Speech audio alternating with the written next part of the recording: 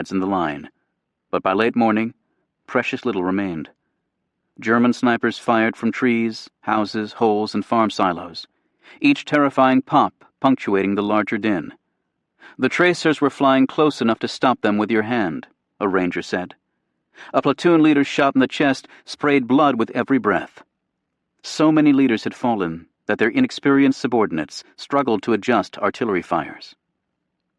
Shortly after noon, someone cried, "Them bastards is giving up."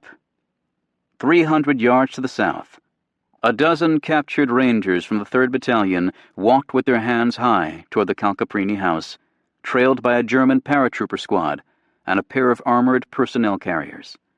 As the group approached, Rangers on the flanks opened fire, killing 2 guards. Other Germans bayoneted 2 American captives in the back. "Surrender," a voice called in accented English, "or we shall shoot the prisoners." More Rangers tossed aside their rifles, and with hands raised, joined the captives. When the ragged procession closed to within 150 yards of the command post, a Ranger fired a shot into our column and killed one of our men. Captain Charles M. Schunstrom later recounted. This one shot started everybody else firing, and the result was that 2 or 3 of our own men were killed in the column, plus 1 or 2 German guards. The Germans scattered as grenadiers and armor crews started to spray our column of prisoners with automatic fire. More Rangers surrendered, Schunstrom reported, and even an attempt to stop them by shooting them failed. Darby for several hours had labored under the sweet illusion that despite 4th Battalion's travails, the infiltrators were apparently okay, as he told Truscott's headquarters by phone. Shortly before 5 a.m., he added, "Things are going well." But by first light he was worried. At 6:15, he reported that the Ranger force is having a hell of a time. "There isn't any contact with my 1st and 3rd Battalions. A reconnaissance troop barreling up the Conca Road in jeeps hit a solid sheet of machine gun fire and hand grenades. Of 43 men, only 1 escaped capture or death." News from Truscott's regiments was relentlessly grim. On Darby's flanks, the 7th Infantry and 15th Infantry were each to have infiltrated a battalion followed by tanks. The 1st Battalion of the 15th Infantry was pinned down immediately, and by nightfall on January 30th had covered barely a mile. The 1st Battalion of the 7th Infantry fared even worse, struggling with barbed wire, steep ditches, German flares, and casualties that by sunset pared the unit from 800 men to 150. Sergeant Truman O. Olson, a machine gunner in B Company, fired more than 3,000 rounds before being mortally wounded. He was among 4 3rd Division soldiers awarded the Medal of Honor for valor at Cisterna, 3 of them posthumously. At 7 a.m., the first radio dispatch from Major Dobson, with word of Miller's death, told Darby that his entire command was at risk. An hour later, the news was even more dire, but the radio failed, and not until early afternoon could signalers again raise the embattled Rangers at the Calcaprini house. A weepy 1st Battalion captain sounded so overwrought that Darby asked to speak to Sergeant Major Robert E. Ahalt, one of his original Rangers. "Some of the fellows are giving up, Colonel." Ahalt spoke slowly, his voice steady.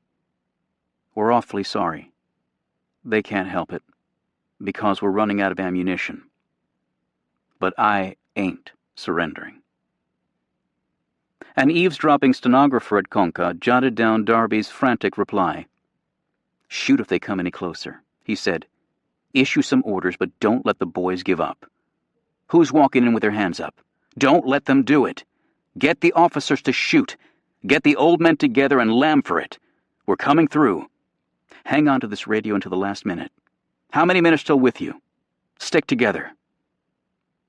Muffled gunfire crackled through the speaker. "They're coming into the building now," Ahalt said. "So long, Colonel. Maybe when it's all over I'll see you again." "Use your head and do what's best," Darby said. "You're there and I'm here, unfortunately, and I can't help you. But whatever happens, God bless you. God bless all of you." Darby's voice thickened. "Ahold, I leave everything in your hands," he said. "Tell the men I'm with them to the end." A moment later he phoned Truscott. "My old sergeant major stayed with the last 10 men. It apparently was too much for them." Then, asking his staff to leave the room, Darby laid his head in his hands and sobbed. Sergeant Carlo Contrera, who'd served as Darby's driver since North Africa, later observed he couldn't stand the thought of what was happening to them. Truscott had stood watch on the second floor of his Conca monastery from 2 a.m. until first light on Sunday. To the north, German tracers flailed a landscape washed in cold flare light, and artillery flashes limned the horizon. "Situation is confused," noted the 3rd Division log. At dawn, a fleet of Sherman tanks and tank destroyers lumbered up the Conca road. Smoke, dust, the tiny darting figures of men. A great cacophony, wrote another officer, watching through the upstairs casement. Confusion and cacophony persisted all day. Teller mines halted the tanks just 200 yards past the 4th Rangers at Isola Bella. Eventually, the German roadblock gave way, but an even stronger blocking position at Femina Morta, place of the dead woman, again thwarted the American drive. Darby's account of his conversation with Ahold struck Truscott like a physical blow. "Whole show is folded," the division log recorded. "General very disturbed." Litter-bearers staggered across the polders, packing meat. Exhausted soldiers chewed malt and dextrose tablets, their eyelids heavy as silver dollars. The mortarman Hans Jurgensen wrote. Audie Murphy, now a sergeant, and recently returned to the 3rd Division after a bout of malaria, described jeeps drawing trailer loads of corpses. Arms and legs bobbled grotesquely over the sides of the vehicles. A German shell knocked Murphy senseless. Upon regaining consciousness, he found the soldier next to him dead. "Living now becomes a matter of destiny, or pure luck," he wrote. "The medics are bloody as butchers. I see one medic fall dead on a man whose wounds he was dressing. A scrap of metal severed his backbone." For a renewed push on Monday, January 31st, half a dozen generals crowded the Conca monastery, including Clark and Lucas. Lieutenant General Jacob L. Devers, visiting from Algiers, brought a bottle of Gilbey's gin for Truscott's throat, now considerably worse from too many cigarettes and too little sleep. Low clouds precluded air support again, and the High Command's hopes rested with Lieutenant Colonel Jack Toffee, whose 2nd Battalion of the 15th Infantry was to veer west of Isola Bella before driving north into Cisterna. Toffee had endured his own close calls at Anzio, escaping with a shredded field jacket and minor wounds when a mine demolished his jeep. Generally decrepit, but still in there, punching okay, he wrote Helen on January 29th. His men had deftly seized 3 bridges over the Mussolini Canal and destroyed 4 others. Tired but sleepless, never loses a plum or sense of humor. Will Lang jotted in his notebook after following Toffee across the beachhead. Not a man to let a weapon sit around without using it. Toffee is rolling, a staff officer noted in the monastery at midday. Yet even with every weapon in the battalion blazing, the enemy entrenchment was too formidable.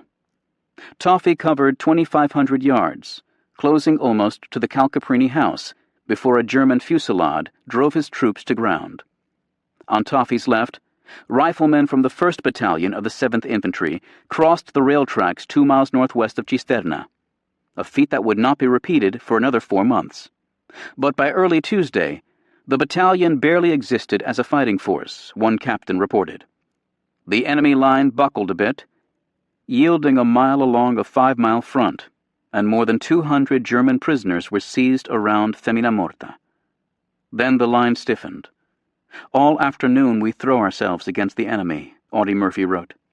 "If the suffering of men could do the job, the German lines would be split wide open. But not one real dent do we make." The division was spent, and Truscott knew it. The final mile to Cisterna proved a mile too far. Some companies mustered fewer than 24 men. Wary of a German counterattack, Truscott ordered his men to dig in and hold tight. He would give Toffee a Silver Star for fearless leadership in a lost cause. As for the Rangers, the sanguinary weekend spilled into Monday. A mortar barrage hit the command post, killing Darby's intelligence officer and 5 enlisted men. Late in the day, his eyes red, haggard beyond his 32 years, Darby drove to the bivouac near the Mussolini Canal, where hundreds of bedrolls and barracks bags stood piled on canvas ground cloths, neatly stenciled with the names and serial numbers of men who would never return to collect them. Captured Rangers shuffled 5 abreast around Rome's Colosseum for the benefit of German photographers. Italian fascists jeered and spat from their balconies as the column snaked off to temporary prison pens, including the grease pits in a Roman streetcar barn. A few escaped, but most would spend the duration in German camps, like Stalag 2B, sharing huts with men captured a year earlier at Kasserine Pass. In mid-March, a thick stack of postcards would be mailed to wives and parents across America. I'm a prisoner in German captivity, but in perfect health. The February 1st morning report for the 1st Ranger Battalion listed page after page of Rangers whose status was changed from duty to MIA. Brown and Hendrickson, Hooks and Keogh, Padilla and Perry and Hurtado and Budenhagen. Of 767 men who trekked up the Pantano Ditch with the 1st and 3rd Battalions, only 8 escaped the calamity at Cisterna. An estimated 250 to 300 were dead, and the others, including Sergeant Major Ahault, had been captured. Moreover, the 4th Battalion suffered 50% casualties. Anglo-American losses on January 30th approached 1,500, more than double the D-Day casualties at Salerno. German dead, wounded, and missing for the weekend exceeded 1,000. The enemy has suffered heavily, but our own losses have been high, the 14th Army log noted on January 31st. The hunt for scapegoats began promptly. Clark told his diary that he was distressed to discover that the lightly armed Rangers had been used to spearhead the 3rd Division attack at Cisterna, a definite error in judgment. Clark blamed Truscott and contemplated relieving him until Lucas pointed out that as Corps commander, he'd approved the plan, even though he was surprised to discover that Darby's infiltration tactic consisted of simply slogging up a ditch. The calamity remained secret for 6 weeks, when German newsreels of the captive Rangers and tales from the beachhead inspired febrile newspaper allusions to the Alamo and the Little Bighorn. An inquiry ordered by Clark made little headway. Most witnesses were either dead or in German cages. And a 6th Corps staff officer suggested that the massacre had been contributed to by so many factors that it can be ascribed only to chance. Today eclipsed yesterday, as it always did on the battlefield, and the High Command turned to more pressing concerns. The beachhead on the 6th Corps right had expanded roughly 3 miles in 3 days, while the British and the 1st Armored Division on the left had pushed a salient toward Campo Leone 4 miles deep and 2 miles wide. Kesselring's counterpunch, postponed yet again because of the spoiling attack at Cisterna, had now been rescheduled for February 4th, a fact gleaned by Clark a day in advance thanks to Ultra. In a radio message from Caserta, the Army commander advised Lucas that orders to capture Cisterna were rescinded. You should now consolidate your beachhead and make suitable dispositions to meet an attack. The war was far from over for Bill Darby, but it was finished for his 6,600 15th Ranger Force. With 3 battalions all but obliterated, George Marshall disbanded the unit. In March, nearly 200 surviving Ranger veterans from the original 1st Battalion would leave Naples for home to help train other units, including new Rangers bound for the cliffs at Normandy. Some 250 other survivors who'd joined Darby more recently were transferred to Robert Frederick's 1st Special Service Force, now taking positions near the Mussolini Canal. As his troops took up their entrenching tools and began to dig in, Lucas invited reporters to his upstairs suite at Piazza del Mercato 16 for a chat about battles past and future. Sitting in an armchair with his corncob before a blazing fire, speaking in a voice so low that those on the edge of the circle could barely hear him, the Corps commander presented the round face and the graying mustache of a kindly country solicitor, wrote Winford Vaughan Thomas, a BBC correspondent. In simply carving out a beachhead, Sixth Corps was already building toward 6,000 casualties. There was some suggestion that we should aim at getting to those hills, Lucas said, vaguely gesturing through the north window toward the Colli Laziali. He turned to his intelligence officer. "What's the name of them, Joe?" But the enemy was strong, far stronger than we had thought, Lucas continued. He paused, staring for a long moment into the hearth. Tiny flames danced across his spectacle lenses. "I'll tell you what, gentlemen," he said. "That German is a mighty tough fighter. Yes, a mighty tough fighter." Chapter 9. The Murder Space. This world and the next world at strife. The holy road up Monte Cassino made 7 hairpin turns, each sharper than the one before. Hillside tombs and a Roman amphitheater stood below the first bend, along with remnants of Augustan prosperity from the ancient market town called Cassinum. Wagon ruts still scored the paving stones, and the voluptuary Mark Antony was said by Cicero to have indulged in his wild orgies at a nearby villa. At the second turn, the Rocca Giannulla, the castle of a 10th-century abbot, stood above modern casino town, like a preacher above his congregation. Up and up the road climbed for 6 serpentine miles, through olive and scrub oak, on a track followed for centuries by pilgrims, poets, and armed encroachers. Each ascendant bend offered panoramas of the Rapido River and the Mignano Gap to the south, and of the dreamy Liri Valley sweeping northwest toward Rome. The latter vista inspired one 11th-century Italian versifier to scribble, "From here is the way to the apostolic city." Rounding the last bend, 1,500 feet above the valley floor, the great abbey abruptly loomed on the pinnacle, trapezoidal and majestic. 7 acres of travertino stone with a facade twice as long as that of Buckingham Palace. On this acropolis, in an abandoned Roman tower, a wandering hermit named Benedict had arrived in AD 529. Born into a patrician family, the young cleric had fled licentious Rome, avoiding a poisoned chalice offered by rival monks, and settling on this rocky knob with a desire only to be agreeable to the Lord. Benedict's rule gave form to Western monasticism by stressing piety, humility, and the gleaming armor of obedience. Black-robed Benedictines not only spread the gospel to flatland pagans, but also helped preserve Western culture through the crepuscular centuries ahead.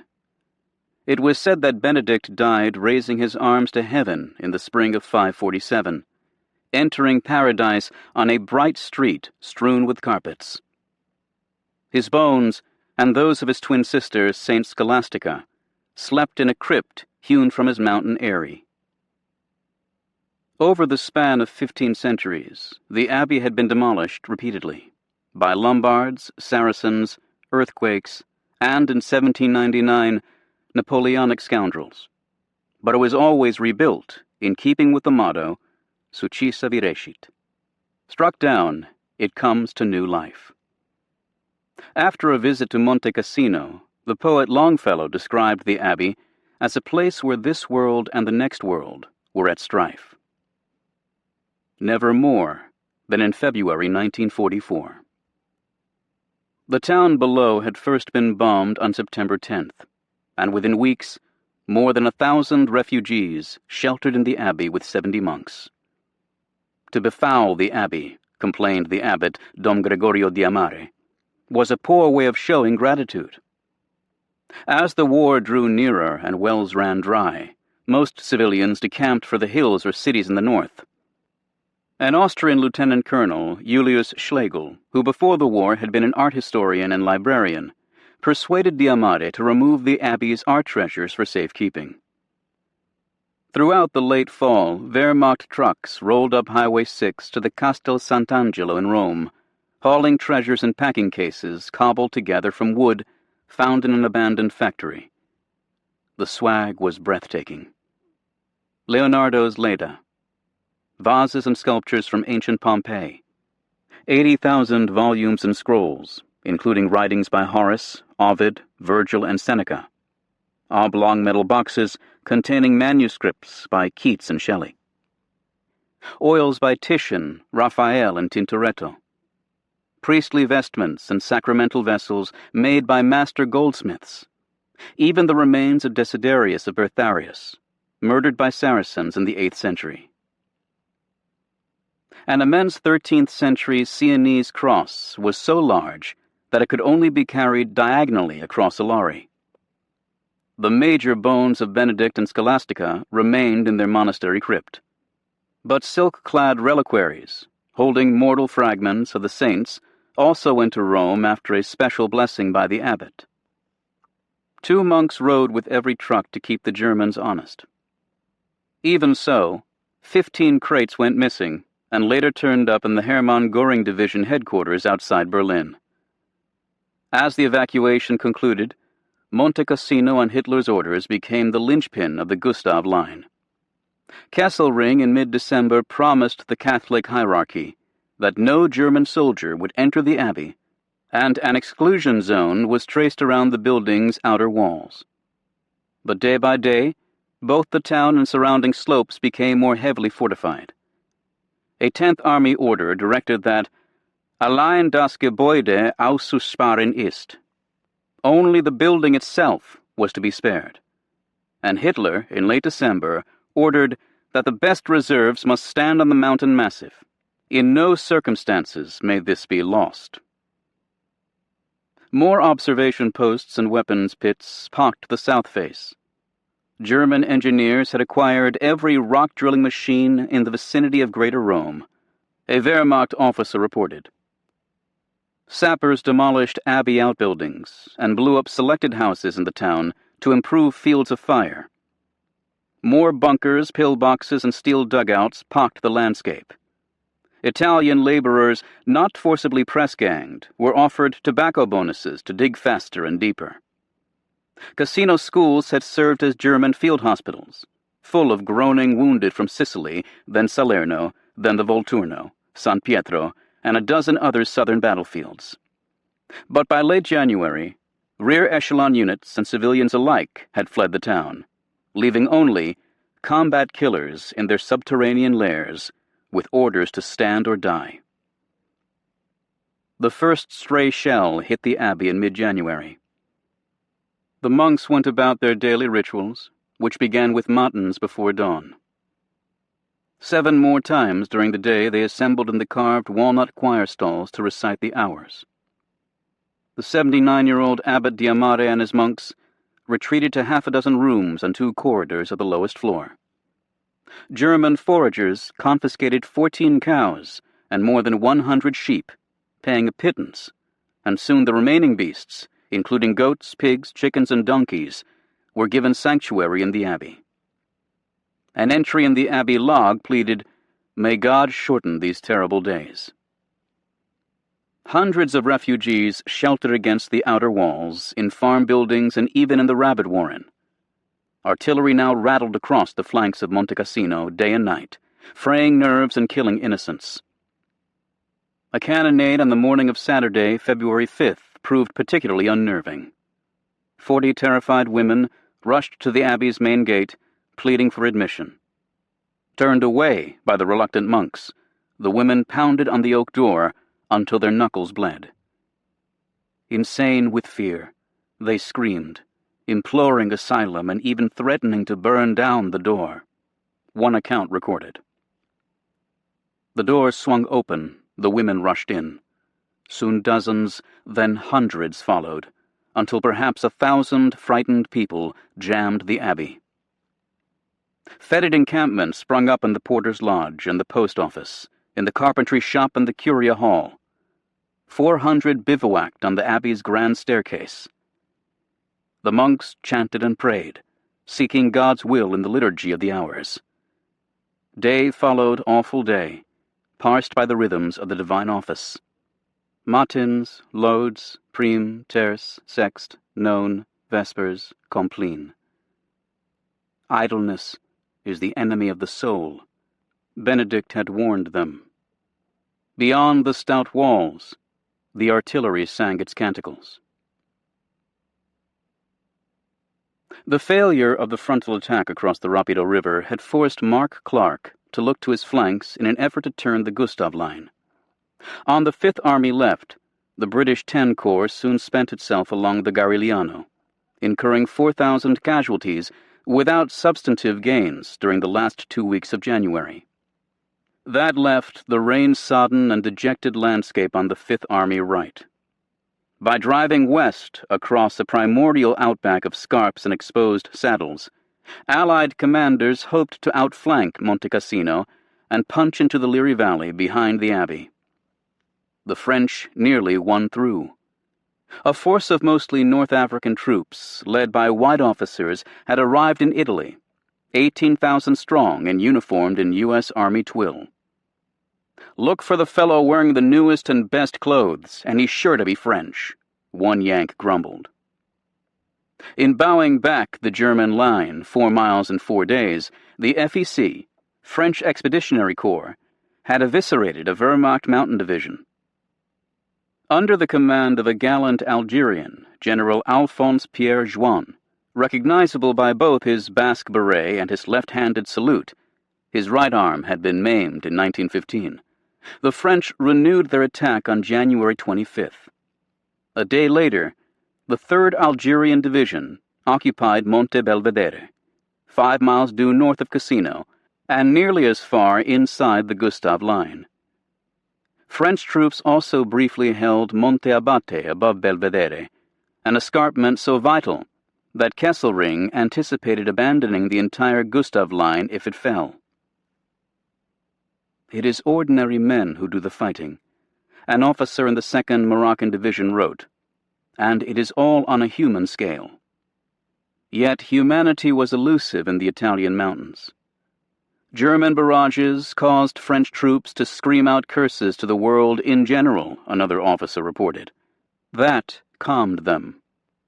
An Algerian sergeant, whose skull was trepanned by shell fire, ran screaming, tearing at his brains with his hands, and fell dead.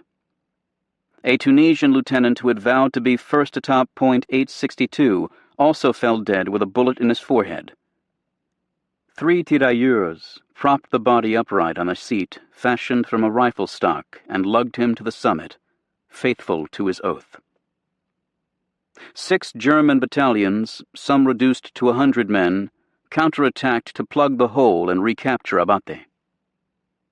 A French division log recorded, "Hill 700 has been taken by us 4 times. Hill 771 has been taken by us 3 times. Hill 915 has been taken by us and unsuccessfully counterattacked 4 times by the enemy." Parched colonials died while dashing to exposed mountain streams for a final sip of water. A note found on a dead French officer read, "Haven't eaten or drunk since we set out." Others survived by eating captured rations and firing captured munitions. "The human mechanism has its limits," a French captain wrote in his diary shortly before a machine gun bullet killed him. Juin reluctantly agreed. To Clark he wrote that his corps had dented the Gustav Line at the cost of unbelievable efforts and great losses. One Algerian regiment alone had lost 1,400 men, including the commander. German losses amounted to a battalion each day, but Kesselring still held the high ground. To Juin's regret, the FEC could do no more. Now the thankless task fell to the Americans, specifically the 34th Infantry Division.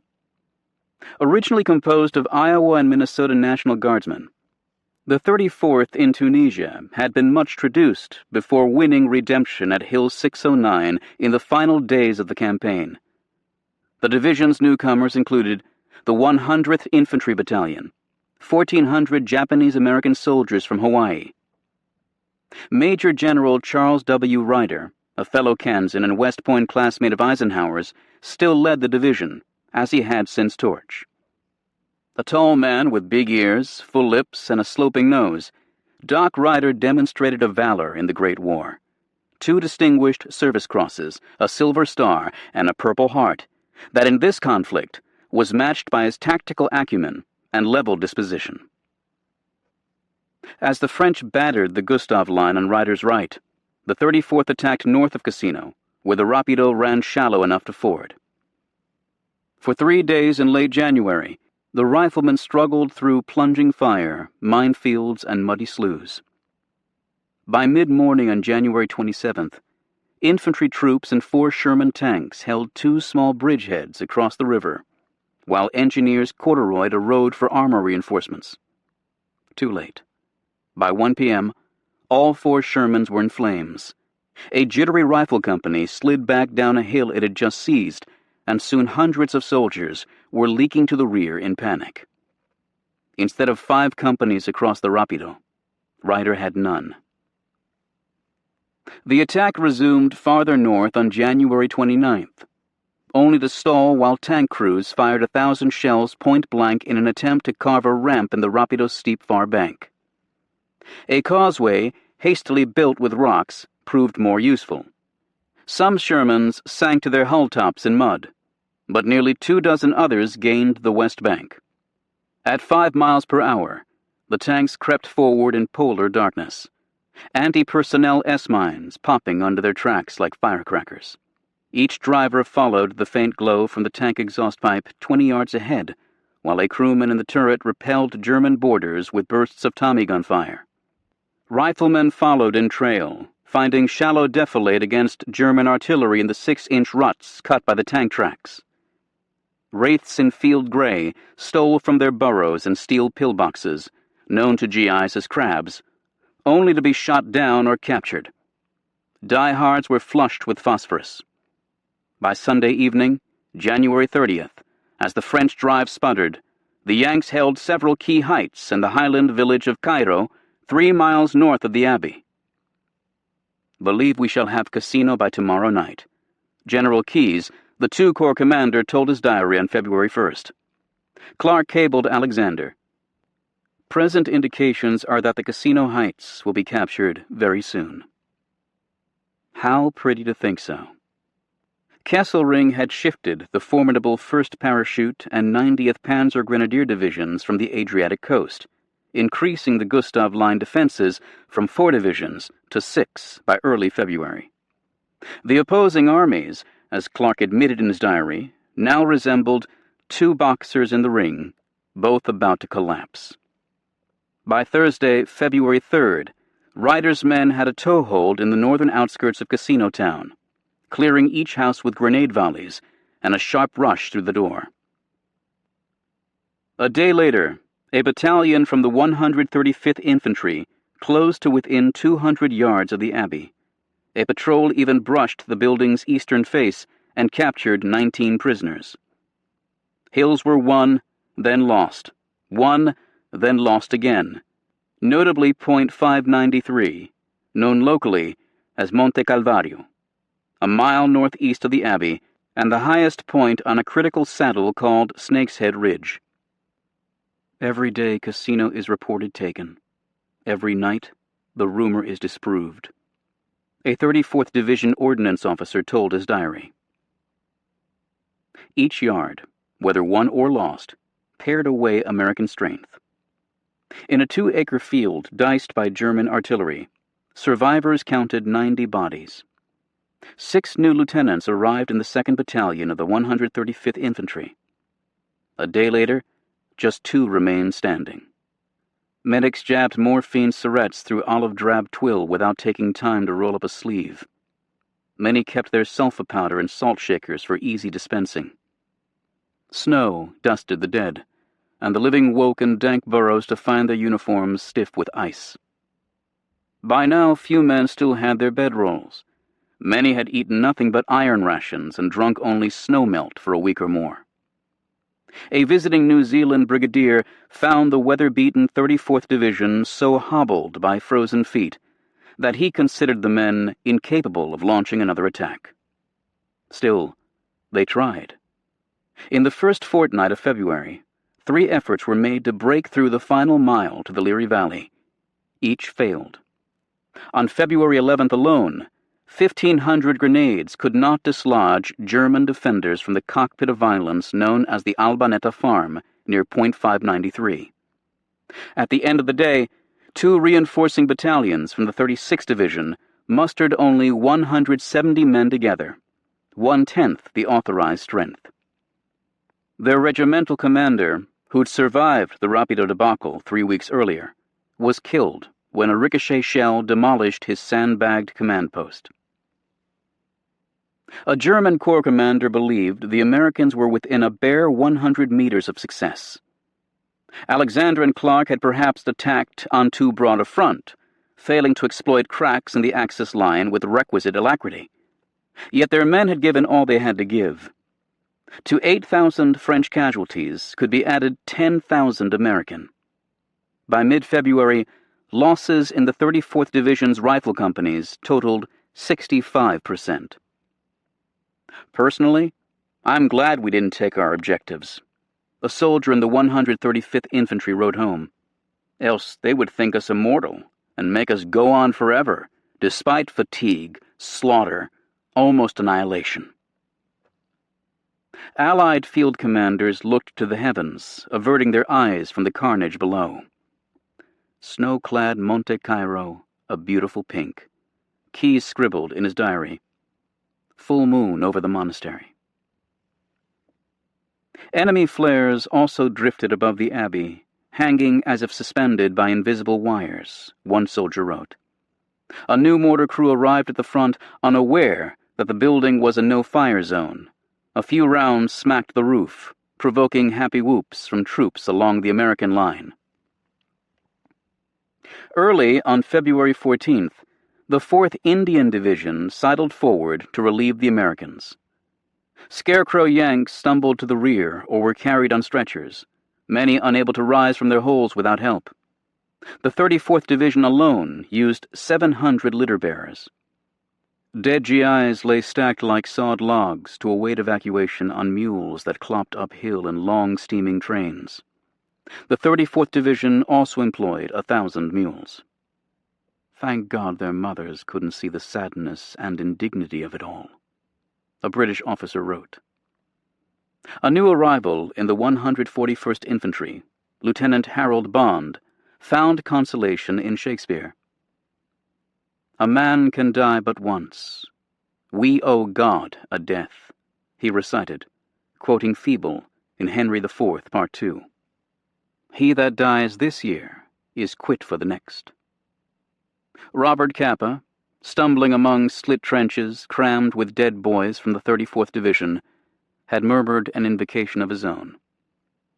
I want to walk in the California sunshine and wear white shoes and white trousers. As the Americans began to pull back a few miles to recuperate, a German courier bearing a white flag proposed a brief truce on February 14th to collect the dead near Cairo.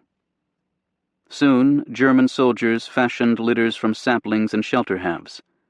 An American detail delivered 150 enemy corpses on blood-stained canvas stretchers and carried away an equal weight of comrades in olive drab. There were bodies all over the hill, and the odor was bad, a GI wrote in his diary. During a break, the troops swapped cigarettes and family snapshots, chattering about Italian girls and favorite movie stars. An American officer asked, Auf Deutsch, wie geht's bei Hitler jetzt? Wrapped in a slate-blue overcoat, a red-headed sergeant from Hamburg shrugged, Gut, gut. Rome was pleasant enough, the Germans advised, but the city could not be compared with Berlin. From Monte Cassino came the rattle of musketry. The local ceasefire was scheduled to end at noon. Auf Wiedersehen, they called to one another, trudging off with the last load of dead. Goodbye. A German soldier trotted forward for a final handshake. It is such a tragedy, this life, he said. Saddest of all were those who simply vanished, like Otto Henry Hansen, known to the Army by serial number 370-42492, but known to his family in Monticello, Iowa, as Bud. The third of 9 children, Hansen had worked before the war as a farmhand for $10 a week. The pay was a bit better in the Army, and the job had heft. He had ascended to platoon sergeant in Company G of the 168th Infantry. A letter from the War Department reported Sergeant Hansen missing after Germans ambushed his patrol near the Abbey on February 4th. The Adjutant General expressed heartfelt sympathy during the period of uncertainty. Almost a year later, a soldier who'd lost a leg and had been captured in the same skirmish would write Hansen's family after being medically repatriated from a German camp. I'm very sorry that I have to tell you that I believe he was killed in action. Us fellows, when over there, never thought of being killed. In April 1945, the government would declare that soldier 370-42492 had died in combat. Another comrade reported witnessing his death by gunfire, but his body was never found. Bud Hansen was 29. Ernie Pyle had joined Company E of the same battalion near Casino. 200 men, mostly Iowans, had shipped overseas in the company 2 years before. Only 8 remained. Of those veterans, Pyle wrote, "They had been at it so long, they had become more soldier than civilian. Their life consisted wholly and solely of war. They survived because the fates were kind to them, certainly, but also because they had become hard and immensely wise in animal-like ways of self-preservation." Among the Company E old-timers was Sergeant Frank Buck Eversole, a 28-year-old former Iowa cowboy who'd earned 2 Silver Stars and a Purple Heart, and who, like Hansen, had risen to platoon sergeant. "I'm mighty sick of it all, but there ain't no use to complain," he told Pyle. Still, the losses frayed him. "I've got so I feel like it's me killing them instead of a German. I've got so I feel like a murderer," Eversole said. "I hate to look at them when the new ones come in. I want to walk in the California sunshine and wear white shoes and white trousers." They live and die so miserably, and they do it with such determined acceptance, that your admiration for them blinds you to the rest of the war. Pyle wrote in January. Few reporters were shrewder than Ernie Pyle, but his admiration may also have blinded him to frontline disaffection. After inspecting the casino front in early February at Alexander's request, Brigadier General Lyman L. Lemnitzer reported that morale was becoming progressively worse, with troops so disheartened as to be almost mutinous. Certainly, both life and death were miserable at Casino, beginning at Shit Corner, where Highway 6 emerged from the shadow of Monte Trocchio. Every movement from that point north came under German observation. So many visiting officers from Naples and Caserta had blundered into the Casino kill-sack that British MPs posted a huge sign, "Halt! This is the front line." Fifth Army replacements bound for that line later received an orientation booklet, which urged, "Don't be scared. Remember that a lot of noise you hear is ours, and not dangerous." That soothing warrant was undercut by chapters titled, "If You Get Hit," and "If a Buddy Gets Hit." The lucky ones found shelter, perhaps a roofless ruin with a tarpaulin stretched overhead, where they could cook supper over splintered sticks of furniture, nipping on the Canadian moonshine known as steam, or cheap Italian cognac redolent of perfume and gasoline. We sit around quibbling and arguing like a bunch of old women about whose turn it is to get water, who cooked up the last mess of eggs without cleaning the skillet, and who stood mail call last night. A sergeant from Indiana later wrote home. At night they might listen by wireless to Axis Sally, also known as the Berlin Bitch. "Who's sleeping with your wife tonight, while you are over here fighting?" she purred, before reciting, accurately, Fifth Army's daily passwords. The unlucky crouched in damp sangars, ringed with stone parapets or snow screens, so tormented by snipers that many hesitated to expose themselves even when authorized to strike for the rear. Royal engineers in greatcoats and wool balaclavas kept the high passes open with wooden plows and rock salt, while skiers supplied the remoter outposts and evacuated the frostbitten.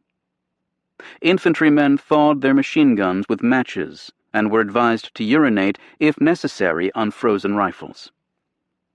An American tank officer, Lieutenant Colonel Henry E. Gardner, catalogued his wardrobe in a February 7th diary entry. Heavy underwear, windproof slipover, wool shirt and trousers, sleeveless sweater, turtleneck gaiter, cotton socks, wool socks, one-piece coverall, combat jacket, tank boots, overshoes, wool cap, helmet, trench coat, and goggles. Winter clothing issued to frontline troops in January included kersey-lined trousers and 99,000 sets of what the quartermaster called mittens, insert, trigger finger. But socks, Arctic, wool, proved too thick for most GI boots, and parkas designed for Alaska were too bulky for riflemen scaling Italian mountains. An infantryman's lot, as one veteran observed, is a life of extremes, either not enough or too much. Rarely was the food excessive, in quantity or quality, although a pork chop dinner in mid-February provoked Colonel Gardner to speculate that the quartermaster must be running for re-election. More typical was a nurse's quip to her parents. "Our meat is dead, but not edible." Some troops logged their deprivations. "I've had no fresh milk for 9 months, no ice cream for 10 months, no Coca-Cola for 12 months, no apple pie a la mode or lettuce and tomato sandwiches or chocolate malteds for over a year," one major complained. Lousy food contributed to the mutinous mood Lemnitzer observed. An engineer who referred to himself in the third person told his diary, "Sometimes it felt like he was fighting the whole fucking war by himself." Picks up his rifle, heads towards the line, swearing and burping peanut butter and jelly. Disaffected Tommies had their own cry from the heart. "What's the use of the food coming up if the tea's as cold as a corpse?" As usual, frontline British troops paid more heed to personal hygiene than their Yankee cousins, who tended to be disheveled, unshaven, unkempt, as a Royal Engineer officer noted. During lulls, each Tommy was expected to whip out his razor, comb, and toothbrush so that the outer man would be refurbished to the ultimate advantage and benefit of the inner.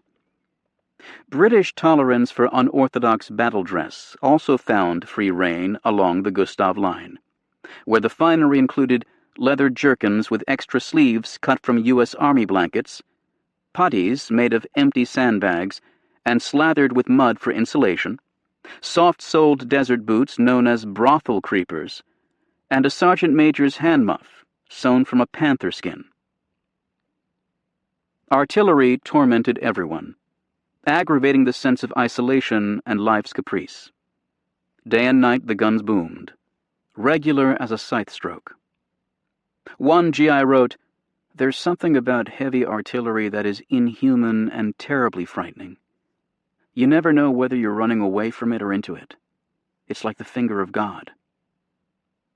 Allied gunners fired 200,000 shells at Cassino in the first 2 weeks of February. The cannonade included new U.S. 240mm howitzers with a range of 14 miles and a projectile weighing 360 pounds.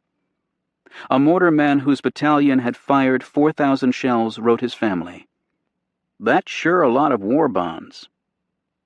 Cairo was said to be the most heavily shelled pinpoint in Italy, but Casino Town, Shit Corner, Point 593, and other battered landmarks near the Abbey vied for the title. An ambulance driver trying to sleep near an artillery battery told his diary in mid-February, "As the guns fire, I feel as if someone is pounding the soles of my feet with a heavy board." Massed fires of 60 or more guns on a single target were known as serenades, bingos, stinkos, and stonks.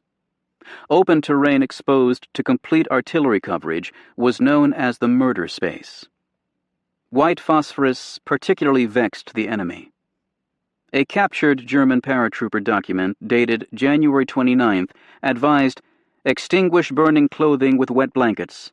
Scrape phosphorus particles from the body. Stretcher bearers must be issued olive oil.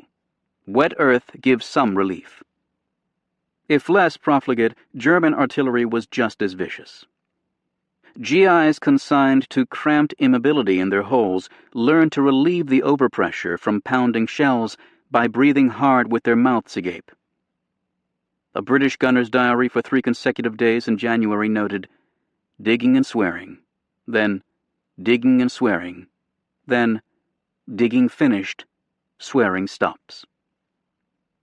Between barrages, the carrion crows strutted and pecked, stiff-legged, unsentimental. When the rounds began to fall again, they rose in a flapping black gyre. "Keep your nut down," a veteran advised newly arriving troops. "Death or glory, boys, don't last." Those who did last became hard and wise in the ways of war, as Pyle had seen. Cynicism sometimes helped. "Enlisted men expect everything to be fucked up," an American corporal explained. "It's a conceit founded on their experience from the day they're inducted." A British colonel concluded that most platoons under fire had a small number of gutful men who go anywhere and do anything, plus a few who shirk, and a majority who will follow a short distance behind if they are well led. The gutful men who survived at Casino needed cunning and luck as well as courage. Use good judgment, but use it fast, an Allied tactical study warned. On few battlefields would soldiers endure harsher conditions or witness worse carnage. "Came across 3 dead GIs," a 22-year-old American engineer told his diary. "They were killed by a shell concussion. Skin on their face was burnt and rolled back. No eyelids or hair. Nearby, a German coal scuttle helmet had half a head still in it." They found grace notes where they could.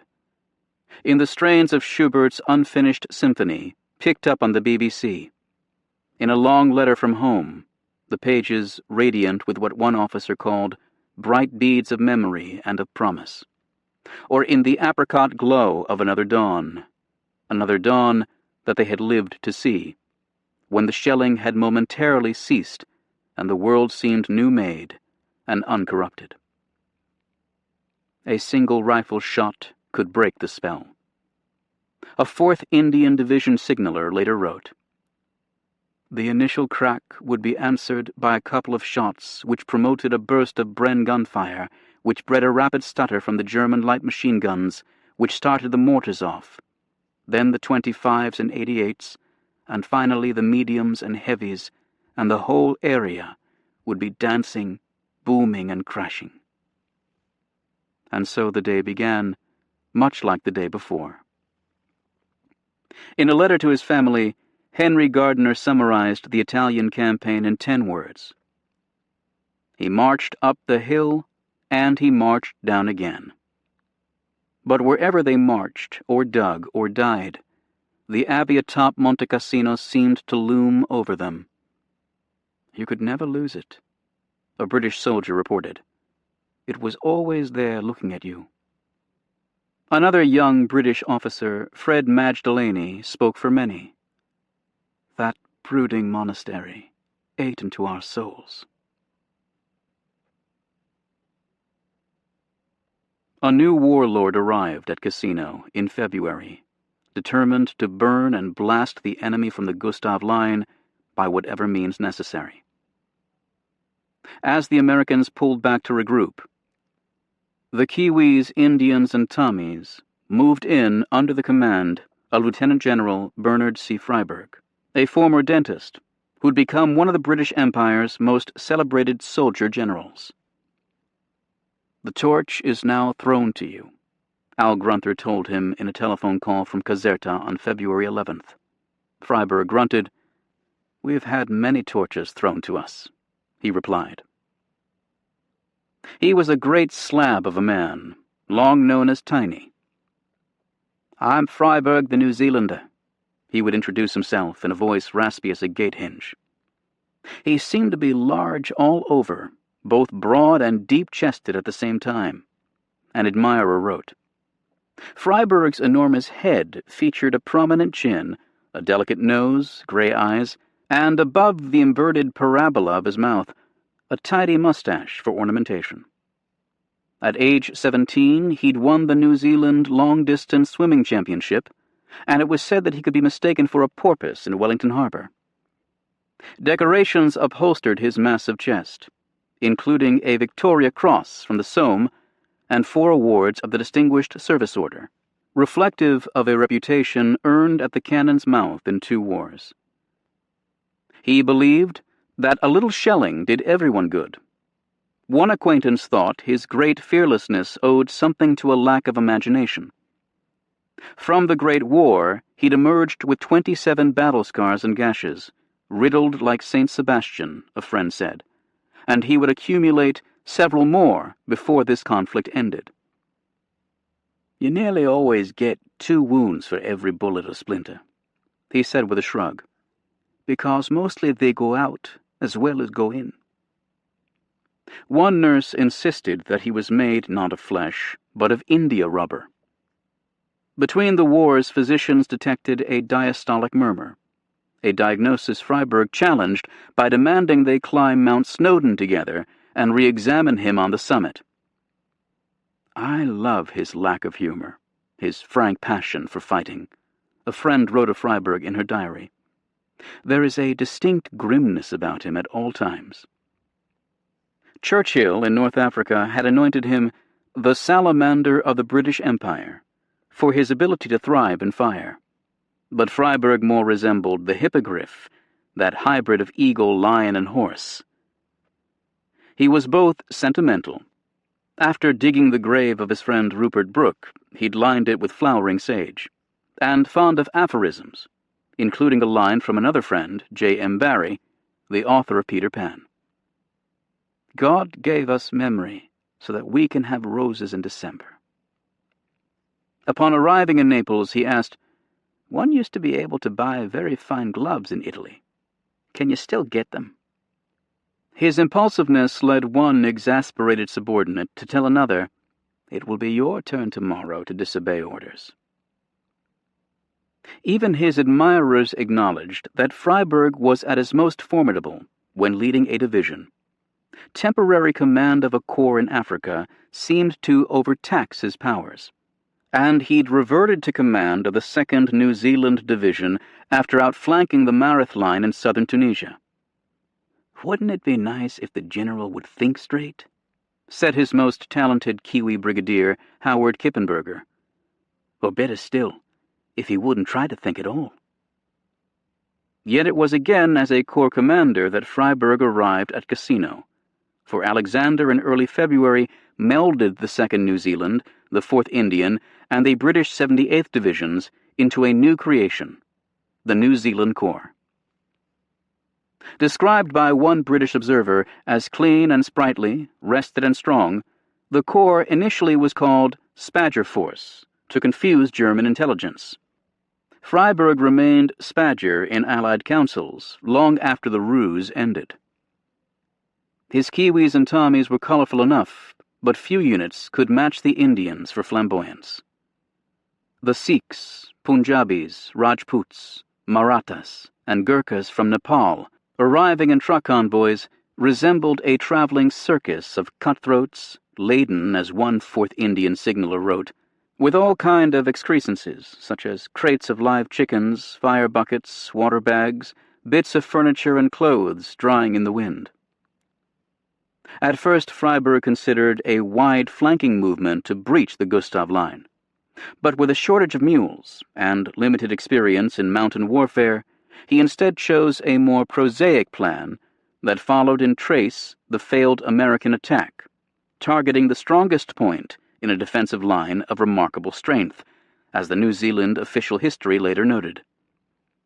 To some subordinates, this scheme confirmed that Freiberg had no brains and no imagination. In the phrase of the 4th Indian Division commander, Major General Francis Tucker. When 2 of his senior lieutenants proposed a conference on the tactical difficulties at Cassino, Freiberg refused to countenance any Soviet of division commanders. Yet the longer Spadger studied the bleak silhouette of the ridgeline to the northwest, the more his eye was drawn to the White Abbey. Was it possible to take the massif without seizing the building? Would German troops fail to occupy such an inviting observation post? How could Allied soldiers be asked to attack the hill without first eliminating that overbearing presence? The 4th Indian Division had initially proposed bombing the Abbey on February 4th as part of a scheme to reduce any German garrison to helpless lunacy by sheer unending pounding for days and nights by air and artillery. Increasingly, Freiberg found that approach both prudent and inevitable. After a grim discussion about the challenge of storming the Abbey's massive gate, he dispatched a subaltern to comb through Neapolitan bookstalls, where the young man found several studies on the history and structure of Monte Cassino.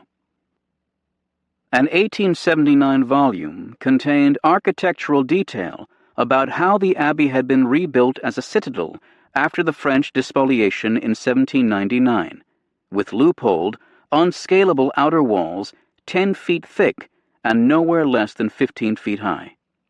A pre-war Italian Army Staff College analysis deemed Monte Cassino impregnable.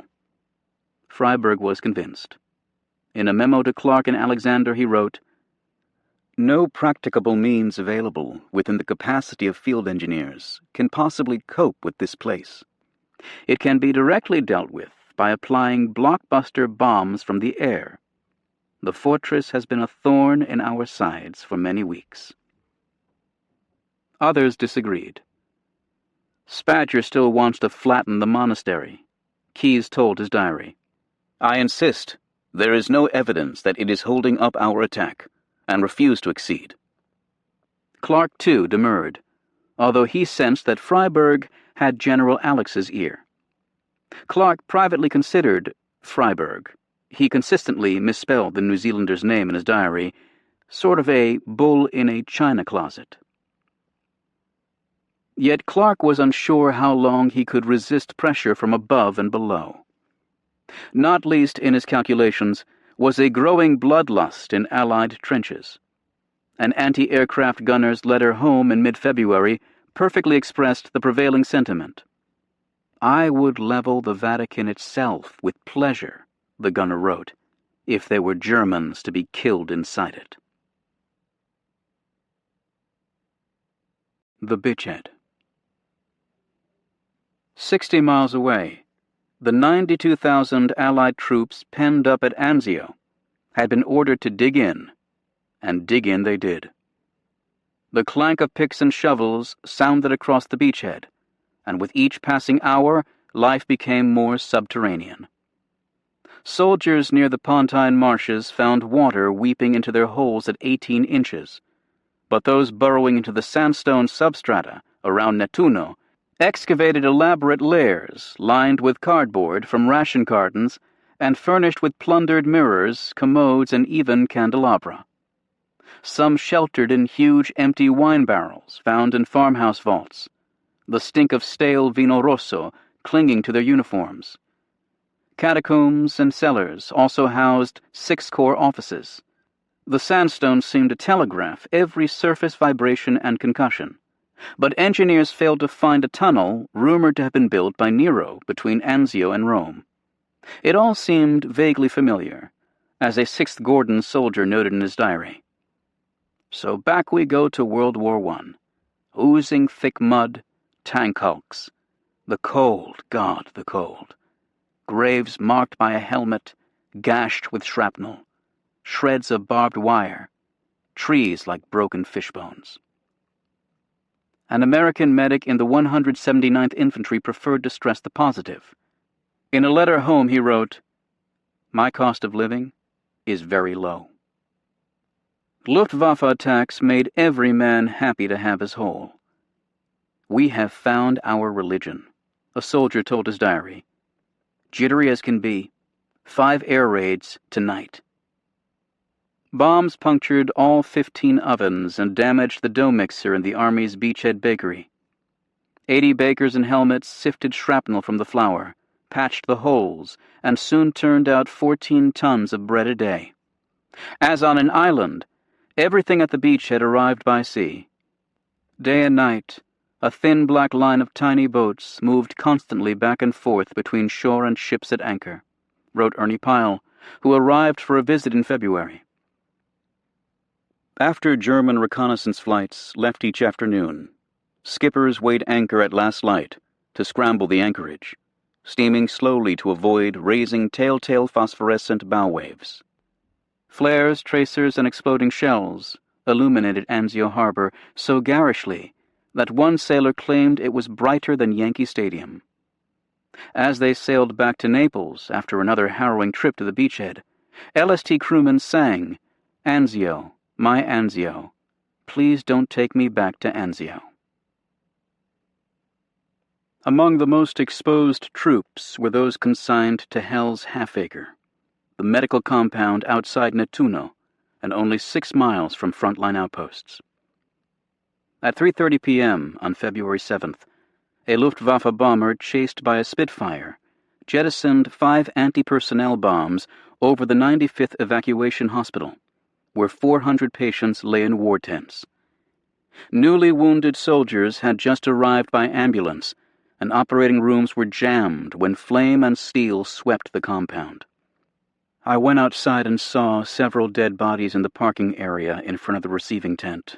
The hospital commander, Colonel Paul Sauer, reported. One of the nurses in the first surgical tent was crying, "I'm dying, I'm dying." I went in to look at her, and she was pulseless and white. 28 died, including 3 nurses, 2 doctors, and 6 patients. Another 64 were wounded, and the blasts shredded 29 ward tents.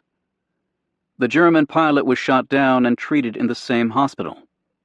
2 days later, a shell fragment killed a 6th-Corps surgeon as he emerged from Lucas's command post in Nettuno. God help us, a 1st Armored Division mess sergeant prayed after the hospital bombing. You come yourself. Don't send Jesus. This is no place for children. By early February, General von Mackensen's 14th Army had ringed the beachhead with 370 artillery tubes, putting every Allied soldier at risk, like a dog on an iceberg, as a 5th Army supply officer put it. Each German gun caliber sang a different tune, from the crying cat noise of an 88mm to the railroad gun shells that were likened to an outhouse going end over end with the door open and paper flapping. Shells killed bakers baking, cooks cooking, and clerks clerking. Sometimes we heard them coming and sometimes we didn't, Pyle wrote. Sometimes we heard the shell whine after we heard it explode. One British officer described a near miss as though someone had hurled a dining room table against my heart. All too often the fall of shot was followed with the cry, "Morphine, for God's sake, morphine!" A company clerk confessed to a growing dislike for Italy. Too much iron in the atmosphere here. They did what they could. Deep holes grew deeper, including subterranean garages intended to reduce punctured tires and radiators. Every soldier learned the Anzio Shuffle, also known as the Anzio Amble or Anzio Slouch, which required walking in a crouch, head hunched between the shoulders and helmet pulled low.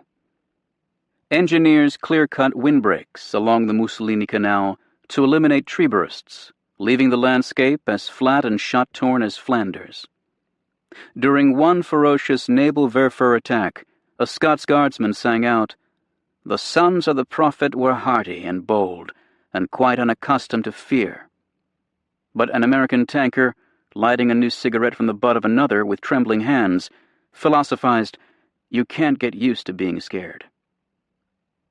Much discussion was devoted to the fabled $1,000,000 wound, which would excuse a soldier from further combat. All agreed that it ought not be disfiguring and mustn't impair sexual function. "One ear could go, but not two," wrote Paul W. Brown, an enlisted medic who would become a professor of orthopedic surgery at Yale University Medical School. Fingers and toes were deemed expendable, but no consensus was reached on how many. To channel anger and anxiety, riflemen zeroed their weapons by firing at the helmets of dead Teds, Tedeschi, on a distant slope. A British company also organized a front-line shooting gallery for snipers, with targets sorted into large Teds, small Teds, crawling Teds, and bobbing Teds. Each day new arrivals stepped onto the harbor jetty, where MPs barked, "Get moving, get moving." They scurried past waterfront villas gnawed by shellfire, the masonry peeling like sunburned skin, as the writer John Lardner put it, out to the small wet world, now known to its denizens as the bitchhead. You could see a squirt of white tracer, and it seemed to float toward our lines. That was Jerry. Ours answered with bursts that had red tracer in them. A 3rd Division soldier recalled. Tommy's veered to the left toward a sector called the Hatbox of Hell, where local landmarks were named for their shapes on a map or their ambience. The Lobster Claw, Sheep Pen Farm, Piccadilly, Oh God Wadi. I was alone in my lonely world, one British sergeant wrote. A British officer excessively steeped in the classics recalled his Virgil with each journey forward. Facilis est descensus Averni. Easy is the descent to hell.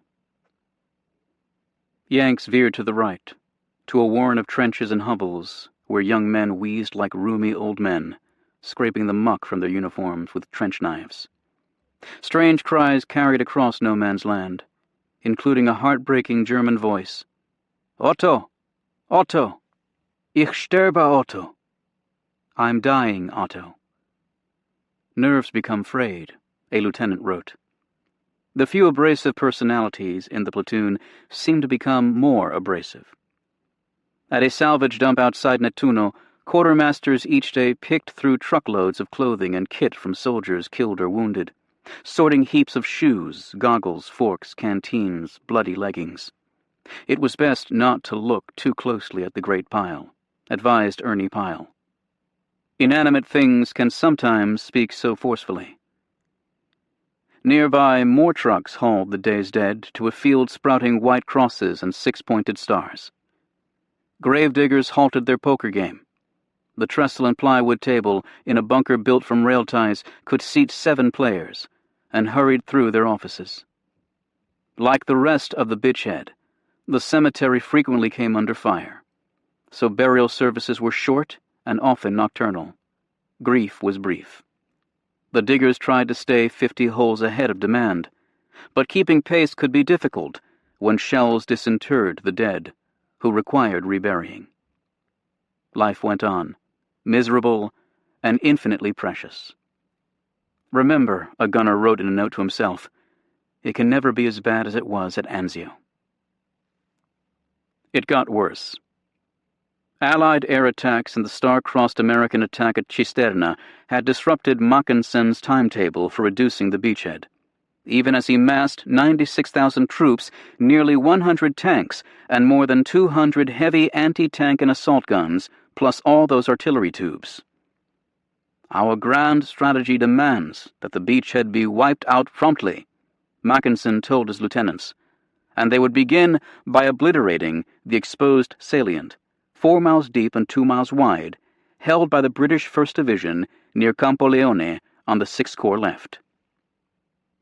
The attack fell heaviest on the Irish Guards and 6th Gordons, positioned, respectively, on the left and right flanks of the salient. 1,000 sheep, dragooned as minesweepers, led the German attack against the Irish Guards early on Friday morning, February 4th. Like a dirty, ragged wave, a huge flock surged over the crest of the Valilata ridges and scampered crazily through No. 3 Company. The battalion reported. Tanks and grenadiers followed the bleating vanguard through hard rain, threatening to trap the entire British 3rd Brigade by cinching the salient at its base. "The Germans are at the door," a British company commander radioed. Panzers demolished the rear walls of farmhouses, then drove inside to shoot through the front windows. Fire raked the Via Anziate. "I never saw so many people killed round me before in all my life," an Irish Guards corporal said later. Only Valor and Allied artillery, 6th Corps now massed 438 tubes, including 84 big guns on destroyers and cruisers, staved off annihilation. "You'd better get your boys out of it," Lucas advised Major General Penny, the 1st Division commander. They retreated by the glare of burning hayricks. "All the shells in hell came down on us," a young soldier told the BBC. "Nothing but black smoke and what smelt like the stink of frying bodies." By Saturday morning, nearly 3 miles was forfeit at a cost of 1,500 British casualties, including 900 captured. Mackinson's losses were also severe, with almost 500 dead. The attack resumed on Monday evening, February 7th, and by midnight had spread through the Badland gullies along the 24th Guards Brigade front. "Nothing heard of No. 1 Company for 45 minutes, a Grenadier Guards captain radioed. "Numbers 3 and 4 believed overrun. Ourselves surrounded, and there's a German on the ridge above me throwing grenades." By Tuesday, enemy troops west of the Via Anziate held a key slope misnamed Buoni Riposo, place of good rest, and were hunting Tommies by looking for breath plumes in the frosty air. "It's very awkward," a grenadier officer complained. "If we lie on our stomachs, we're hitting the arse. If we lie on our backs, we are hitting the balls." German infiltrators crept so close that British mortars fired almost vertically at targets only 100 yards away. The sight of feral swine feeding on a dead comrade provoked an anguished sergeant to ask, "Is this what we're fighting for? To be eaten by pigs?" Aided by a captured map that revealed British minefields, 4 German infantry regiments and Mach 5 Panther tanks swarmed toward the high ground at Carrocetto, bagging another 800 prisoners on February 8th. A Scots Guard battalion held the Carrocetto rail depot, with an observation post tucked into the station master's apartment on the 2nd floor.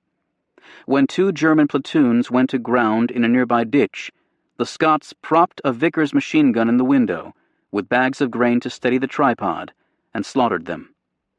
The enemy answered with a tank, which halted 40 yards from the station, and stitched each window and door with machine gun fire at such close range that bullets chewed through brick. Then the main gun opened, gouging great holes in the station walls until the staircase inside collapsed. This was even more unpleasant, reported the Scots, who scrambled back 300 yards to shelter behind a rail embankment. More unpleasant yet was the loss by infiltration and frontal assault of Aprilia, the model fascist town known as the Factory because a severe tower atop City Hall gave the settlement an industrial aspect. By Wednesday evening, February 9th, Wehrmacht troops held 20 buildings, including a police barracks, wine store and theater, panzers refueled in the Piazza Roma, where a bronze St. Michael clutched a sword in one hand and a dragon's head in the other. The salient was gone, the beachhead imperiled. Ominous noises drifted from the wadis and woodlands, the sounds of an enemy massing. "Where is the sea?" a captured German officer asked. "I just wanted to know." since you will all soon be in it. On sleepless nights, and there were many now, John Lucas puffed his corncob and chatted with his watch officers about West Point or Sherlock Holmes or Home Sweet Home. Rarely did he emerge from the Sixth Corps command post, now 20 feet beneath the Osteria dell'Artigliere, where engineers had punched through a wall to link two sets of cellars. Naked bulbs dangled above huge oak casks banded with iron hoops, and ramps for rolling barrels up to the Vicolo del Montano bracketed the steep steps to the sandbagged entrance. Staff officers hunched over plywood desks beneath the great stone arches, their brows furrowed as they pondered dispatches from the front. Jangling telephones echoed in the alcoves. Even whispers carried to the dark corners of the crypt. A large wall map with grease pencil markings showed Sixth Corps positions in blue and the enemy in encroaching red. Clockwise around the semicircular perimeter, the Allies stretched from U.S. 45th Division troops along the Moleta River on the left, through British and U.S. 1st Armored Division regiments in the center, to American paratroopers, 3rd Division GIs, and 1st Special Service Forcemen on the right. The old Hun is getting ready to have a go at me, Lucas had advised his diary as the attack on the salient began. He thinks he can drive me back into the ocean. Maybe so, but it will cost him money. The bravado dissolved as the salient melted away. The situation changed so rapidly from offensive to defensive that I can't get my feet under me, he wrote. Although Allied air forces in the Mediterranean now exceeded 12,000 planes, the largest air command in the world, clearly the effort to interdict German reinforcements had faltered. 27 enemy battalions had already reached the beachhead from northern Italy, and an entire Wehrmacht division had traveled from southern France in just 10 days. Lucas's own reinforcements failed to keep pace with his losses. Of an average 800 Allied casualties each day, tantamount to a battalion, barely half were replaced. Lucas calculated that Sixth Corps was shrinking by 9,000 soldiers per month. He blamed the cousins.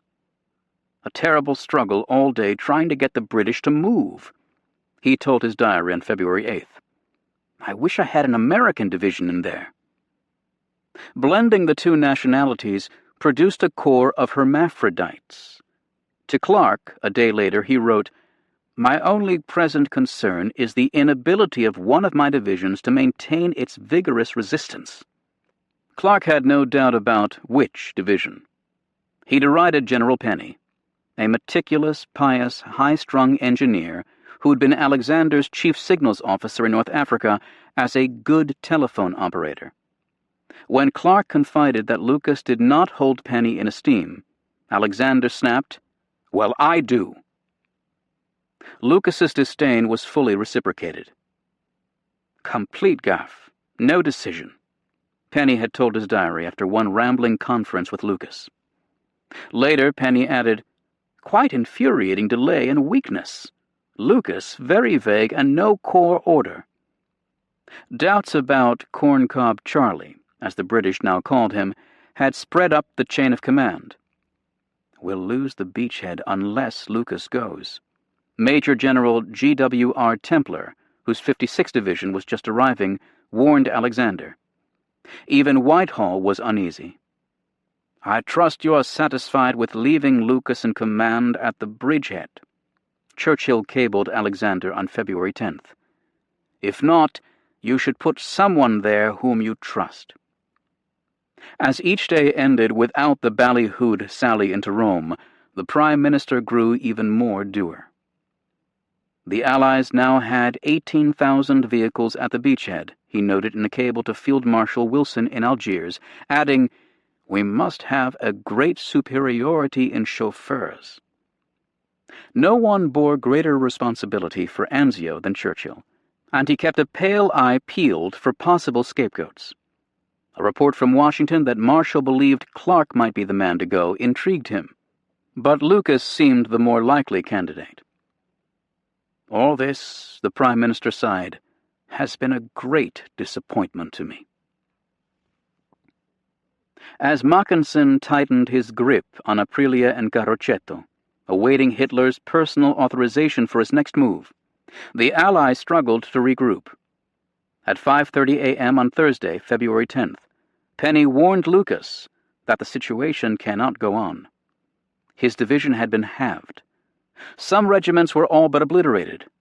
More than 300 North Staffords had been killed, wounded, or captured in 8 hours, while the 5th Grenadier Guards had lost almost 3/4 of their 800 enlisted ranks, plus 29 of 35 officers.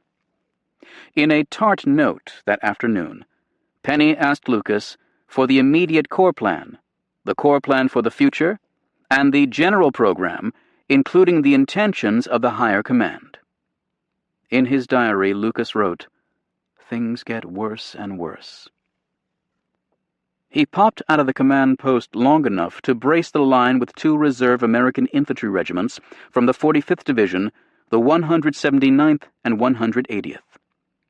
As usual, his plan lacked precision and nuance, having been drawn from a map rather than from careful reconnaissance. "Okay, Bill," he told the division commander, Major General William W. Eagles.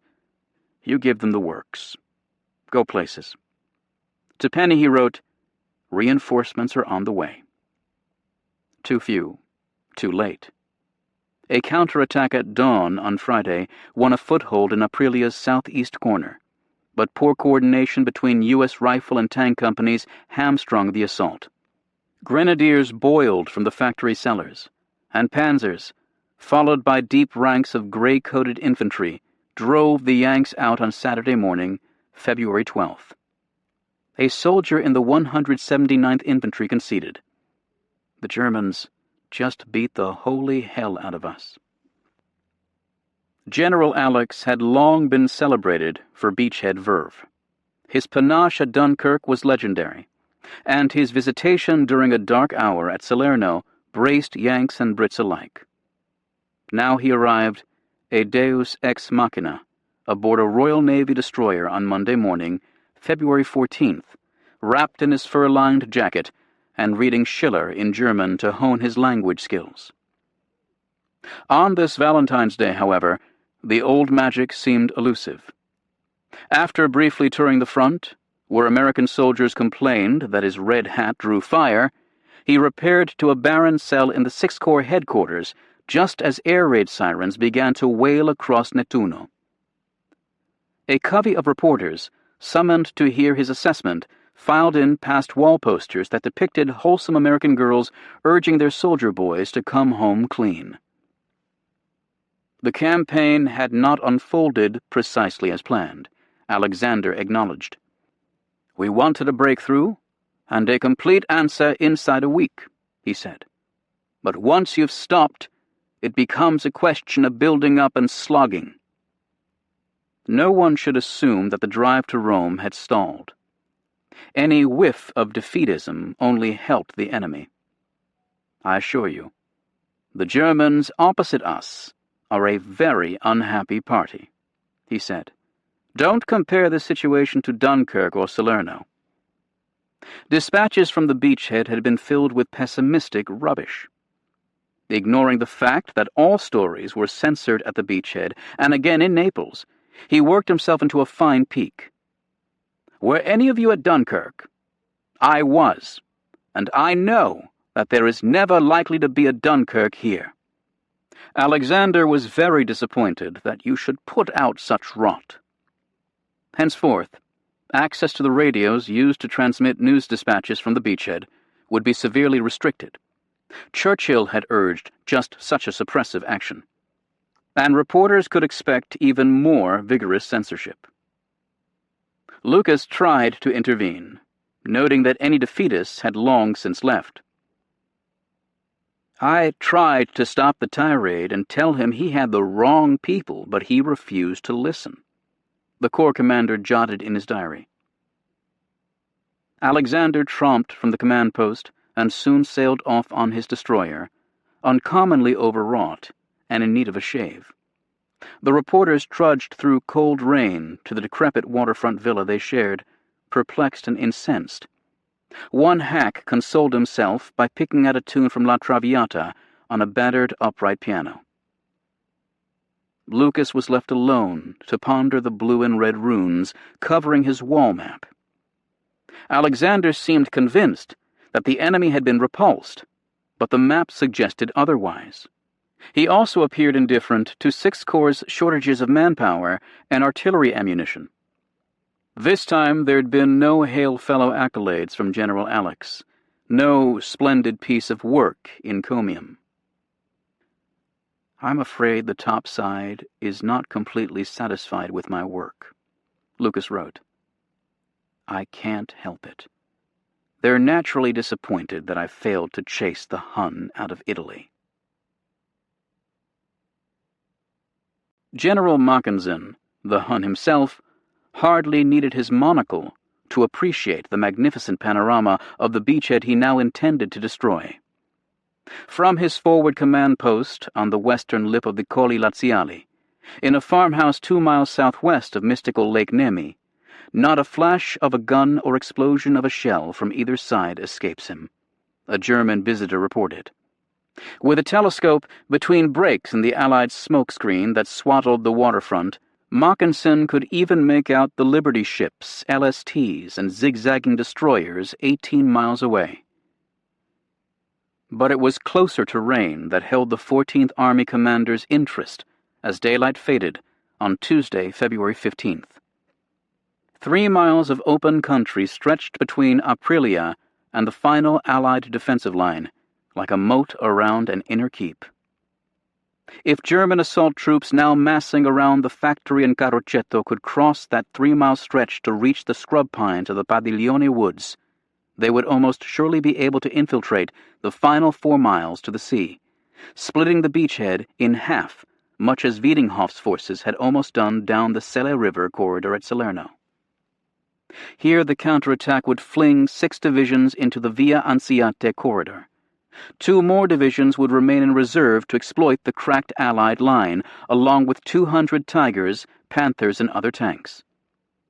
A hard freeze tonight would give the panzers good footing, although the attack could not begin until first light on Wednesday, because regiments just arriving were too unfamiliar with the ground to attack in darkness. In truth, both Mackensen and Kesselring deplored this attack plan, which had been foisted on them by Hitler. The Führer, ever more entangled in tactical minutiae half a continent away, had ordered a concentrated, overwhelming, ruthless assault on a narrow front, massing German armor and artillery. Excision of the beachhead abscess, Hitler concluded, would compel the Anglo-Americans to delay their invasion of northwest Europe, which he expected in the spring or summer. He'd turned a deaf ear to protests from his field commanders, who warned that a massed attack across open terrain offered lucrative targets to Allied gunners. Still, great pains had been taken to ensure the success of Fischfang, Operation Fishing. So secret was the attack date that officers visiting from Berlin were forbidden to use the telephone. Luftwaffe strikes and artillery barrages would mask the clank of approaching panzers. Ammo shortages precluded a rolling barrage in front of the attack formations, but happily most streambeds ran perpendicular to the Allied line, providing sheltered approaches in the bottoms. Units imposed draconian measures to conserve fuel and vehicle wear. This week, the Hermann Görings had issued 3 bicycles to each platoon to use for short errands. Darkness cloaked the battlefield on this 25th night of the Anzio beachhead. Stars shone brilliantly without kindling the slightest hope of a better tomorrow in either camp. Shells arced back and forth as usual, then subsided after midnight for a few hours of uncommon tranquility. To the BBC's Vaughan Thomas, it was as if the house lights were being lowered in the theatre. At 6:30, on a cold, foggy Wednesday morning, the curtain rose to the percussive roar of German artillery. For 75 minutes, shells fell in sheets on either side of the Via Anziate, the detonations melding like the rolling of a drum in one soldier's phrase. Birds tumbled from the trees, killed by concussion. Then from the swirl of smoke and mist came whistles and shouts and the thrum of panzer engines that reminded a GI of so many coffee grinders. Gray-green waves of shouting, singing German infantrymen in ankle-length coats spilled down the road and across the fallow fields. They were not unexpected. Aerial surveillance and captured prisoners had alerted 6 Corps commanders to a noticeable increase in enemy activity, and ultra-decrypts in the small hours Wednesday provided details on the timing, direction, and weight of assault. Still, few forward units had sufficiently girded themselves with mines, wire, sandbags, and tank obstacles. Compressed into a 6-mile front, the German spearhead smashed into the 45th Division, and on the American left, the British 56th Division. Rifle battalions in the U.S. 157th and 179th Infantry Regiments, entrenched respectively left and right of the road below the factory, buckled. Only stalwart reserves and thawing mud slowed the enemy advance. Cries of medic swept the field, swallowed by the din. Panzer crews, intent on obliterating the second-story machine gun nests that covered German infiltration routes, fired as many as 10 rounds to kill a single soldier. A gunner on a tank destroyer with the 157th lashed himself to his 50 caliber machine gun with a leather strap, shooting until German fire killed him. I watched the dust spurt out the back of his jacket as the bullets hit him, an officer reported. Company E in the same regiment was soon paired to 14 riflemen. They, along with the rest of the encircled 2nd Battalion, would hold fast for a week in a savage, brutish, troglodyte existence among the caves, a sandstone badlands of vaulted tunnels east of the Via Anziate. Of nearly 1,000 men in the battalion, only 231 would survive their heroic stand in what one called a bastard of a place. Forward companies of Royal Fusiliers and the Oxford and Buckinghamshire Light Infantry disintegrated. So many enemy bullets swarmed across the landscape that a paratrooper reported a strange chirping sound, like a flock of canaries. German artillery severed phone lines, punctured radios, and killed or wounded forward observers calling for counterfire, including a half-dozen in the 179th Infantry alone. An urgent message to Nettuno reduced the plea to 7 syllables. Give us everything you've got. Grim as the day had been, by dusk the German gains were limited to a mile or less here and there, at a cost of 1,700 casualties. Enemy resistance was strong and determined, the 14th Army log noted. The Infantry Lehr Regiment, stocked with ardent Nazis and touted by Hitler as a killer elite, had been smacked about below the factory before skedaddling without permission. Another of the Führer's innovations, the Goliath, a small armored vehicle packed with 250 pounds of explosives and controlled remotely with a 500-yard cable that unspooled from a drum, also failed abjectly. Of 13 Goliaths sent into battle on Wednesday, Allied artillery disemboweled 3, and Wehrmacht handlers reeled in the other 10 after they were thwarted by mud, ditches, and gunfire. Derisive GIs dubbed them doodlebugs. Scanning dispatches in his headquarters near Rome, Kesselring voiced dismay at the dwindling of German artillery ammunition stocks, and he pressed Mackensen to commit his reserves in the 26th Panzer and 29th Panzer Grenadier Divisions. Mackensen phoned his reply just before 6:30 p.m. The time has not yet come. That time was coming, though, and Wednesday night brought it closer. Thousands of infiltrating German soldiers crept down stream beds and goat paths, bobbing helmets silhouetted against the skyline. At 8 a.m. Thursday, after a softening raid by Luftwaffe bombers, 60 panzers and infantrymen from 3 divisions pressed along the Via Anziate and angled east ripping the seam between the 157th and 179th Regiments. By noon, more airstrikes and 14 howling German battalions had driven a wedge 2 miles wide and a mile deep into the midriff of the 45th Division. The 179th Commander, Colonel Malcolm R. Kammerer, ordered 2 battalions to fall back 1,000 yards. Fully exposed despite a milky smokescreen, the men were sliced to ribbons. Survivors stumbled back an extra 1,000 yards to a narrow farm lane known as Dead End Road. Men on the verge of panic, one company commander reported. 179th lost 1,000 men, mostly by surrender. Brigadier General Ray McLean, the division artillery chief, told his diary. Poor leadership. Major General Eagles agreed and ordered Kammerer relieved. Staggering back alone after his squad had been destroyed, a sergeant squatted on his haunches, and for 2 hours tears rolled down his cheeks unchecked. A platoon leader bringing reinforcements from the Padiglione woods ambled past a pile of dismembered corpses. "I wish to God I hadn't seen that," he muttered. A young soldier next to him cocked an ear to the raging battle ahead and asked, "Lieutenant, should I load my rifle now?" 400 Allied gun tubes barked and barked throughout the day, spitting murder concentrations at German gun flashes. Smoking piles of spent brass littered the pits, and gunners stained black with powder shouted to uncomprehending mates long deaf from the relentless roar. 3 dozen tanks joined the bombardment, along with 4 batteries of 90mm anti-aircraft guns shouldered into the line to snipe at ground targets.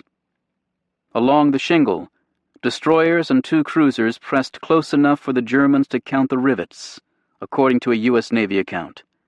Their shells traced crimson parabolas into the enemy rear. 800 planes dumped 1,000 tons of explosives along the front line, the heaviest payload in a single day of close air support in the war thus far. A third of that weight fell from heavy bombers flying tactical missions, as they had at Salerno. Bombs landed danger close, some within 400 yards of Allied lines. Nary a rifleman complained.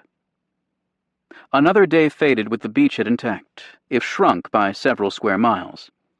Bodies lay stacked so high in front of the 157th Infantry that marksmen had trouble peering over them for fresh targets. Jeeps careering to the rear often carried half a dozen corpses. In the Nettuno crypt, staff officers parsed the fragmentary reports. "Don't leave the phone, son," a colonel shouted to a besieged lieutenant. "Let me know what's going on."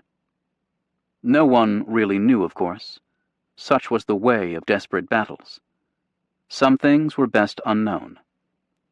The Ox and Bucks Battalion adjutant reported that when a machine gunner who'd been killed by a sniper was found stiff with rigor mortis, still hunched in a sitting position, 2 men were obliged to sit on the knees of the body in order to bring the Bren into action. The crisis came on Friday, February 18th. After parrying a weak midnight counterattack by 3 American battalions, field gray wraiths flitted through pelting rain down the Moleta River ravines. Another German barrage fell before dawn, and cold, wet, heartsick GIs lay in their holes, defecating into helmets or sea ration cans and flinging the contents over the lip in the general direction of the enemy. Wounded soldiers still in the line smeared their bandages with mud to dull the white glint. Now the time had come to commit the reserves, Mackensen concluded, even if the Allied line had not yet fractured. Fresh battalions of Panzer Grenadiers, veterans of Sicily, Salerno, and the Winter Line, swept into battle, singing and shouting taunts, while predatory tanks roamed the fields, undaunted by the occasional shell that caused panzer hulls to peal like church bells. A sergeant in the 157th Infantry told his men, "Get as small as you can." By noon, the 179th Infantry had been eviscerated. Survivors retreated almost to the flyover, a road overpass that marked the last defensive line before the Padiglione woods. Men trickled back in small groups, hysterical and crying, a company commander later recalled. At 2 p.m., a reassuring, square-jawed figure sauntered into the regimental command post. Colonel Bill Darby had been sent by Lucas to take command. "Sir," a major said, "I guess you'll relieve me for losing my battalion?" Darby smiled. "Cheer up, son," he replied. "I just lost 3 of them, but the war must go on." He pointed to the sparkle of muzzle flashes from 100 artillery batteries to the rear. "Just look at that. That's the most beautiful sight in the world," Darby said. "No one can continue to attack through that." He was right. Although 8 German divisions tried, carving a bulge from the Allied line almost 3 miles deep and 4 miles wide, confusion swept the field. So too, terror, valor, and profound sacrifice. Leaders fell, other leaders rose. A German shell burst in a tree above General Penny's trailer in a piney thicket. Peppered with shrapnel, his uniform in shreds, he crawled from the wreckage. "My face," Penny subsequently wrote his wife, "is not very attractive at the moment." General Templer took command of the 1st Division, as well as his own 56th. In the midst of the crisis, Lucas was nonplussed to read in a message from Clark that Truscott had been appointed Deputy 6th Corps Commander. The 3rd Division would go to Brigadier General John W. O'Daniel, a short and ebullient former Delaware National Guardsman known as Iron Mike for his foghorn voice. Truscott arrived in the command post crypt, affecting insouciance, but worried enough. "If the beachhead fell," he suggested, "we'll fight our way back to Cassino." In his diary, Lucas wrote, "I think this means my relief and that Truscott gets the Corps. I hope I am not to be relieved. I've done my best. I've carried out my orders, and my conscience is clear." For the moment, he had a battle to command. Shell by shell, bomb by bomb, bullet by chirping bullet. Allied firepower began to tell. Scudding clouds kept most planes grounded on Friday, but shortly before noon, a Piper Grasshopper pilot spotted 2,500 Germans tramping south from Carrocetto. In 12 minutes, 6th Corps gunners unlimbered 224 tubes and chopped the formation to pieces. "Bits of kraut all over the place," an Irish Guard sergeant reported. The same observation pilot massed fires on 4 additional targets in the next hour. The British First Loyals reported clouds of exhausted, struggling field gray figures. Wehrmacht officers shouted threats at men beyond threatening, and the clank of falling truck tailgates signaled the arrival of more fodder for the cannons. When artillery caught additional Germans on a lane from Carrocetto, a forward observer radioed, "Please don't stop now. We're knocking them over like pins in a bowling alley. They keep on coming, marching right over their own dead." The road became better known as the bowling alley. A single British machine gun company fired 32,000 rounds on Friday, and when the enemy attack axis swerved to the east, the U.S. 180th Infantry held the right shoulder and threw them back. An American officer later described how some grenadiers turned and ran up the slope with their tin mess kits shining on their back. With assault battalions paired to 150 men, German losses were likened to the Light Brigade without the horses. At 9:30 p.m., a lull settled over scarlet fields glazed with flare light. Tanks lurched forward from dumps in the Padiglione woods, hauling water and rations to the parched and hungry. Men peered over their leaking sandbags at the scattered hummocks of olive drab and field gray that had once been men. General Mackensen had reached his high water mark. This rack of dead grenadiers and smoking wreckage marked the falling tide. The terrain proved not suitable for tank employment as had been presumed, a staff officer wrote in the 14th Army log, then added, "No decisive breakthrough." Lucas sensed his shifting fortunes. At Truscott's urging, he ordered a counterattack for dawn on Saturday, February 19th, the fourth day of a battle that had become an existential struggle between two exhausted armies. A preemptive German surge down the Via Anziate at 4 a.m. nearly spoiled his plan. Allied cooks, drivers, and Anzio dock workers rushed forward to caulk the line. Sea mines dumped in the roadstead by Luftwaffe raiders kept British reinforcements from joining the counterattack as planned.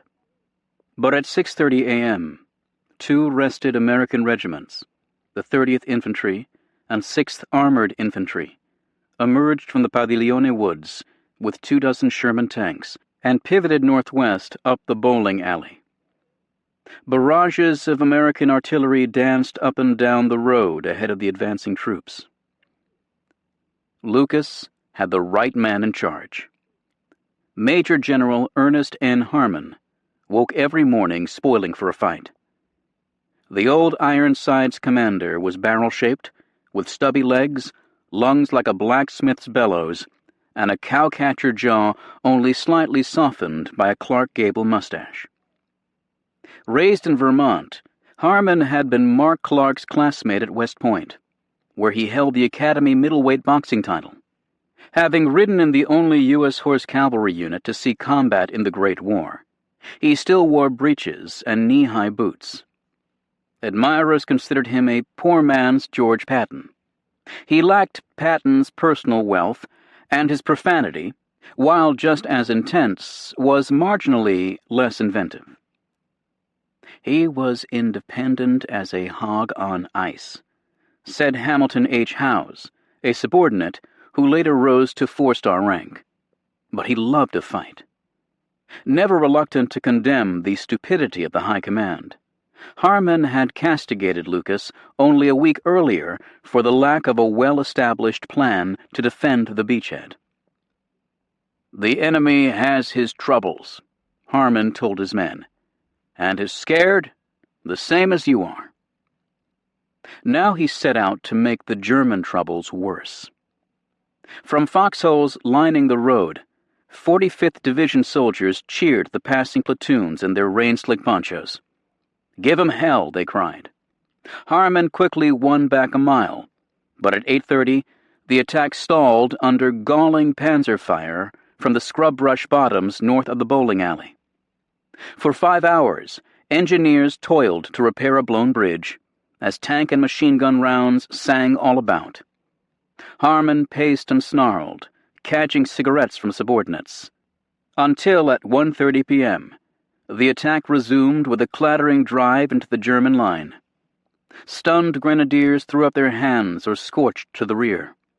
A dozen Shermans bowled north for a mile, crossed Spacasassi Creek, and clanked toward the factory until Harmon called them back at dusk to lager for the night. 200 prisoners trotted with them. Uncounted other Germans lay dead, shoring the red-stained creeks or corduroying the bowling alley. Initiative, that turncoat, had returned to the Allied camp. Asked by reporters in Nettuno to assess the enemy's intentions after the rout, the 6th Corps intelligence chief replied, "We've made him worried." Mackensen's troops poked and jabbed for 2 more days, but without conviction. Kesselring, late on Saturday, proposed suspending his counteroffensive, and Hitler agreed. "In the end, many hounds will kill even the swiftest hare," a German staff officer lamented. Fishfang had cost 14th Army 5,400 casualties. "It has become very difficult to evacuate the wounded," the Army log noted. "All ambulances, even the armored ones, have been lost, making it necessary to use assault guns and Tiger tanks." Some units existed only in name. The 65th Infantry Division, on February 23rd, mustered 673 men. If the hares had been hurt, so had the hounds. 6th Corps casualties also exceeded 5,000.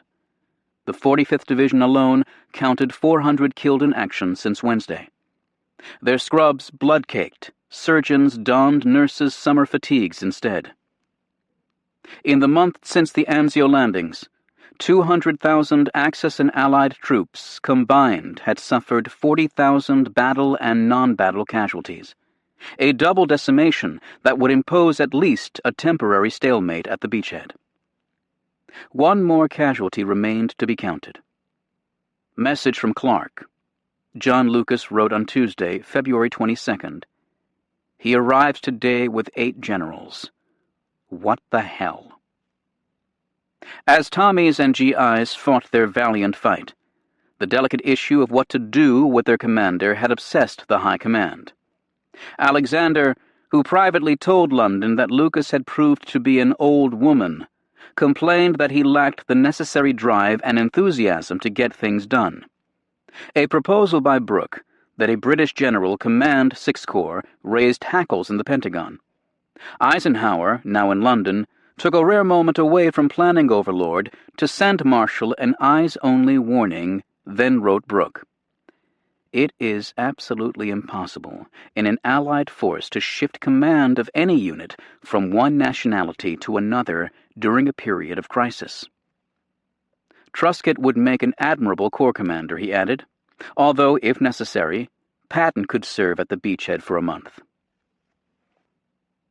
Clark still resisted sacking Lucas, arguing that he'd done all he could at Anzio.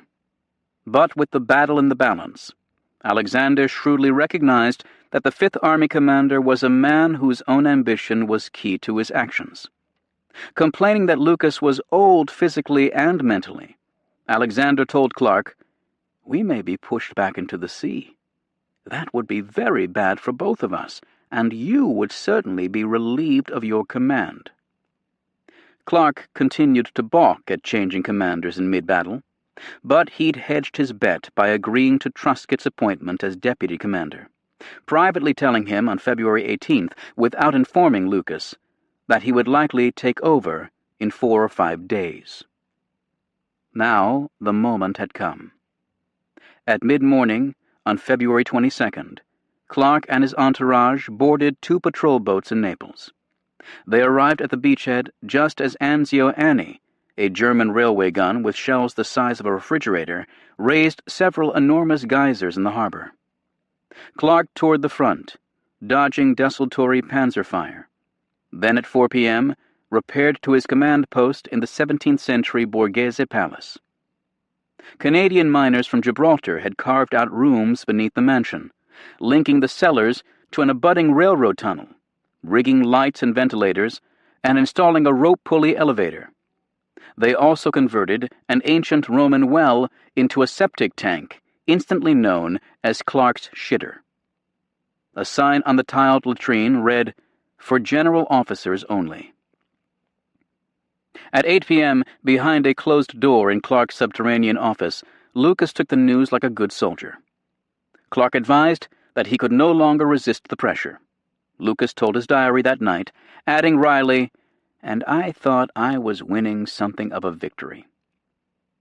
He would serve briefly as Deputy Fifth Army Commander at Caserta, swallowing his bitterness toward Clark and the British, then return home to command a training army in Texas. In a letter to his son, Lucas quoted Sir Walter Scott.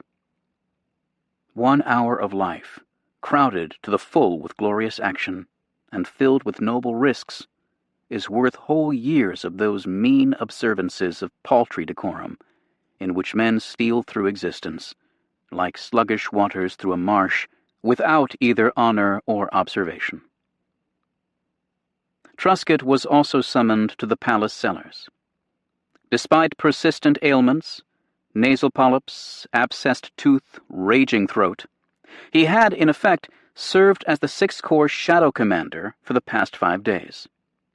Among other innovations, he authorized a gifted young artillery officer, Walter T. Dutch Kerwin, Jr., to coordinate every gun at the beachhead so as to better mass fires, setting a brigadier general at Kerwin's side to ensure that gunners heeded the 26-year-old major. Yet, in a voice reduced to a raspy whisper, Truscott now objected to Lucas's formal ouster as unwarranted and unfair. When Clark said he hoped to avoid wounding Lucas's pride, Truscott growled, "You can't relieve a corps commander and not hurt him." Clark waved away the protest. The decision had already been made.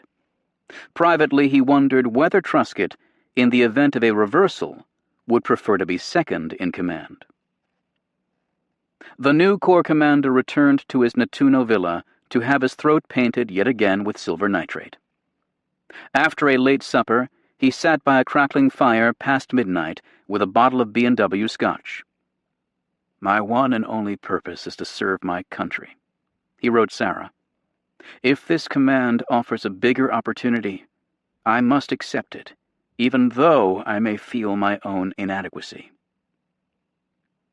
If Clark felt inadequate, he kept the sentiment to himself. A staff officer in the Borghese command post described him as cool, level, taciturn.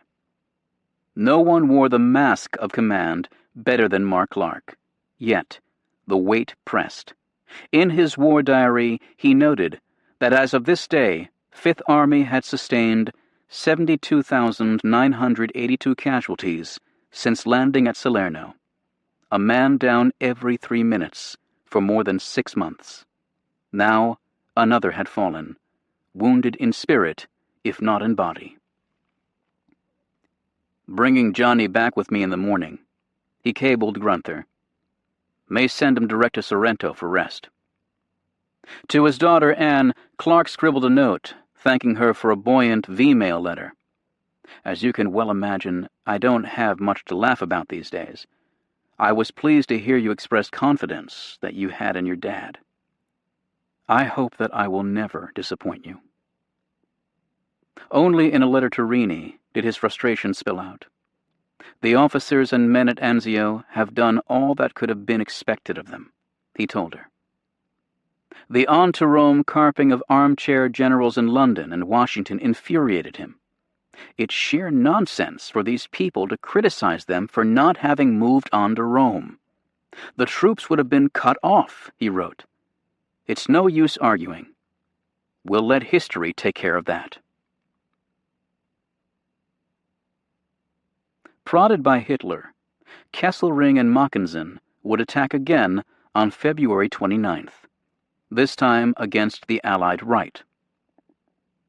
The usual singing, shouting, grey-green swarms advanced across the polders only to be flattened by 66,000 Allied artillery shells in a single day. German casualties topped 3,500 for no gain. When Alexander asked General O'Daniel how much ground his 3rd Division had lost to the counterattackers, Iron Mike replied, "Not a goddamned inch, sir." Truscott pinned a Bill Malden cartoon over his desk, with one shabby GI telling another, "The hell this ain't the most important hole in the world. I'm in it." His jaw jutting, Truscott told reporters, "We're going to have a tough time here for months to come. But gentlemen, we're going to hold this beachhead come what may."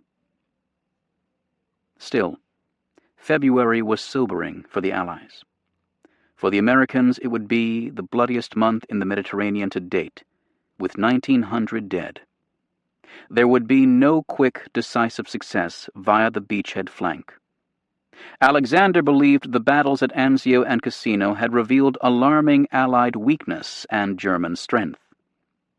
"He is quicker than we are," he wrote Clark, "quicker at regrouping his forces, quicker at thinning out a defensive front to provide troops to close gaps at decisive points, quicker at reaching decisions on the battlefield. By comparison, our methods are often slow and cumbersome." This was true enough, but it was not the whole truth. The greater revelation was of Allied strength and German weakness. Without air support, a German staff officer complained, all planning was an illusion. Lieutenant General Ira C. Aker, the senior American airman in the Mediterranean, concurred. In the air in Italy, Aker wrote, "The Hun is absolutely flat on his back." If less prostrate, German artillery had proved another deficiency, particularly because of ammunition shortages. 6 Corps fired 158,000 rounds during Fishfang, a 10-to-1 advantage over German gunners. American artillery, singularly good since the Mexican War, kept getting better, aided by aerial spotting, the profusion of radios, nimble fire control, and those murderous queens offshore. Truscott soon demanded and got counter-battery fire in 4 minutes, less than half the time previously required. A single 105mm howitzer, shooting every 30 seconds, could, in 1 hour, seed 43,000 square yards with 2 tons of lethal steel fragments. Allied artillery inflicted 3/4 of all German battle casualties at Anzio. The failure to exterminate the Allied beachhead carried sober implications beyond southern Italy, and even Kesselring's optimism dimmed. Not only were German forces overmatched in the air and outgunned on the ground, but a perceptible weakening of the daredevil spirit afflicted the ranks, he told a visiting general from Berlin in late February. This, he believed, was the last year of the war. By the calculation of Kesselring's chief of staff, General Siegfried Westphal, more combat material had been brought to play in Fishfang than on any German battlefield since 1940, with the exception of Sevastopol, and the grim result revealed the progressive exhaustion of the army after more than 4.5 years of fighting, Westphal said. The blanket had become too thin and too short. Believing that the High Command must hear that a turning point had been reached in the war, Kesselring sent Westphal to deliver this revelation in a 3-hour meeting with the Führer and his military brain trust at the Berchtesgaden retreat. Hitler was very calm, Westphal reported, and he approved 14th Army's shift to the defensive at Anzio. Field Marshal Wilhelm Keitel, the Wehrmacht chief, voiced surprise that Hitler had listened to so many unpleasant things. Upon returning to Italy, Westphal told Kesselring that the Führer appeared bowed down with care.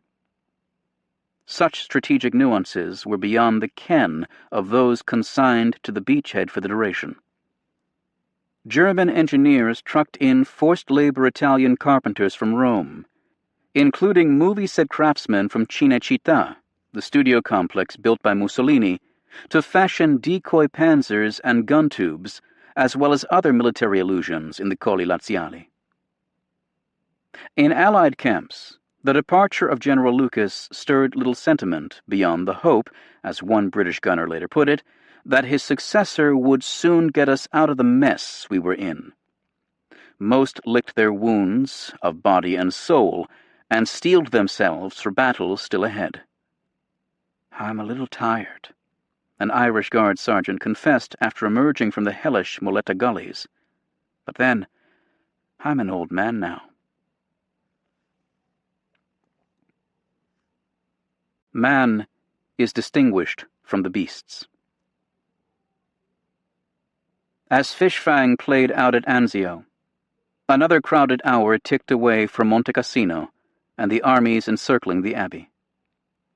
Freiberg, the New Zealander, had become ever more insistent on obliterating the building before launching an attack, and his bellicosity was soon to be inflamed by word that his only child, a young officer in the Grenadier Guards, had gone missing at Anzio. A Royal Artillery gunner said of the looming white edifice, "Somehow it was the thing that was holding up all our lives and keeping us away from home. It became identified in an obsessional way with all the things we detested." Willy-nilly bombing of priceless cultural icons was discouraged by custom and forbidden by law. Months earlier, the combined chiefs had reminded Eisenhower that, consistent with military necessity, the position of the Church and of all religious institutions shall be respected, and all efforts made to preserve the local archives, historical and classical monuments, and objects of art. Eisenhower in turn warned his lieutenants in late December that military necessity should not be abused as an expedient for military convenience. Alexander's headquarters in mid-January identified the Monte Cassino Abbey and the papal estate of Castel Gandolfo as two preeminent ecclesiastical centers which it is desired to preserve. An Allied pamphlet titled Preservation of Works of Art in Italy included a section headed, "Why is Italy so rich in works of art?" and the assertion that man is distinguished from the beasts by his power to reason and to frame abstract hopes and ideas. Bomber crew briefing packets included street maps, copied from Baedeker guidebooks, that highlighted historic buildings to avoid. Allied staff officers assigned to repair inadvertent damage were known as Venus fixers. Already the Venus fixers had been busy. Bombs had damaged 40 churches in Naples alone. The magnificent bronze doors on a cathedral north of the city were reduced to particles. Errant bombs hit Castel Gandolfo several times in early February, and one such misadventure killed 17 nuns. But deliberate destruction of Monte Cassino would escalate this war in a museum, as Kesselring called the Italian campaign, and within Allied war councils, arguments for and against were marshaled with warm intensity. The unit ordered to capture the Massif, the 4th Indian Division, remained keenest to drench the hill with bombs. A dubious report from a captured German prisoner who claimed that paratroopers had put a command post and an aid station within the abbey led the 4th Indian on February 12th to publish an intelligence summary titled Violation of Geneva Convention.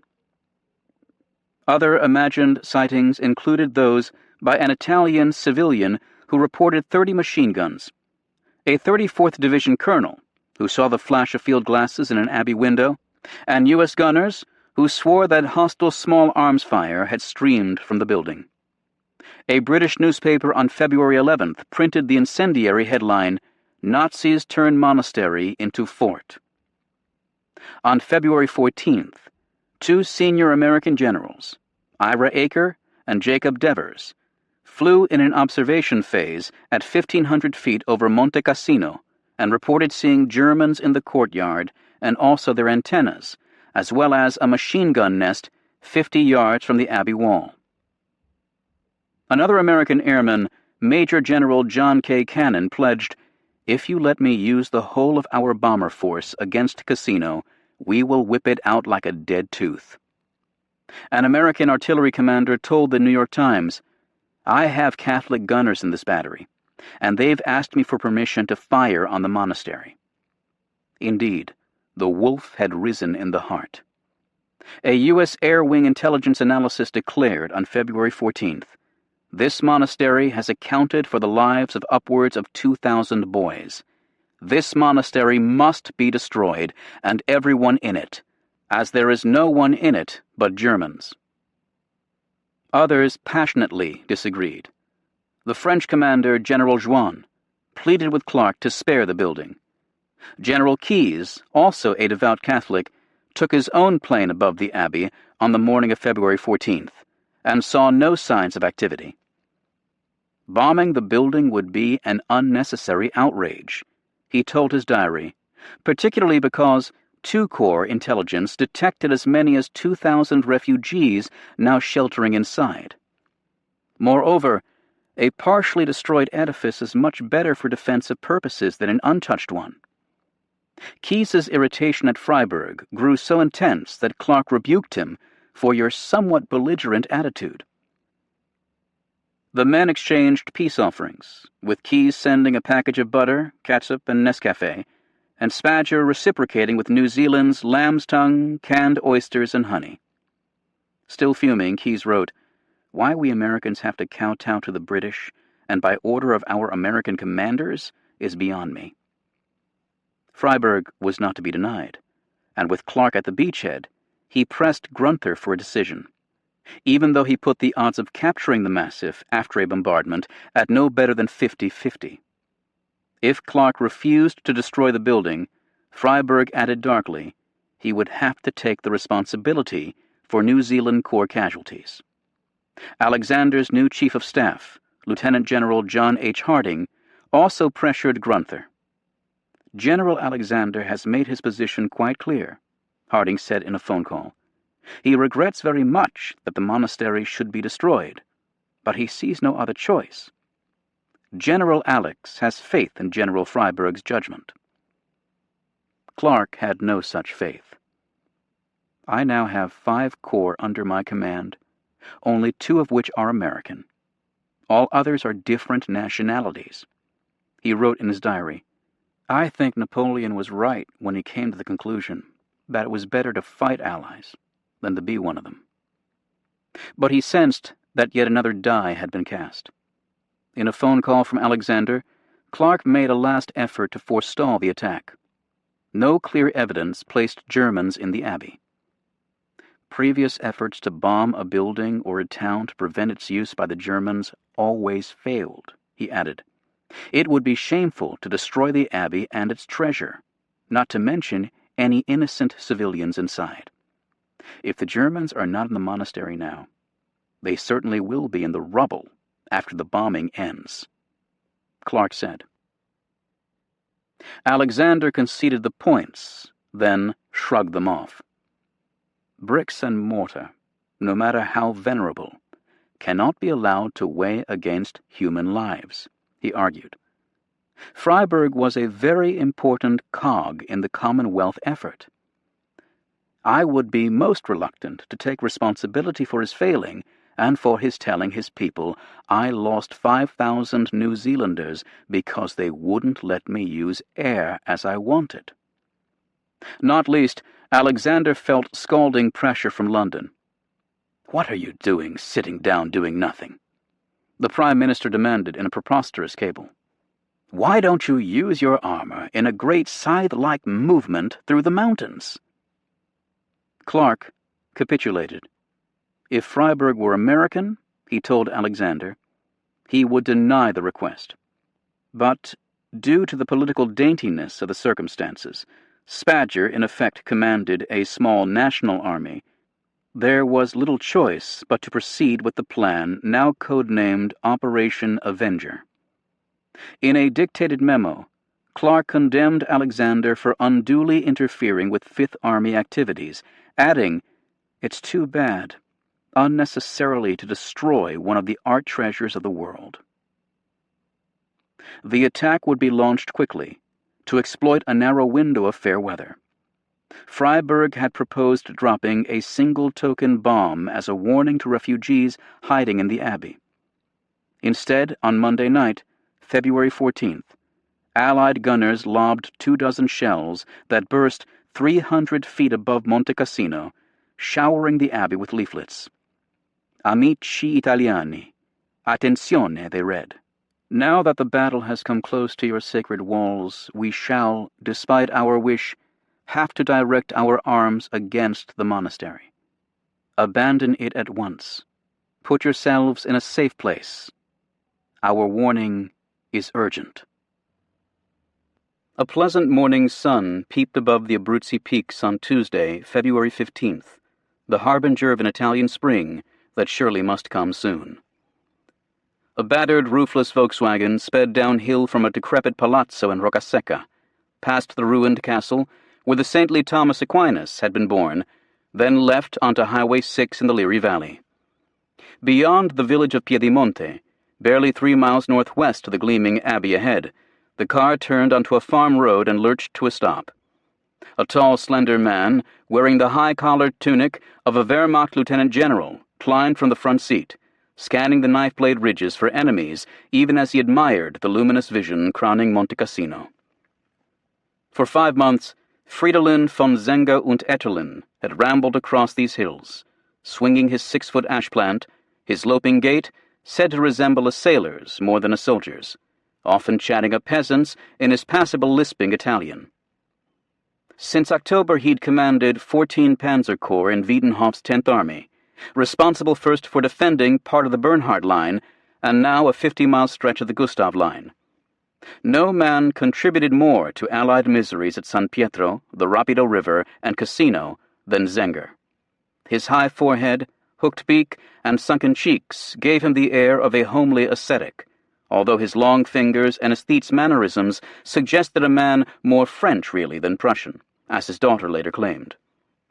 Descended from an ancient family of lesser princes that lost its estates in the Napoleonic Wars and its wealth in the Weimar inflation, Zenger had studied at Oxford as a Rhodes Scholar before finding his calling in the Great War.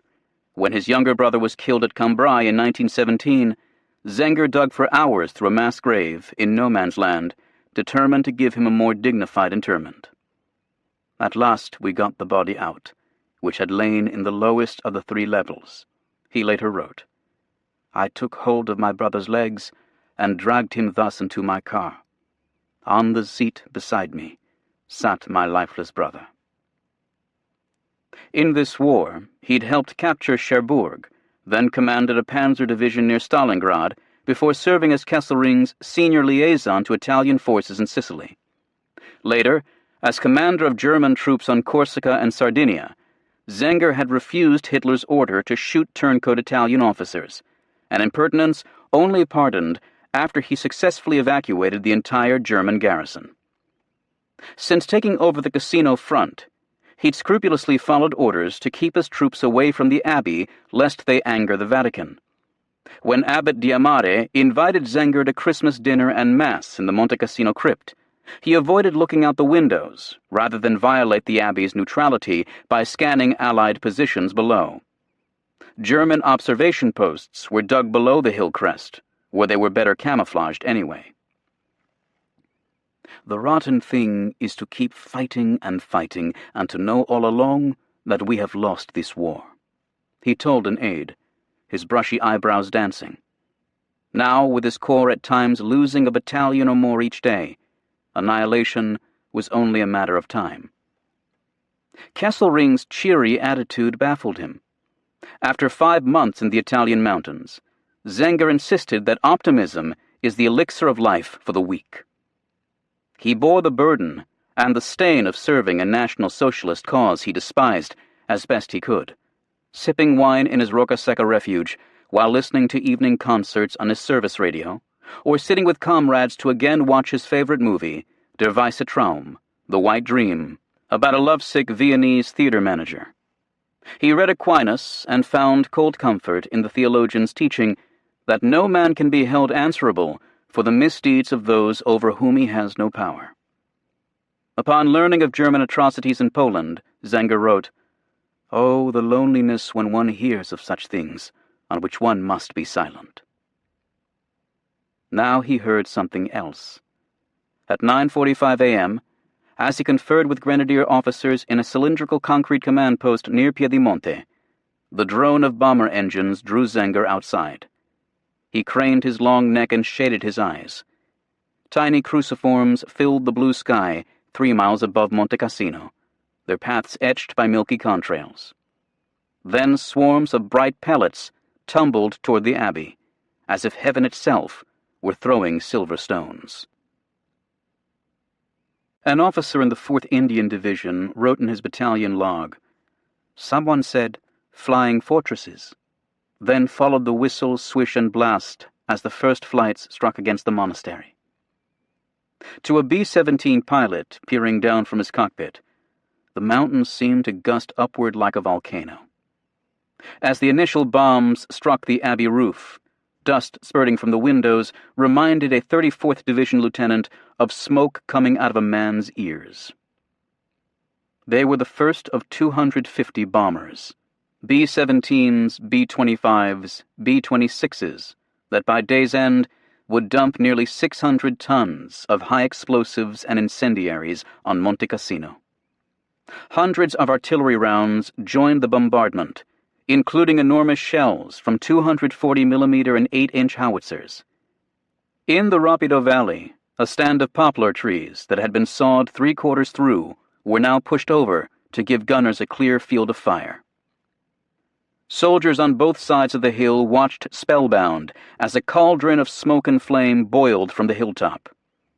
Scores of us, Yanks, British, Indians, and Kiwis, lined the ridge, looking at the destruction through glasses. An American ambulance driver noted in his diary. 3 lieutenants jump up and down with excitement every time a rack of bombs breaks over the hill. The sight was gigantically stimulating, comparable to seeing the early Christians being eaten by lions, a Royal Artillery gunner wrote. We all started cheering wildly and hugging each other. Here we are, cheering the destruction of one of the great monuments of Christendom. The reporter Martha Gellhorn found herself braying like all the other fools, while her colleague Frank Gervasi heard someone murmur, "Beautiful precision." Maoris and Kiwis preparing to storm the casino rail station bellowed, "Shovel it on, and give the fuckers hell." Hell they got. The leaflet barrage the previous evening had terrified the Abbey's refugees. Their numbers were estimated at between 800 and 2,500, but confused attempts to contact German troops about safe passage down Monte Cassino had failed. Some refugees suspected the monks of counterfeiting the warning leaflets as a ruse to clear the abbey of riffraff. Abbot Diamare planned to evacuate the abbey in his own time on Wednesday morning. His monks had been distracted by the death from fever of a young brother, whose corpse, dressed in a robe and laid in a coffin he himself had built from bed planks, was given to God in the little chapel of St. Anne. This morning they'd observed the Liturgy of the Hours as usual in the abbey's deepest cells, and were on their knees before a painted Madonna singing Beseech Christ on our behalf, when the first stupendous shudder shook the building. Explosion followed explosion, the corridors filled with choking dust, smoke, and shattered masonry. The abbot offered absolution to each monk. They stuffed their ears with cotton wadding against the roar of the bombs and the screams of women and children overhead. By 2 p.m., the abbey was a smoldering memory. 1,300 bombs and another 1,200 high-explosive incendiaries had smashed the cloisters, shearing off courtyard palms and decapitating the statue of St. Benedict. The grand staircase lay in ruins. Drifts of rubble 15 feet high filled the basilica aisles, where frescoes, an ancient organ, and choir stalls carved by Neapolitan artisans were reduced to flinders. Protected in their subterranean vaults, the monks forced a passage upstairs through the wreckage to find scores of dead refugees, including many cut down by artillery fire as they fled outside, and those still alive, crazy with terror, in one monk's description. Parents abandoned their shrieking children and fled to safety, according to a German account. Sons fled, leaving their aged parents to their fate. One woman had both her feet blown off. No mortal would ever know how many died. Estimates ranged from more than 100 to more than 400. The official British history put the figure at 300 or 400. After the war, 148 skulls would be found in the debris, with others no doubt pulverized. Some of the bodies were found in small rooms in which they had suffocated, such as an old man who had tried to protect a child with his body, wrote Herbert Bloch, a Harvard classics scholar and author of Monte Cassino in the Middle Ages. The attitudes of the dead reminded archaeologists of Pompeii. Alexander's headquarters asserted that 200 Germans were seen fleeing the abbey ruins, a ludicrous claim. Shortly after noon, Zenger tore himself away from the mesmerizing spectacle atop Monte Cassino to send Wiedinghoff the message that damage was extensive and that numerous civilian refugees are in the abbey. Under orders from Berlin, grenadiers searched the grounds soon after the bombing ceased. They found the abbey's outer walls battered but not breached at ground level. As Clark had foretold, Zenger promptly ordered his troops to burrow into the rubble. Machine guns nested in the masonry, artillery observers perched on the broken ramparts, and a field kitchen opened in Benedict's cell. Not until dawn on Thursday did Abbot Diamade lead the remnants of his flock out of the ruins. 40 monks and refugees emerged from the abbey's arched entryway, still intact with the inscription Pax carved in the stone lintel above the great oak door. A monk holding a large wooden crucifix led the procession down the serpentine road from one hairpin curve to another. A paralyzed boy rode on a monk's shoulders, and the old woman without feet was carried on a ladder until the burden grew too great, and she was laid on the mountainside to die. Down they trudged, past yawning craters gouged in the roadbed and the rocky knob of Monte Venere, now called Hangman's Hill, because the wrecked funicular tower resembled a gibbet. Down the procession wound toward the seething valley, as the old abbot and his monks mumbled the rosary in contemplation of God's deepest mysteries, the joyful and the luminous, the glorious and the sorrowful. The 4th Indian Division had expected Operation Avenger to begin Wednesday afternoon, and only 15 minutes before the bomber fleet appeared overhead on Tuesday morning did frontline troops learn that the attack had been accelerated to exploit the fair weather. Unable to retreat to better cover from their forward holes, 24 Indian troops were injured in the bombardment, many by flying masonry. "They told the monks and they told the enemy, but they didn't tell us," an enraged Royal Sussex commander said. From that point nothing was right except the courage again. Hours passed without a follow-on assault. Freiburg's tactical incompetence in failing to couple the bombardment with a prompt attack by swarming infantrymen was aggravated by the loss of the 4th Indian's capable commander, Major General Tucker, whom malaria and rheumatoid arthritis had laid low. His replacement, Brigadier H.W. Dimeline, an artilleryman with little infantry experience, was far out of his depth, another senior officer later complained. There did not appear to be a glimmer of intelligent leadership anywhere from division up. Not until Tuesday night did the attack begin, and then with but a single company sent to seize Point 593, that troublesome knuckle a mile behind the now ruined abbey. German machine guns and mortars killed or wounded half the men before they covered 50 yards. Another attack on Wednesday night by a full battalion collapsed when enemy defenders happened to fire 3 green flares, which by foul luck mimicked the Royal Sussex signal to withdraw. Early on Friday morning, February 18th, Gurkhas assaulted the abbey directly, but booby traps, grenades, a dense thicket of throat-high thorns, and sleeting machine gun fire drove them back. Dozens of dead Gurkhas would later be found with their legs trussed in tripwires. In the town below, Maori riflemen at dawn on Friday routed grenadiers from the casino train station and roundhouse. But 9,000 Kiwi smoke shells fired to obscure those gains also hid German infiltrators, who counterattacked late in the afternoon to win back the lost rail yard.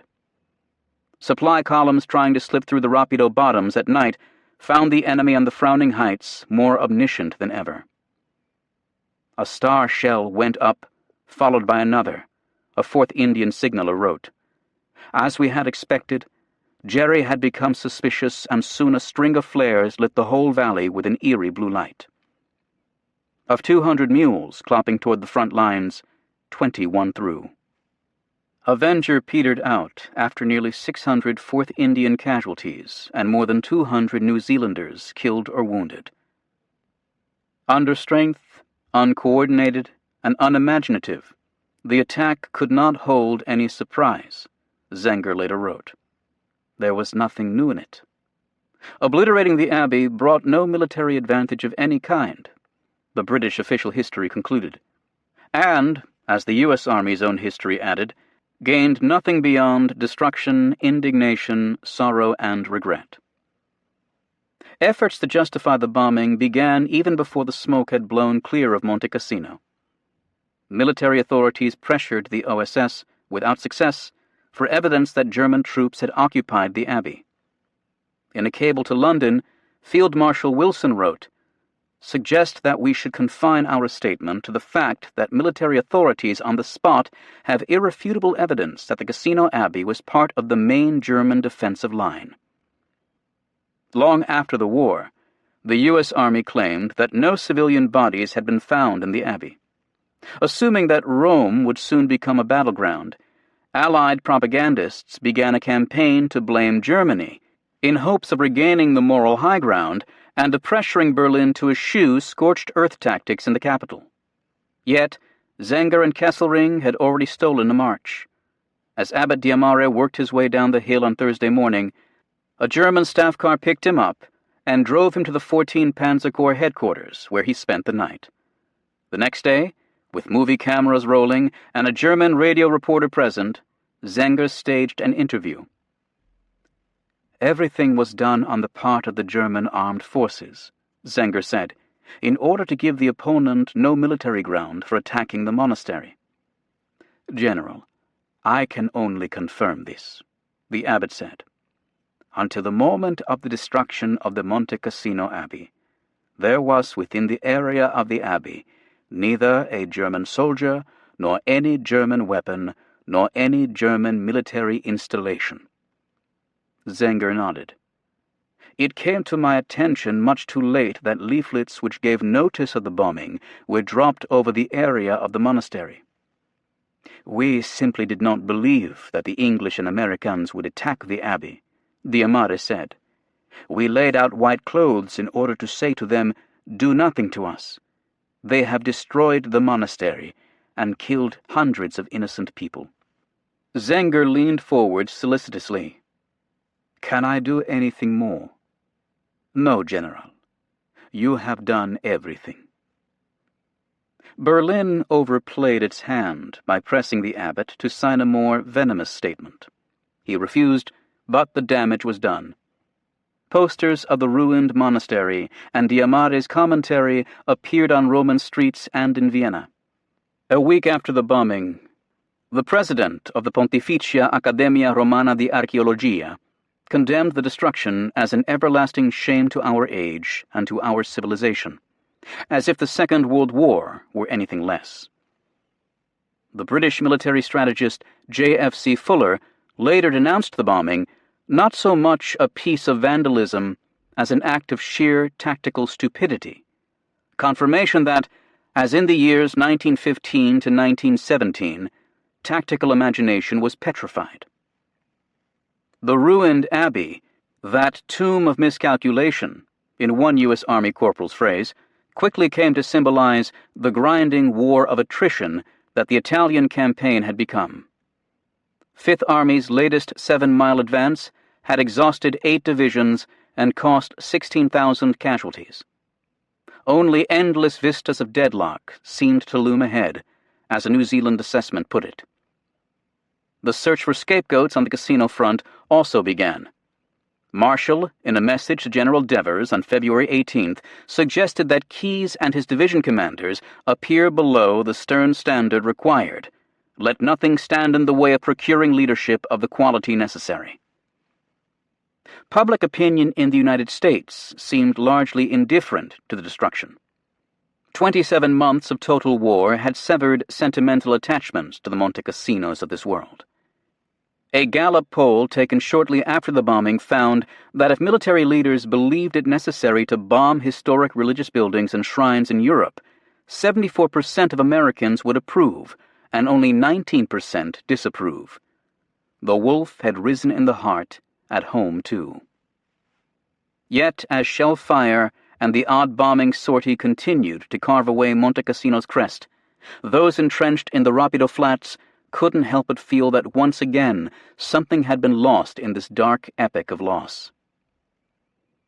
Even Major General Walker, whose 36th Division had been gutted on the Rapido and Cassino Shadow, felt unease. Whenever I'm offered a liqueur glass of Benedictine, he wrote in his diary, I shall recall with regret the needless destruction of the Abbey. Of course, the deeper regret extended beyond ecclesiastical landmarks.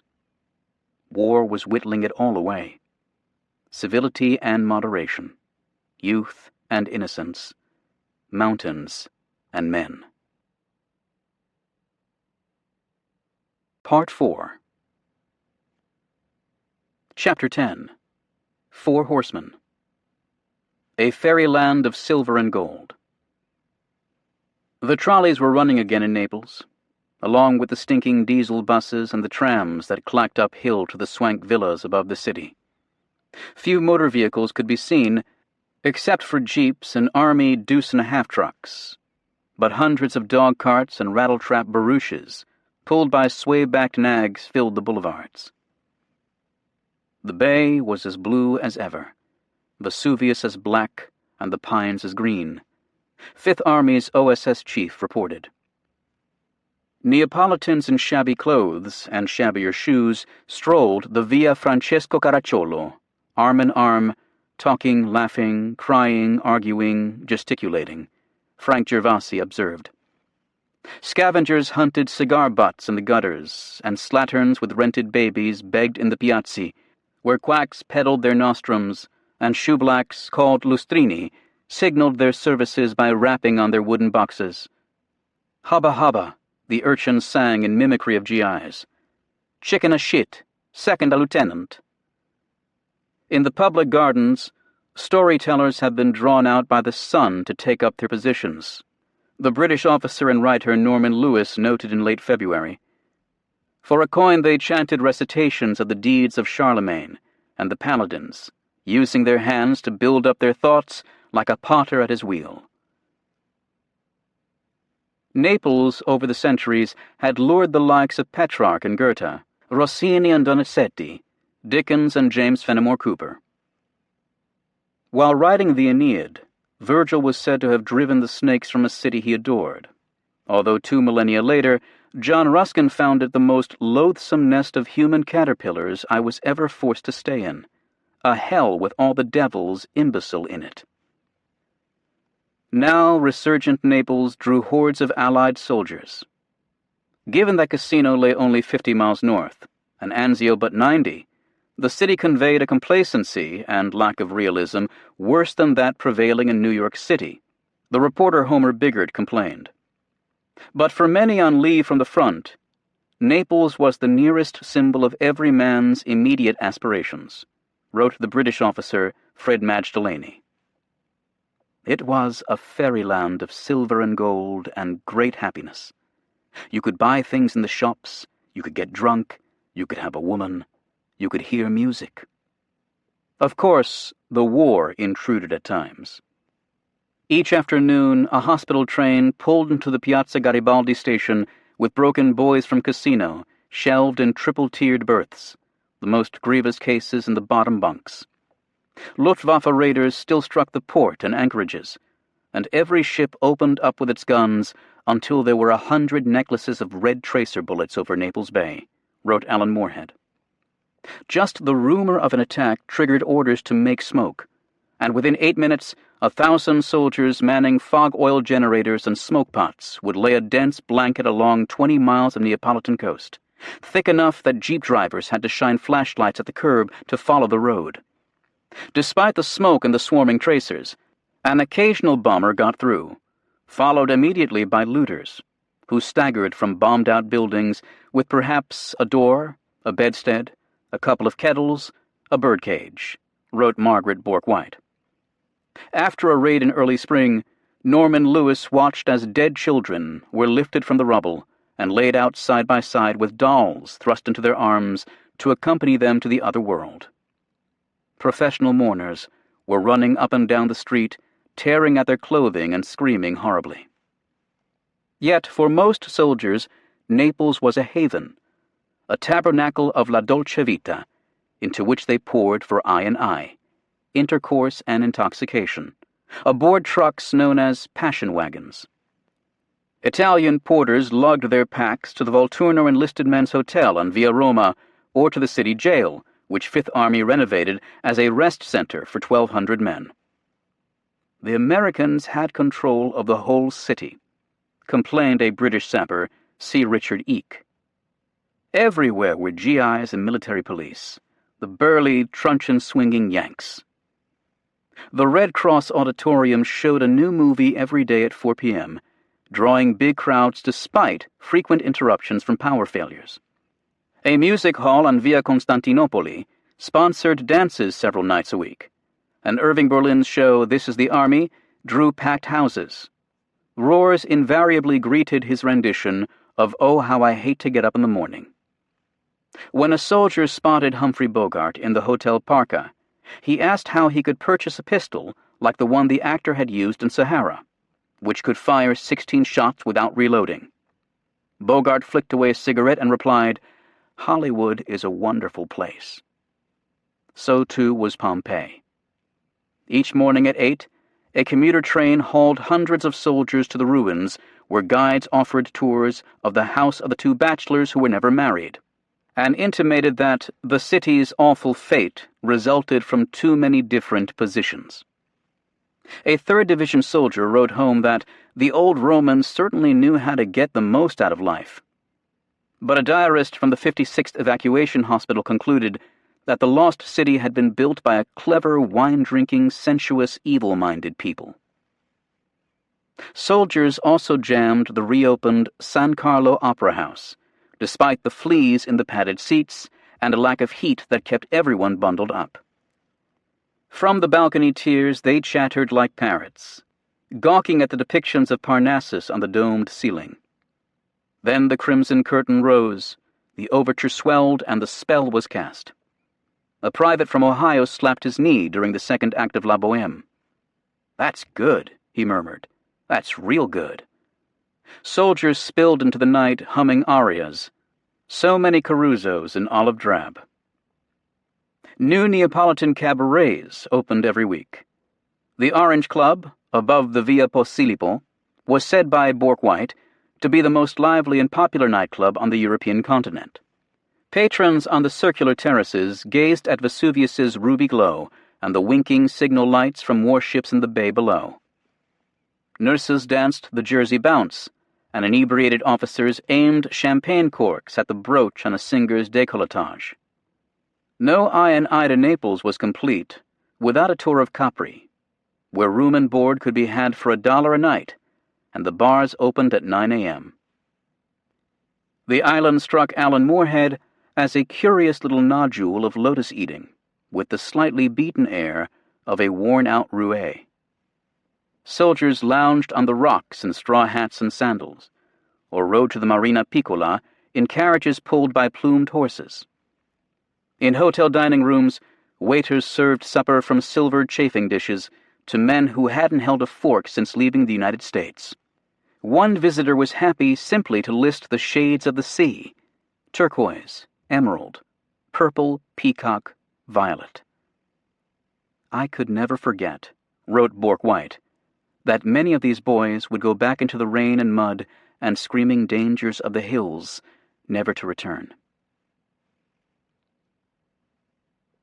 The people are terribly poor, and everything in the shops is shabby. An American nurse wrote home from Naples. They all stand outside the mess hall and go through the 55-gallon drums into which we empty our mess kits. For most Neapolitans, there were no lotuses to eat, nor much of anything else. War had moved north, but famine, pestilence, and death tarried through the winter. Most of occupied Italy still relied on Allied food imports to stave off starvation. Ernie Pyle, described by Bill Malden as a tiny, wizened bundle of misery with 2 sharp eyes, who spent his I&I nights nipping brandy in an Air Force compound known as Villa Virtue, watched Italian mobs on the docks battle for scraps tossed from LST decks by soldiers sailing to Anzio. Every time a package of crackers went down from above, Pyle wrote, humanity fought and stamped over it like a bunch of football players. A British lieutenant eating chops in a Pozzuoli cafe was astonished when a ragged old woman dashed in and snatched the bones off my plate. For 2 months, a particularly virulent strain of typhus raged unchecked, infecting more than 2,000 Neapolitans, of whom it killed 1 in 4. Carts hauled away the dead at night, as in medieval times. Typhus, which had killed 3 million people in Russia and Poland during and after World War I, is spread by lice, and 90% of the civilian population in Naples reputedly harbored head lice. Each night, a disordered throng of miserable, frightened, and soapless citizens jammed the city's air raid shelters, which became disease incubators. Army physicians had quarantined Naples on January 1st. For weeks, soldiers on leave were diverted to Caserta. Mass delousing was planned for the entire population, which would be sprayed on the hoof at 50 public powdering stations. Transport planes brought emergency supplies of a chemical first synthesized in 1874, but only recently recognized as a potent insecticide, DDT. A year earlier, the entire U.S. stockpile had amounted to a few ounces. Now a chemical plant in Cincinnati was making 70,000 pounds of DDT each month, and eventually 60 tons would be shipped to Italy. At one commandeered palazzo, MPs carrying sacks of the stuff stood by with spray guns. People queued up in 2 lines, many blocks long, and marched slowly in and up the marble steps, according to a witness. The men were sprayed from head to foot. The women were shot down their bosoms and backs and were sprayed back and front. Other spray teams prowled caves and shelters, and soon the typhus epidemic ended. Like DDT itself, the spraying of more than 1 million Neapolitans remained a military secret for months.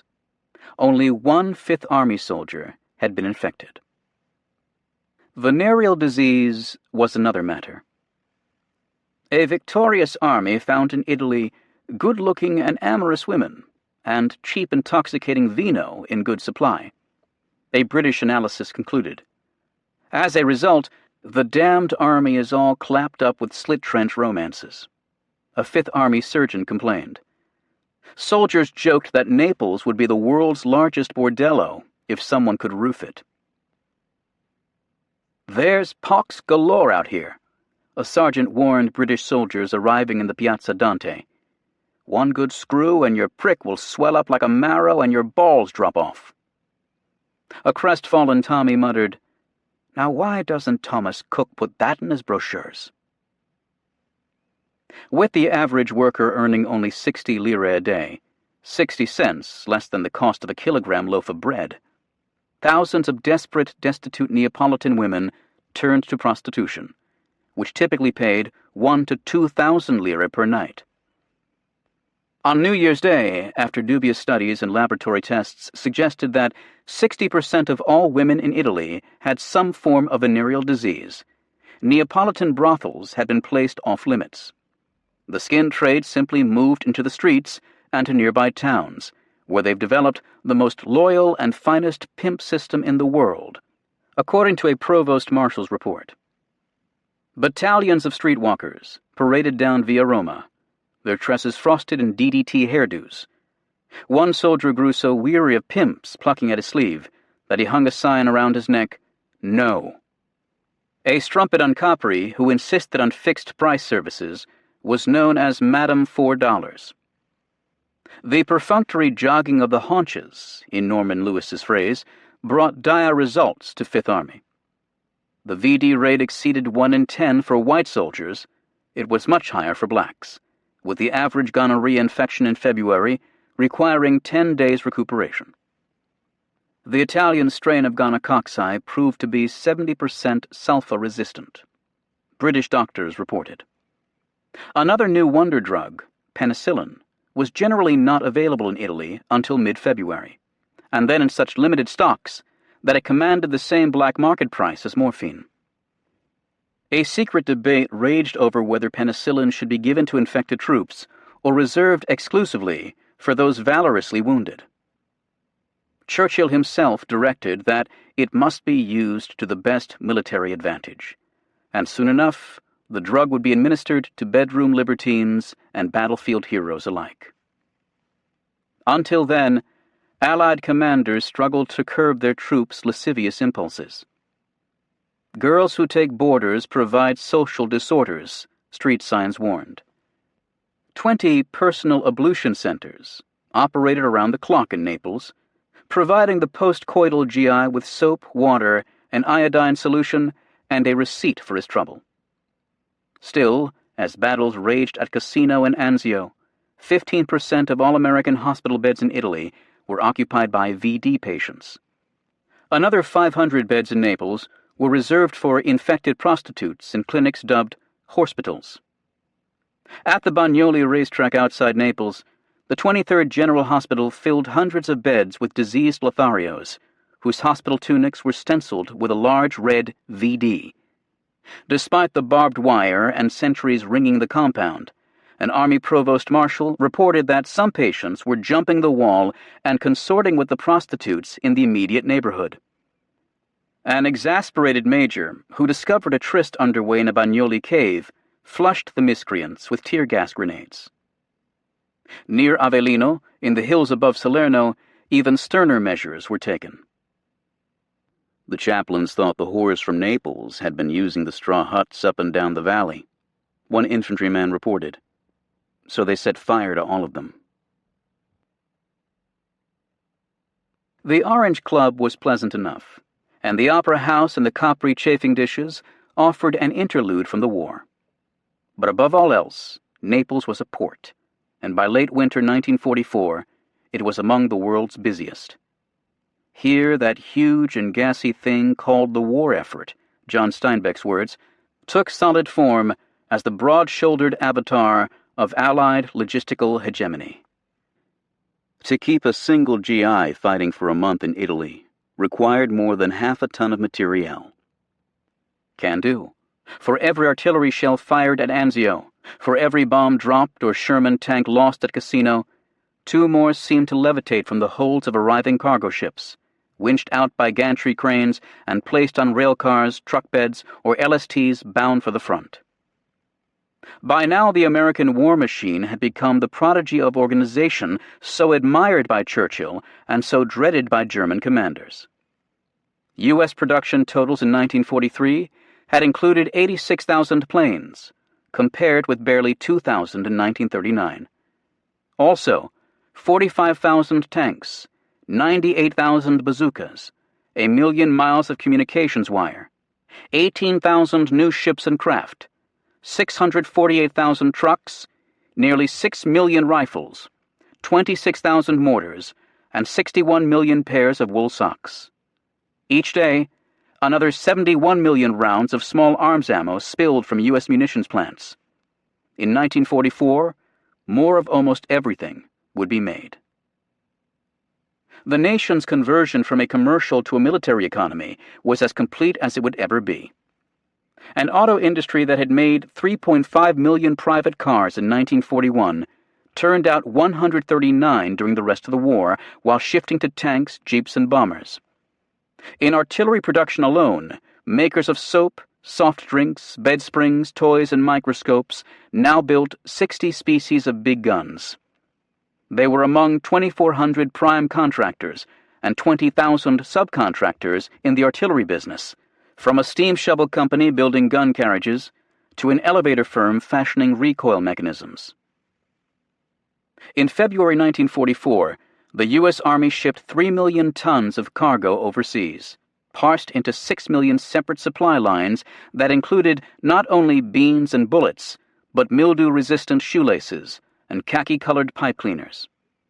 Enormous consignments throughout the war went to Allied armies under the Lend-Lease program, including 43,000 planes, 880,000 submachine guns, and enough cans of Spam that sardonic Russian soldiers called them second fronts. Inevitably, largesse fueled resentment. The constant irritation to have to live to a large extent on American bounty. As one British general acknowledged, Tommies couldn't help but bristle when the British Army's daily toilet paper allotment was 3 sheets per soldier compared to the U.S. Army ration of 22.5. The prodigy also was prodigal, nowhere more than in the Mediterranean. Pilferage and ineconomy meant that as much as 1 ship out of every 5 is stolen or wasted. The U.S. Army Supply Chief, General Brian B. Somervell, calculated in a letter to senior commanders on March 23rd. From Algiers to Naples, we are losing gasoline, oil, food, clothing, and other items which nobody can see why anybody would steal. Major General Everett S. Hughes replied from AFHQ headquarters. A Fifth Army study estimated that 2/3 of the Naples economy derives from transactions in stolen Allied supplies. Thieves punched holes in moving rail cars and tossed out the contents, or surreptitiously tapped fuel pipelines running to Foggia. Frank Gervasi reported that an entire trainload of sugar had vanished, along with the train itself. The sugar supposedly sold for 400 lire a kilo on the black market, while the engine and rail cars were traced to a steel mill scrap heap. Horse-drawn funeral hearses were found stuffed with stolen goods from the docks. Whispered offers, pork beef, could be heard in Neapolitan alleys, and a civil affairs officer claimed that even an uncrated German fighter plane could be bought on the black market. A separate prison was built at the port, where a drumhead court-martial heard up to 80 cases a day. Still, despite the 1,500 American MPs on duty in the city, it was said that local thieves could whip the gold out of your eye teeth while you're yawning. Norman Lewis described stolen Allied kit arrayed on the Via Forcella with a sign, "If you don't see the overseas article you're looking for, just ask us, and we'll get it." It hardly mattered. Total war was largely a German concept, conceived by General Erich Ludendorff as an alternative to the grinding stalemate of World War I. But the Americans had made it their own, stamping it with a Yankee efficiency and management genius that outproduced the Axis fourfold in heavy guns, fivefold in bombers, and sevenfold in transport planes. U.S. tank production in 1943 alone exceeded Germany's during the entire 6 years of war. In the last 18 months of World War II, Germany produced 70,000 trucks. The Allies collectively turned out more than 1 million. Even though Kesselring's divisions tended to get more men and material than other theaters, German forces in Italy had begun to feel a severe pinch as winter drew to an end. A dearth of fuel drums was followed by shortages of fuel itself. By summer, the allocation for Italy would be halved, and mechanics concocted ersatz fuel distilled from wine, the residue of grape presses, and even acetone, salvaged from varnish factories. Tire shortages forced a reduction of truck speed limits from 60 to 40 kilometers per hour, and led to experiments with wooden wheels. German motor pools contained 3,000 different types of vehicles, a melange that complicated spare part supplies. Wehrmacht quartermasters reported dwindling stocks of iodine, soap, insulin, plaster of Paris, X-ray film, insecticide, dentures, and glass eyes. Kesselring's total ration strength topped 1 million men, including the Luftwaffe and various support units, and the daily supply allocation was fixed at a lean 1 kilogram per man. Not least was the difficulty in also victualling 95,000 horses, which required 900 tons of fodder every day and 200 tons of horseshoes and nails each month. Shortages of trucks and of dray horses sometimes forced gun teams to harness oxen and even cows to pull their tubes. A scheme to produce German munitions in northern Italian plants collapsed when factory managers realized that virtually all raw materials would have to be shipped south from the fatherland, from coal and brass to tungsten and molybdenum. Allied quartermasters had their own woes, including shortages of 155mm ammunition, watches, and binoculars. The incessant shelling at Anzio also took a grievous toll in water cans and kitchen equipment, not to mention men. 300 varieties of ammo, from carbine cartridges to bunker busters, required extravagant inventory controls. Bi-monthly ordnance requisitions in sextuplicate weighed 60 pounds each. Fifth Army's supply arm, known as the Peninsular Base Section, by early spring of 1944, employed 65,000 soldiers. Like rear echelon troops in every war, they provoked snarling resentment among frontline veterans. One account called them the most hated folk in Italy, the Germans running a poor second. Yet it was only necessary to visit the shoe section in the 6th Corps supply dump at Anzio to sense the miracle of Allied preponderance. On any given day, clerks could instantly lay hands on new combat footwear, ranging in size from 4AA to 16EE. As the 5th year of carnage played out, more than ever, the total war had become a struggle not between rival ideologies or opposing tacticians, but between systems.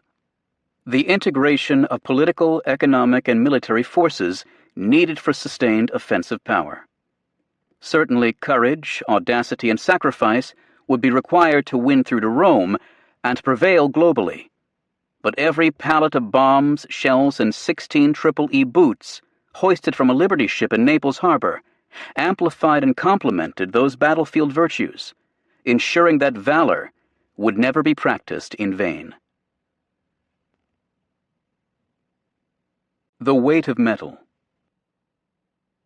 Of Italy's 116,000 square miles, none tormented Fifth Army more than the 600-acre swatch occupied by Cassino Town.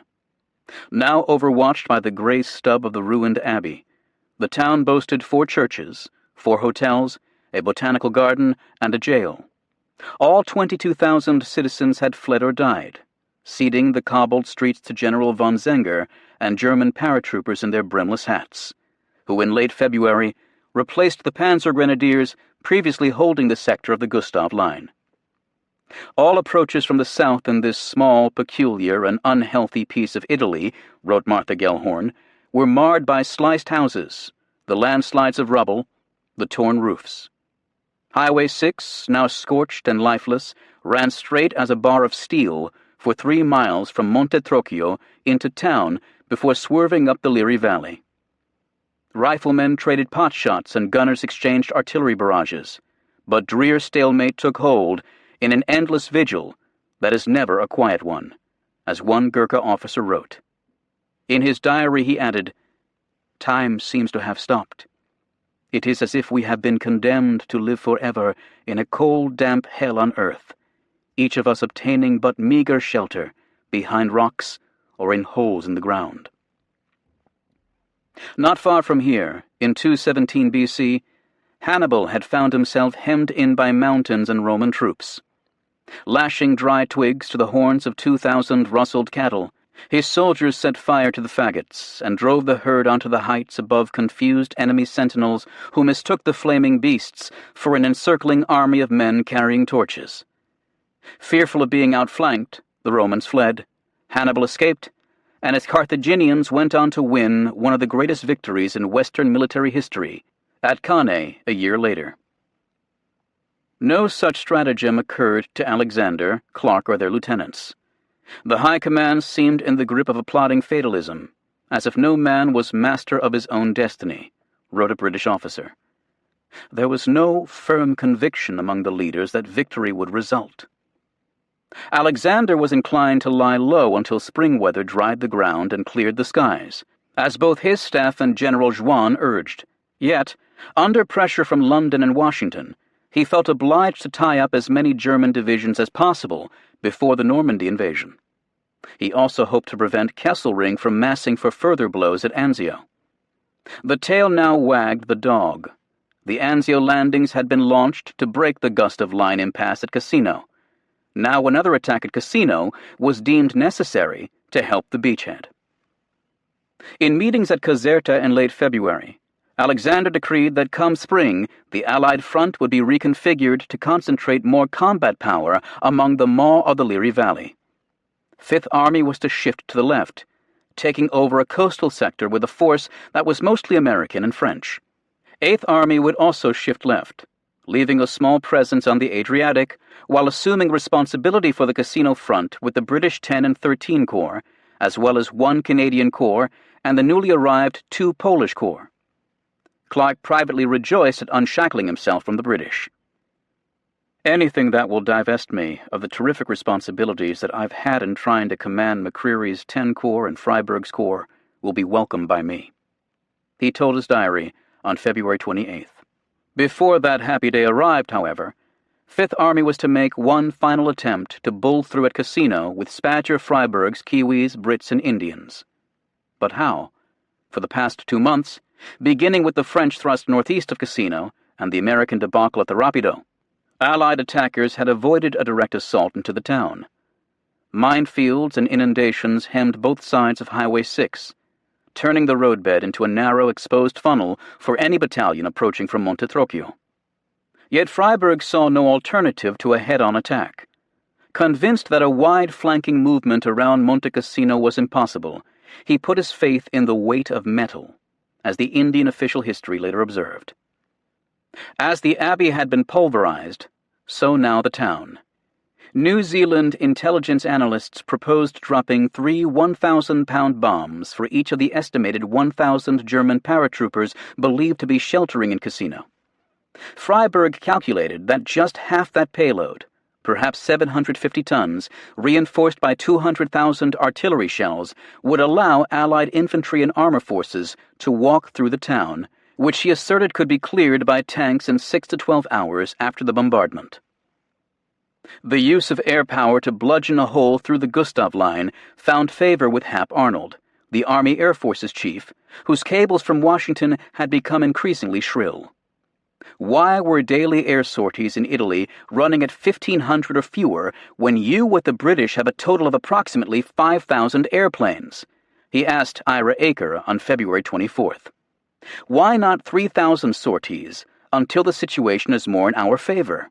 In a petulant letter a few days later, Arnold condemned the lack of ingenuity in the air action, adding, "We are all very greatly disturbed here at the apparent bogging down of the Italian campaign. Was it not possible to break up every stone in the town behind which a German soldier might be hiding? Such an attack could really make air history," he wrote. "The whole future of the air forces is closely knit into this whole problem." Behind Arnold's military advice lay a larger political calculus.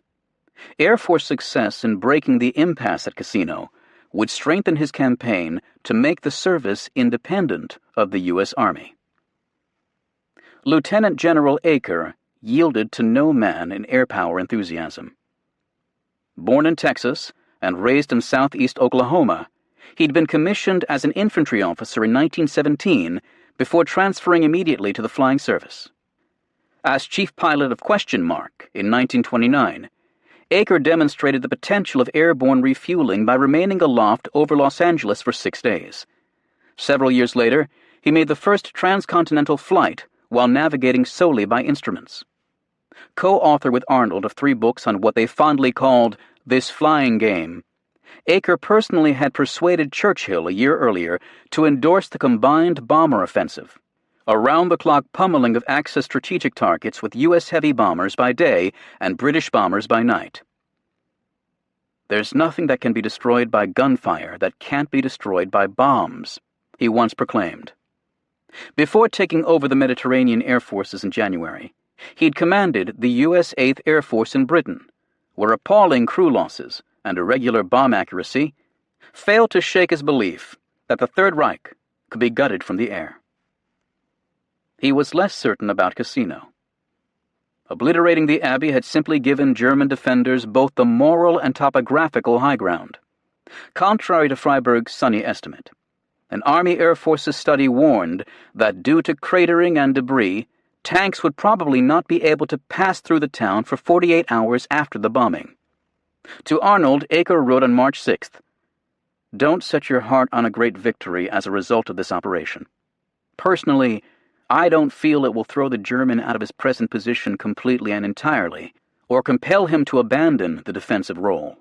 Unless ground forces attacked promptly, little useful purpose is served by bombardment. We shall go forward and capture Rome when the weather permits," Aker added, "and not before." Yet in the absence of a plausible alternative, the latter-day equivalent of flaming livestock, Freiberg's plan carried the day. After bombers flattened the town, the 2nd New Zealand Division, with help from Indian troops and American tanks, would occupy the ruins and forge a bridgehead across the Rapido, while Indian troops seized Monte Cassino and opened the Liri Valley for armored forces to trundle up Highway 6 toward Rome. The scheme was codenamed Operation Dickens, in honor of Charles Dickens, who, after visiting Monte Cassino Abbey, had written a lugubrious account of the deep sounding of its bell, while nothing is seen but the gray mist, moving solemnly and slowly, like a funeral procession. Freiberg insisted that the bombing coincide with 3 consecutive days of fair weather to dry the ground for attacking tanks. This demand fell on the 5th Army meteorologist, Captain David M. Ludlam, a former high school history teacher who had earned his Ph.D. at Princeton and who was admired for his panache in wearing pajamas to bed during the darkest hours at Salerno. Perhaps to encourage a favorable forecast, The actual bombardment of Casino Town was named Operation Ludlam. Alas, the honor failed to inspire meteorological favor. Beginning in late February, rain fell day after dreary day. The eponymous captain studied his weather charts from dawn until midnight, only to report yet again more rain. A week passed, then another. In the hills behind Monte Cassino, Indian troops waited in their soggy holes, emerging only at night to briefly stretch their cramped muscles. Sickness or battle wounds claimed another Indian soldier every 20 minutes on average. Naval Werfer fire raked the Allied positions, and by mid-March, 55 German mortars had been counted around Cassino. With the entire New Zealand Corps keyed to attack on 24 hours' notice, staleness, physical and psychological, was inevitable, as the official Kiwi history noted. Worse luck. On the afternoon of March 2nd, the able New Zealand Division Commander Howard Kippenberger climbed Monte Trocchio to survey the approaches along Highway 6 and tripped an undetected S-mine. The blast blew off one foot and mangled the other so badly that surgeons trimmed it away. In less than a month, Freiberg had lost his two best lieutenants, Tucker of the 4th Indian Division and now Kippenberger. Never in his legendary career had he faced so difficult an operation, Freiberg admitted in early March. The newly arriving commander of 13 Corps, Lieutenant General Sidney C. Kirkman, found Freiberg very gloomy about the proposed attack, and furious at Clark, who he complained had no ideas except to launch a succession of attacks, regardless of casualties. Unknown to Freiberg, Kirkman carried a note from the 8th Army commander, General Leese, authorizing him to take command from Freiberg if I saw fit. After several long conversations with the New Zealander, Kirkman chose to keep the warrant in his pocket, not least because Freiberg would have been most annoyed and humiliated. But Operation Dickens, he warned Leese on March 4th, would likely gain little and cost much. The ground was too boggy for a sprightly advance, and Allied reserves too meager to exploit any rupture in the Gustav Line. The ground grew boggier. Rain fell for a third week. Each evening, as twilight's gray tint faded to black in the west, the ravines and mountain roads leaped to life. Quartermasters hurried forward with supplies stacked in the beds of their grinding trucks, the cat's eye blackout lights creeping up the muddy inclines until the track grew too steep or the enemy too bold. Swaying mule trains clopped behind the ridgelines, moving no quicker than a mile per hour despite whispered exhortations from the skinners. Each animal could lug 18 mortar rounds or an equivalent load, and a report from the front observed that the mules are tranquil during shell fire. The Italian mule leaders are not. Only men could scale the steepest slopes, and panting bearers trudged toward the forward outposts with water cans and ammo belts lashed to their packboards, every ear cocked for the whine of a sniper's bullet or the telltale pumph of a mortar shell leaving its tube. At dawn, the landscape again grew still, except for greasy smoke spiraling from one detonation or another. German ambulances rolled down Highway 6 with impunity until observers spied armed troops climbing from the rear. Kiwi artillery sent the next one fishtailing back up the Liri Valley. Careless enemy soldiers risked the frustrated wrath of the entire 5th Army. A gunner on Monte Trocchio reported that when a solitary German strayed from his hole in Casino Town one morning, he was engaged by a holocaust of fire, including that of 8-inch howitzers. At 7 a.m. on Wednesday, March 15th, Clark and Grunther left the 5th Army command post in Presenzano and drove by jeep past Montelungo to Freiberg's headquarters near San Pietro. Captain Ludlam had at last delivered good news. His Tuesday night forecast reported that a frontal system over France yesterday morning has moved rapidly southeastward to provide perfect bombing weather in Italy for the Ides. Sunshine, dead calm, a few thin clouds. The long-awaited warning order, drawn from cricket terms, was broadcast to all units. Bradman will be batting tomorrow. Troops closest to Casino crept back 1,000 yards. After a brief stop in the New Zealand encampment, Clark and Grunther pressed ahead in a cavalcade that sped through Purple Heart Valley and past the rubble once known as San Pietro. Operation Ludlam had attracted an eager crowd, including Devers, Acre, Keyes, and Freiberg. Alexander appeared from Caserta in his own jeep, with a gaggle of reporters in tow. Dressed in his fleece-lined jacket and red cap, he appeared as calm, detached, and attractive as usual, one admirer wrote. In a letter to his 3 children a few days earlier, Alexander had sketched a child in a nightshirt watching a hag with a pointed hat sail past on her broom. So, the caption read, there are witches after all.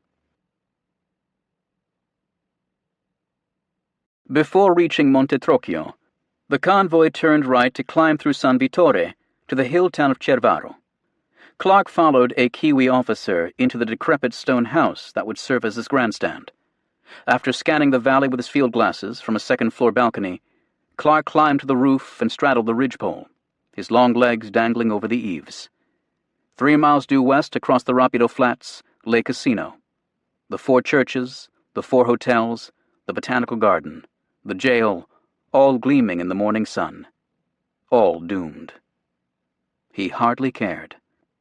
As of Tuesday, Fifth Army comprised 438,782 soldiers, 205,000 Americans, 172,000 British, 49,000 French, 12,000 Italians, and to each of them Clark felt responsible for breaking the stalemate in Italy by whatever means necessary.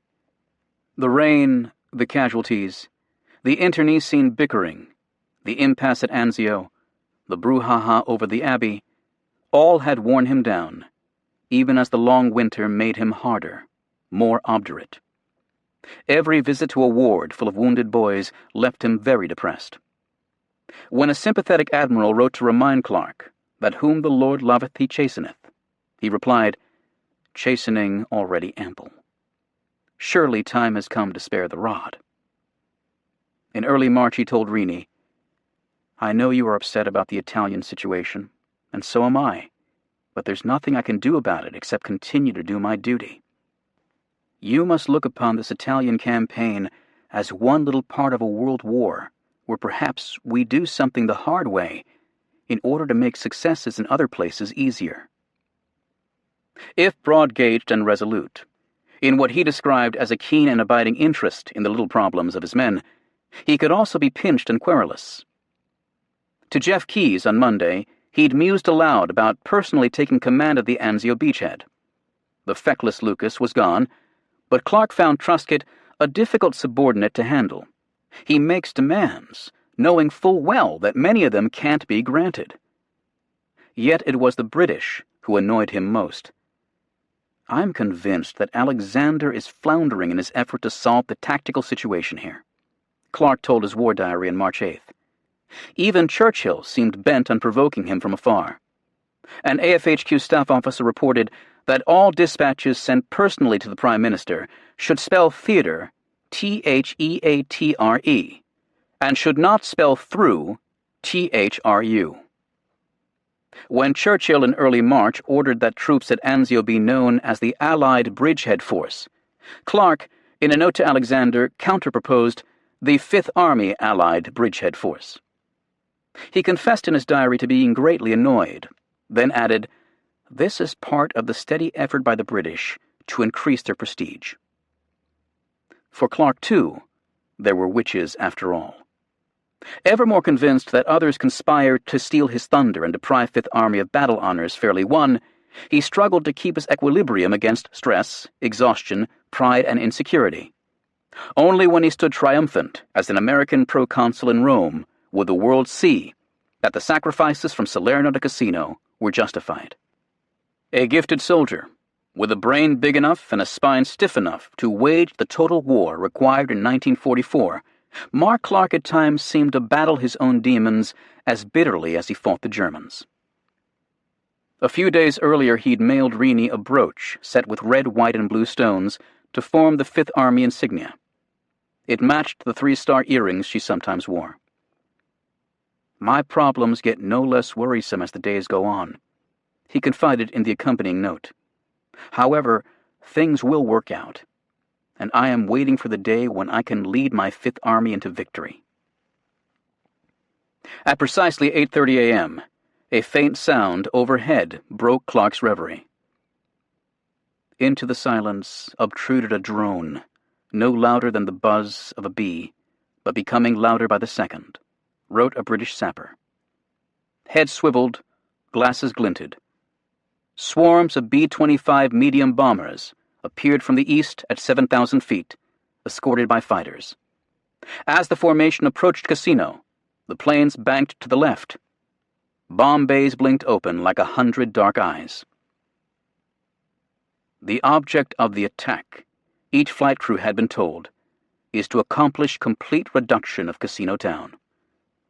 To terrorize German defenders, the lead squadrons were advised to attach whistling devices, known as screamers, to as many bombs as practicable. The planes carried only 1,000-pound blockbusters, with fuses set to detonate at basement depth 0.1 seconds after impact in the nose and 0.25 seconds in the tail. Bombardiers had no aim points other than a quarter-mile radius around Casino's heart. Medium bombers, the B-25 Mitchells and B-26 Marauders, were to strike the northern hemisphere known as A, while the heavies, the B-24 Liberators and B-17 Flying Fortresses, would hit the southern sector, B. No Luftwaffe fighters appeared, and only a few flak blossoms blemished the cerulean sky. The screamers screamed. Casino abruptly vanished. Sprout after sprout of black smoke leapt from the earth and curled upward like some dark forest, wrote Christopher Buckley. From Clark's ridgepole, it shuddered and swayed as each distant stick detonated. The first 800 bombs seemed to swallow the town in smoke and flame. Target cabbaged real good, a crewman in the lead bomber reported. Soon after the first mediums flew off, fortresses appeared, then more mediums, then more heavies, alternating between Sector A and Sector B. After a few minutes, I felt like shouting, "That's enough," wrote a Gurkha officer dug into a spur behind Monte Cassino. But it went on until our eardrums were bursting and our senses were befuddled. Between bomb payloads, nearly 900 guns fired artillery concentrations codenamed Lentil, Trotsky, and, improbably, Gandhi. For more than 3 hours, the squadrons appeared at 10 to 20-minute intervals. Some bombs drifted into 4th Indian Division positions, provoking an adjutant's cry over the radio, "Stop those damn maniacs." Even Freiburg was struck by the terrible one-sidedness of the spectacle. But Buckley, who had been in Warsaw on September 1st, 1939, wrote, "I remember from the evidence of my own eyes who was responsible for letting loose this terrible weapon." At 12:12 p.m., as the last B-26 flew from sight, a lone P-38 swooped across Casino, snapping reconnaissance photographs. They revealed buildings reduced to exoskeletons, a gray hive of door lintels and window frames, with the peaks of broken buildings still standing, but the overall landscape only a misshapen pile of rubble. Casino, the Army Air Forces reported, was as flat as a stone city can be. The photos also showed that many craters already had begun to fill with groundwater. Into the afternoon the artillery continued, 6 shells per second, sweeping that piled rubble until nearly 200,000 rounds had fallen on the town and adjacent hills. 2 New Zealand Corps divisions prepared to surge forward, the 2nd New Zealand through the town, and the 4th Indian across Monte Cassino's flanks. Clark left his rooftop, strode half a mile down the road toward the town for a closer look, then circled back to other observation posts in Cervaro, before once again dangling his legs over the eaves of his stone house. Alexander kept watch until 2 p.m. Nothing, he declared, could still be alive in the town. Aker, keen to help Hap Arnold in the sacred quest for Air Force independence, publicly announced, "Today we fumigated Casino, and I'm most hopeful when the smoke of today's battle clears, we shall find more worthy occupants installed with little loss to our men." He should have known better. Even before the bomb runs ended, it was evident that more than a few payloads had fallen wide. At 10:15 a.m., several dozen liberators plastered Venafro, 11 miles from Cassino. 6 bombs hit the town, and others splattered across an adjacent mountain. At 10:30, another liberator group struck Venafro, followed by yet another at 11:25. Bombs battered General Join's headquarters, killing 15 French soldiers and wounding 30 others. More bombs hit the 8th Army command post in a glade near Venafro, ripping open a mess hut and sending staff officers diving beneath their desks. "Ah," said General Leese upon returning to his headquarters, "I see our American friends have called." In an icy phone call to Clark, Leese said, "Tell me, as a matter of interest, is there anything we've done to offend you recently?" Other bombs fell on the 4th Indian Division, the 3rd Algerian Division, a Moroccan military hospital, and a Polish bivouac. In a dozen incidents of imprecision during a 2-hour period, nearly 100 Allied soldiers died, and another 250 were wounded. In Venafro alone, as many as 75 civilians were killed. Of 2,366 bombs dropped in Ludlam, more than 300 were jettisoned or aimed at the wrong target. Less than half the total payload landed within a mile of central Cassino, while fewer than 1 bomb in 10 struck inside the 1,000-yard radius of sectors A and B. Investigators found that flight leaders had flown no previous reconnaissance of the area. Some commanders treated Ludlam too casually. Heavy bomber crews, accustomed to hitting targets deep in enemy territory, often lacked the finesse required for a target tucked among friendly forces. 15th Air Force also permitted bomber groups to select their own altitudes, and most flew too high, despite the lack of enemy opposition. In the 459th Bomb Group, a malfunction in Liberator Dog 1-2 caused 4 bombs to drop prematurely. 3 other planes followed suit, despite orders to salvo their bombs only when the flight leader did. Similar violations in other groups precipitated a contagious release throughout the entire attack unit.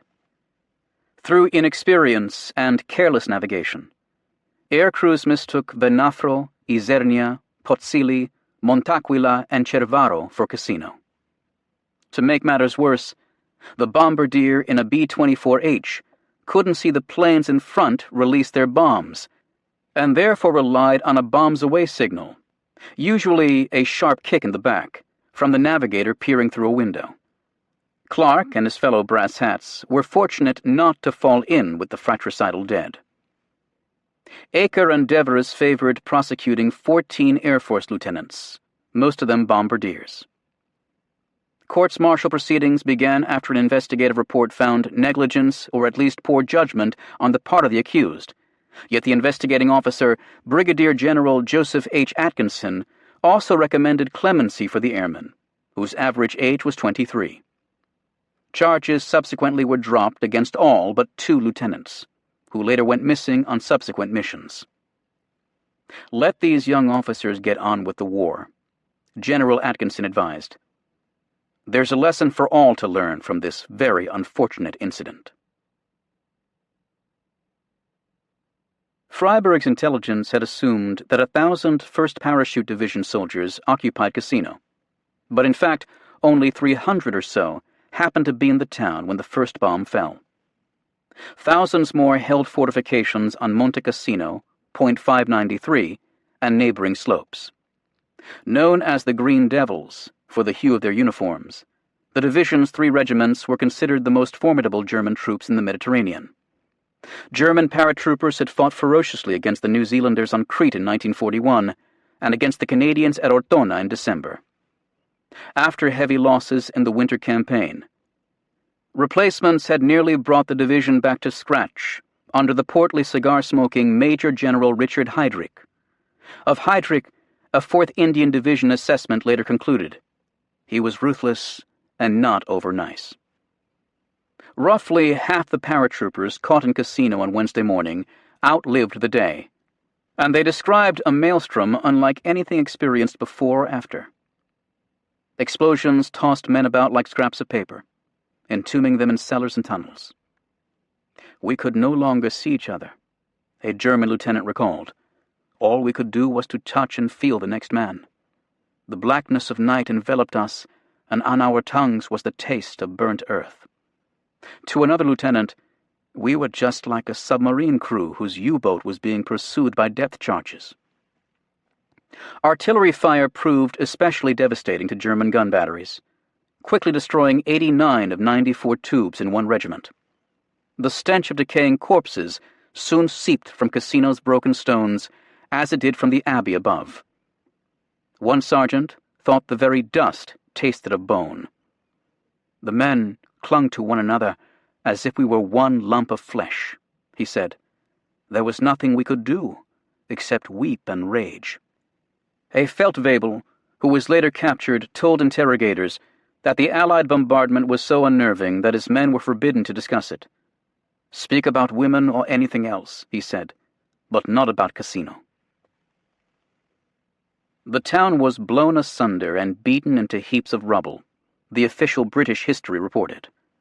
Yet hundreds of bombs and thousands of shells failed to pound the town to powder, contrary to Allied expectations, nor were the surviving defenders rendered comatose as planned.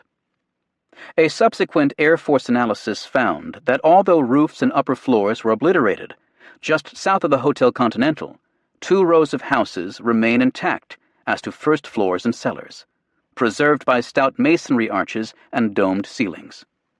The Continental's basement also survived, along with various immensely solid cellars, dugouts, caves, and a long tunnel from the Roman Colosseum to Castle Hill. Munitions specialists later concluded that the .025-second tail fuses caused bombs to detonate just after punching through casino roofs. Better to have set a slower fuse to penetrate deeper into the buildings, and to have followed them with incendiary bombs that would have ignited splintered wood timbers and smoked out any survivors. Other paratroopers survived in steel bell-shaped bunkers designed for 2 men, but into which as many as 6 squeezed during the attack. Bombs falling 3 to 4 yards from a pillbox lifted it out of its position without seriously harming the men inside, a prisoner later reported. Under orders from Wiedinghoff's 10th Army, General von Zenger told Heydrich to stand fast. The paratrooper commander eagerly agreed, convinced that he held an impregnable redoubt. Heydrich believed, he later said, that Cassino was so ideally situated from a defensive standpoint that no frontal attack could have succeeded. Dust-caked paratroopers dug out of the rubble, stood to arms, then dug back in to prepare for the inevitable Allied assault. Sappers shored up the sagging ceilings and cellars around the Continental. The conversion of Cassino from Crossroads Market Town to stand-or-die citadel was complete. Still, Acre continued to talk as if the Air Force had unlocked the gates of Rome. The Germans would do well to bear in mind, he told reporters, that what we've done to Fortress Cassino on the Ides of March, we will do to every other position they decide to hold. 350 Allied tanks waited in the shadows to sweep through Cassino at 1 p.m. on Wednesday as a single New Zealand infantry battalion tramped south on Via Caruso along the Rapido River. Pushing into the smoke-draped town, the Kiwi riflemen found a perplexing and dangerous shambles, with entire blocks reduced to sprawling cairns of stone and brick. As scouts crept past the broken walls of the city jail, a spatter of picket fire broke the silence. Bullets nickered overhead, and the cough of mortar tubes carried from Monte Cassino's lower slopes, along with the demented whine of a German machine gun. The planned pace of 100 yards advance every 10 minutes slowed to 100 yards an hour. A squadron of Sherman tanks also trundled into Cassino, pitching up and down across the rubble like a flotilla headed into a stormy sea, as the New Zealand official history described it. Crews dismounted with picks and shovels to clear the road for a few yards advance, only to find bomb craters so deep, so wide, and so plentiful that sappers would have to build bridges across them, some as long as 70 feet. After surveying the pocked landscape, now lashed with plunging fire from Monte Cassino's east face, Kiwi engineers calculated that they would need 2 days to bulldoze a path to the town center, even in peacetime. Teeming rain fell at dusk, mocking Captain Ludlam's forecast and quickly turning the craters into moats. A 2nd Battalion followed the 1st into town. Ordered to capture the rail station on Casino's southern lip, the riflemen failed even to reach Highway 6 in the moonless labyrinth, each soaked man clinging miserably to the bayonet scabbard of the man in front, as Fred Match Delaney recounted. In the dying light, a single intrepid company had scaled the sheer hillside below the Rocca Gianula. Seizing the ancient Bailey walls and the crumbling Abbott's Keep on point 193, known as Castle Hill. It was the first good news of the day, and the last. Heydrich's paratroopers held several strong points on the rising ground of Casino's southwest quarter, including the Hotel Continental, the Hotel de Roses, and a palazzo known as the Baron's Palace. Each commanded views of Highway 6 in both directions. Hours passed before Kiwi reinforcements surged into the fight, and they amounted to a single rifle company. Not for 2 days would as many as 3 battalions invest the town. By noon on Thursday, March 16th, only 9 tanks could be counted in Casino, most of them immobilized by debris, craters, and galling fire. Rain and shellfire ruined radios and cut phone lines, leaving isolated companies to fight a dozen desperate, disconnected battles. Momentum stole away, and with it the chance to win through. The great armored fleet waited in the shadows, listening for a summoning trumpet that never sounded. Several hundred feet above the town, the 4th Indian Division had its own miseries. 2 companies of Rajputana rifles reached Castle Hill with orders to seize the upper hairpins on the Via Serpentina. But artillery chopped 2 trailing companies to pieces, scattering the survivors and killing or wounding the battalion officers almost to a man. Another battalion, the 9th Gurkha Rifles, scuttled 600 yards across the mountain face through gusts of mortar and machine gun fire. One wounded captain commanded his company from a stretcher while clutching a pistol. By dawn on Thursday, March 16th, the Gurkha vanguard held Hangman's Hill, a prominent shoulder only 300 yards from the Abbey walls. However valiant, the feat proved a mixed blessing for Freiberg and his commanders. This isolated 8-acre lodgment of 500 Gurkhas on a steep brow of limestone became a moral lien on the efforts of the Corps, as the official Kiwi history acknowledged. Operation Dickens quickly became as much about supporting the doughty, beleaguered Gurkhas as about breaking into the Leary Valley. Beleaguered they were. The fire was so heavy we could not lift our heads up, one survivor recalled. Riflemen built breastworks from stacked corpses and rummaged through the haversacks of dead comrades for crackers and grenades. Medics equipped with just scissors and pocket knives amputated limbs in an open culvert. A courtyard well in a ruined farmhouse provided water, whose sharp flavor was found to derive from a dead mule at the bottom. Indian porters ordered to Hangman's Hill mutinied rather than cross half a mile of shell-swept no-man's land. After the 2nd day, resupply came only by air, in belly tanks dropped by A-36s from 50 feet or by parachute. Gurkhas marked their position with colored smoke, which German paratroopers quickly mimicked to confuse the pilots. In 160 sorties, most bundles tumbled out of reach, including bags of blood for transfusions that floated onto the Abbey to be seized by German surgeons. Enough food and ammo fell within the perimeter to sustain the little redoubt on very short rations. A cask of rum helped comfort the wounded in their culvert. Yet, unable to ascend or descend, tormented by mortar fire and creeping snipers, the Gurkhas remained marooned hour after hour, day after day. Surely, a Gurkha officer, E.D. Smith, wrote in his diary, "It's pointless to keep on attacking the monastery defenses." He added, "God help us all." An anxious Clark kept vigil at Presenzano, where the grumble of distant guns spilled down the valley like a drum roll. Hesitant to intrude on Freiberg's fight, Meddling in a subordinate's tactical operation was considered bad form. Clark seethed at the plodding pace of the New Zealand attack.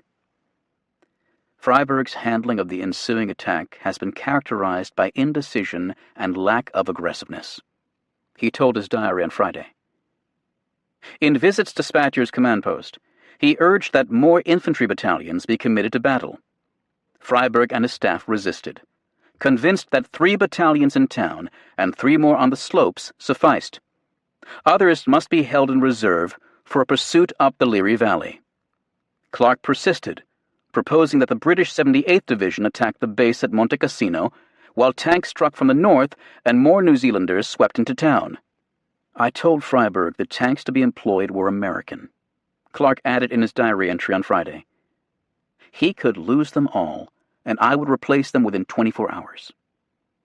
Freyberg replied that when casualties in the 2nd New Zealand Division reached 1,000, he intended to abandon the attack unless success seemed imminent. By Saturday, Clark's exasperation was bitterly terse. Freyberg's not aggressive, is ponderous and slow. Whether additional firepower could have sundered the German line is problematic. Kiwi riflemen had captured Cassino's rail station and fought through the charred botanical gardens to within 200 yards of the Hotel Continental. "Push on! You must go hard!" Freyberg urged. But an attempt to capture the hotel, through the servants' entrance, by swarming downhill from the hairpin turn known as Point 202, ended badly. Machine gun slugs cut down the lead attackers and sent others scampering back up the slope. Freyberg finally threw a 4th battalion into the town late on Saturday, but paratroopers had reinforced their strongpoints, as well as the battered houses below Castle Hill. Almost every building or stump of a building contained a sniper's or machine gunner's post. The New Zealand Corps noted. The town was a place of unexpected encounters. Paratroopers re-infested structures already cleared. 40 Maoris would share a house with the enemy for 3 days, occasionally shooting through the walls, and a dressing station was evacuated from one cellar so that Sherman tanks could blast an enemy machine gun nest on an upper floor of the same building. Soldiers began referring to Cassino as Little Stalingrad. On Sunday, March 19th, as the battle for the town stalemated, 2 death struggles on opposite faces of Monte Cassino decided the battle for the mountain. Just before dawn, 300 paratroopers bounded down the slope from the Abbey, green ghosts skidding on the scree and shooting from the hip. An outpost of Essex and Rajputana soldiers at Point 165 was said to have disappeared in a smother of enemies. Moments later, howling Germans beat against the Bailey walls from 3 sides on Castle Hill. Stick grenades twirled over the parapets into the inner courtyard, where 150 defenders fired their Brens and Tommy guns through arrow loopholes. Scarlet, green, and orange tracers spattered off the walls, and German mortar rounds crashed among the tumbled stones in great sprays of red and silver. An arcing signal flare after 20 minutes recalled the attackers, but as night thinned in the east, they struck again, hammering the castle gate like insolent Saracens while Heydrich's gunners in the town below added more streams of fire. A sniper's bullet drilled the British commander through the brain. We talked a bit, and then he died, a fellow officer later reported. But once again the defenders, now reduced to barely 60 men, beat back the attack. In a third assault at 9 a.m., 8 paratroopers drew close enough to detonate a demolition satchel beneath a buttress on the west wall. Dust and smoke billowed through the Bailey, and 22 Essex soldiers lay interred beneath the masonry. Yet every German who leaped into the breach was cut down with savage bursts of gunfire from the courtyard. Tommies ran the gauntlet from Via Caruso up to the castle keep, lugging sandbags stuffed with ammunition. Mortar barrels glowed like pokers in a hearth. After 1,500 rounds, several tubes lay bent and useless. By early afternoon, the shooting had subsided to a sullen bicker, and Castle Hill, unconquered, was paved with dead paratroopers. Every Essex officer was dead or wounded. A captured German sergeant major offered congratulations, and, lacking a sword, tendered his fur-lined gloves as a trophy. But the 4th Indian Purchase on Monte Cassino's eastern slope was more precarious than ever. 2,000 yards across the crest, below the mountain's west face, the second struggle also played out on the Sabbath morn. Over the past 2 weeks, sappers had built a rough road along Snake's Head Ridge, using bulldozers and tons of explosives to chew through the limestone. With orders to cause chaos and consternation in the ranks of the Hun, not unlike Hannibal crossing the Alps with his elephants, an armored fleet moved south in 2 columns on the Virgin Road at 6 a.m.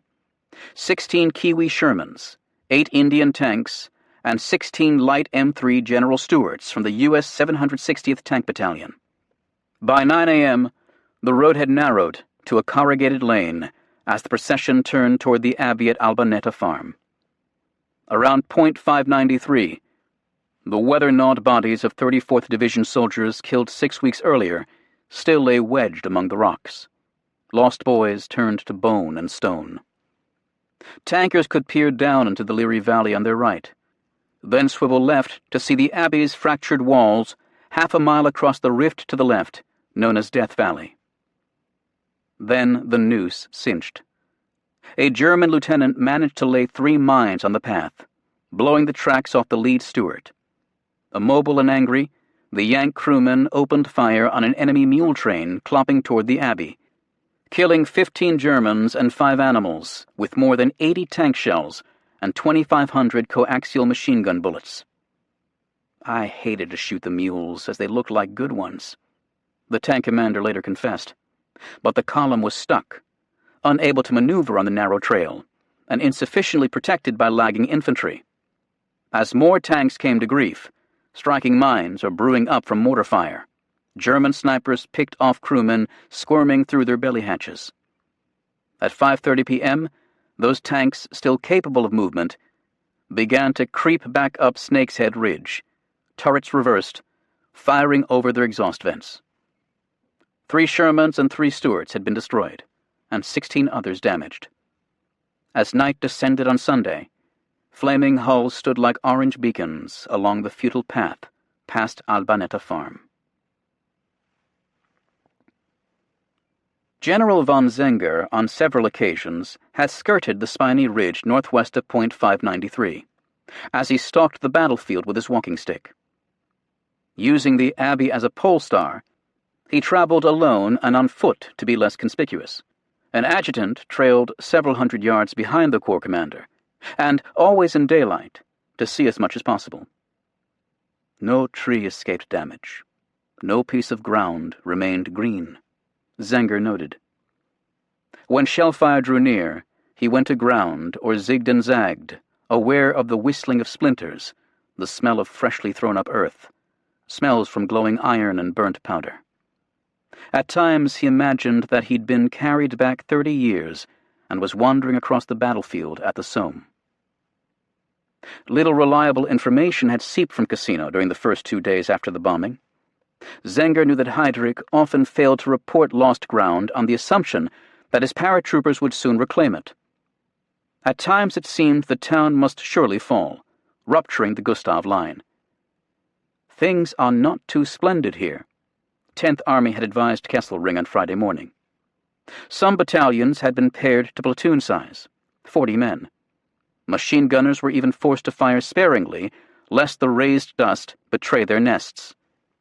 Zenger hoped for more rain.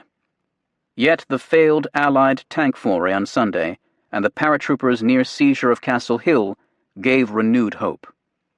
Entrenched Germans held the Abbey ruins with mortars, machine guns, and phones linked to a network of artillery observers. No one heeded the addled monk flitting through the ruined cloisters. Allied smoke was noxious. On Saturday alone, 22,000 smoke rounds had been fired in an effort to blind the German observers. But the paratroopers simply donned their gas masks, which also mitigated the stench of decay. Falling smoke canisters caused a number of unpleasant wounds, but Indian troops themselves complained that the smoke screened nothing from nobody. As for the town, Zenger thought the initial Allied attacks lacked urgency. enemy assault companies continued to butt against German strongpoints rather than skirting them to let follow-on forces mop up. The rubble cannibalized Allied armor, and German gunners, if overmatched, managed to mass fires with artillery, rockets, and even anti-aircraft guns. Much had been learned from the catastrophes at Stalingrad and Ortona about urban warfare. Savage fighting remained, but there was a chance the town would hold. Perhaps the most heartening sign came from the irascible Heydrich, who, despite Zenger's offer to reinforce him with an entire Panzer Grenadier regiment, balked at sharing the glory of defending Cassino with any forces not wearing paratrooper green. General Freiberg also prowled the lowering hills. One morning, he stopped within mortar range of Monte Cassino to listen for nightingales, and he was reaching the same conclusion as his German adversary. The town would not fall.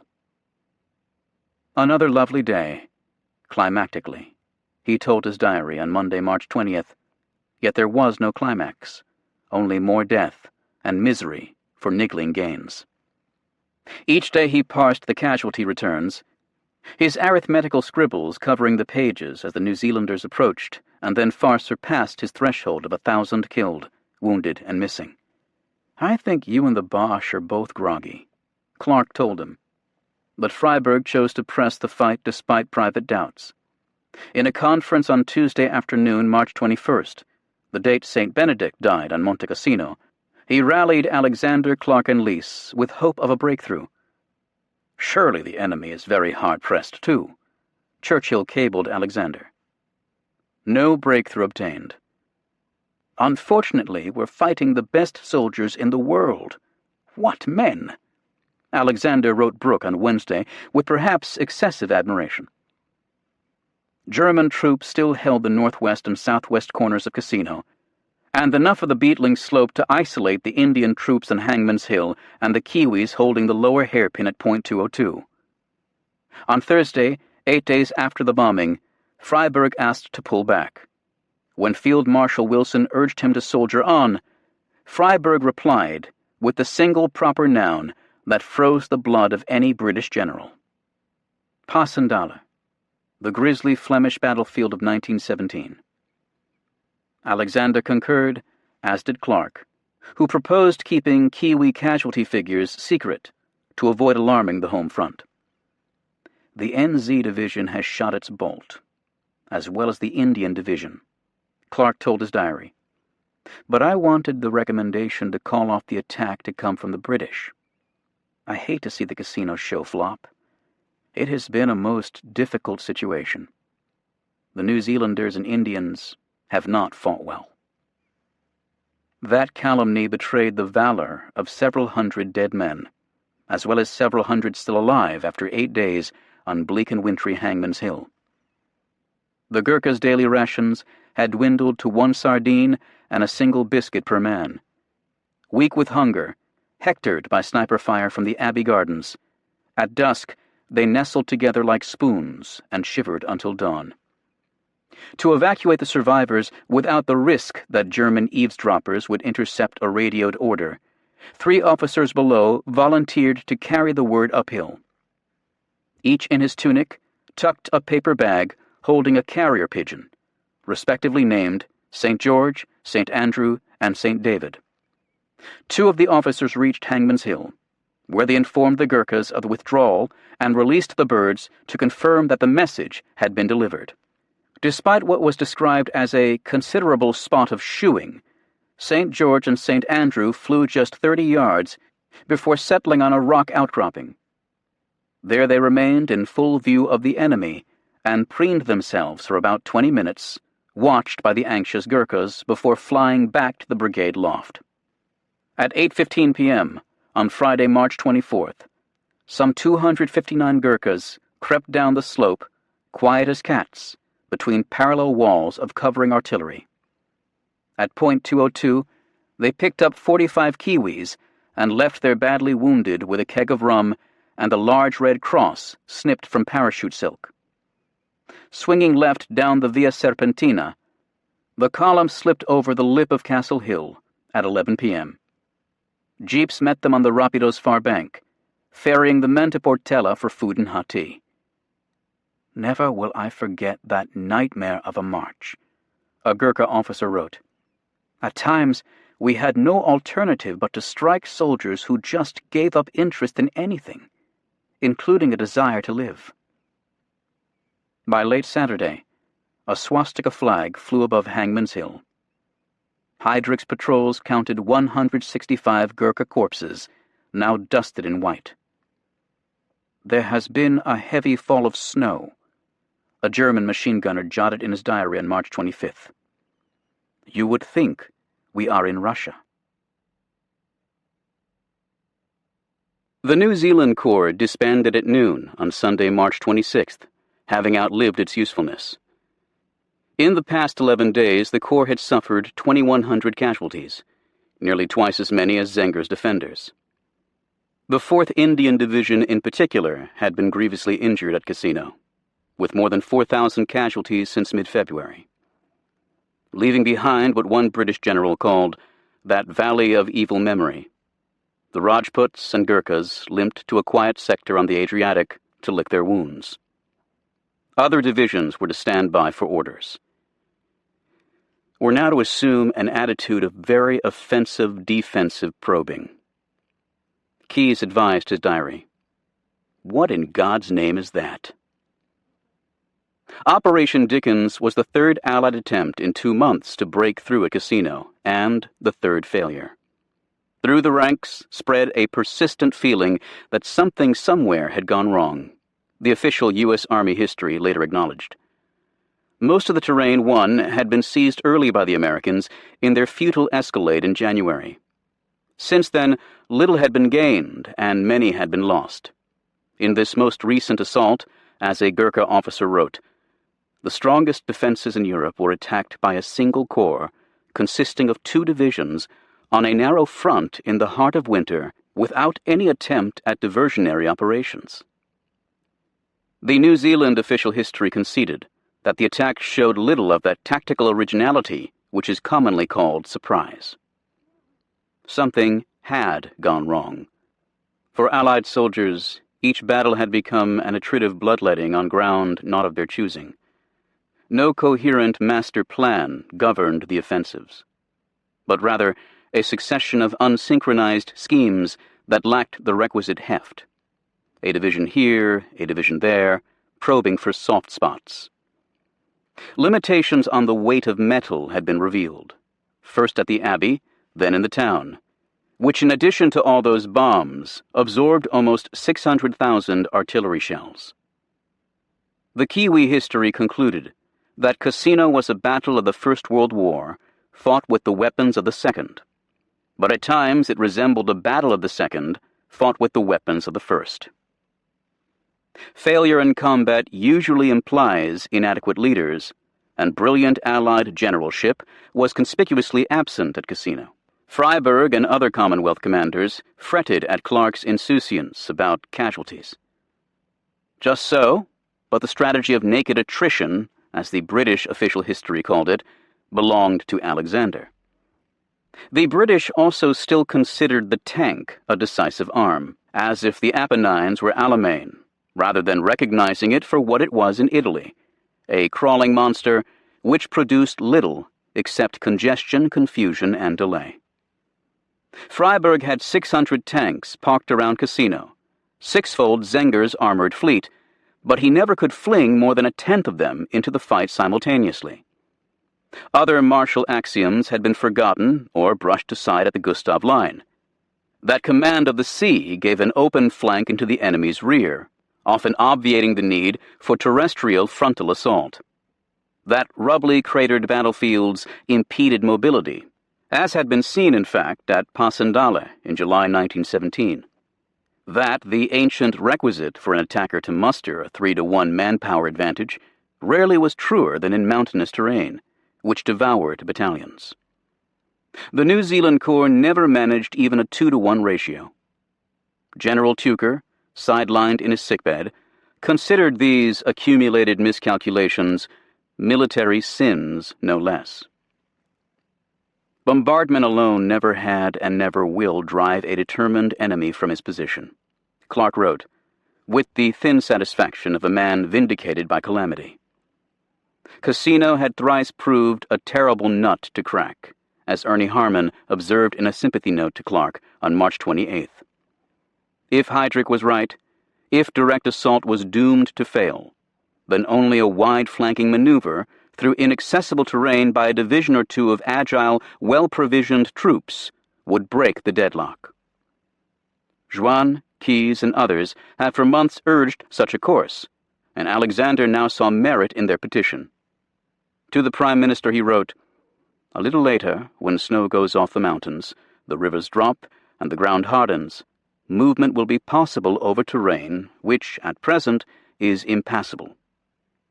Churchill, whom one British strategist described as the presiding deity throughout this soft underbelly campaign, replied sourly, "The war weighs very heavy on us all just now." It weighed heavy on the far side of the mountain as well. Zenger continued his lonely tramps over hill and dale, proud to still hold the superior high ground. Hangman's Hill, Point 593, the Abbey itself, all remained in German hands. Yet Zenger was too good a soldier for self-delusion. All this, he wrote, did not blind me to the fact that our successes were of a temporary nature. Dragonflies in the Sun.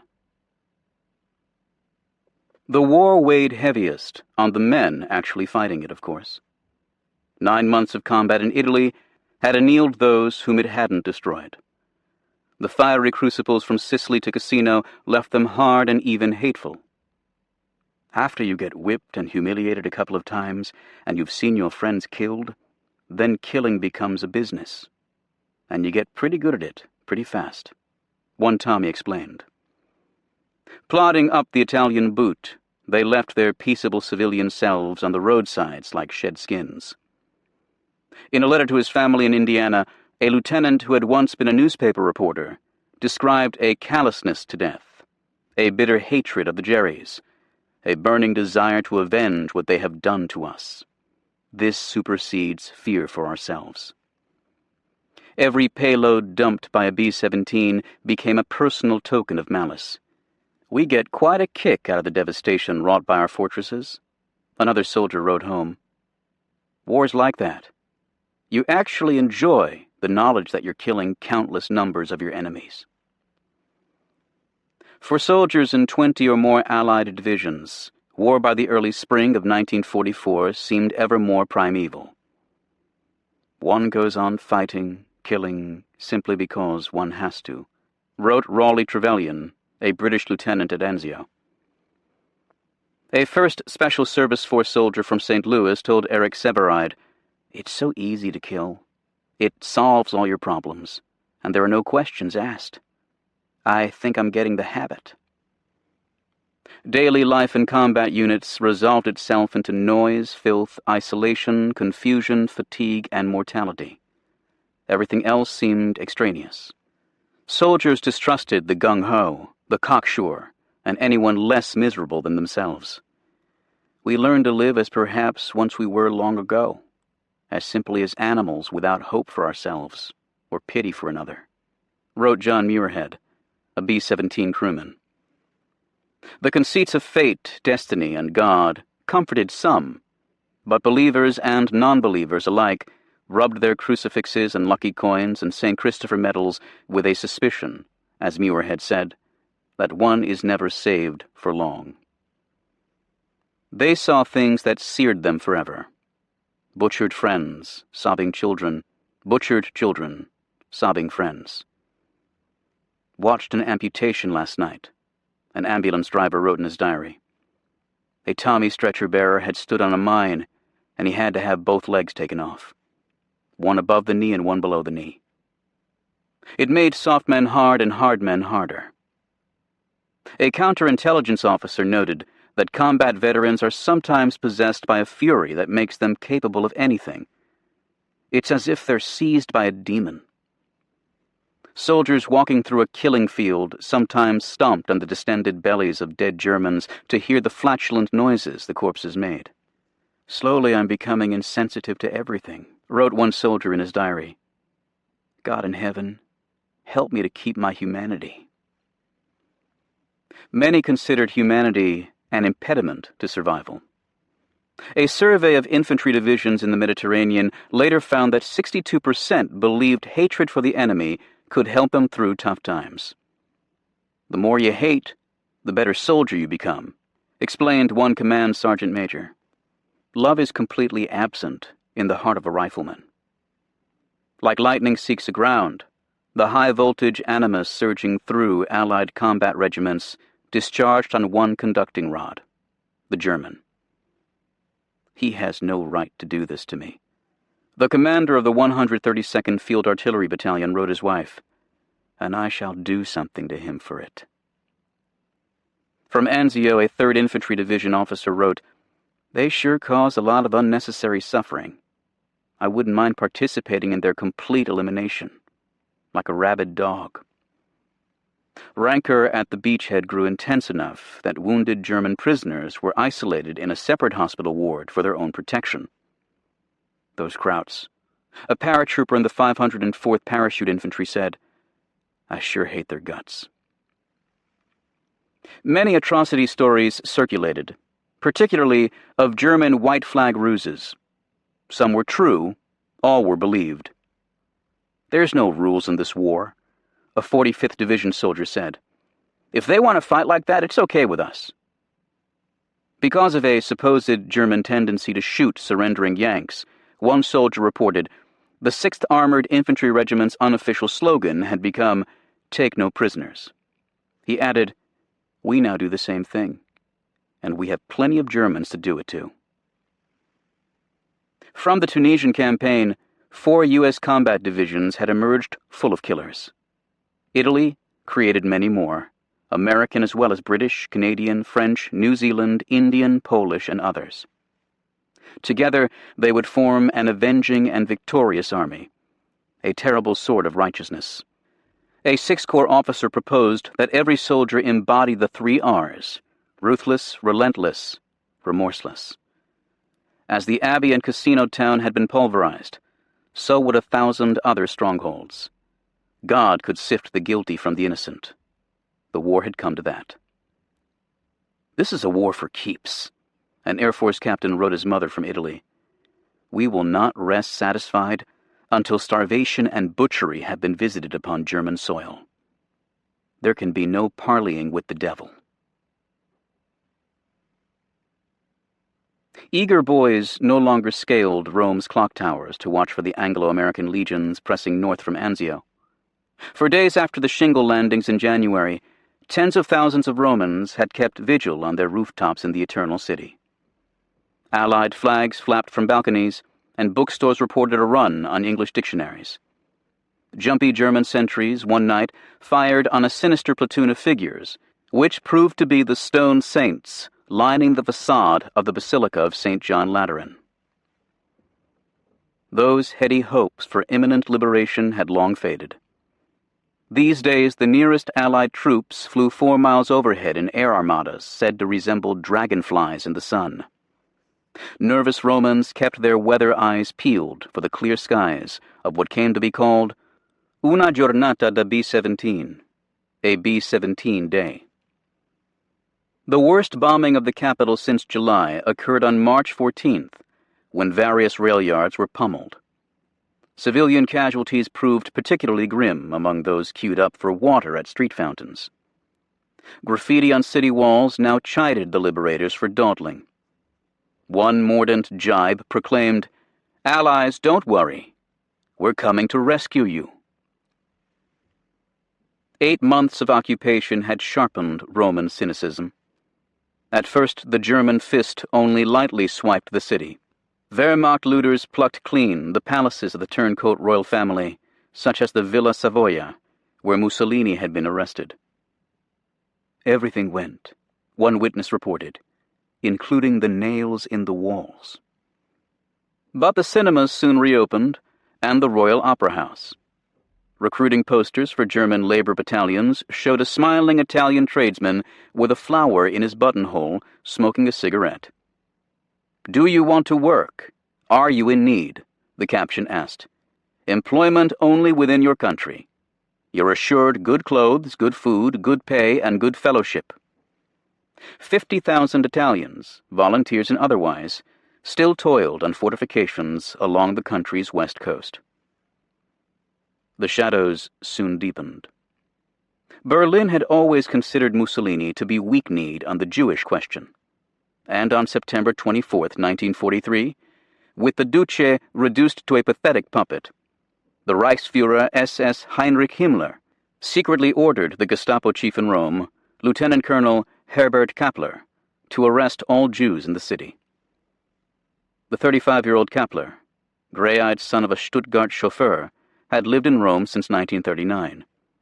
He was described as intolerant, cold, vengeful, unhappily married, and with interests in Etruscan vases, roses, and photography. When he grew annoyed, the dueling scar on his cheek reddened. 2 days later, Kappler gave Jewish community leaders 36 hours to deliver 50 kilograms of gold or face the deportation of 200 men. On September 28th, a convoy of taxis and private cars pulled up to the Gestapo headquarters at Via Tasso 155 number with the ransom, which was laid on a scale pan amid much haggling over the last gram. 3 weeks later, at dawn on Saturday, October 16th, stormtroopers swept through the Roman ghetto anyway, seizing 1,200 Jews. 16 of them survived the war.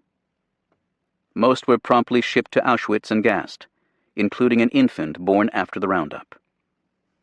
Mussolini on December 1st ordered the arrest of all Jews living on the national territory. Italians showed admirable pluck in sheltering Jewish compatriots. Nearly 5,000 hid in Roman convents, monasteries, and the Vatican. More than 40,000 Jews in Italy would survive the war. Nearly 8,000 perished. Even for Romans not facing extermination, the occupation winter proved long and grim. Several 100,000 refugees crowded the city, felling trees and chopping up park benches for firewood. Electricity supplies grew erratic. Alternating neighborhoods went without power 2 nights each week. Tuberculosis and infant mortality spiked. Kesselring's retreat to the Gustav Line hampered efforts to feed the city, for much of Rome's granary lay in southern Italy. The destruction of supply trucks by Allied warplanes further complicated the task. Prices doubled and would redouble by early summer. Hungry livestock could graze on the new spring grass at the Villa Borghese, but the Romans had begun to starve. On downtown sidewalks, women peddled their furs, scholars their books, children their shoes. The daily bread ration dwindled to the equivalent of 2 slices per person, from loaves made with ground chickpeas, maize flour, elm pith, and mulberry leaves. As spring arrived, so did bread riots. After one bakery was ransacked, SS troops dragged 10 Italian women to a nearby bridge and shot them as they faced the Tiber. Terror also doubled and redoubled. Black shirts, finding a film too tedious, shot up the screen. Another thug with a submachine gun leaped on stage at an opera and threatened to murder those who failed to stand for the fascist anthem, Giovanezza. In the central telephone exchange, 500 eavesdroppers reportedly listened in on local phone calls. Men were plucked from trams or rounded up in the Via Nazionale for labor battalions, with no mention made of good pay or good fellowship. A priest condemned for subversion blessed his firing squad as they shouldered their rifles. Soon half of Rome was said to be hiding the other half. Interrogators in the Via Tasso extracted confessions by pushing pins through a suspect's penis, or by stuffing his ears with cotton and lighting it. Others had their shoes removed and their toes inserted between the cylindrical drum and base plate of a mimeograph machine. They pulled out the hairs of my mustache, and by means of screws and a steel bar, they compressed my temples until I thought my eyes were going to burst out. a survivor said of his interrogation on the night of March 18th. On the eve of his execution, one man scratched a message on his cell wall. "From my mother I ask forgiveness, because in being faithful to myself, I must be faithless to her love. Long live Italy."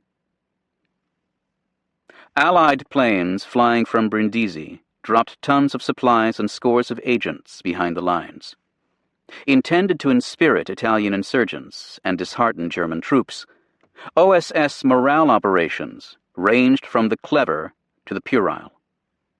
Scattered pamphlets listed the bombed streets in every German city.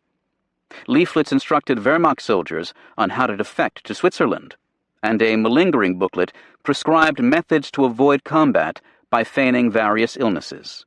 Scheisse, shit stickers, mimicking the runic double S of the SS, were designed to be licked on the tongue and slapped on a wall in an instant. Small stencils could leave a painted message in 7 seconds, including one in Italian that read, "Germans out."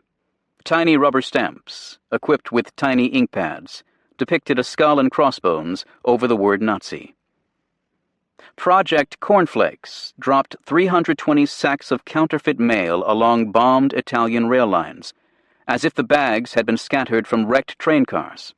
Some envelopes, carefully franked with German postmarks, included forged subversive letters and copies of Das Neue Deutschland, the ostensible newspaper of an underground peace party. A Father Schiller, who wrote a column advocating German capitulation, was in fact a pair of U.S. Army sergeants. In Rome, the OSS by March 1944 had established a dozen observation posts on the main roads leading from the capital, with coded information about traffic radioed to the Anzio beachhead several times a day.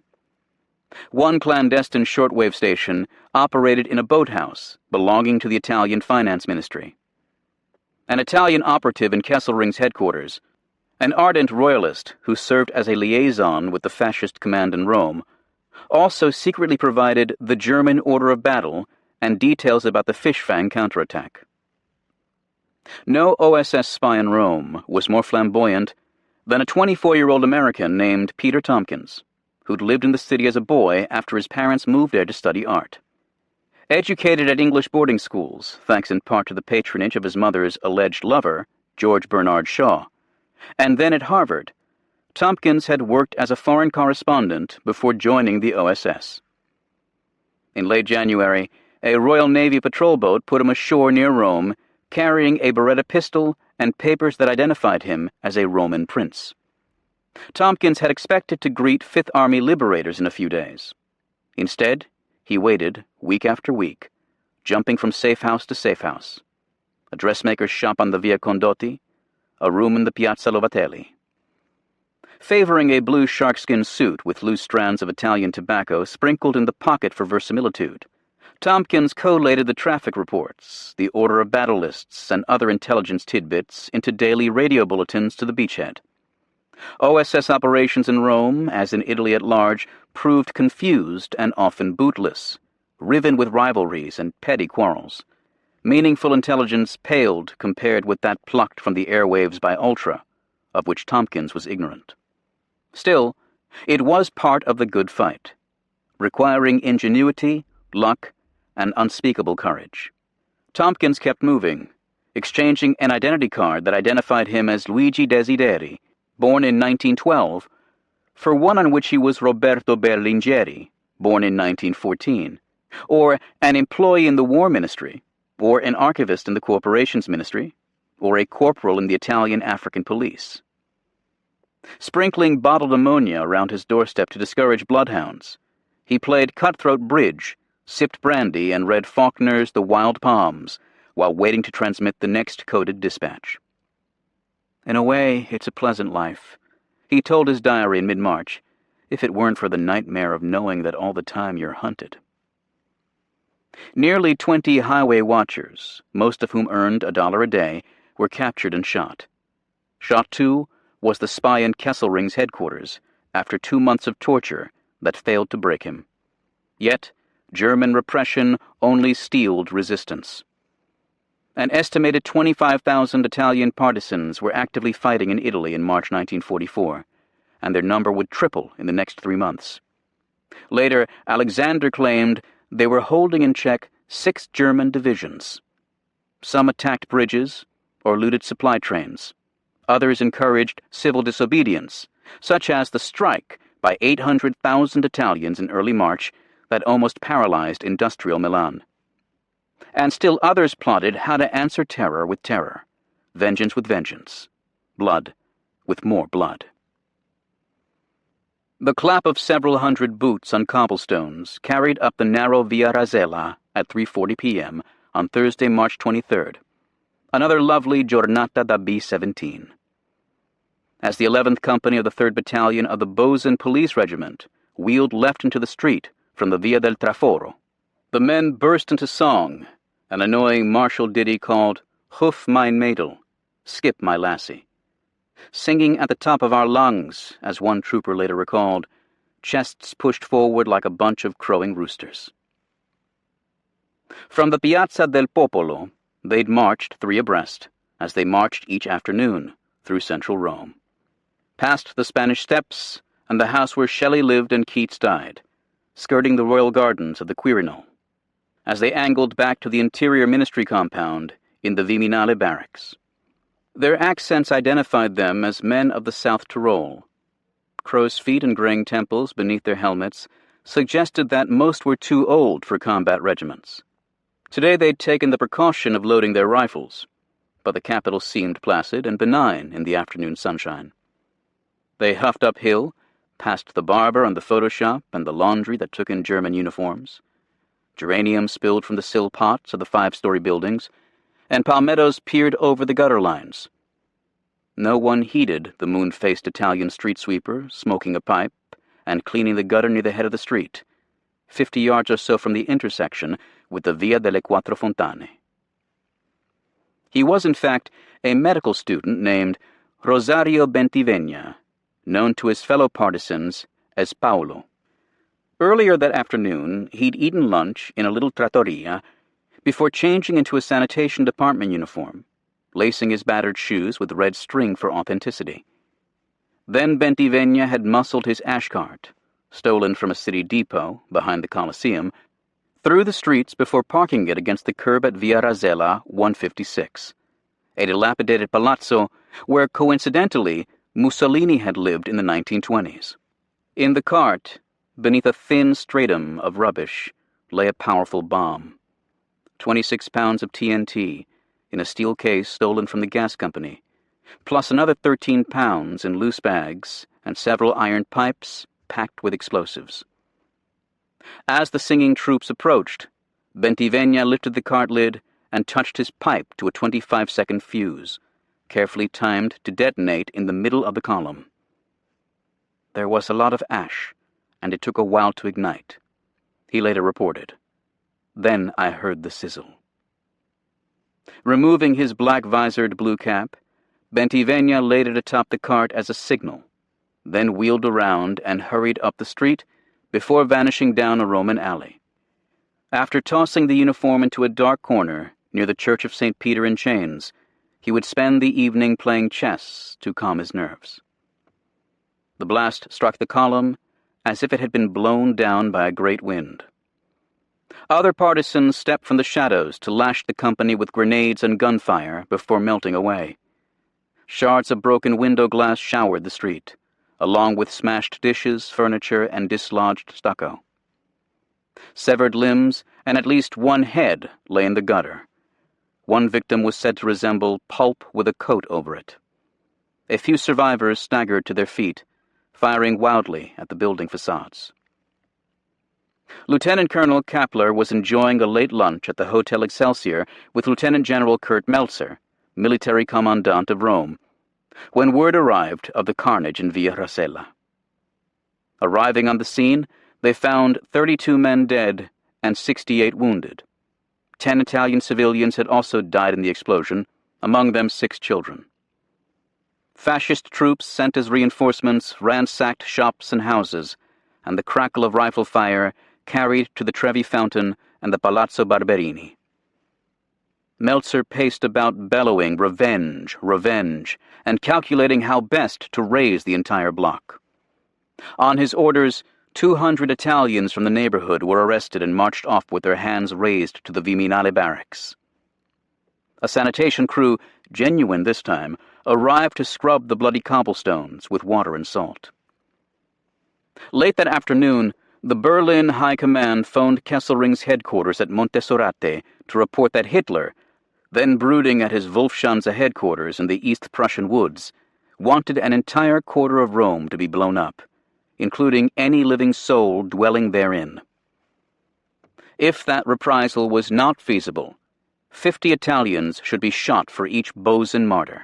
Kesselring, who found this crisis awaiting him upon returning to Montesorate from an inspection trip, wondered whether the Via Rasella ambush presaged the long-awaited Allied breakout from Anzio. After phoning Kappler for further details, Kesselring retired to bed at 8:30 p.m. and left the matter to his chief of staff, Siegfried Westphal. Shortly after 10 p.m., General Alfred Jodl, Hitler's military chief, phoned to denounce the Schweinerei, swinishness, in Rome. "I am giving you now a Führer order which is in front of me in this matter," Jodl told Westphal. "This is the final version." Westphal scribbled down the edict. "The Führer's order is that for every German soldier killed in this treacherous attack in Rome, 10 Italian hostages will be shot." That ratio, previously announced as the appropriate riposte for outrages, was intended to achieve a deterrent effect, Jodl added. Westphal phoned Kesselring in his bedroom. "I agree," Kesselring said. "Pass on the order." Kappler spent all night compiling the inevitable typed lists. By noon on March 24th, another luminous spring day, the roster had grown to 320 names. When a wounded man succumbed to his injuries, Kappler added 15 more on his own initiative. None of those listed had participated in the Via Rasella ambush. At 2 p.m., several canvas-covered trucks, normally used to deliver meat, arrived at Via Tasso 155. Others pulled up at the Regina Coeli, a sprawling prison across the Tiber. Cries of murderers echoed through the cell blocks as prisoners were led away with their hands bound behind their backs, some hobbling because their toenails had been yanked out. The convoy from Via Tasso rolled past the sightless saints atop St. John Lateran, and through the Aurelian wall at Porta San Sebastiano, where the Appian Way begins its journey south. Turning onto Via Ardiatina beyond the city, the trucks passed the catacombs of St. Calixtus, then halted at a remote warren of tunnels left by miners quarrying volcanic tuff used to make concrete. "I feel the flowers growing over me," John Keats had said on his Roman deathbed. At the Ardeatine caves, sweet tuberoses perfumed the air. The first batch of 5 men tumbled off the tailgate. An SS officer, Captain Erich Priebke, checked their names from the fatal list. A German stormtrooper prodded them into the cave, where candles guttered in the chill draught. "Kneel," he ordered. They knelt. 5 sharp cracks sounded, as evenly spaced as a tolling bell. 5 by 5 by 5 they staggered into the cave, each to receive a machine pistol bullet in the brain, before pitching forward into the volcanic dust. The pile grew.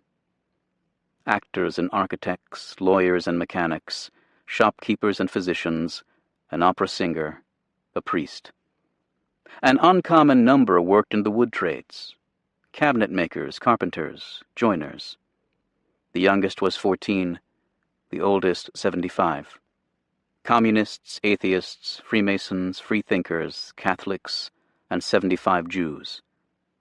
10 had been seized near Via Rasella, propinquity their only crime. A few shouted "Viva l'Italia." Others recited the rosary. 5 by 5 by 5, each quintet now forced to clamber over the corpses of those who'd come before. Kappler fetched a bottle of cognac to fortify his killers, but liquor only made them sloppy. Some victims required up to 4 bullets before the writhing ceased. By 8:30 p.m., The last of the 335 lay in a heap. Flashlight beams flitted across the cave mouth, then went dark. The trucks rumbled away into the night. Relatives of the dead from the Bozen Regiment would be flown to Rome at the Reich's expense for a grand funeral. The procession snaked down the city's boulevards and across the piazzi, led by a military band playing somber dirges. No one sang Huf mein Mädel. A brief public statement on March 25th announced, without elaboration, that severe reprisals had been exacted. Kappler ordered garbage to be heaped at the Ardeatine caves, hoping to mask one stench with another. A few days later, German soldiers blew up the shafts. But some odors could hardly be hidden. Frantic women crisscrossed Rome in search of their husbands, their fathers, their sons. Word quickly spread of a horror near the Via Appia. A parish priest stood at the cave mouth to offer absolution. Weeping pilgrims trudged to the site, now swarming with flies. Someone left a large laurel wreath with a note, "You will be avenged." Accounts of the atrocities soon reached Allied intelligence. When Rome falls, please do utmost to assure adequate flow of colorful material on hunger, disease, misery under the Germans, a memo from an American propaganda office in London urged. Also, do anything you can to get correspondents to dig up facts on reported massacre of 320 Italian hostages by Germans in reprisal for a bomb explosion about March 23rd. Not for 3 months would the tomb be excavated, and the dead, reduced to rag-clad skeletons, exhumed by forensic pathologists. Justice and vengeance would take much longer. But shortly after the killings, some Roman families received a curt note. Auf Deutsch. Your relative died on March 23, 1944. You may collect his belongings at the German security police offices at Via Tasso 155. Into that malevolent place they walked, emerging with pathetic little bundles, a coat, a cap, perhaps a frayed pair of trousers. In the seam of a soiled shirt, one family found a hidden note. I dream of the hills around Siena, and of my love whom I shall never see again. The doomed man had written, I shall become one gaping wound, like the winds, nothing. Chapter 11. A Kettle of Grief. Dead Country. Fifth Army meteorologists for months had occupied the Royal Vesuvius Observatory on Saviour's Hill, less than 2 miles from the crater's lip. For those eyeing the summit through the observatory's Palladian windows in the late winter of 1944, the fateful signs of volcanic distress were difficult to ignore. Vesuvius always slept with one eye open, the locals warned. Some 36 eruptions had been documented since the cataclysm that destroyed Pompeii in AD 79. Beginning in early January, magma had seeped from the inner conelet like molten tears. Flamboyant banners of light played above the crater, according to one witness, and a smoke plume was washed back and forth by the wind across the summit. Then the weeping subsided, and on March 13th, the smoke stopped, ominously. Naples, already plagued with typhus, hunger, and war, grew ever more anxious. It was said that dogs barked with uncommon urgency. The eruption began at 4:30 p.m. on Saturday, March 18th. By midnight, orange cataracts of lava spilled down the slopes to the west and southwest, carrying trees and brush like burning boats. Huge dust clouds billowed above the summit, brilliantly illuminated by blue forks of static electricity that danced across the sky. Neapolitans watched from their rooftops, pinked by the distant glow, and reporters trudged up the cone until a guide shouted above the roar, "Gentlemen, no farther, please, the risk of life." On Sunday evening, tongues of lava licked the first houses in San Sebastiano, which exploded in flame. Priests carried plaster statues of their saints out of the church and placed them before the advancing river of fire, wrote Eric Severide. The ubiquitous Norman Lewis watched several hundred kneeling villagers plead for intervention from St. Gennaro, the patron of Naples. Holy banners and church images were held aloft, and acolytes swung censers and sprinkled holy water in the direction of the cinders. Young men formed a skirmish line and advanced brandishing crosses within a few yards of the lava, Lewis wrote. Voices somewhere in the rear had begun to sing a Te Deum. Peasants wept at the ruination of their fields. Just after 9 p.m. on Tuesday, March 21st, soldiers in a cinema at the Torre del Greco garrison were watching the 1934 British musical Sing As We Go when a violent paroxysm shook the theater. Shouting men beat for the exits, even as, on screen, Gracie Fields belted out, "Blues, Where Are You Now?" Great fountains of lava boiled 3,000 feet above Vesuvius before falling back in incandescent sheets. Near the crater, a cascade of falling tephrite stones the size of golf balls were followed by stones the size of softballs. A vast gray nimbus rose 20,000 feet overhead before showering purple ash up to 3 feet deep across the coastal plain. As Pliny the Younger had written to the historian Tacitus in describing the AD 79 eruption, "I believed that I was perishing with the world, and the world with me, which was a great consolation." The world, then and now, survived. But for another week, the Vesuvian apocalypse persisted. Smoke of a thick, oily character, like a factory chimney in the north of England, wrote Harold Macmillan, still Churchill's envoy in the Mediterranean. The smoke practically obscures the whole Bay of Naples. A Scots Guard's account noted that the streets became strangely quiet, as after a snow.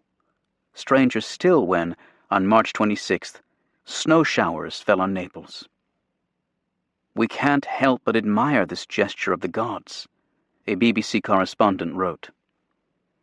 Soldiers trooped up the hairpin road toward the undamaged observatory to gawk at molten tributaries 40 feet deep and to buy ashtrays a local entrepreneur made from cooling lava. At last the pyrotechnics faded, ceasing altogether on March 29th, the last eruption of the 20th century. The damage had been done. 26 deaths were reported, some from roofs collapsing under the weight of ash. Rail lines remained blocked for days, while Italian crews manned shovels, snowplows, and bulldozers to free the tracks and switches. A heavy fall of soot, ash, and vitrified clinkers pummeled the Pompeii airfield, destroying more than 80 B-25 bombers parked there. The only group, said one wag, to lose its planes to enemy rocks. Ash, mixed with rain, formed an abrasive mud that ruined brake drums and curtailed military transport because of a critical shortage of replacement brake linings in the theater.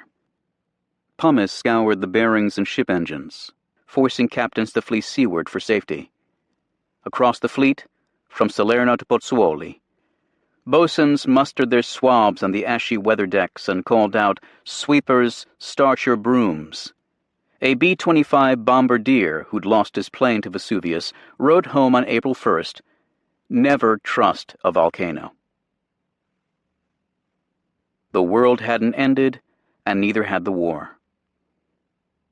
Along the Neapolitan docks, soldiers scuffed through drifted ash to the gangplank queues, where boys hawked an English-language newspaper with the headline, "Anzio Worse Than Salerno."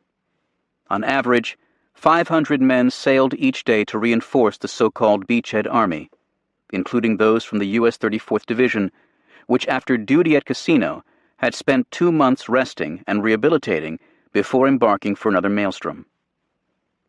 Wide-eyed, they lined the rails as the ships slid into Anzio Harbor, now known as Bomb Bay, utterly unconvinced by a memo from higher authority that declared the chances of being hit by a shell from a shore battery are negligible, being approximately 37,000 to 1 for every shell actually falling in the anchorage.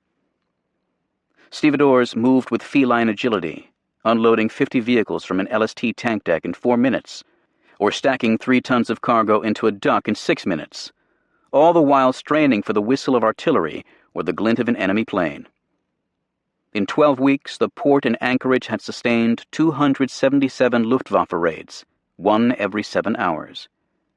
Radio-controlled Fritz X bombs had been largely neutralized by electronic jammers on destroyers and minesweepers, but torpedoes, aerial mines, machine gun strafings, and conventional bombs, plus shells by the tens of thousands, continued to batter both roadstead and beachhead. The toll could be seen in the 100 or so casualties waiting dockside each day for the return convoy to Naples. Wounded men on litters clutched their own X-rays and big brown envelopes, and those in casts wore medical descriptions of their injuries scribbled on the plaster. When German rounds began to fall, patients lashed to stretchers sometimes out-screamed the screaming shells. One commander greeted a new consignment of troops by telling them, "You're going to suffer. You came here to suffer." A British officer arriving in March described Anzio as a small town rapidly getting smaller. Beyond the barrage balloons along the seawall, there was hardly a building intact.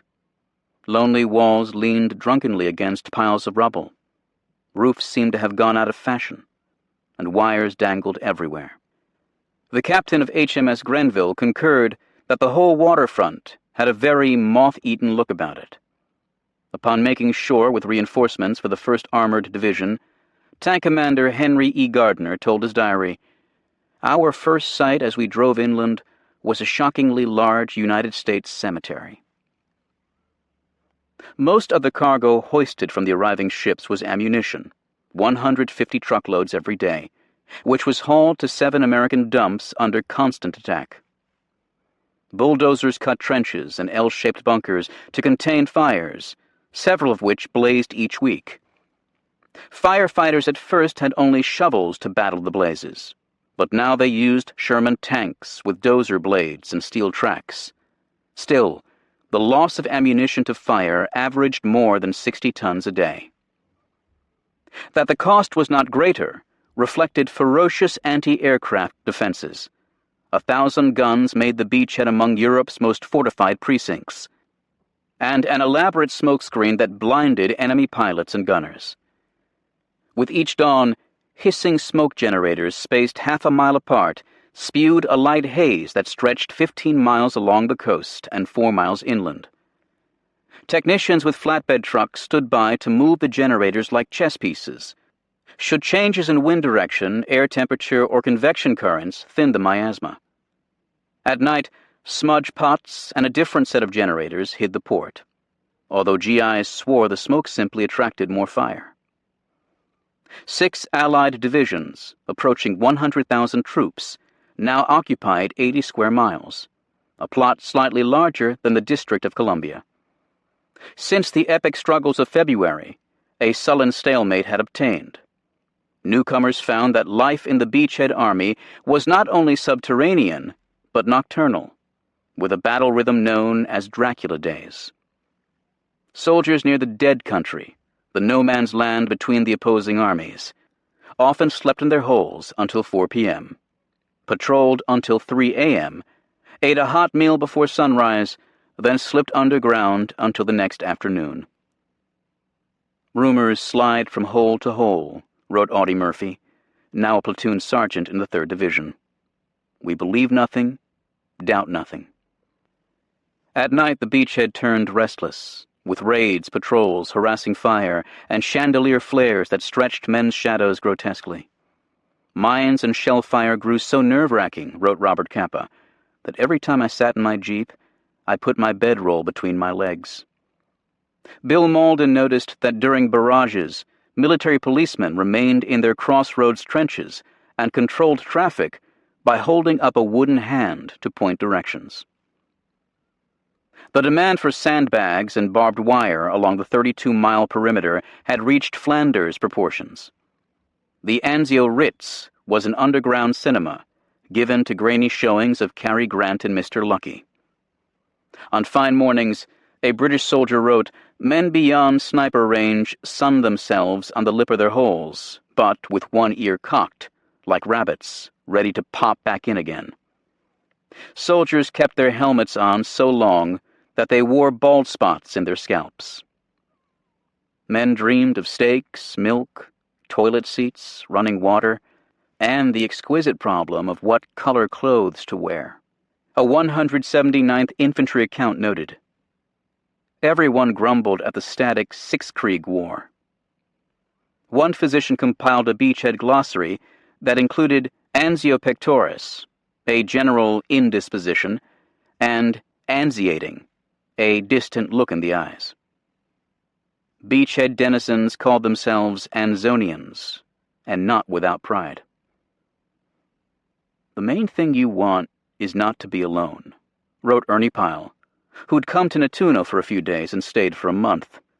With a dozen other reporters, he lived at Via Gramsci 35, a 4-story waterfront villa that trembled like a palsied old gentleman whenever the guns barked. Plagued by anemia and intimations of mortality, Pyle wrote a friend, "Instead of growing stronger and hard as good veterans do, I've become weaker and more frightened. I don't sleep well, and have half-awake hideous dreams about the war." Those perturbations only intensified at 7 a.m. on March 17th, when a German 500-pound bomb detonated 30 feet from the villa. Pyle had taken the top floor for better light, and the blast flung him to the floor, ripping doors and windows from their frames. Glass and broken bricks sprayed the room.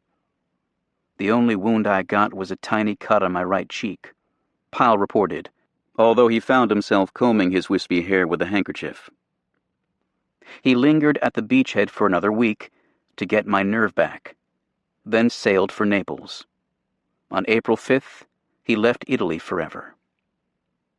"There's such a thing," he wrote, "as pressing your luck too far in one spot." Lucien Truscott had also pressed his luck by moving to the spacious top floor of a 3-story Nettuno house. The 6th Corps headquarters remained in the cellars, beneath the Osteria dell'Artiglieri, but Truscott believed a commander must display conspicuous sang-froid. Engineers sandbagged the doorways of his billet and laid rail ties across the roof just in case.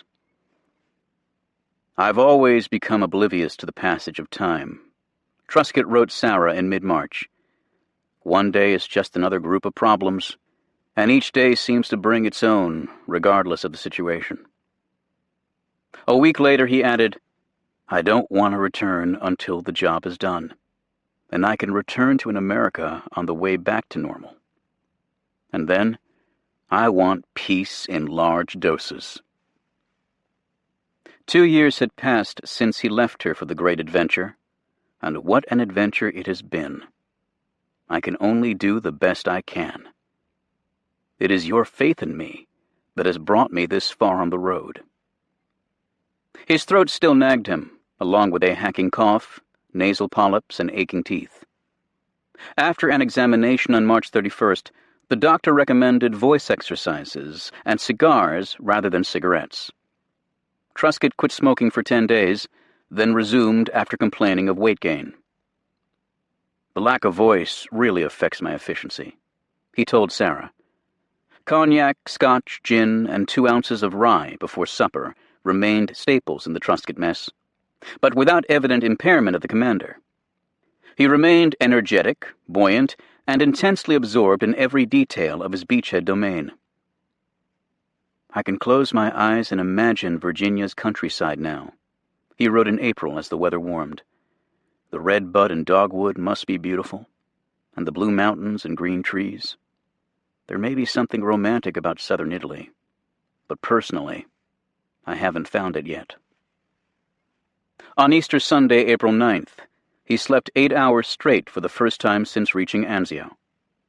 More typically, he was awakened each night by emergencies small and large, trudging downstairs in bathrobe and slippers, gray-haired, tousled, and face lined with fatigue, but ready to take command.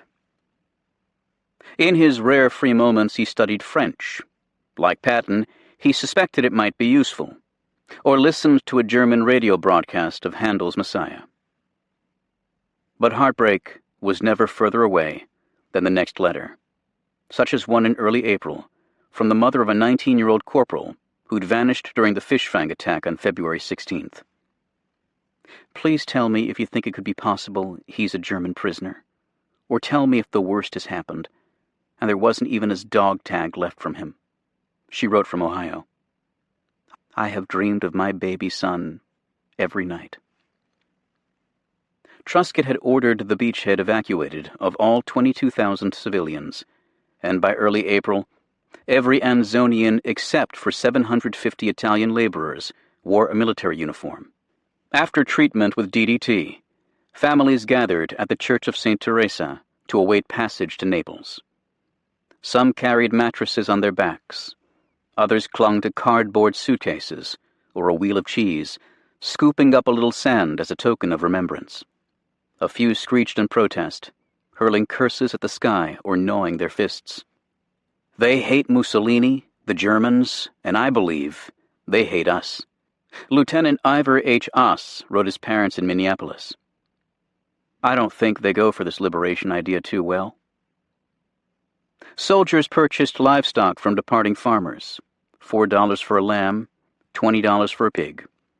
When a pregnant cow was mortally wounded by a shell fragment, an enterprising soldier performed a cesarean delivery with an axe, delivering a calf, which he fed from his helmet.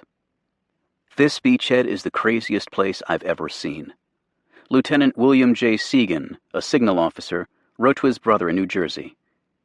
The boys had their own private horses, chickens, livestock, bicycles, and everything else that the civilians left.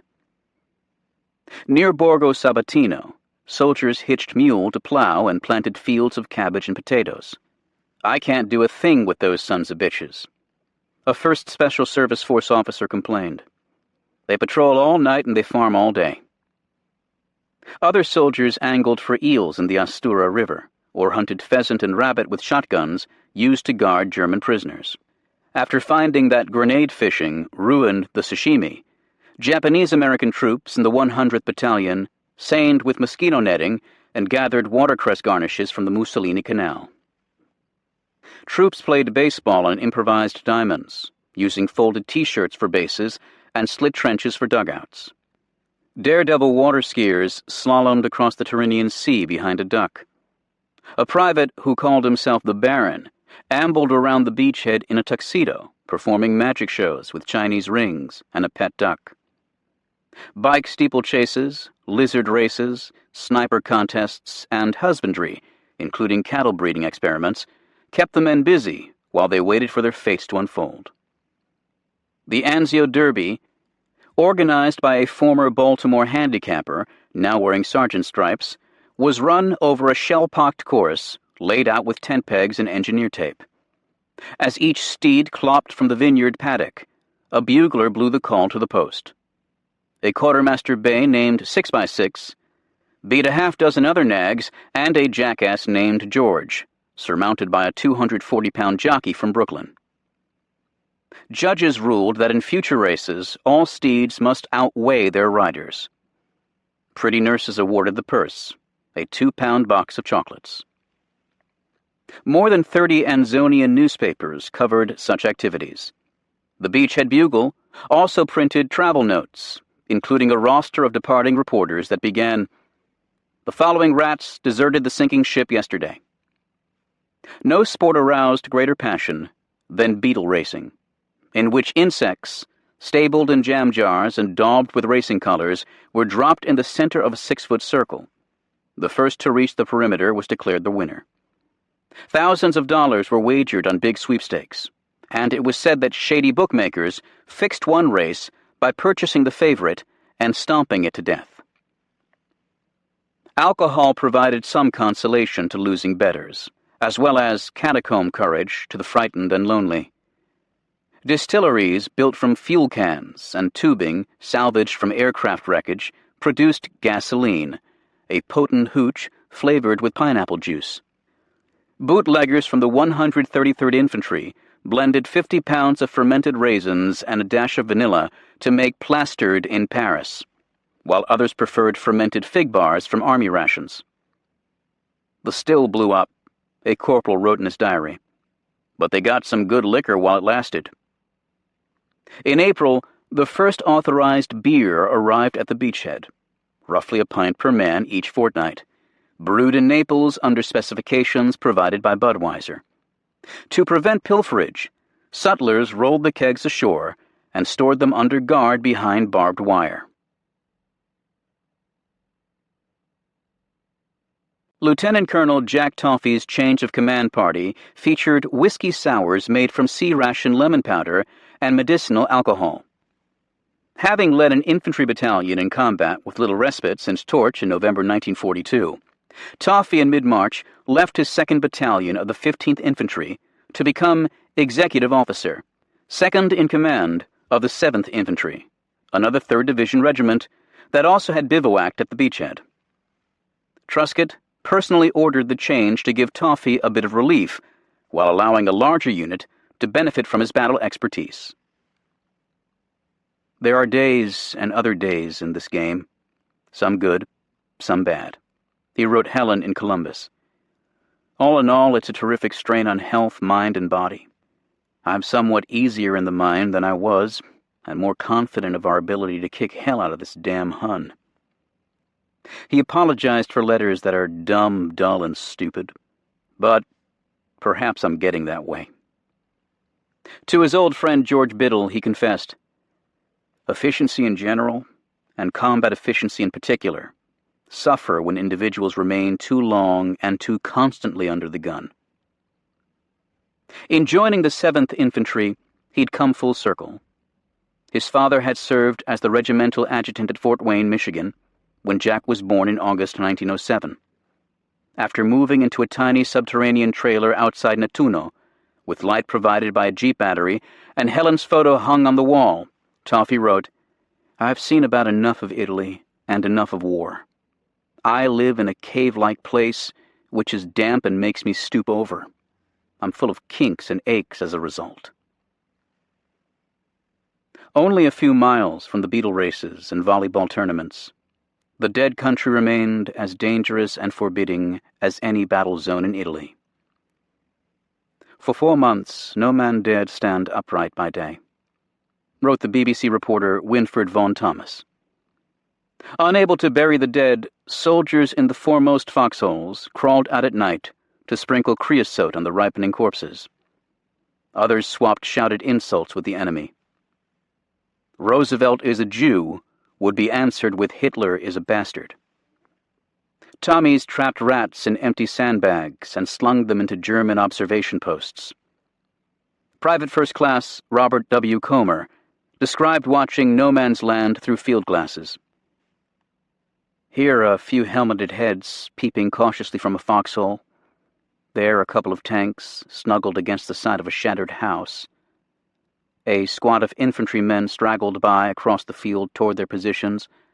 An ambulance came tearing down the road. Litter bearers picked their way carefully among the ditches and the holes. No field glasses could reveal how badly the Germans at Anzio had been bruised and bled. From 133,000 men on March 9th, the 14th Army in the next 6 weeks would shrink through battle losses and transfers to the casino front by 43,000 men, 170 guns, and 125 tanks, while Allied strength steadily grew. Kesselring condemned the lack of aggressiveness by both officers and men, and Berlin insisted that we must continue the attack in the Nettuno sector in order to keep the initiative. General Mackensen replied angrily that German divisions are battle-weary, with some reduced to 3,000 men or less. For every German shell fired, the Allies now answered with 15. Quantities hitherto hardly imaginable, complained one German commander, who also lamented the enormous blast and gouge effect of naval gunfire. Even Sherman tanks joined the barrages, their barrels elevated with logs stacked beneath the tracks. Crews slammed another shell into the breach and sang out, "Call the roll, Kesselring! Here we come!" To be sure, the biggest German guns remained terrifying. A pair of 70-foot barrels, called Robert and Leopold by the Germans, but known variously to the Allies as Anzio Annie or Whistling Pete, each fired a 600-pound shell as far as 38 miles. Near misses in the anchorage raised waterspouts 200 feet high. Even duds ashore burrowed 50 feet into the earth. Mounted on rail flat cars, the guns, after firing a half-dozen shells, withdrew into a tunnel 2 miles from Ciampino. Despite muzzle flashes brighter than any dragon's fire, Allied pilots and gunnery observers never pinpointed the battery. Perhaps the only saving grace was a shortage of shells. Robert and Leopold, by the end of April, would together throw just 523 rounds. Yet, it was the close fight, at distances from bayonet length to potshot range, that remained most sinister and most intimate. Taffy organized 3 battle patrols of 50 ruthless men each, ensured that they got regular hot meals and dry clothing, then sent them out to wreak havoc. Pulling a wicked blade from his leggings, one soldier slashed at the air. "My friends back home gave me this knife," he said. "I'm saving it to use on Hitler when I see him." Snipers, known in the 7th Infantry as pickers-off, sprayed themselves with camouflage paint, shielding their eyes with scraps of cardboard, then lay motionless for hours in hopes of one clean shot. The march up is something that no one likes, a soldier told his diary on April 1st. If you stumble into each other, the procedure is to blast away for a short time and then take off in a hurry. Patrols navigated in the dark by using various corpses as landmarks, just skeletons and clothes. Scouts sniffed the air for the telltale sense of tobacco and fresh-turned earth. Audie Murphy earned the first of his many valor decorations for leading a patrol near Cisterna, to fire an immobilized panzer with a grenade through the hatch. Like most of his comrades, he distrusted bravado. "All the heroes I know are dead," he later said, but he'd concluded that audacity is a tactical weapon. 9 times out of 10, it will throw the enemy off balance and confuse him. Propaganda tried to do the same. Leaflets covered the beachhead like Vesuvian ash. More than 4 billion Allied leaflets would be printed in the Mediterranean, the equivalent of 4,000 truckloads. Among the many variants dropped or fired at Anzio was 5 Minuten English, a glossary of handy phrases for Germans contemplating surrender, such as, "Where's the hot water?" and "Some more coffee, please." German propagandists replied with their own paper barrages. The Abe Levy series showed a Jewish contractor at home molesting the girlfriend of a wounded soldier. Another leaflet, aimed at British units, showed a scantily clad Englishwoman pulling on her stockings as a GI reknotted his tie. "What goes on at home whilst you are away?" the caption asked. "No woman can resist such handsome brutes." As one Tommy observed, "Jerry has become very cheeky." Enemies who couldn't be talked from their works must be winkled out. Night after night, house-blowing patrols whittled away the beachhead skyline between the opposing armies. Tanks, mortars, and 8-inch howitzers pulverized the upper floors of suspected strongpoints, while riflemen screened by thick smoke splashed across the polders to exterminate any survivors. On the foreheads of dead Germans, forcemen left calling card stickers with a spearhead insignia and a warning that "Das dicke Ende kommt noch," the worst is yet to come. Every haystack, every manure bin, every outdoor oven, anything that could hide an enemy soldier with a machine pistol, came under seething fire. "Houses 5 and 6 are in our possession," reported a battalion commander after suffering 53 casualties in one nameless skirmish. "Our front line is now 500 yards closer to Rome. We turn our faces grimly toward houses 7, 8, 9. In this kettle of grief, as one Anzonian called it, death seemed not just capricious, but cruel and willful. A random shell killed 6 men watching a movie. Another killed 8 more at supper. A bomb on a combat engineer bivouac killed 21. 2 died when an artillery shell pierced their Piper grasshopper 1,000 feet up. A German mortar round through a barn roof left a corporal holding his face together with his hand, a witness reported. A forceman whose leg was blown off rode to the aid station atop a tank. "Hey, Doc," he yelled to the battalion surgeon. "You got an extra foot around this place?" All frayed, some broke. "Yesterday made 60 days of hell on this blessed beachhead," wrote a soldier in the 15th Infantry. "The fact that it can't last forever seems to be the only thing that keeps us going." After weeks in the line, foxhole-itis made even pugnacious sergeants reluctant to leave their burrows. All the boys who never prayed before now pray with devotion, and they cry when they're faced with death, a soldier in the 6th Armored Infantry reported. The beachhead army comprised common, ordinary men in whom the instinct of self-preservation is very strong. The 3rd Division headquarters advised new platoon leaders. By late March, an entire hospital ward was filled with what the Army labeled SIW, self-inflicted wounds, usually a bullet to the heel or toe.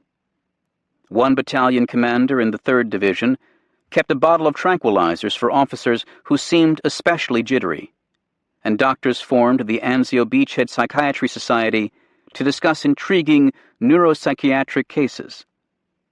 "I saw him as they led him past my foxhole," a young soldier in the 179th Infantry wrote of one comrade. A pathetic, shaking and stumbling figure.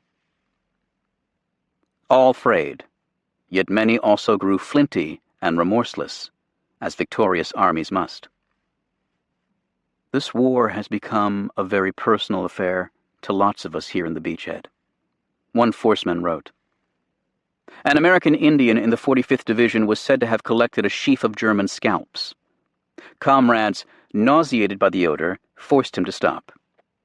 In a letter to his family in New Haven, a soldier wrote in April that his friend Henry had shot a German climbing over a fence. The dead man lay on the wire all day long. About once every hour, Henry would shoot him again just for the hell of it. Nocturnal pleas for Mutter mingled with cries from Mama from those trapped and mewing in the dead country. "The wounded struggle so hard to tell us so much," said one GI. But a captured German paratrooper surmised that those who simply refused to die and screamed were the ones who changed the soldiers' reactions from pity to hatred as the night progressed. When a pathetic voice repeatedly called in English, "My name is Mueller, I am wounded," a GI heaved a grenade and muttered, "What's your name now, you son of a bitch?" The days warmed. The season advanced. Crews in the 1st Armored Division painted their tanks a darker vernal green. Reforestation teams in early April began camouflaging craters and defoliated patches for concealment along the beachhead perimeter. Malaria returned, but much had been learned from the Sicilian debacle. Aware that mosquitoes alone could accomplish what the German counterattacks had failed to achieve, Truscott in April sent 2,000 Sixth Corps soldiers to anti-malaria training. The consumption of atabrine tablets was enforced by watchful sergeants. Dusting patrols sprayed more than 100 miles of streams and ditches with DDT and kerosene, while repairing pumps, dikes, and canal banks. Soldiers complained that if they spilled a cup of water, someone either drained the puddle or sprayed it. Barely 2,000 malaria cases would be reported in June among 5th Army troops, a tiny fraction of the previous summer's epidemic. The warming weather also brought hope to badly wounded boys whose cases would have been hopeless just a few months earlier. "We seem to be having phenomenal success with a new drug called penicillin," wrote Lawrence D. Collins, a physician in the 56th Evacuation Hospital. Gas gangrene had killed 2 of every 3 soldiers afflicted in Italy. Now the rates plummeted. "We've snatched them right out of the grave," Dr. Collins told his diary. "We're pleased. The survivors are pleased. Less pleased were wounded German prisoners, upon whom were not allowed to use penicillin that is in short supply. Collins noted, "No one doubts that war is hell." The new season stirred the dull roots. Lilacs and violets blossomed even in the dead country. A 45th Division soldier told his family in April that he had just eaten fresh eggs for the first time in 5 months. Maybe, he surmised, they're getting us fat for the kill. Maybe so. If Anzio remained the largest self-supporting prisoner of war camp in the world, as Axis Sally insisted in her nightly broadcasts, every soldier at the beachhead sensed a change in the air. The advancing season also sharpened their loneliness and made them long, as Truscott did, for those redbuds and dogwoods, for children's laughter, and for baseball played with dugouts instead of slit trenches. To his son John and daughter Anne, now 12 and 7, Jack Toffee wrote, "Next to missing you all terribly, I think that big league ball is the one great void in my life." There was only one way home. The greening breast of the Colli Laziali loomed above the hazy coastal plain, beckoning and enchanted. The hours ticked toward a more fateful hour, inexorable, if still unknown. Soon they would leave this pestilential plot, this woe, this kettle of grief. None would leave it unchanged. Anzio, one officer wrote, was the place where many of us ceased to be young. Put the fear of God into them. High above the mud and the misery, far from the house blowers and the pickers off, one phase of the Allied war had long been won. The Mediterranean Allied air forces owned the skies, with a swaggering hegemony comparable to Allied naval dominion of the high seas. Ira Eger's legions now included 13,000 aircraft and 300,000 troops, although several thousand of those planes, notably in the RAF's Middle East squadrons, were non-operational. The 8,000 or so that could fly had reduced the Luftwaffe to hit-and-run niggling. Barely 500 German planes now stole from bases in southern France and northern Italy.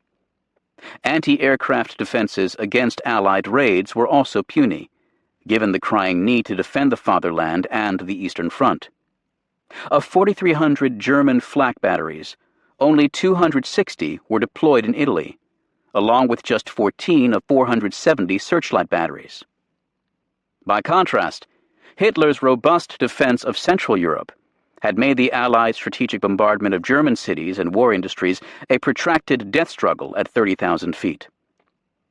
The sanguinary vision of pummeling the Reich from two directions, with 15th Air Force in Italy complementing 8th Air Force and British Bomber Command in England, was only now showing unambiguous promise.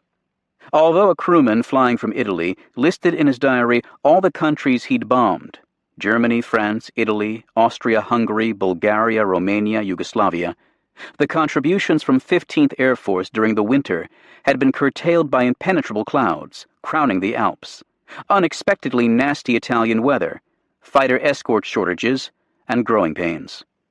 As late as March 1944, Aker was still describing the 15th as a pretty disorganized mob. Losses in the fall of 1943, at death traps like Regensburg and Schweinfurt, had been so appalling that the Allies temporarily lost air superiority over much of Germany. Still, by November, the fate of 41 German cities could be reduced by Bomber Command to a single sheet of paper, starting with Berlin. 480 acres of housing devastation and great industrial damage has already been caused so that Berlin is relatively as badly hit as London. Ruination elsewhere ranged from Hanover, largely destroyed, to Frankfurt, Stuttgart, and Munich, seriously damaged. Entire regions were reduced to a fatal phrase: bazaar, small coal and steel towns to be mopped up. A memo from Hap Arnold, also in November, compared the bomb damage at Coventry in central England, 120 of 1,922 acres devastated. With that at Hamburg, 6,220 of 8,382 acres.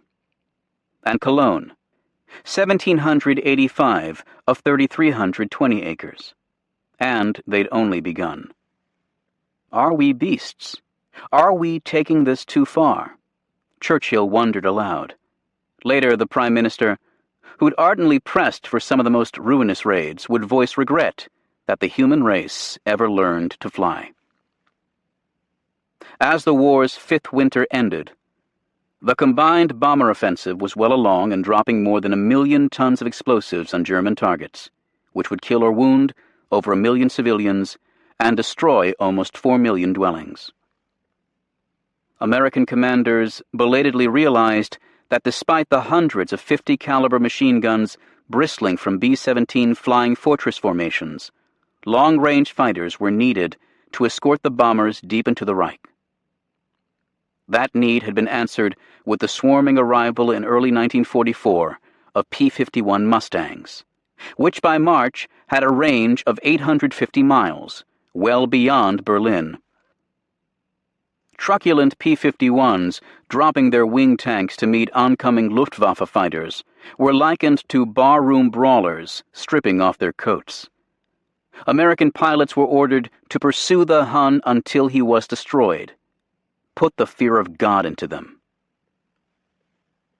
In late February, a long-delayed bombing offensive, codenamed Argument, attacked almost 200 industrial and military targets, from aircraft factories to rubber plants. Nearly 4,000 bombers from Britain and Italy struck for days on end in a relentless bashing soon known as Big Week. 8th Air Force dropped almost as much bomb tonnage in 6 days as it had during its first year in combat. Allied losses were bitter. 226 bombers, 28 fighters, and 2,600 crewmen. Hopes of crippling Germany's aircraft industry fell short.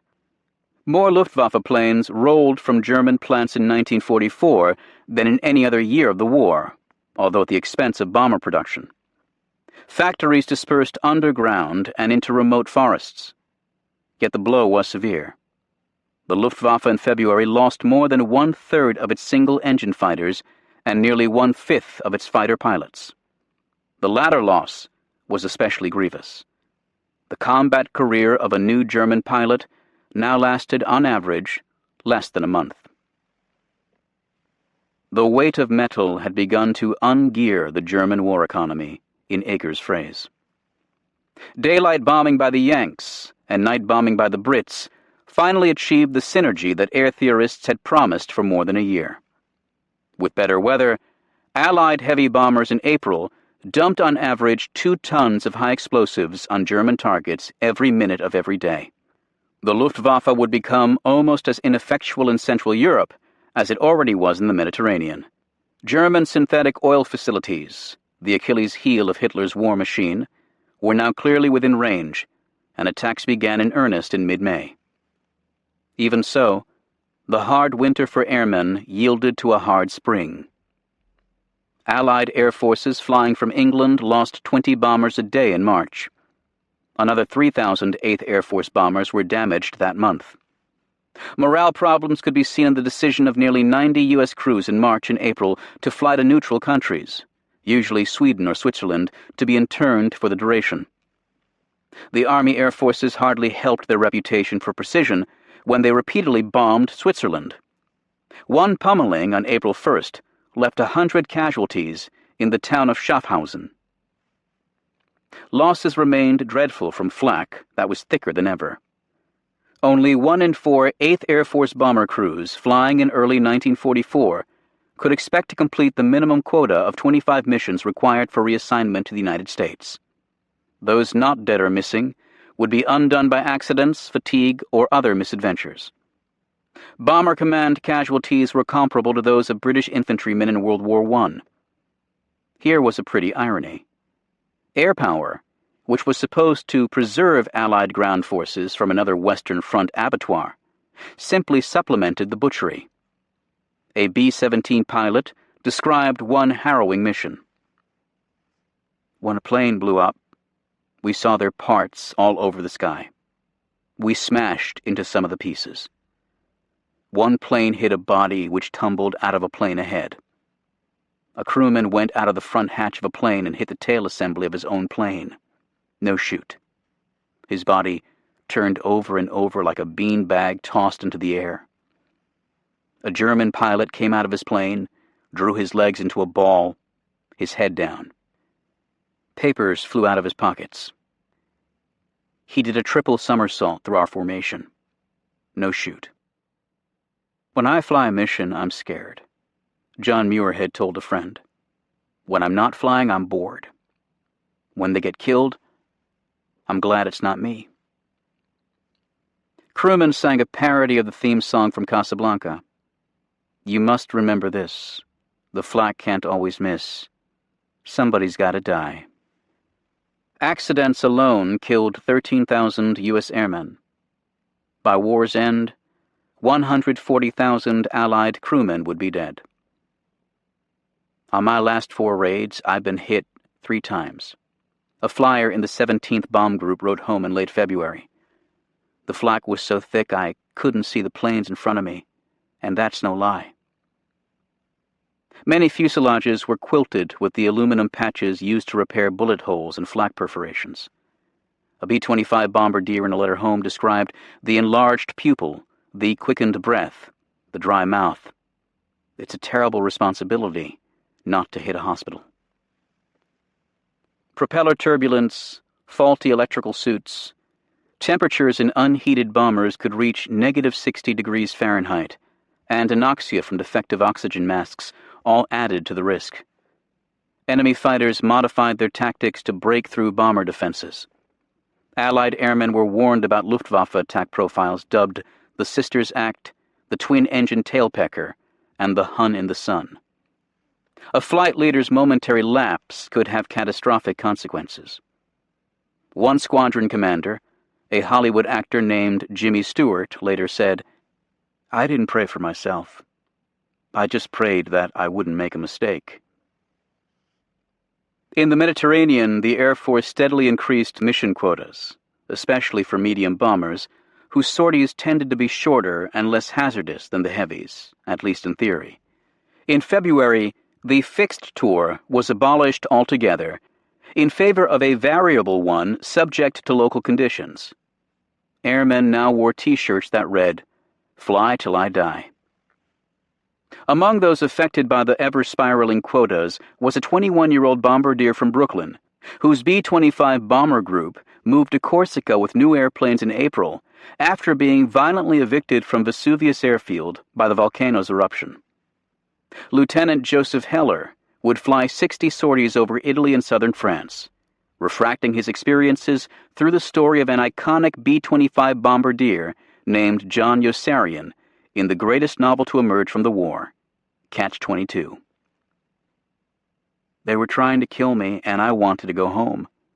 That they were trying to kill all of us each time we went up was no consolation. Heller later wrote in a memoir, "They were trying to kill me. I began crossing my fingers each time we took off and saying in silence a little prayer. It was my sneaky ritual." Command of the Italian skies emboldened Allied airmen to aver that they could extend their dominion to the ground.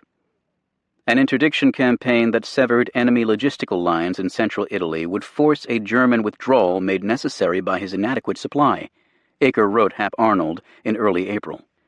Starving Kesselring's armies of food, fuel, and ammunition might even make a ground offensive unnecessary, opening the road to Rome while saving countless lives. The campaign would be codenamed Strangle. Extravagant claims for air power's efficacy had been made before, at Messina, Salerno, and Anzio, and at Cassino twice. Aker had even promised Truscott that his pilots would silence Anzio Annie. Strangle was the boldest assertion yet of the airmen's claim to be able to win the land battle for the soldiers, as W.G.F. Jackson wrote. Italy seemed an ideal laboratory for air interdiction, given the narrowness of the peninsula. The long supply lines from Germany and the steep terrain which canalized rail tracks through narrow defiles with many bridges and tunnels. Much of the thinking about how best to hurt the Germans from on high had been entrusted to a South African-born anatomist and primate specialist named Solly Zuckerman, who'd moved beyond studies, such as the social life of monkeys and apes, to consider the pernicious effect of bombs falling on human beings. A Churchill favorite, whose friends before the war included Evelyn Waugh, Lillian Hellman, and the musical Gershwins, Zuckerman, with his logarithms and probabilities, had loomed large in AFHQ's bombardment planning since before the invasion of Sicily.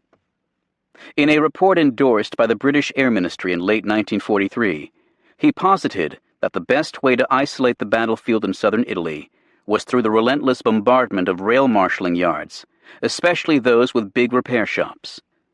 Zuckerman's influence had led to a keen focus in the last several months on such rail center bottlenecks in central and northern Italy. But Zuckerman had decamped to join Eisenhower in London, and at Caserta, a backlash developed against his theology. Intelligence analysts noted that since the capture of Naples, more than 8,000 tons of bombs had fallen on Italian marshalling yards without critically weakening the enemy supply position. The Italian rail system, under German control, included at least 4 major marshalling yards and 100 other centers, with 10 or more tracks. All were hard to cut and easy to either fix or circumvent. Kesselring's divisions on the Cassino, Anzio, and Adriatic fronts needed an estimated 4,000 tons of supplies each day, hauled on 15 trains that used less than a tenth of the Italian rail capacity. Germany also had so many locomotives, 63,000 in all of Europe, that it could have afforded to discard at the end of each haul the locomotives needed for the 15 trains, according to Allied intelligence.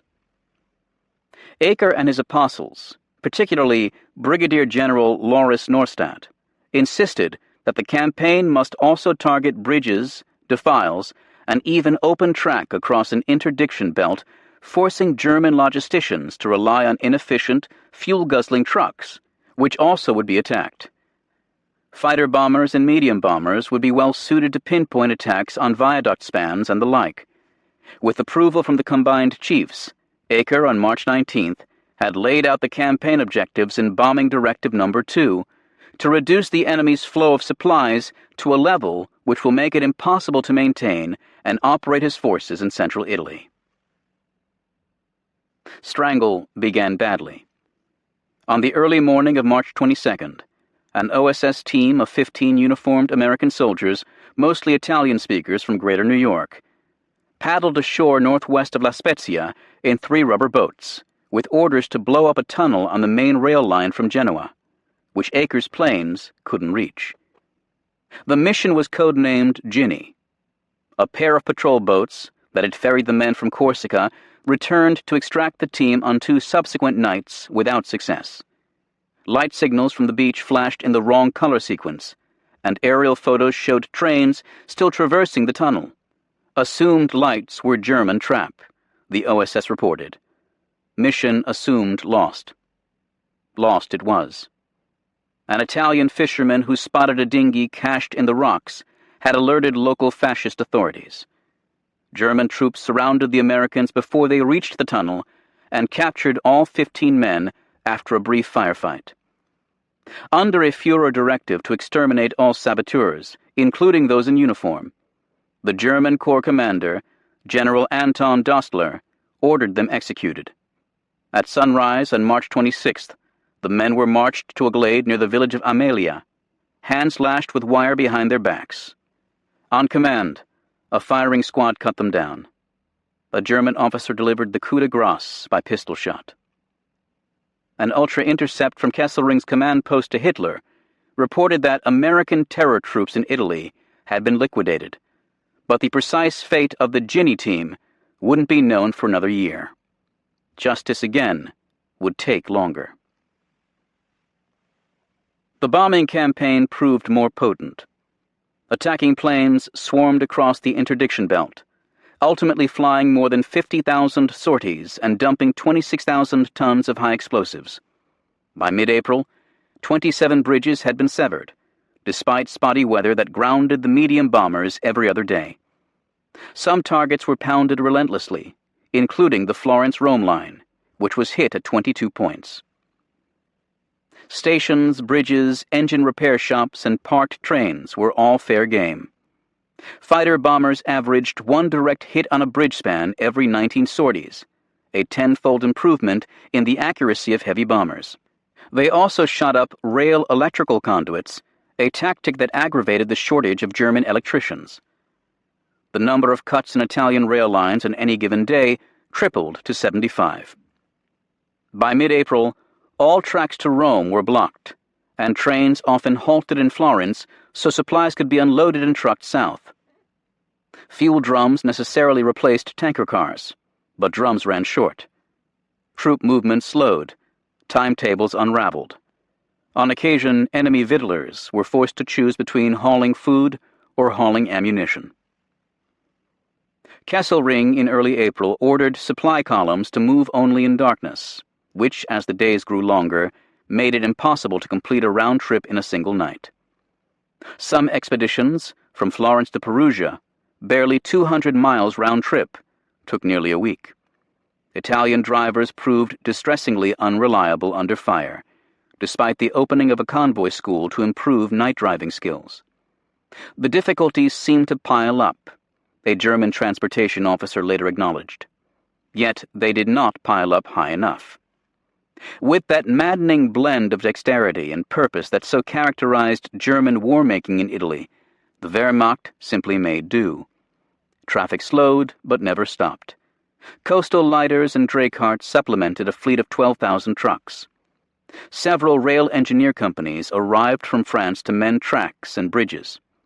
For every boxcar destroyed, 10 replaced it. The Germans owned 2 million in Europe. Extravagant camouflage, such as the threading of new bridge spans across the Po River through the wreckage of the old, made targets harder to find. Kesselring's ammunition and fuel stocks remained steady. The supply situation, said General Walter Warlimont, Jodel's deputy in the Berlin High Command, could be viewed satisfactorily as a whole.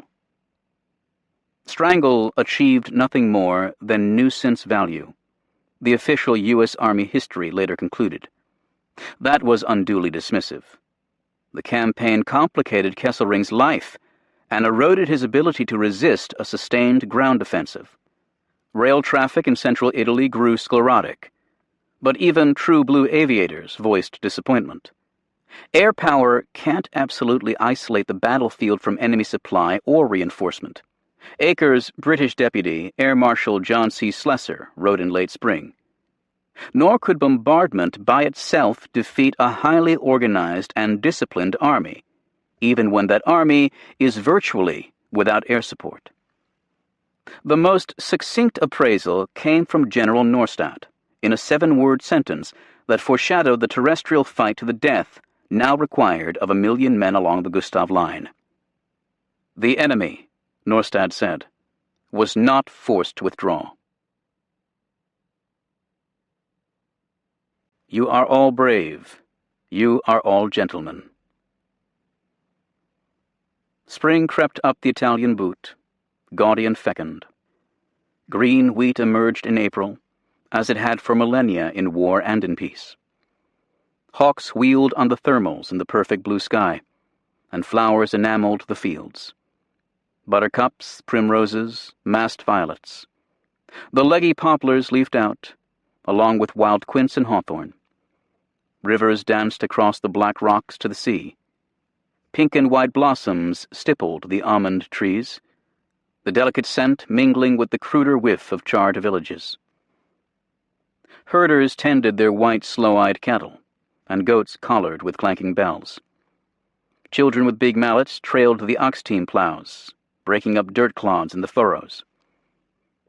Wires were restrung in ruined vineyards to tease out new tendrils. I've been in Italy so long, I feel like a Dago. Probably look like one, too. A soldier in the 45th Division wrote home.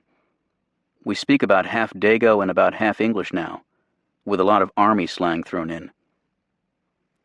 Shell craters floored Purple Heart Valley. After a rain shower, they glistened in the sun like scattered coins. In a letter to a friend in California, a sergeant in the 141st Infantry described a field of blood-red poppies. It makes one fill up inside and wish to cry.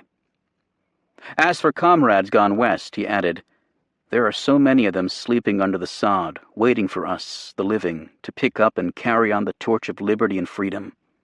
Life over here boils down to the simple essentials. No frills, decorations, or frivolities.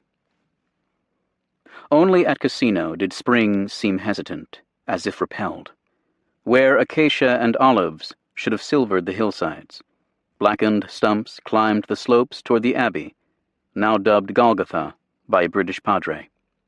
In the flats below, a patina of powdered stone whitened the drifted rubble with a spectral pallor. If ever there was a dead town, this is it. The ambulance driver John G. Wright observed, shelled down to bedrock for acres. Even with a telescope from the shaly brow of Monte Trocchio, the town looked empty. Ghost Village, some Tommies called it. The great trunk road of Highway 6 had been crimped to a goat path, littered with helmets and discarded bandoliers. Wayside graves dotted the landscape, usually in expedient clusters of 3 or 4, but many corpses lay where they'd fallen. I realized I was smelling my own kind, the rifleman Alex Bowlby later wrote. The unseen, unconsecrated dead assumed a most terrifying power. Yet in Casino, the living were also unseen and surely unconsecrated. 1,500 soldiers, half German, half British, inhabited the rubble. Neither Strangle nor any other Allied gambit had persuaded General von Zenger's paratroopers to withdraw a single centimeter. They still held both the high ground and various Casino strongpoints, including the Hotel Continental and the Hotel des Roses. Freiberg's Kiwis in early April had yielded to the 1st Guards Brigade, who occupied a wide crescent from the jail in the north to the rail station in the south. Each evening, Guardsmen porters smoked a last cigarette in the lee of Trocchio, then removed their wristwatches to avoid fatal glints in the moonlight and shouldered knotted sandbags stuffed with another day's provisions. Food, ammo, mail, periscopes, rat poison, wire screening to thwart enemy grenades, quicklime to unstink the dead. Most wore gym shoes or wrapped their boots in burlap sacking to muffle the footfall. The final stretch from Shit Corner into town, the Mad Mile, was navigated both by familiar landmarks, such as the dead American nurse, unaccountably pinned beneath a bridge girder, and by smell marks, like the ripe mule at one intersection. Sometimes an enemy gunner, Spandau Joe, opened fire on the crepuscular column, raking Highway 6 with bullets that caromed off the roadbed like sparks shed from a grindstone. The porters scuttled forward and dropped their loads, then hurried back to Trocchio to lay up until the next night. One Royal Artillery lieutenant, who made frequent runs into Casino, found it increasingly difficult to speak without a fairly serious stammer. The Guards' command post occupied the crypt beneath the Catholic church, entered only on hands and knees through a hole scratched in the rubble. A decomposing German soldier lay near the entrance, and those passing in or out would subsequently bow to him for luck, whispering, "Good evening, Hans." Shellfire and bombs had sliced open the burial vaults and the upper walls, scattering skeletons about the nave, and Tommies hung flypaper in a losing battle against insects. Pickets occupied 3 forward outposts known as Jane, Helen, and Mary, in wrecked buildings barely 100 yards from the German line. Sentries cradled their Bren guns beneath cockeyed wall prints of the Virgin, whose eyes remained fixed on heaven. There's no day, only 2 kinds of night. A yellow, smoky, choking night, and a black, meteor-ridden night, wrote one soldier consigned to a Casino cellar. Guardsmen plugged their nostrils with mosquito repellent against the stench, and took turns standing watch at their periscopes like submariners. We looked out upon a dead world, a Black Watch soldier reported. Nothing stirred in the ruins. Even so, hidden eyes watched everything. They scribbled letters and sipped tea, saving a half-inch in their morning mugs to shave. Endless hours were devoted to discussions about sex, politics, and life's absurdity, all to stave off what Fred Magdalene called that deadly sameness which is the hardest thing of all to bear in war. German shells tumbled about. British gunners answered, targeting suspected strongholds codenamed for film stars: Ginger Rogers, Fred Astaire. At dusk they crept out to relieve themselves, Magdalene recalled, ranks of buttocks showing white in the semi-darkness like grotesque friezes. Life across the rubble was no finer. German paratroopers in baggy smocks and chamber pot helmets soaked bandages in cologne and tied them over their mouths and nostrils. Others wore bandages over their eyes, damaged from stone splinters. A German order dated April 16th warned, "Effective at once, the word catastrophe will be eliminated in all reports and orders, as well as from the conversational vocabulary." Half a dozen swastika banners adorned the rubble on April 20th to mark the Führer's 55th birthday, but if catastrophe was removed from the lips, it was never far from the mind. German gunners fired leaflets that depicted death holding a pair of calipers and measuring on an Italian map the scant 123 kilometers, 76 miles, covered by the Anglo-Americans since landing at Salerno in September. The rest of the peninsula was marked with phase lines and projected dates, including a putative crossing of the Swiss border in April 1948, and then, to Berlin, another 650 kilometers, arrival about 1952. If illustrative of Allied dawdling, the map also reminded each Gefreiter how far he was from home. "Everything is in the hands of the fates, and many of the boys have met theirs already," a German machine gunner wrote in his diary. "I badly want to get home to my wife and son. I want to be able to enjoy something of the beauty of life again. Here we have nothing but terror and horror, death and damnation." For all its inhumanity, a peculiar dignity obtained at Cassino for those condemned to share its squalor. Every guardsman could appreciate the German voice that abruptly broke into the Coldstream radio network one evening to acknowledge in English, "You are all brave. You are all gentlemen." Shortly after 7 a.m. on Monday, May 1st, the entire Fifth Army staff, along with the Army band, tiptoed through the olive grove beyond the car ponds and marble statuary in the Caserta Palace Gardens. Without a sound, they encircled the new caravan recently built for their commander in an ordnance depot. Slathered in green and brown camouflage paint, the trailer featured not only fluorescent lights and a flush toilet, but full-length mirrors and an extra-long bed. Mark Clark was a meticulous creature of habit, so it was a bit odd when 7:30 a.m. passed without his usual ring for an orderly to bring his breakfast. Al Grunther, who'd organized this fete for Clark's 48th birthday, impatiently glanced at his watch before finally ordering the air raid siren sounded. As a shrill wail carried across the palace grounds, the bandsmen hoisted their instruments and struck up "There'll Be a Hot Time in the Old Town Tonight," followed by a new ditty, "The Fifth Army's Where My Heart Is," with music and lyrics by Irving Berlin. The trailer door swung open and out stepped a smiling Clark, His Highness, as Grunther jokingly called him, clad in blue pajamas, bedroom slippers, trench coat, and cap. After the band crashed through a rousing rendition of Over There, Clark thanked the assembled crowd, reminded them that there was still much to be done in the war, and predicted that many in the Fifth Army would eventually see action in the South Pacific. As he stepped back inside, the band took leave with the old gray mare. Later in the day, Clark flew to the beach below Castelvolturno for a swim in the frigid Tyrrhenian Sea. A birthday celebration that night featured 2 cakes, a hypnotist, comedians, and a card manipulator. "He's a hard-boiled soldier, of course," Grunther wrote after the party, "but he does get homesick every now and then." Curiously, he had just been home. While Alexander rearranged his armies for the spring offensive now planned for mid-May, Clark had proposed returning to Washington for the first time in nearly 2 years. Marshall at first demurred, complaining that the visit comes at a most inopportune moment, then relented. At 3 a.m. on April 11th, wearing an unadorned olive-drab uniform and the green silk cravat that had become his trademark, Clark shambled down the plane ramp at Balling Field along the Potomac River. Rennie, as fluttery as a schoolgirl, was stunned at how haggard he appeared, thin and tense and tired.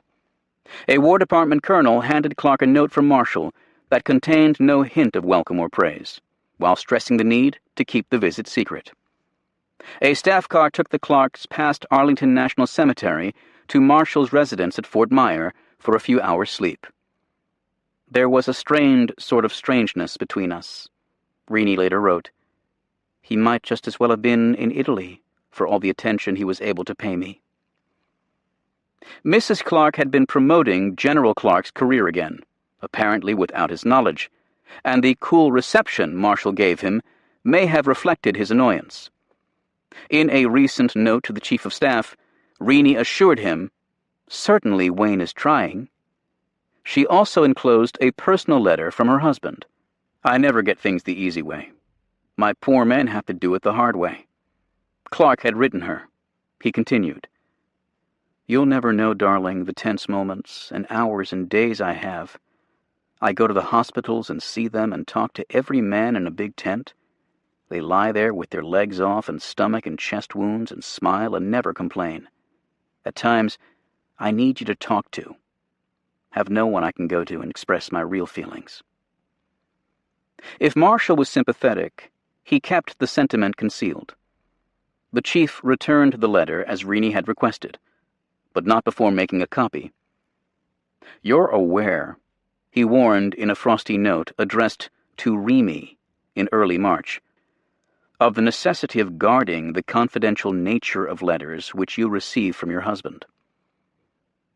The 10-day furlough flew past. A week after his arrival, with Marshall hovering over his shoulder at the Pentagon, Clark dictated a note to his mother, who also lived in the District of Columbia. "I know it will be somewhat of a shock to you to know that I'm here in Washington. It's absolutely imperative that you tell no one of my presence here." With Marshall's permission, she joined her son for a brief stay in a secluded cabin at the Greenbrier Hotel, a resort in West Virginia now converted to a rehabilitation hospital. Clark played golf and talked of retiring. When he whacked 3 consecutive drives into a lake, several German prisoners of war who were working as hotel groundskeepers chortled in glee. Clark stalked from the tee, grumbling, "I'm sorry I took those guys prisoner." Before returning to Italy, Clark was whisked one evening from the basement garage of Rennie's apartment building on Connecticut Avenue to the private entrance of a 19th-century townhouse at 1806 I Street in downtown Washington. Here in the Alibi Club, the well-heeled and well-connected of Washington's elite gathered to cook oysters, lobsters, and ducks to suit themselves, play poker, and put away a lethal sort of drink based on Medford rum, as Marshall's biographer wrote. To hear Clark's progress report on the war in Italy, Marshall had assembled a dozen powerful figures, including Vice President Henry A. Wallace and Speaker of the House Sam Rayburn. For more than an hour, while his auditors slurped oysters around the table and tossed the shells into a bowl, Clark, in his deep, mellifluous voice, described campaigns past and future. The desperate fight at Salerno, the march across the Volturno, the struggle at the Winter Line, the Anzio gamble, and now, soon, the great thrust that would carry Fifth Army into Rome. None of these men, Clark concluded, had any inkling of what it was like to wage war in mountainous Italy. The long and bloody battle up the Italian peninsula, as Clark had called the ordeal in a note to Field Marshal Wilson, had only grown longer and bloodier. But the moment was approaching that would make it all worthwhile. Flying back to Italy, Clark carried both the family Cocker Spaniel Pal for companionship and packages from Catherine Marshall, the chief's wife, for 2 sons from her first marriage, who were now serving as young officers in Italy. The brief trip home, Clark wrote Rini from Caserta, seems like a dream. Under Alexander's reorganization of the Allied legions in Italy, Clark now commanded 13 divisions, 7 American, 4 French, and 2 British, a force quadruple the size of the army he'd brought to Salerno 9 months earlier. Even as he took pride in leading such a formidable host, the increased demands, and another 50,000 Fifth Army casualties since mid-January, weighed heavily. Cool and remote, yet capable of conviviality and brilliance, Clark could also be picayune and mulish, protective of his prerogatives, and as the war went on, he grew increasingly ready to take offense at slights real or imagined. The nickname Marcus Aurelius Clarkus never seemed to fade. At times, Clark seemed to feud with every senior general in the Mediterranean. He treats his corps commanders as he would a company commander, and of course with less consideration for us Americans. Jeff Keyes told his diary. Weary of Clark's carping, Truscott twice reminded him that he had the authority to sack the Sixth Corps commander at any time. In his diary, Clark decried Truscott's whining attitude. An ancient grudge with his former West Point mathematics instructor, Lieutenant General Devers, now the senior American commander in the Mediterranean, grew so toxic that Devers refused to deal directly with Clark.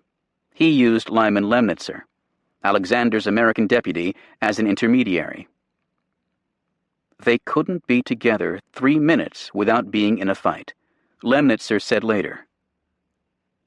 Clark considered Devers a dope and informed him that he had too many bosses already. To Field Marshal Wilson, Devers said of the Fifth Army commander, "He thinks he's God Almighty. He's a headache to me, and I would relieve him if I could, but I can't." Clark's frictions with the British had only intensified in the spring.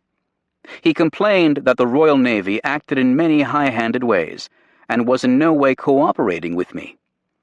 On several occasions, he grew so insolent with Alexander that Lemnitzer expected him to be fired and warned Clark accordingly. The British High Command in the Mediterranean so resented Clark's vexatious attitude that in March there had been talk of requesting his relief. The insurrection collapsed after word of it leaked to the Pentagon, and for lack of support from Churchill. "Many happy returns of the day," the Prime Minister had written in a birthday greeting to Clark. If still fond of the man he called the American Eagle, Churchill was not above using other wildlife metaphors to assail the stalemate at Anzio. "We hoped to land a wildcat that would tear out the bowels of the Boche," he told Eisenhower. "Instead, we have stranded a vast whale with its tail flopping about in the water." Churchill also fretted, as he told Wilson, about a feeling of bitterness in Great Britain when the claim is stridently put forward, as it surely will be, that the Americans have taken Rome. He urged that credit be fairly shared. While refusing to countenance a coup in Caserta, Churchill mused aloud about having Alexander command the beachhead army while Wilson took over the casino front, a crackpot notion that caused poor Brooke to confide, "I feel like a man chained to the chariot of a lunatic." The task of handling Clark fell to Alexander, who demonstrated both patience and the shrewd eye of a gifted draftsman.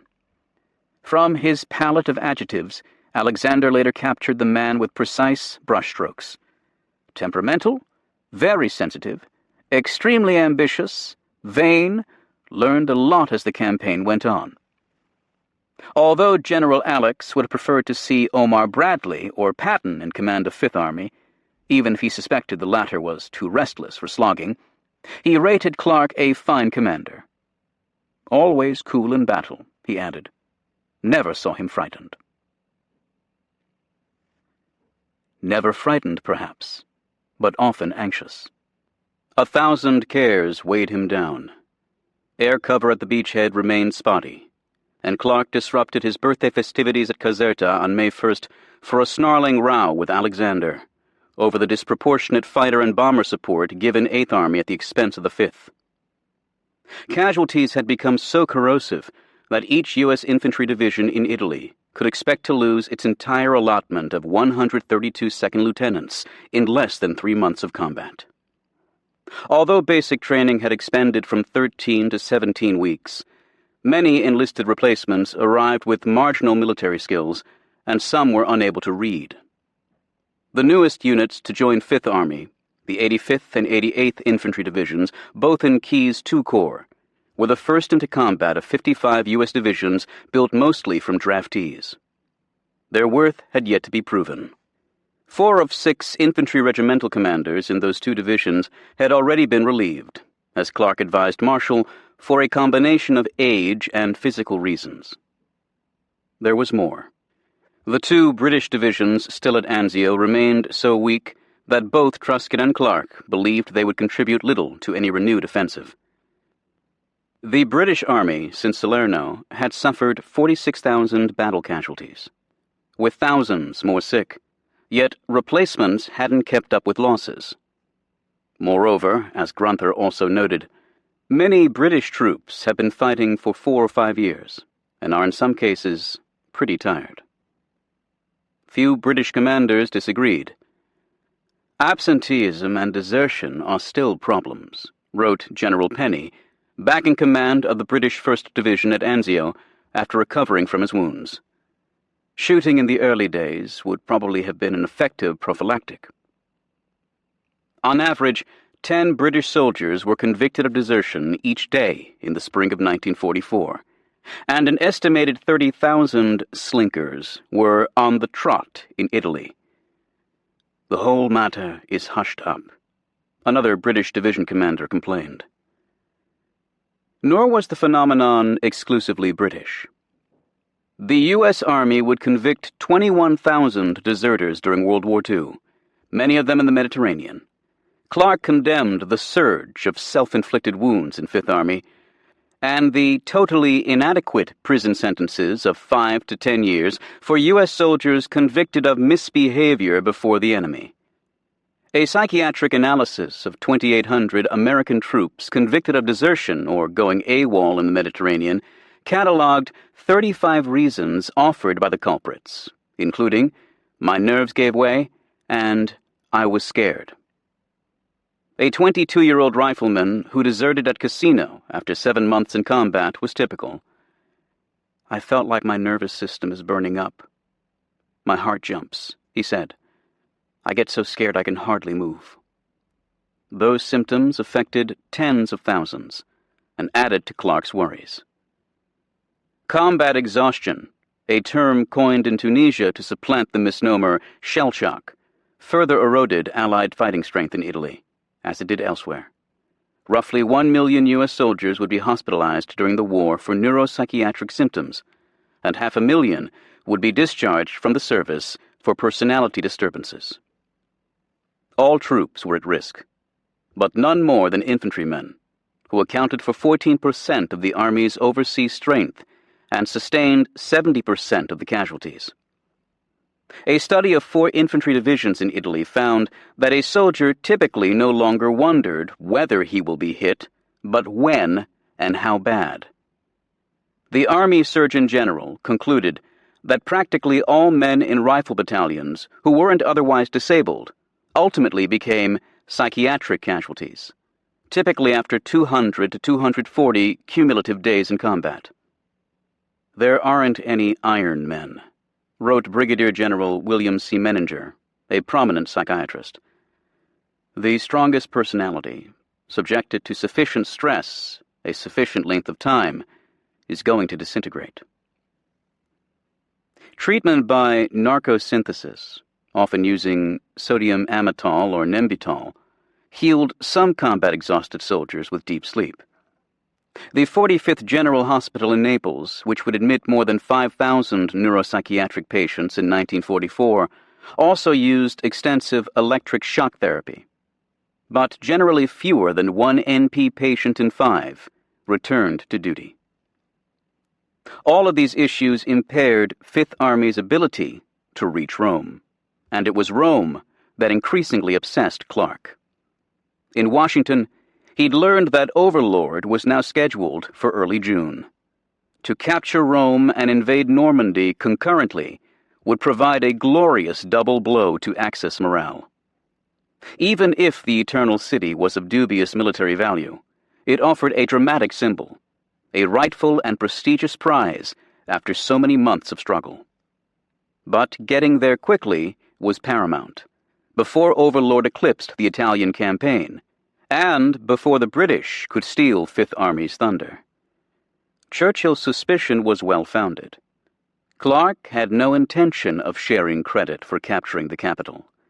He had in fact begun to exhibit signs of paranoia about British designs. I know factually that there are interests brewing for the Eighth Army to take Rome.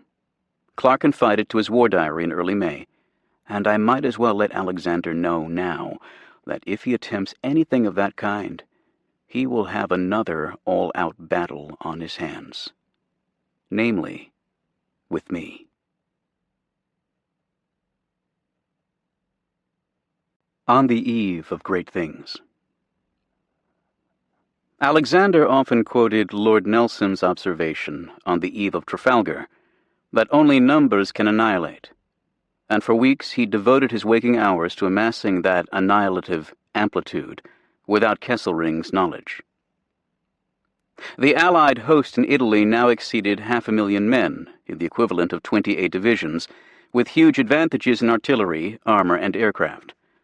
Under a battle plan drawn by Alexander's Chief of Staff, Lieutenant General A.F. John Harding, the Allies intended not only to drive the enemy north of Rome, but to exterminate so many Germans that Hitler would be forced to shore up his jeopardized southern flank, even as Overlord swept into France from the west. This grand offensive, codenamed Diadem, and set to commence on May 11th, required a 3-to-1 edge in infantrymen to knock the Germans from the Gustav Line at a familiar point of attack, the Casino Redoubt and adjacent heights looming above the Liri Valley. For this paramount honor, Alexander had chosen Eighth Army. Between ourselves, he privately told Brooke, Clark and his Army HQ are not up to it. It's too big for them. Fifth Army, including Juan's French Expeditionary Corps, would attack on the left through the Alrunchi Mountains, advancing on an axis generally parallel to that of Eighth Army. Once the Gustav Line was pierced, Truscott's Sixth Corps would burst from the beachhead, shouldering aside the German 14th Army to help destroy the 10th. Alexander's final order, issued in early May, remained silent on which force would seize Rome, and thus further inflamed Clark's suspicions. But for weeks the battle plan had clearly laid out a scheme in which Eighth Army bulled up Highway 6 before veering east of the capital toward either Florence or Ancona on the Adriatic, depending on whether the combined chiefs chose southern France or Austria as Alexander's ultimate destination. Fifth Army would follow the Tyrrhenian coastline to Viterbo and then Livorno. There would be glory enough to go around. Still, sensing fraternal rivalries, AFHQ informed all reporters that no invidious comparison should be made between 8th and 5th Armies and the FEC. No exaggeration, no over-colorful narratives. Speculation should be avoided. Monochrome proved difficult, given the vivid legions assembled for Diadem. On the Allied right, 8th Army, having tramped from Cairo across 2 continents in the past 19 months, now secretly side-slipped more than 250,000 men east to west over the Apennines. Their commander, Lieutenant General Oliver W.H. Leese, was as tall as Clark and much stouter, with a black mustache and twinkling brown eyes that could darken in sudden rage. A big, ungainly bruiser, in Keyes's tart description. Blooded at the Somme, with the scars to prove it, Leese was bluff and toothy, given to khaki +4s and a straw hat. He remained a Montgomery protege at heart, fond of thunderous artillery barrages, cheap smokes tossed to the lads, and conferences with subordinates while he soaked in his tub. Never frig about on a low level, he liked to advise. Lys later became an expert in horticultural succulents, such as cacti and begonias. Now he settled for tending his tulips. He compared this, his first big battle as an army commander, to having a baby. Alexander thought him methodical to a fault. Not the pusher Clark was, he said after the war. Some army commanders have to be pushed with a little ginger, like Lys, who always needed a little prodding. A Canadian general at one point decried his prancing about, waving his hands like a whore in heat. Yet Lys's guffaws and ribald humor masked a shrewd cunning.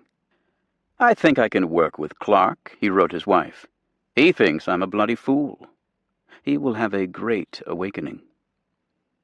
Lys's 7 infantry and 3 armor divisions included a new contingent in the Allied panoply, 56,000 Poles, who'd been assigned to take Monte Cassino itself. They were led by General Władysław Anders, a slender, handsome cavalryman with the ardor of a boy, in Macmillan's phrase, and the grit of a man intent on settling scores. Anders had fought both Germans and Russians in 1939.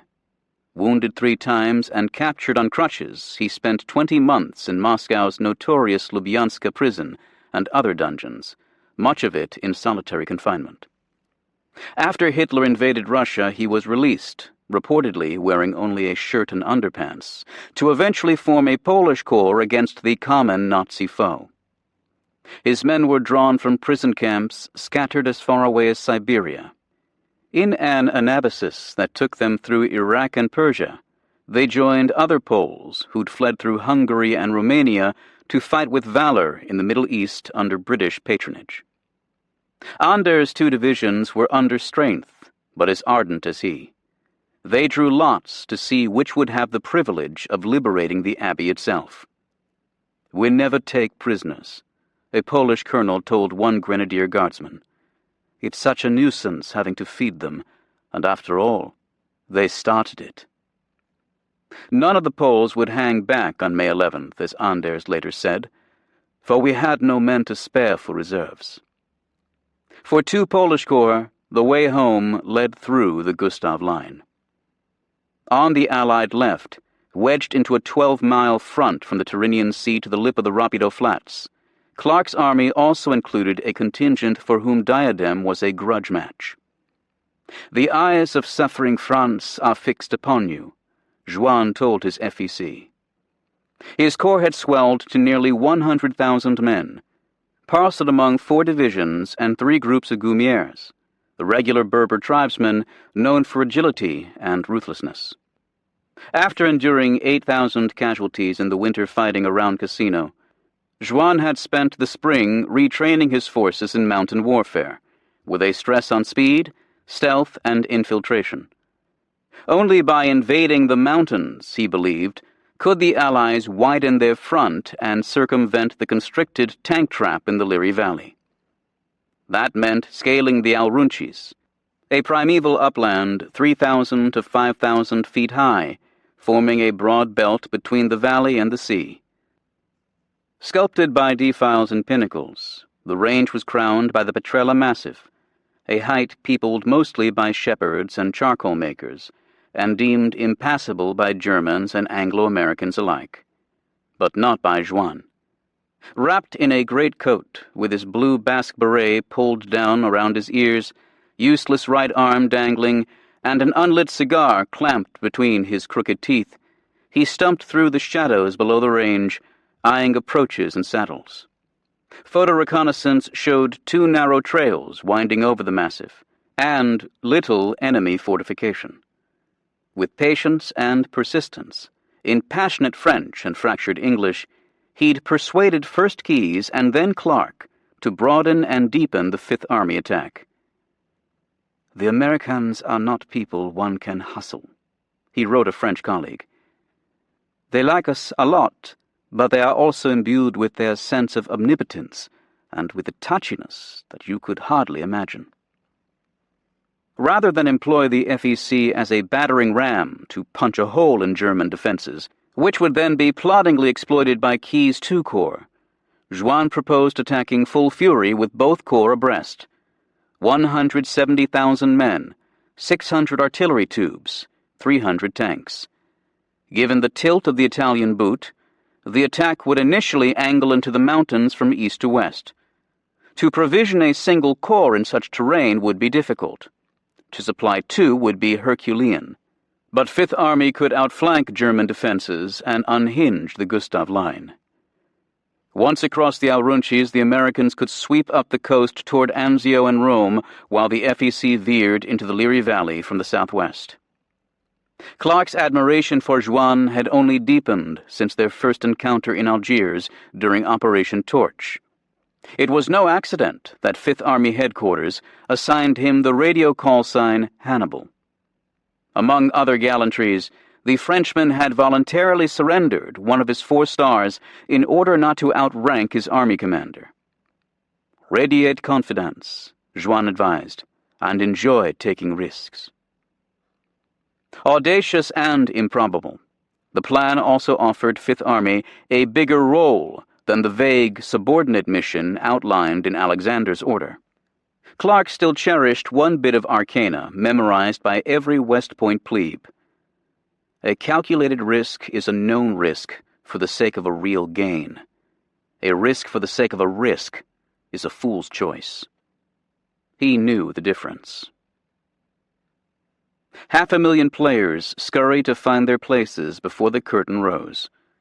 The landscape seethed with activity, concealed from German eyes by darkness or deception. On the far left, Italian laborers built dummy pillboxes at the mouth of the Garigliano under orders not to camouflage too well. Farther upstream, 20 undetected French battalions squeezed into a swale barely 4 miles across. Juan's men donned British soup bowl helmets to obscure the departure of McCreary's 10 Corps to the far side of Cassino. At night, engineers hacked trails into the Aurunchi foothills with hand tools to minimize the noise, then scattered brushwood before dawn to hide their tracks. Canadian signalers in April had gone off the air along the Adriatic. Now they began broadcasting again near Salerno to persuade German eavesdroppers that an amphibious operation was being mounted. In truth, barely 200 men operated 61 radios in a carefully scripted electronic deception. At Termoli on the Adriatic, the first Palestinian camouflage company floated dummy landing craft in the harbor and spread garnished nets over 2 acres of jetties to inspire the imagination of any German reconnaissance pilot. To discourage collaborators, Allied leaflets resembling funeral announcements displayed the names and photos of those executed for espionage or sabotage. Military traffic signs appeared in Polish, English, French, and Hindi. Engineers built new trails along the front, concealed with lime, straw, stones, and turf. Long screens made of chicken wire, festooned with steel wool, hid roads, bridges, and depots. Timber parties carefully thinned the olive groves to create fields of fire for artillery, sawing the trunks 3/4 through and bracing the trees upright until H-hour, when they would be tipped over. Anders' troops blackened their kit, donned 7,000 modeled sniper suits, and slapped 6,000 gallons of camouflage paint on their vehicles. Scouts in canvas shoes and dark pullovers swam the Rapido at night, creeping among fireflies blinking in the reeds. Indian sappers crawled along the banks, probing for mines left by the Yanks in January. 500 yards from the river, South African troops lay low in their sangars and foxholes during daylight, which now lasted from 4:30 in the morning until 9:30 at night. Every tree along Highway 6 leading to Shit Corner concealed supplies. Dumps grew mountainous. Fifth Army alone stockpiled 11,000 tons of ammunition for the first 2 days of Diadem, including 200,000 105mm shells. 100 miles of 6-inch fuel pipeline stretched from Naples to forward depots, and 43 Italian sawmills turned forests into engineer lumber. Fifth Army artisans, working at their casting tables in 12-hour shifts, made intricate models depicting every quarry, cliff, and monastery on the approaches to Rome. Map depots stocked millions of sheets on 4 different scales. To produce the 5-color maps requested by Clark's headquarters, cartographers mixed ersatz inks from mercurochrome, tobacco juice, and atabrine tablets, which turned paper, as well as soldiers, bright yellow. Endless supply convoys crept forward at 6 miles an hour behind trucks outfitted with water sprayers to keep down telltale dust. Specially tuned jeeps crept to the forward dumps with their hoods wrapped in rubber pads to muffle any squeaks. And all night long, the clop of hooves could be heard from the Garigliano to the Zangro.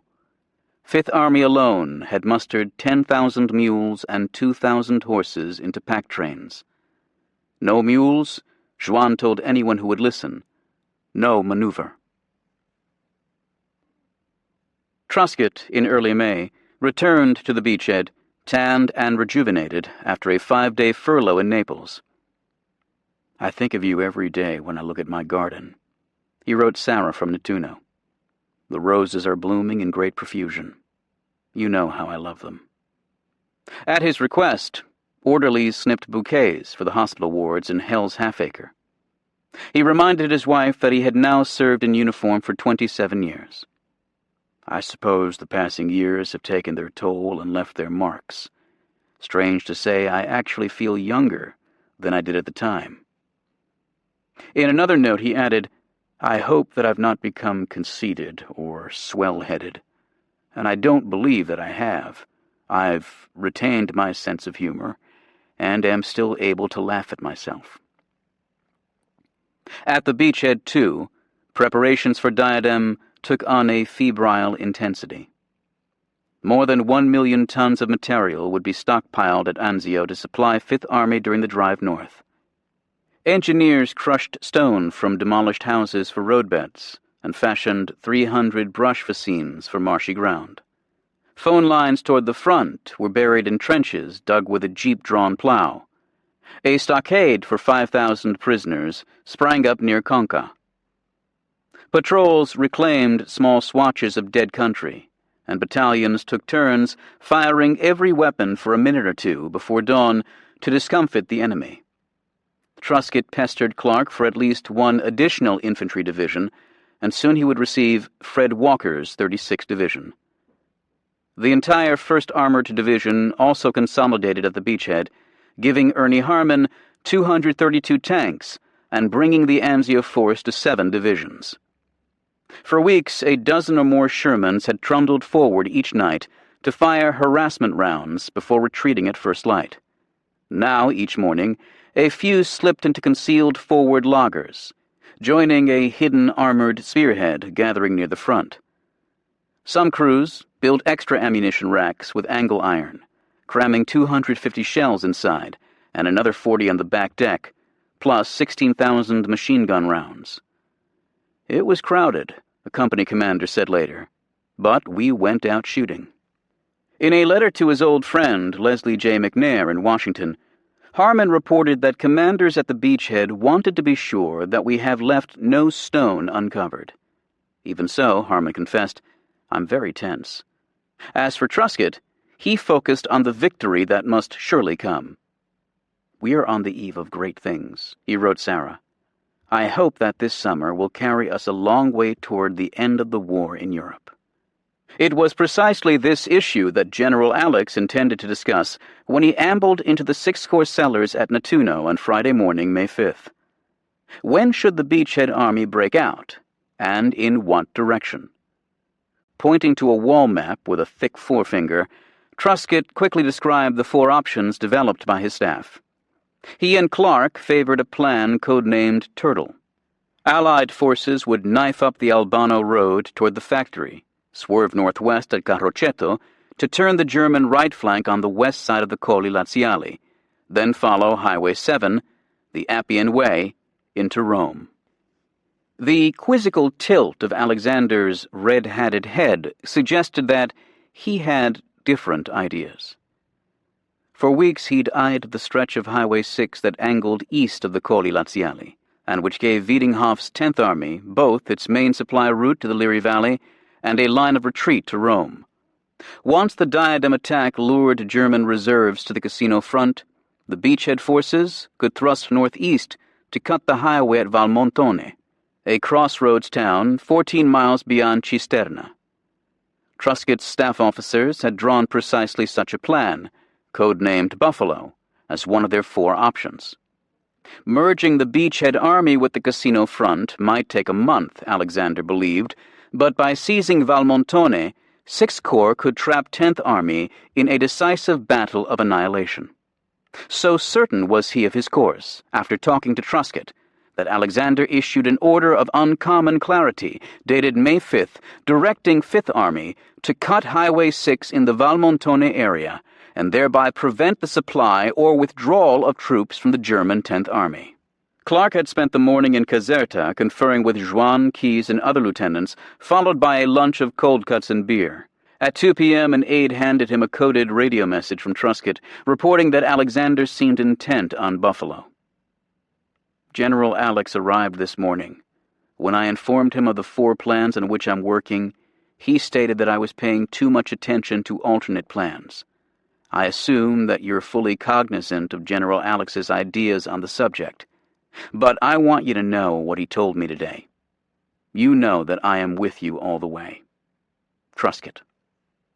Clark was furious. Alex trying to run my army, he told his diary. In a phone call across the Caserta compound to Lemnitzer, he railed at Alexander for issuing instructions to my subordinate commanders that contradicted Clark's desire to remain flexible by keeping several plans in play. Upon reaching General Alex himself, he complained of being offended and thoroughly astounded. In a memo of the conversation, Clark quoted himself as insisting that under no circumstances would I tolerate his direct dealings with my subordinates. He assured me that he had no intention of rescinding my order. Unappeased, Clark fumed. In a visit to Nettuno on Saturday, he told Truscott, "The capture of Rome is the only important objective." The British, he added, were hatching nefarious schemes to get there first. Moreover, Buffalo was tactically dubious. Too many roads ran north from the casino front to trap 10th Army by severing Highway 6. German forces, Clark believed, would simply detour onto other routes. On Monday morning, May 8th, he confronted Alexander directly in his Caserta command post. I told him he'd embarrassed me. He replied that he had no intention to do so. Clark recorded. Alexander kept pulling on me the idea that we were to annihilate the entire German army. I told him that I didn't believe that we had too many chances to do that the Boche was too smart. Alexander asked whether the American had doubts about Diadem. I assured him, Clark wrote, that the 5th Army attack would be as aggressive as any plan or attack he'd ever been in or read of. The tense session ended with Alexander solicitous but resolved. The beachhead army would strike for Valmontone as ordered on May 5th and embodied in Buffalo. I am thoroughly disgusted with him and with his attitude, Clark confided to his diary. At 4 p.m. on Tuesday, Clark met with 31 reporters at Caserta. Using a large map and a pointer, he was both calm and commanding in describing Diadem in detail. 5th Army now mustered 350,000 men, including the 2 new divisions under General Keyes. Each U.S. division had received an extra 750 men to accommodate expected casualties. The British divisions, Clark noted, aren't quite up to strength. Kesselring's force totaled 412,000 men in 23 divisions in Italy, including 9 along the casino front in 10th Army, and 5 more at Anzio in 14th Army. Clark kept to himself other particulars which Ultra had revealed. Kesselring possessed 326 serviceable tanks, 616 anti-tank guns, and 180 assault guns, and that he rated only 2 of his divisions as fit to take the offensive. The animating principle behind the initial Allied attack, scheduled for Thursday night, was simple. Everybody throws everything they have at the same time. At long last, the total resources of both 5th and 8th Armies would fall on the enemy simultaneously. The subsidiary attack out of the beachhead would depend on progress in cracking the Gustav Line. Clark expected a tortuous grind, with daily progress limited to 2 miles or less. In view of the German scorched earth tactics in Naples, he assumed that Rome would be despoiled. In a veiled allusion to Overlord, he added, "The more Bosch we can hold down here, the more we can kill, the more we will contribute to operations which will overshadow this one." He made no mention of his quarrel with Alexander, or his assertion to Truscott that Rome is the only important objective, nor did he hint that he already had begun to consider disobeying orders. "The attack I would like to make under proper conditions is right out toward Route 6, to cut it," Clark told the scribes. He gestured on the map toward Valmontone. "Rome is of political value, and we hope to take it," he added with studied nonchalance. "But our first mission is to kill as many Germans as we can." General Alex would be pleased. The Americans had fallen into line. Albert Kesselring knew nothing of the dispute within the Allied High Command, but that condition was of a piece with his larger ignorance of enemy strength, deployment, and intentions. Axis troops, including Russian prisoner-of-war volunteers armed with antique Italian weapons, peered seaward on both coasts for the amphibious landing Kesselring was sure would fall. German intelligence analysts had identified 9 of 22 Allied regimental command posts on the Fifth Army front, but could pinpoint none of them. Nor could they identify or locate most Allied division headquarters. German gunners so consistently fired leaflets in the wrong language to the wrong troops, Urdu to the Kiwis, Arabic to the British, English to the French, that Clark's G2 believed it could be only a deliberate attempt to conceal his knowledge of our order of battle. In fact, Kesselring was blind. A Moroccan deserter, several weeks earlier, had sworn that the Allied offensive would begin April 25th. Senior Wehrmacht officers packed their kit and rose early, only to feel rather sheepish when the front remained quiet. "Whenever you are well prepared," complained Major General Fritz Wenzel, the 10th Army Chief of Staff, "nothing happens."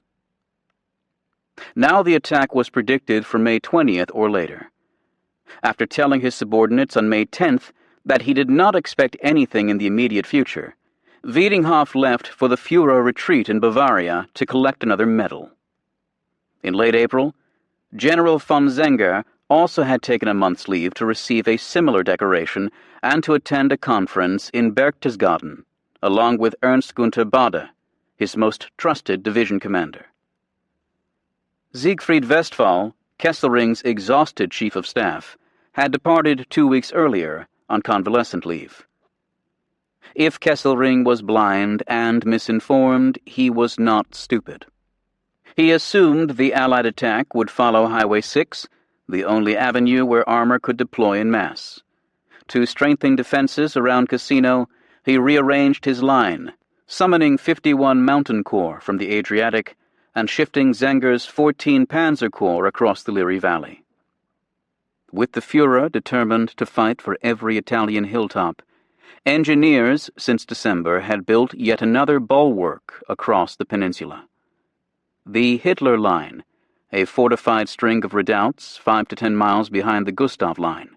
Some 77,000 German troops shored up the beachhead perimeter, and another 82,000 held the southern front 70 miles away. The German strategy in Italy, Kesselring now declared, was simply to make the enemy exhaust himself. Still, he misread the omens. The bridging equipment unloaded near the Garigliano. The Allied patrols unspooling white tape. The oppressive silence. On Wednesday, May 10th, Wenzel phoned Kesselring's headquarters with his daily report. "To my great pleasure, everything is quiet," he told a staff officer. "Only I don't know what is going on. Things are becoming ever more uncertain." "I have told this to the Field Marshal," the officer replied. "He looks very intently towards the coast. In past times one heard at least once in a while that such and such division had left Africa. But now one hears nothing." Wenzel said, "I think it isn't impossible that things are going on of which we have no idea." Red Cross volunteers behind Monte Trocchio handed out sandbags filled with cigarettes, dates, and oranges to Allied troops tramping toward the Rapido staging areas. It was like a goodbye gift, one soldier said. Mule hooves now were sheathed in sacking to quiet the clop, and conspicuously white animals had been culled from the trains. Every break in copse along the front grew stiff with soldiers. Some thumbed through a GI's Guide to Italian Cities, which stressed Leonardo da Vinci's military inventions, hand grenades, shrapnel, the parachute, and assured them that Rome's Colosseum wasn't wrecked by long toms. It got that way through the passage of time. A battalion surgeon recorded in his diary, "Blackjack for $20 a card. I win over $200 and now worry where to carry all that money." A Canadian soldier scrutinizing the blasted landscape near Casino asked, "Who the hell would want to live here, let alone fight over it?"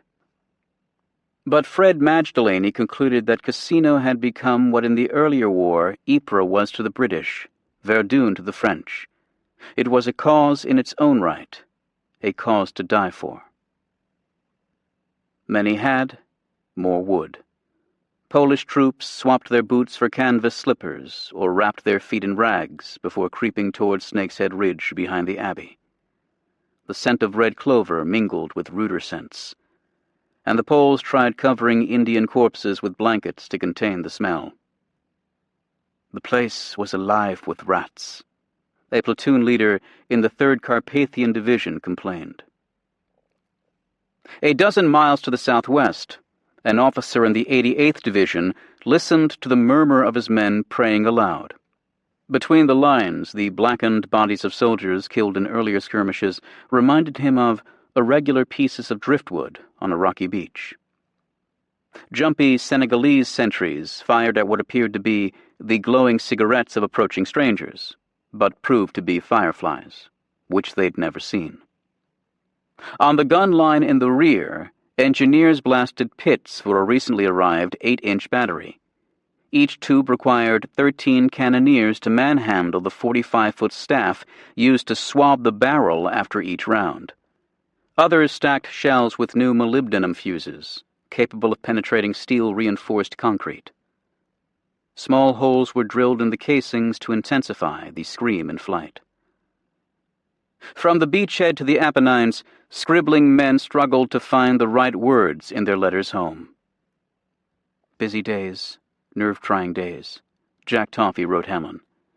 One smokes too much, drinks too much if he can get it, and sleeps too little if he can get that. He burned most of Helen's letters to lighten his load. "This hurts me to do," he told her, "but space had become such a factor that I found it necessary to retain only yours of April and May. While certain that the kraut is going to catch hell from all sides at any time, Toffee confessed that I'm a bit war-weary." He'd resigned himself to fighting for the duration. "I'll be home when they build a bridge and we march over it," he told her. How long, O Lord? How long? Commanders evinced the requisite public élan while privately venting their anxieties.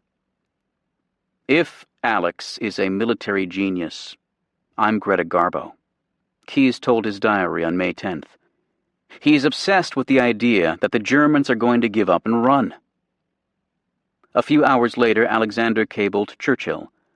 Our objective is the destruction of the enemy south of Rome.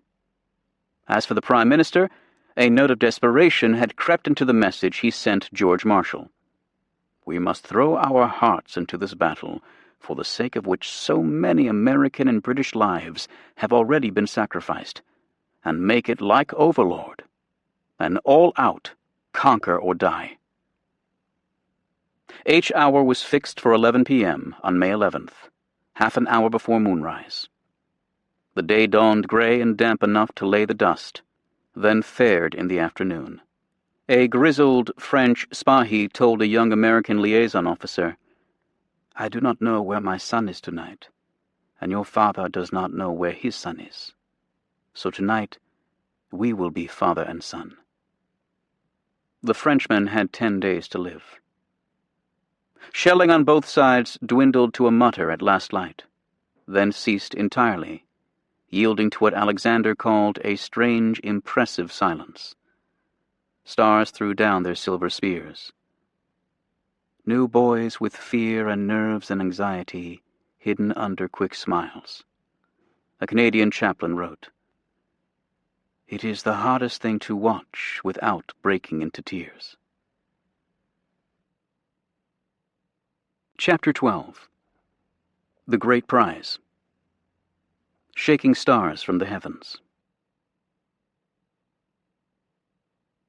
The BBC pips hadn't finished signaling the top of the hour at 11 p.m. on Thursday, May 11th, when gusts of white flame erupted in a 30-mile crescent across the hills of central Italy. Light leaped from 2,000 gun pits, laving the cannoneers as they danced bare-chested at their breech blocks, shoving home another shell, and another, and another. Ruby tongues licked from the muzzles as drifting smoke rings lassoed the constellations, and concussion ghosts chased one another through the night. It seemed it must shake the very stars out of the heavens, a Black Watch soldier wrote. Men peered from their trenches or crowded into farmhouse doorways to watch the spectacle. Their faces reddened in the glow, and their helmets jarred by the percussive shock.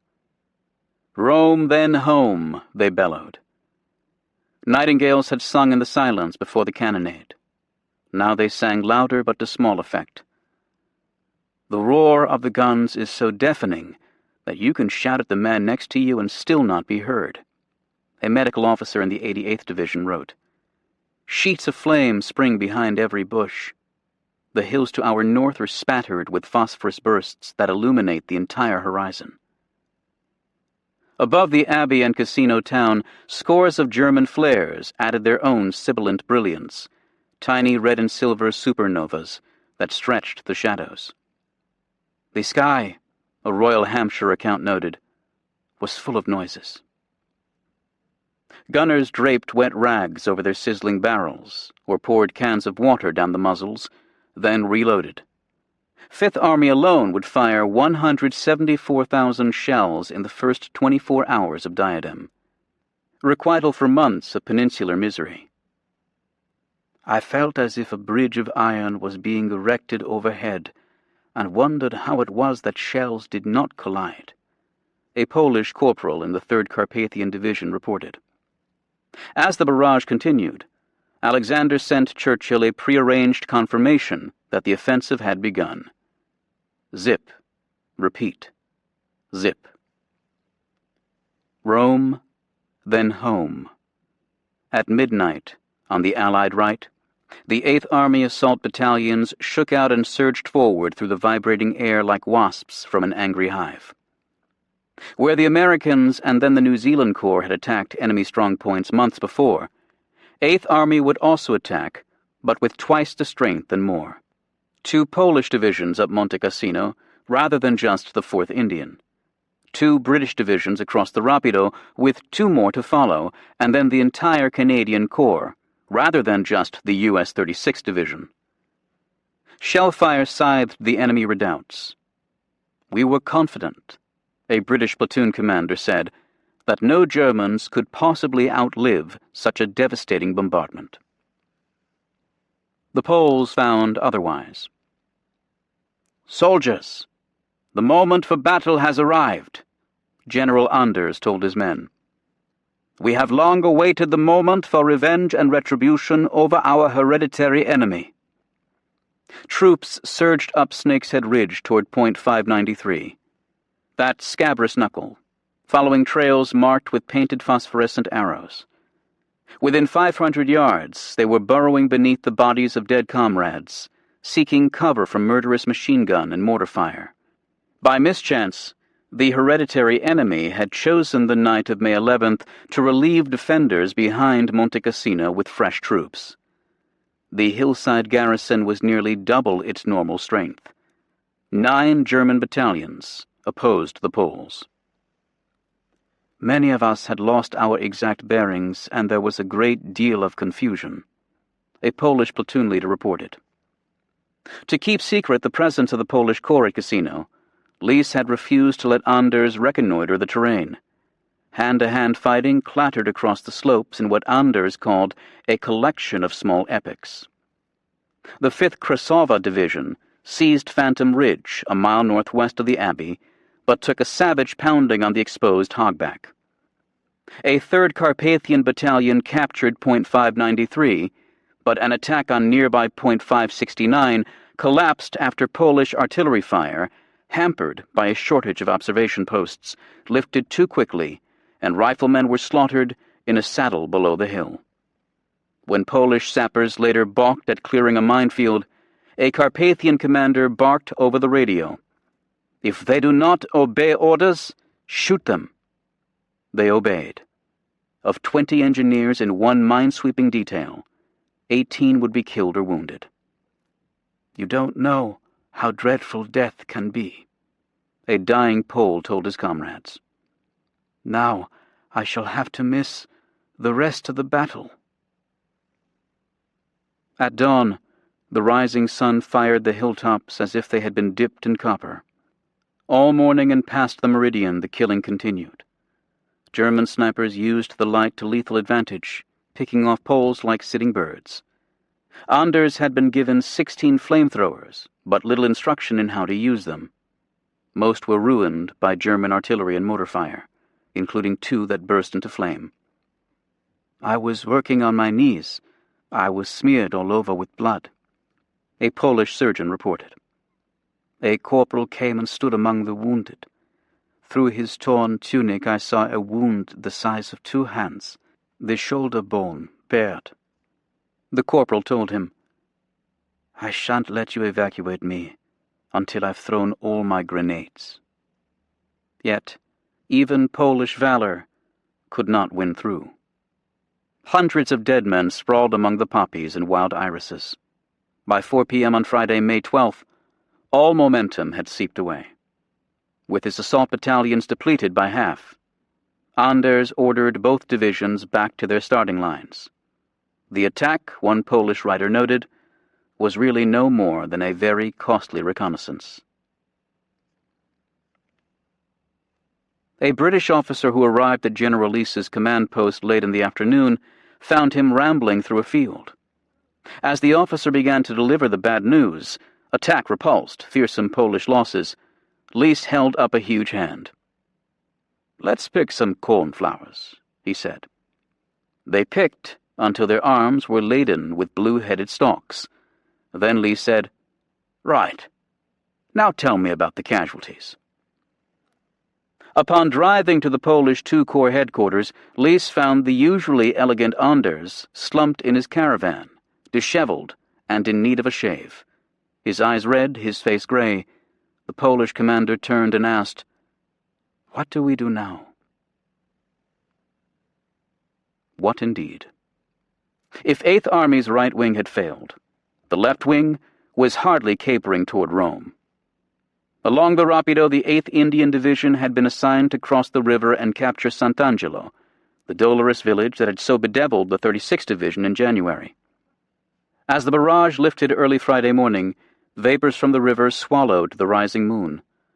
Khaki drill columns wended through the fens, following white tape and hooded hurricane lanterns to the east bank. Vehicles crept forward, hauling boats or towing anti-tank guns. From upstream, a rude clanking carried on the night. A squad of 6th Lancers, crouching in defilade, banged angle iron against pieces of rail track as a deception to draw fire. Fire they drew, but so did the rest of the bridgehead. Assault troops splashed and paddled across the Rapido only to trip both anti-personnel mines left 5 months earlier by the Yanks and smoke canisters emplaced by German gunners as aiming stakes. Within minutes, smoke, mist, and cordite billowed through the bottoms like a yellow London fog, in Lise's phrase. Visibility dropped to 2 feet. Men stumped about in flame-stabbed confusion, pitching into ditches and walking in circles.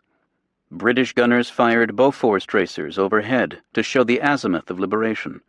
But in the mist, the shells quickly dimmed and were lost to sight, a reporter observed. Royal Fusiliers reached the west bank above Sant'Angelo with few casualties, each soldier clinging to the bayonet scabbard of the man ahead. But now the ground between river and village was covered by a vermilion loom of enemy bullets, and stick grenades showered the bottoms from the Sant'Angelo bluffs. "Oh, God, don't let me die yet," Fusilier F.R. Beecham pleaded. "I promise that I'll always be good if you let me live." Coming upon a mortally wounded comrade, Beecham lifted a water bottle to his lips. "Thanks a lot, mate," the man said, then passed over. 12 of 16 Gurkha boats sank or floated away. The 4 surviving craft ferried men through the small hours, with much shouting above the din from bank to bank. Farther upstream, all 40 boats manned by a brigade of the British 4th Infantry Division were soon gone. Drowned men drifted on the dark current that had drowned so many before. By midday, no battalion in either the 8th Indian or the 4th Infantry had gained more than 500 yards of an intended 2,000. Barely half of Lee's objectives had been secured on the left, none on the right.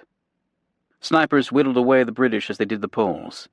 After a major in the Derbyshire Yeomanry fell dead with a bullet in the brain, a subordinate offered a terse elegy. He was an autocratic man, but a good leader, and we came to regret his death. A Fusilier who spent May 12th face down in a ditch, listening to the sough and whiffle of shells overhead, later noted, "The day passed ever so slowly." Yet, the enemy had missed his main chance. The absence of Wiedinghoff, Westphal, Zenger, Bada, and others impaired German dexterity. So did 350 tons of Allied bombs that battered Kesselring's command post and demolished the 10th Army headquarters near Avezzano, with an unsteadying effect upon the occupants. Confusion, error, fear, the usual frictions, played hob on the far side of the hill, and the crushing counterattack that might have crippled Diadem never took shape. 3 bridges, dubbed Cardiff, Oxford, and Plymouth, had been planned for the Rapido near Sant'Angelo. Cardiff was abandoned, but engineers carved ramps and filled ditches under scorching fire to throw a small span across at Oxford before 9 a.m. on Friday. 2 hours later, and 1,000 yards downstream, a pair of Sherman tanks muscled a 100-foot Bailey bridge over the stream at Plymouth. Canadian tanks pelted for the far shore, camouflaged with green boughs and looking like a harvest festival. Upstream between Sant'Angelo and Casino Town, dead and dying engineers shored the riverbank. But by first light on Saturday, May 13th, another span, Amazon, slid into place. A pipe major crossed, skirling, then fell mortally wounded. Cries for help from the wounded could be heard inside the tanks, even though the crews were wearing headphones, according to a 6th Armored Division account. The tanks bowled ahead, riflemen clinging to their hulls with one hand and shooting with the other. Every so often the smoke and marsh mist parted to allow glimpses of the abbey floating toward heaven. Gurkhas twice surged into Sant'Angelo on Friday, and twice machine gunners embedded in the rubble threw them back. Cairn by cairn, cellar by cellar, attackers rooted out defenders with grenades and curved kukri knives. A pair of Canadian tanks flanked the village, gunning down those who sought to slip away. By 3 p.m. Saturday, resistance had ended but for the odd sniper, at a cost of 170 Gurkha casualties. White dust flowered the quick and the dead alike. Putrefying corpses were soaked in gasoline and set ablaze, then shoved into a trench. Some captured Germans were found to have wounds dressed with paper. Enemy medics had run short of bandages. "This is real war," a squadron commander in the 17th Battalion of the 21st Lancers scribbled in his notebook, "and makes Africa seem a picnic." A Royal Artillery gunner in the 78th Division studied the consequences of his fall of shot. Splintered rifles, smashed field glasses, dead Germans. "This is the terrifying thing about war," he wrote. "When I saw what I had achieved, I had no regrets at all." They pushed on, across the shot-torn fields, edging toward the mouth of the Leary Valley, where objectives had been codenamed after famous Midlands hunts. A Canadian in the 48th Highlanders described being snagged by barbed wire with another soldier. He was thrashing and fighting with the wire like a man gone insane. The bullet started sucking into him, and he jerked and kicked with each new hit. Then he crumpled beside me. Nothing was very bad in the war after that. 2 secure bridgeheads merged to form a shallow purchase across the Rapido. 6 more bridges opened, and thousands of smoke shells kept Monte Cassino swaddled in white. But unless the abbey and adjacent hills fell, German batteries threatened to flay anyone pushing up Highway 6 through the valley. Flames of jerry guns almost beautiful at dusk, a guards officer observed, spitting crimson, amber, and opal. In 4 days, 8th Army would advance just 4 miles, at a cost of more than 4,000 casualties, a man down every 5 feet. Still, Lees took satisfaction where he could, even as he pondered how to convert his fragile bridgehead into the battle of annihilation that Alexander coveted. "Mark Clark has laid 4-1 against our crossing the Rapido," Lees wrote. "As they say at a private school, sucks to him." Clark had troubles enough without British maledictions. 15 miles downstream from Cassino, on the far left of the Allied line, Jeffrey Keyes's II Corps, composed of the 85th and 88th Divisions, had used its foothold across the Garigliano to push forward from Minturno in Diadem's early hours. Soldiers nervously worked their rifle bolts as they strode ahead, blankets and raincoats tied to their combat packs. Each man wore white adhesive strips or squares of white cloth on the back of his helmet and uniform sleeves to prevent fratricide. Platoon leaders added extra white tape chevrons to make themselves more recognizable to their men. Officers gobbled Benzedrine tablets. "Rome, Rome," a lieutenant in the 88th Division chanted. "Who gets Rome?" No one in II Corps, at least not yet. Sheaves of fire from the entrenched 94th Grenadier and 71st Infantry Divisions lashed the American ranks from the Gulf of Gaeta on the left to Ausente Creek on the right. 5th Army intelligence had pinpointed 161 German machine gun positions among some 600 along the front. That left more than 400 unaccounted for, until now.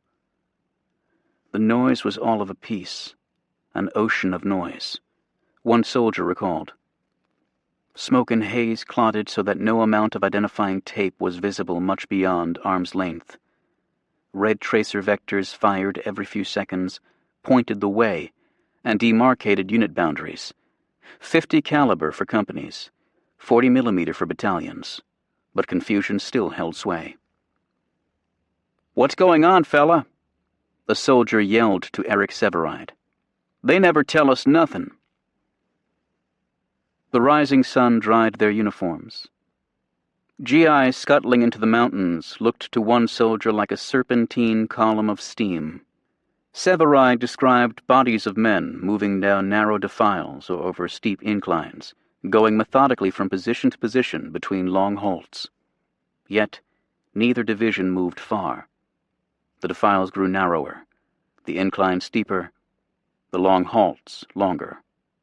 Most of all, the fire grew fiercer. An attack by the 351st Infantry against the hilltop village of Santa Maria Infante failed to take 2 critical hills known as the Tits. One company lost 89 men. Another fell for a German white flag ruse, with 50 men captured. Among those killed in the day's fighting was Frederick Schiller Faust, a prolific writer known as the King of the Pulps, who under the pen name Max Brand had turned out nearly 400 westerns, including The Rangeland Avenger and Gunman's Reckoning. Intent on writing a narrative about one platoon's odyssey to Rome, Faust died from German 88mm fire only 3 hours and 600 yards into the journey. As Severide observed, "Those who live are incredibly alive, and the others are stupefyingly dead." By early Saturday morning, to Keyes's chagrin and Clark's dismay, the American attack had stalled. That left Juin's FEC, which had pitched into the largest set-piece battle fought by the French army since 1940, with rousing choruses of the Marseillaise and C'est nous les Africains. As 30 or more artillery rounds fell on every charted German battery with little enemy fire in return, 3 divisions abreast surged into the craggy Aurunchis. Plunging fire greeted them with the incivility of a slammed door. Moroccan infantrymen were pinned down in minefields beyond the Garigliano. Those who breached the barbed wire and booby traps found flamethrowers and interlocking machine gun fire waiting. Behind concrete German pillboxes stood more bunkers and blockhouses. French troops near Castelforte picked their way into a badlands teeming with snipers and mortarmen. Soon the landscape smelled of singed hair and burning flesh, human and mule. Counterattacking grenadiers slashed at the French flanks with such fury that FEC officers on Monte Faito called artillery onto their own positions to avoid being overrun. By mid-morning on Friday, May 12th, Juin's legions were hardly beyond their starting lines. 10 assault battalions in the French center had achieved little penetration, and the FEC, like II Corps and the Poles, could claim few of its objectives. Fifth Army casualties approached 1,600. Losses among French officers were particularly grievous, and it was said that German ferocity had triggered considerable alarm in FEC headquarters. An officer with the Tunisians observed, "Due to the intense heat, the dead take on a waxy look. They're everywhere."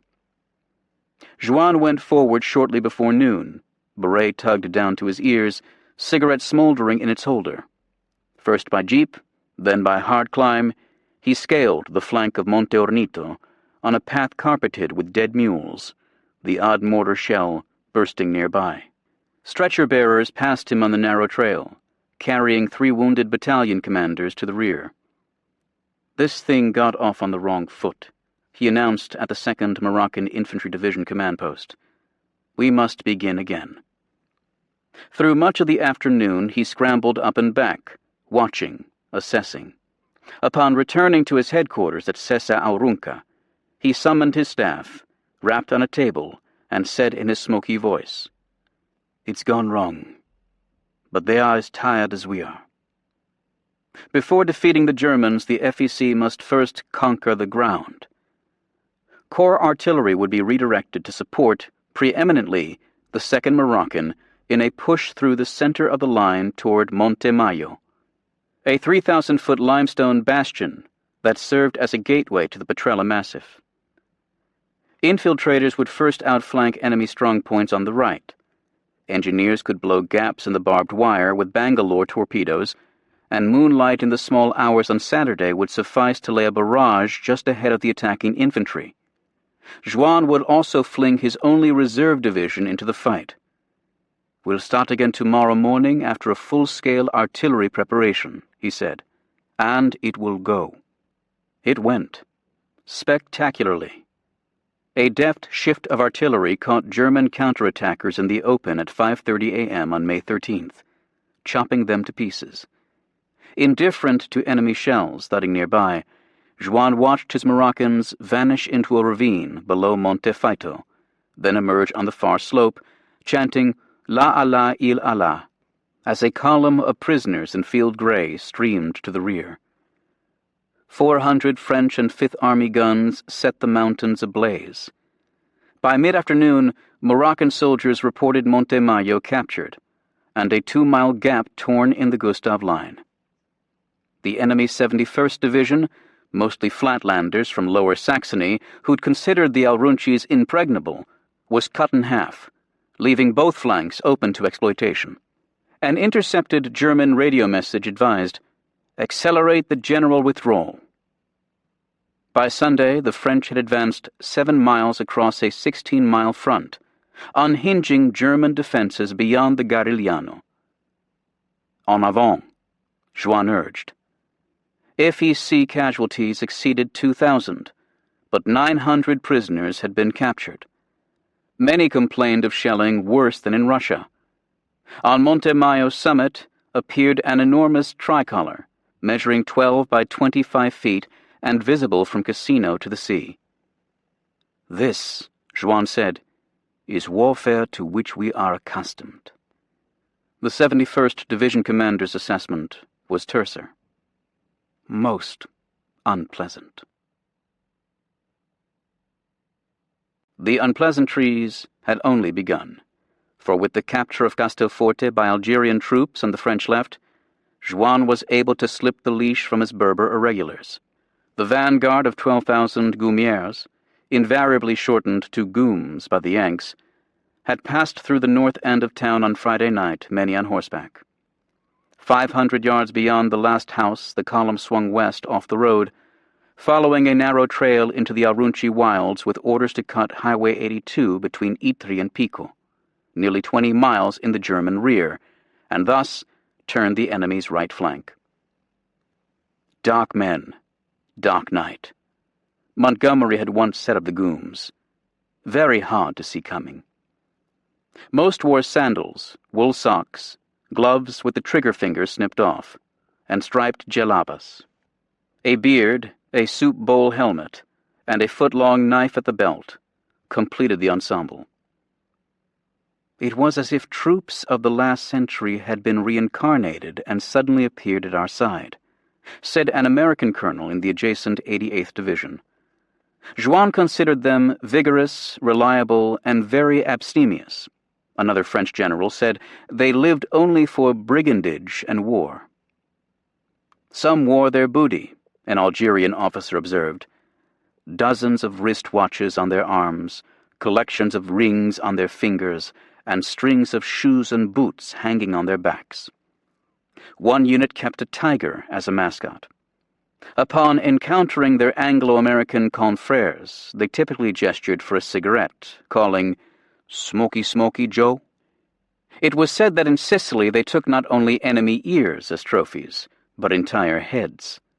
It was said that Gooms, creeping through the night, would feel a sentry's bootlaces for the unique German loop before deciding whether to cut the man's throat.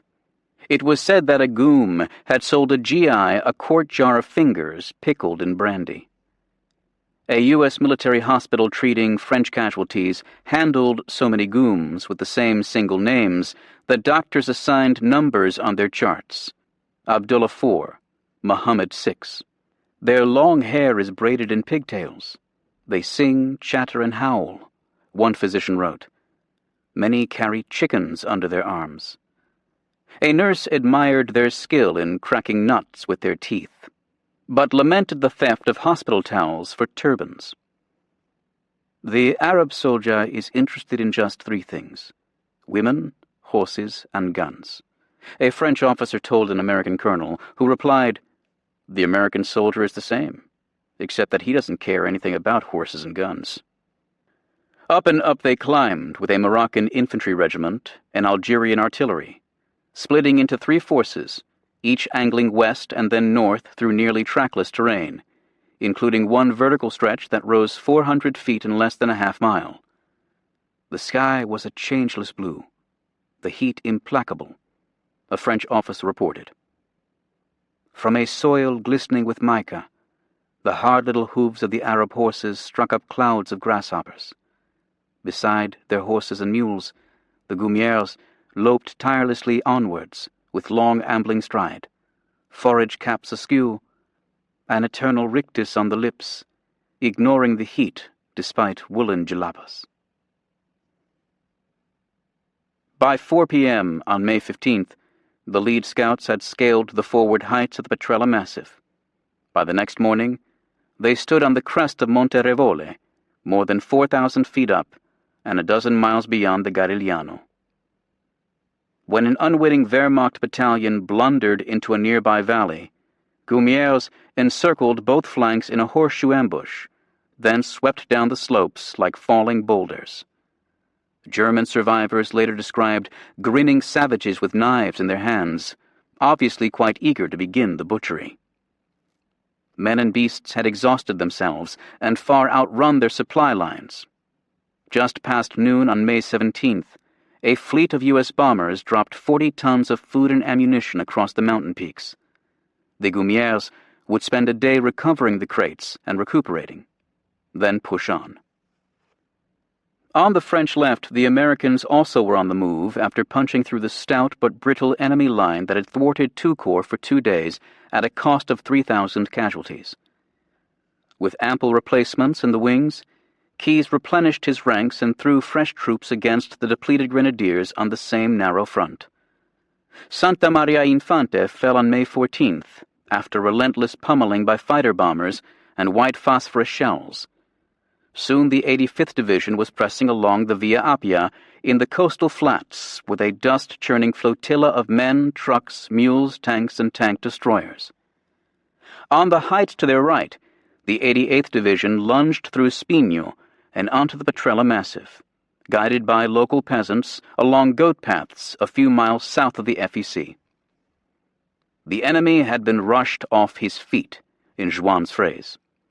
On the Fifth Army right, the nearly extinct 71st Division had suffered 5,000 casualties, mostly from 150,000 artillery rounds.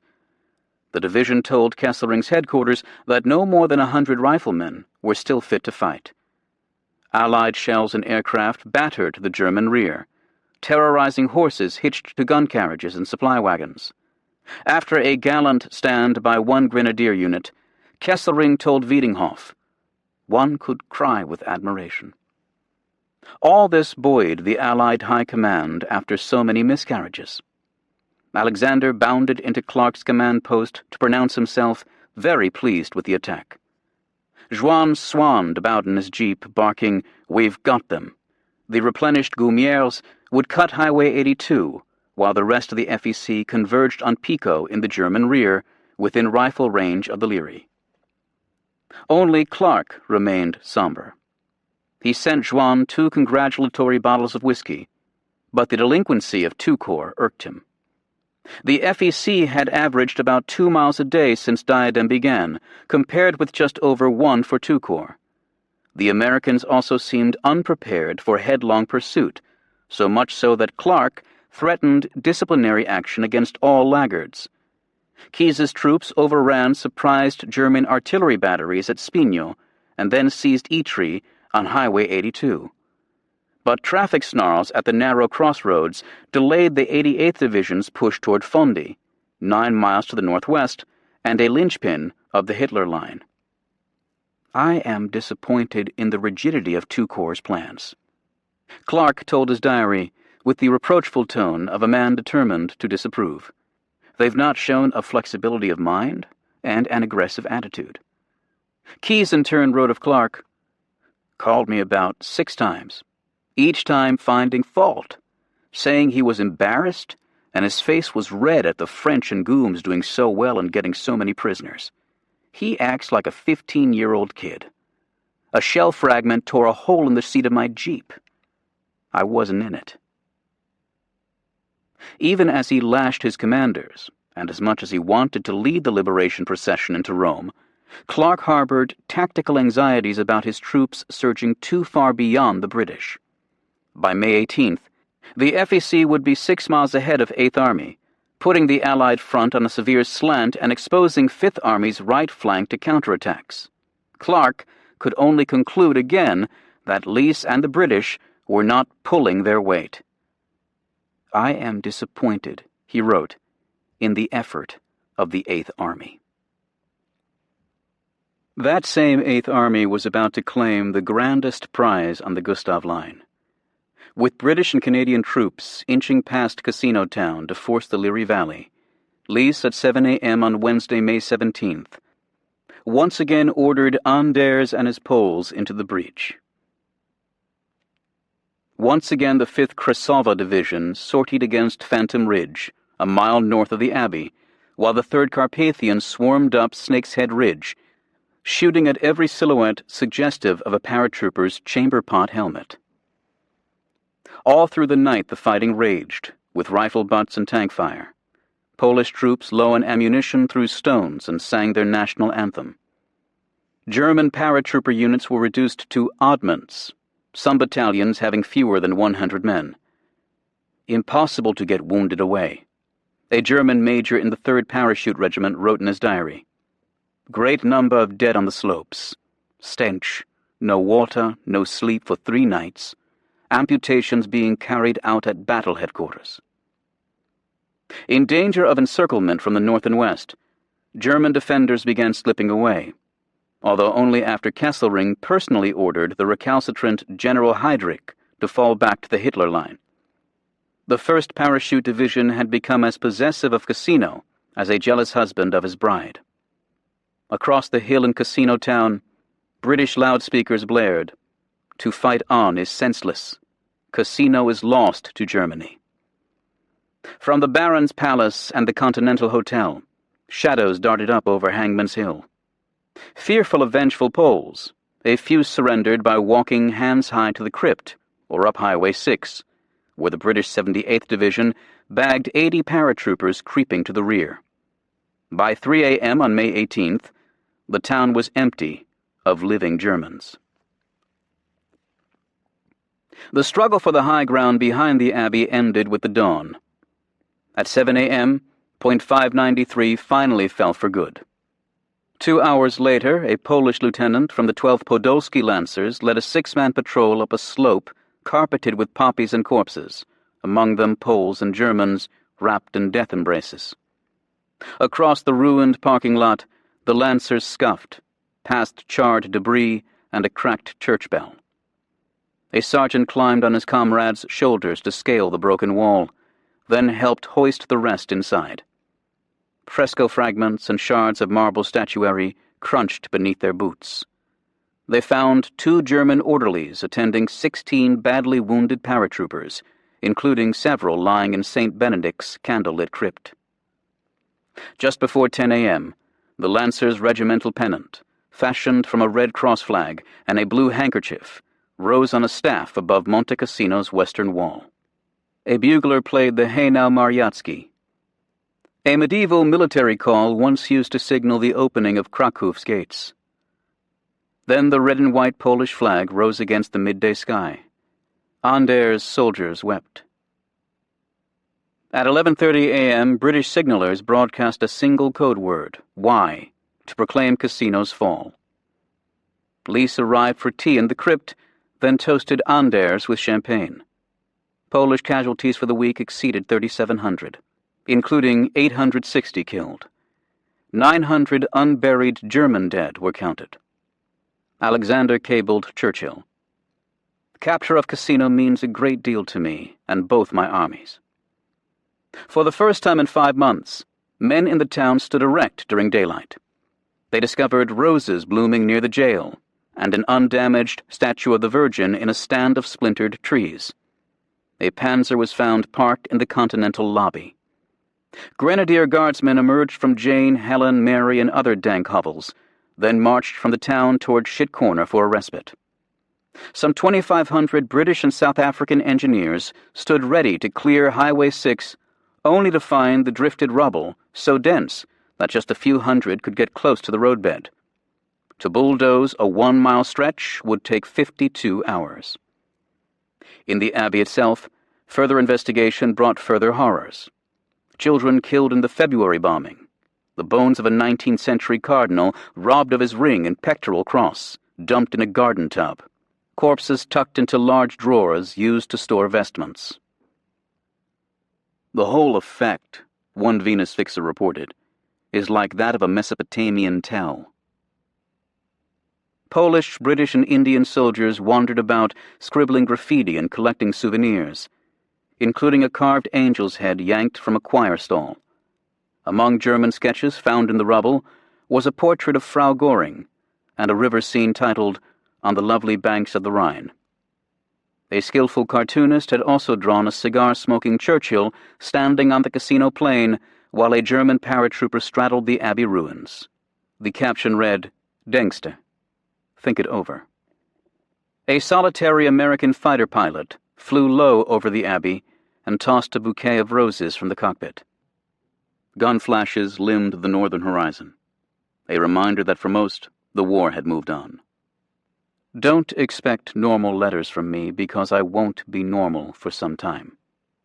Lance Corporal Walter Robeson of the Queen's Own Royal West Kent Regiment wrote his wife on May 18th.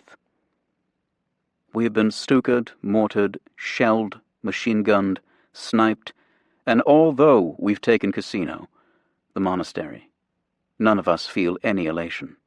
Robeson added, the losses sadden and frighten us. When is this insanity going to stop? General von Zenger, freshly bemedaled, had returned from his month's leave on May 17th to find Wiedinghoff, the bombed-out 10th Army commander, squatting in his command post near Frosinone, 30 miles up the valley from Casino. Zenger also found the Gustav Line ruptured, his 14 Panzer Corps bisected, and German intelligence uncertain where on the Petrella Massif the French irregulars had gone. Wiedinghoff pronounced the 14 Corps predicament frightful. For the first time in 9 months, the Corps had been breached, Zenger later wrote. Moreover, the Hitler Line had been assigned a new name to forestall embarrassment to the Führer in the event that it too failed. The Zenger Line. That line, by any name, must be held, particularly the 17-mile western stretch from Terracina on the Tyrrhenian coast to the hill town of Pico, where the Auruncis spilled into the Liri Valley. Here, 5th Army, with its phantom Goumiers, now posed the greatest threat.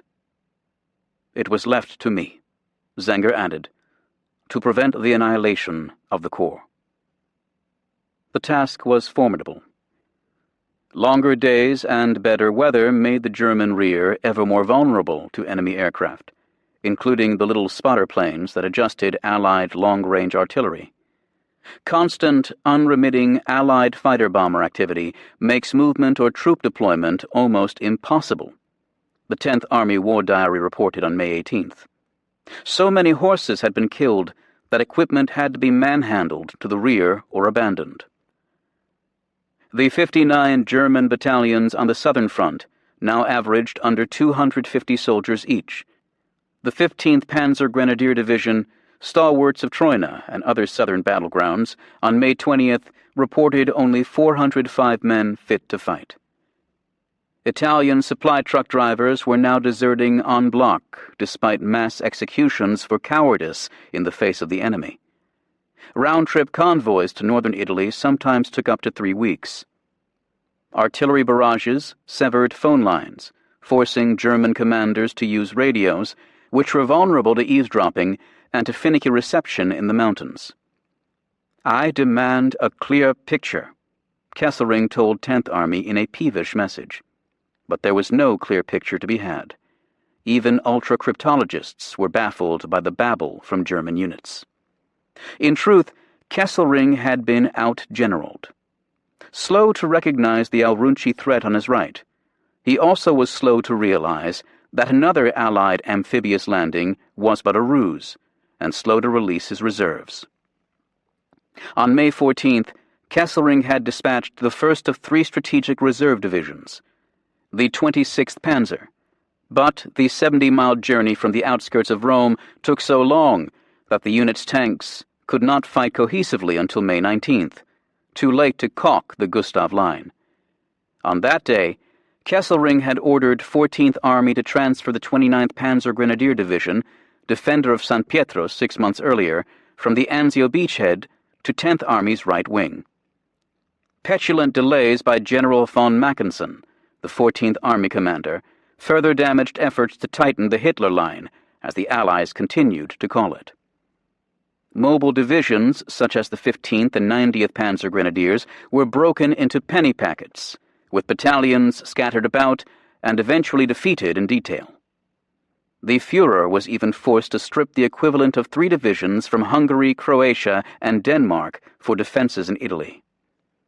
As for Kesselring, He was reduced to fulminating against impudent subordinates, while urging his troops to resist the enemy's major offensive against the cultural center of Europe.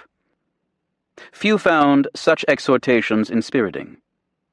"You have no idea how hard this retreat is, or how terrible," a German reconnaissance commander wrote his wife after Cassino fell. "My heart bleeds when I look at my beautiful battalion. See you soon, I hope, in better days." Better days were difficult to see from either side of the firing line. A Canadian described Diadem as 1,000 individual battles erupting like spontaneous fires exploding in a rag factory, and the rags continued to blaze.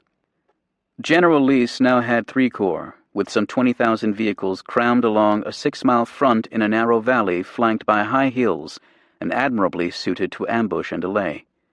Bucolic at a distance, one Canadian described an Italian village as a vaporous fantasy on its beehive hill, topped by a grim, crenellated tower.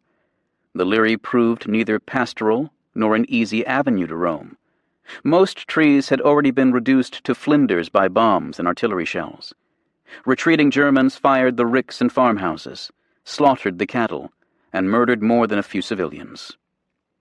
German prisoners made to clear their own minefields, a guards officer recorded. 6 blown to blazes. A Kiwi tanker negotiating a hillside vineyard described the Shermans pitching like destroyers in and out of the ditches that parallel every row, men sitting in front with heavy wire cutters to hack a passage. Brick culverts under the side roads collapsed beneath the weight of 30-ton tanks, and traffic jams soon rivaled those that had bedeviled 8th Army at Alamein. One brigade trying to move toward the sound of the guns took 18 hours to travel 13 miles. A Canadian general complained that Highway 6 was jammed by trucks, nose to arse. If the Hitler Line lacked natural impediments like the Rapido River and Monte Cassino, it boasted a fortification belt 1/2 mile wide that had been under construction by a 5,000-man labor force since December. The medley of fieldworks included mines, anti-tank ditches, double-apron barbed wire, and nearly 3,000 firing positions. Panther tank turrets, sporting a high-velocity 75mm gun that was among the war's cruelest, had been mounted on brick plinths. An initial 8th Army probe on May 19th ended with 13 Canadian tanks in flames. Across the Alrunchis, heavy fire also demolished 5 U.S. Shermans, including one named Bonnie Gay, that burned so furiously that the only trace of the crew were fillings of the teeth, a tank battalion history recorded. Head wounds are many and serious. Most occur in tank crews when tanks take a direct hit, wrote Klaus H. Hubner, a medical officer whose 88th Division Battalion aid station occupied a village bakery. On examination, their skulls feel like shattered eggshells. Our morgue in the backyard is soon full. In his diary, Hubner added, "We are always on the bottom, and the Kraut's always on top. The terrain is constantly in the enemy's favor." There was nothing for it but to soldier on. Sergeants doled out rum rations in enamel cups after breakfast and sent their men off to commit mayhem, or to have it committed upon them. A Tommy waiting at a field hospital to have both legs amputated murmured, "I couldn't run a race, but I've got plenty of fight left in me, and I'm going to live." He died after surgery. A British captain noted the melancholy sight of a carpenter fashioning crosses for our dead. When an American tank commander was shot through the heart by a sniper suspected of sheltering among a clutch of surrendering Germans, a company commander ordered, "Don't take any more prisoners." In fact, hordes were taken, by ferocious Poles and Goumiers, as well as by aroused Yanks. On average, 1,000 German prisoners marched into Allied cages each day, and the pathetic condition of many heartened their captors. The older men are a weird and wonderful collection. An interrogation report noted on May 22nd. It would appear that the authorities had firmly closed their eyes to such things as a missing toe, lack of an eye, and other slight infirmities, not to mention age. Still, the days of underestimating German obduracy were long gone. One of my aide men brings in a wounded German. The surgeon Hubner recorded. He's smoking a cigarette. As he exhales, smoke pours out of the holes in his chest. As the second week of the Allied offensive slid past, Alexander studied dispatches from the front with the intensity of a seer hunched over entrails. Each day he drove north from Caserta to see for himself. Eyebrows and red hat flowered with dust as he peered through field glasses into the middle distance. On the far left, the U.S. II Corps on May 20th had captured Fondi, where Roman legions had stopped Hannibal during the First Punic War. Keyes's legions now threatened the port of Terracina, at the southern lip of the Pontine marshes. On the far right, Lees continued to batter the valley fortifications, dumping 800 artillery shells per minute on German strongpoints. In the center, French gunners caught exposed panzer grenadiers near Esperia, killing so many that bulldozers were needed to shovel away the carcasses. Zenger complained that his battalions were bleeding to death. After cutting Highway 82, the Gaumiers continued their uplands tramp, and Joan's legions on May 21st seized a foothold in the vital crossroads town of Pico, provoking ferocious German counterattacks with Tiger tanks. From west to east, the Hitler line was crumbling. "We've got them," Joan had exclaimed, and it seemed he might be right. Much fighting remained. The Germans, or rather 10,000 Italian laborers, had begun yet another string of fortifications below Rome, the Caesar Line. But Kesselring had been forced to transfer divisions from Anzio to check Allied momentum on the southern front. "The enemy has denuded the forces investing the beachhead of the bulk of their reserves," AFHQ intelligence reported on May 22nd. "The risk is so great as to be surprising." Here was the chance Alexander had long awaited, a chance for redemption, for exculpation, for annihilation. 7 divisions in the beachhead army would fall on the enemy's flank, like a dagger in the ribs. The hour was ripe, at last. A Fifth Army Show. Mark Clark shifted his command post from Caserta to Anzio on Monday, May 22nd, arriving at noon in a little L-5 single-engine plane with a wingspan hardly bigger than his own. At 10 p.m., after a late supper in the Borghese villa, he strode through the cellar command post to a conference room led by a beefy colonel who barked, "Tension!" Several dozen correspondents, slouching on benches beneath the naked bulbs, came to their feet in various attitudes of resentment. "Sit down, gentlemen," Clark said. He cut the air with the flat of his hand. For half an hour, unhurried and precise, he explained his attack plan in detail, occasionally pointing to the enormous map tacked like a pelt to the wall behind him. The artillery would open fire in less than 8 hours, 1,000 guns.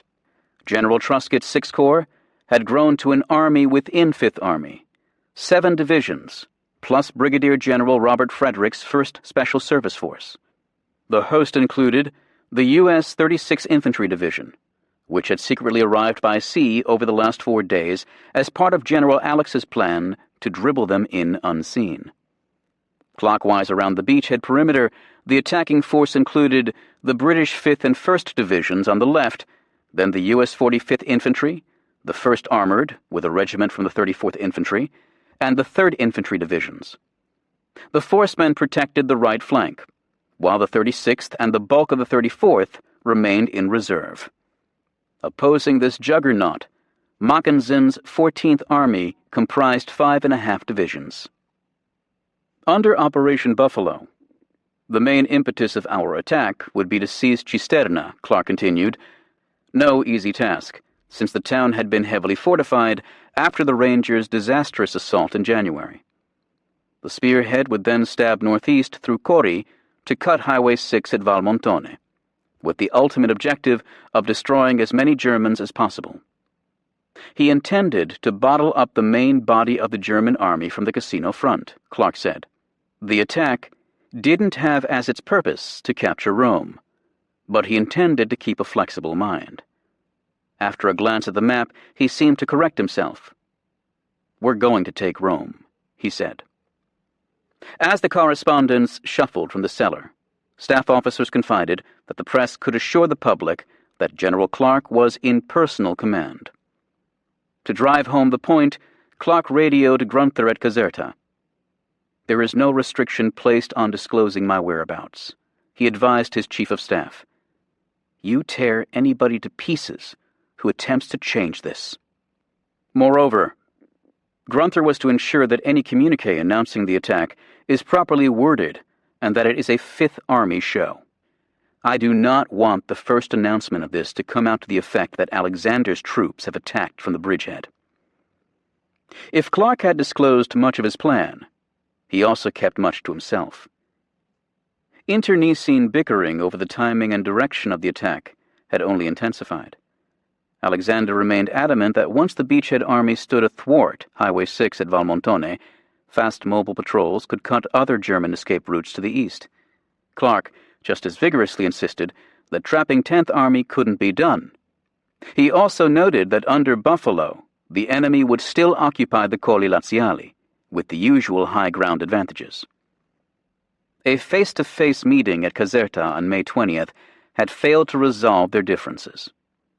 Alexander ordered the beachhead attack for the night of May 21st, evidently on the misapprehension that the Hitler line had been breached by 8th Army at Aquino. When Clark protested, Alexander agreed to hang fire until the morning of the 23rd. He also would simultaneously renew Lisa's attack in the Liri Valley, while hoping to conserve losses in the battle-weary 8th Army. Clark suspected double-dealing. "I'm convinced that 8th Army will hold their attack and let the French carry the ball for them as they've done so far in this battle," he told his diary. "All their actions are always dictated by their desire to save manpower and let someone else do it." Precisely what Clark intended may not have been evident even to him. Later he would acknowledge, telling himself, "Hell, we shouldn't even be thinking about Rome. All we should be thinking about is killing Germans." Capturing the capital would be glorious, to be sure, an honor we felt that we more than deserved. Still, orders were orders, and Alexander's were explicit. Clark had radioed Truscott before leaving Caserta. "Operation Buffalo will be launched at 0630 hours on May 23rd. Yet he had also sent the Corps commander a private message. As the attack unspooled, Truscott should be prepared to consider an alternative plan, Clark wrote. Regrouping would take place, and a new attack launched northwest from Cisterna area. Rather than slashing east toward Valmontone, most of the beachhead army could swing west to the Colli Laziali on the shortest route to Rome, the great prize. As Clark had told the reporters, a good commander should always keep a flexible mind. Smoke generators fogged the front, from the Tyrrhenian Sea to the Mussolini Canal. 3rd Division soldiers who would carry the main attack against Cisterna had marched forward from their wooded bivouacs, battalion by battalion, tramping past a brass band that crashed through the division anthem, as it had when they embarked for Anzio 4 months earlier. "I am just a dog-faced soldier with a rifle on my shoulder, and I eat a kraut for breakfast every day." Light rain had fallen earlier in the evening, but the skies cleared in the small hours. Stars twinkled through the artificial haze before a gray overcast louver again slid over the beachhead from the sea. Soldiers fumbled for a final time with their web gear. Many carried lengths of parachute cord, said to make superior tourniquets. A 19-year-old sergeant in the 15th Infantry, after receiving no mail from home for 6 weeks, had been handed 40 letters by the company clerk late Monday night. He tucked the envelopes into his combat pack, wondering if he would live long enough to open them. From the radio in a 1st Armored Division tank drifted the improbable strains of Oklahoma. As dawn's apricot glow brightened the eastern sky, an old Ironsides lieutenant read aloud from Thucydides' history of the Peloponnesian War, then exclaimed, "There's nothing ever new in war." Expectation, anxiety, release. All fluttered across the front like bats looking to roost. Clark had snatched a few hours' rest on a metal cot. To escape the damp air of the Borghese cellar, he slept upstairs in a high-ceilinged salon with gilded chandeliers and enormous oils on the walls. After rising at 4 a.m. and wolfing down breakfast, he climbed into his jeep for the drive from Nettuno to the front. At 5:30, just as the sun started to peep over the horizon, he joined Truscott in a camouflaged observation post at Conca, where in January they had watched in misery as Derby's Rangers and the 3rd Division were impaled on Cisterna's defenses. Neither man said much, each lost in his thoughts. With a thunderous roar, the barrage opened precisely at 5:45 a.m. Howitzers, mortars, tanks, every tube with a powder charge. "They can hear this in Rome, maybe," one soldier shouted. Shock waves from the cannonade shimmered across the sky like heat rising off blacktop. Clouds of dust blanketed the battlefield, brilliantly lighted from within by bursting shells. 60 fighter bombers swept across the front, leaving charred, battered Cisterna, more charred and more battered. Then, at 6:30, the riflemen spilled over the top, no longer singing, fury in their eyes, and fear too. The deep roar of artillery now punctuated with the pop, pop, pop of rifle fire, and the keening of 1,000 machine guns. On a 5-mile front, 3 regiments abreast, the 3rd Division threw itself against 4 German battalions, entrenched in platoon-sized redoubts around Cisterna, 300 to 500 yards apart, each encrusted with mines, barbed wire, and automatic weapons. A half-mile east of Isola Bella, hard by the Rangers' last stand field, Company L from the 15th Infantry quickly lost 140 of 180 men. "The man in front of me was struck by a bullet," a sergeant in I Company wrote. I rolled him over and saw his eyes were pulled up and set. Farther east, Company K of the 30th Infantry reported a dozen men left standing. German fire swept the fields like a sickle, leaving both the dead and the cut grass in windrows. On the right, Company E of the 15th fixed bayonets and in a shrieking charge swarmed through a woody grove, killing 15 Germans and capturing 80. Still, the line had hardly gained a quarter mile. "It's going too slow," Major General O'Daniel, the division commander, complained at 8 a.m. "Throw everything you have at them." Jack Toffee and the 7th Infantry had been given the hardest nut to crack, in the center of the assault. But when a staff officer reported that 2 lead companies were pinned down, O'Daniel replied, "We have no such words in our vocabulary now." Just past noon, 5 more Sherman tanks trundled into the fight, each towing an O'Daniel brainstorm. Battle sleds, fabricated in great secrecy from torpedo tubes sawed in half lengthwise, with steel runners welded to the bottom. 8 feet long, 2 feet wide, and just deep enough to carry a prostrate nervous soldier, the sleds were joined end to end, 6 to a train, with each tank dragging 2 trains. Ditches and mines proved their undoing. Hardly had 60 sleds slid onto the stage, then they could slide no farther. The riders spilled out, grateful to take their chances dismounted. Yard by bloody yard, the advance drew nearer Cisterna. By day's end, beneath spattering rain, 3rd Division soldiers would close within 600 yards of the town, and a mile nearer Rome than they had been at dawn. But none had severed Highway 7 or the parallel rail embankment, and casualties had been outlandish. 1,000 killed, wounded, or missing. The division's most sanguinary day during World War II thus far, and among the costliest for any U.S. Army division on any day in the war. Damaged boys outnumbered the litter-bearers available to carry them away. Seeing carnage all about, a young private lamented, "Must I be knocked off before I've had a woman?" Truscott's flanks found hard fighting as well. On the right, Frederick's forcemen scampered across Highway 7 below Cisterna, only to retreat pell-mell under lashing fire from Tigers seemingly impervious to anti-tank rounds. "All hell has broken through up here," a staff officer radioed Truscott. "The Germans have unleashed everything." On the far left, British troops held their ground, but no more, in an attack designed mostly as a diversion. The 45th Division waded through thigh-high wheat, sidestepping skeletons in moldering field gray, until machine gun crossfire sent the men to ground.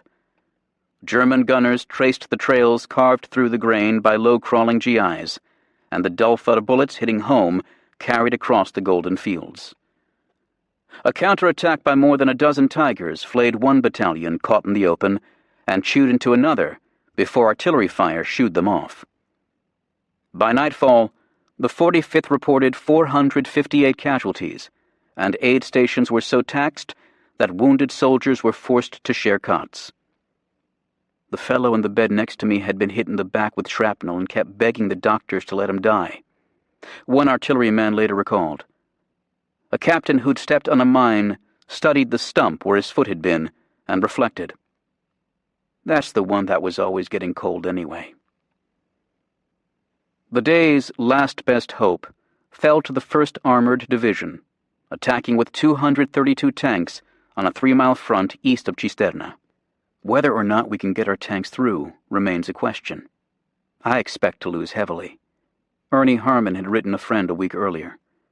Those losses, he warned, could include 100 tanks in the first half hour. Harmon's dark mood hardly brightened when his right wing, Combat Command B, blundered into a poorly marked American minefield sown during the winter's fighting. 30 Shermans soon sat immobilized, with fractured tracks and broken bogie wheels, less than a quarter-mile from the start line. On the left, however, Combat Command A used another battlefield invention to excellent effect. Before dawn, tanks had shoved into no man's land a pair of 400-foot snakes, 4-inch pipe packed with several tons of explosives. While puzzled German pickets shook tin cans filled with rocks to sound the alarm, a burst of machine gun fire detonated the pipes with an appalling violence that carved a smoldering channel 25 feet wide through the minefield. 2 more snakes extended the corridor, and Harmon's tanks poured into the gap like floodwaters through a ruptured dike. Riflemen from the 135th Infantry clung to the Sherman hulls, then leaped clear to round up prisoners and slaughter the diehards.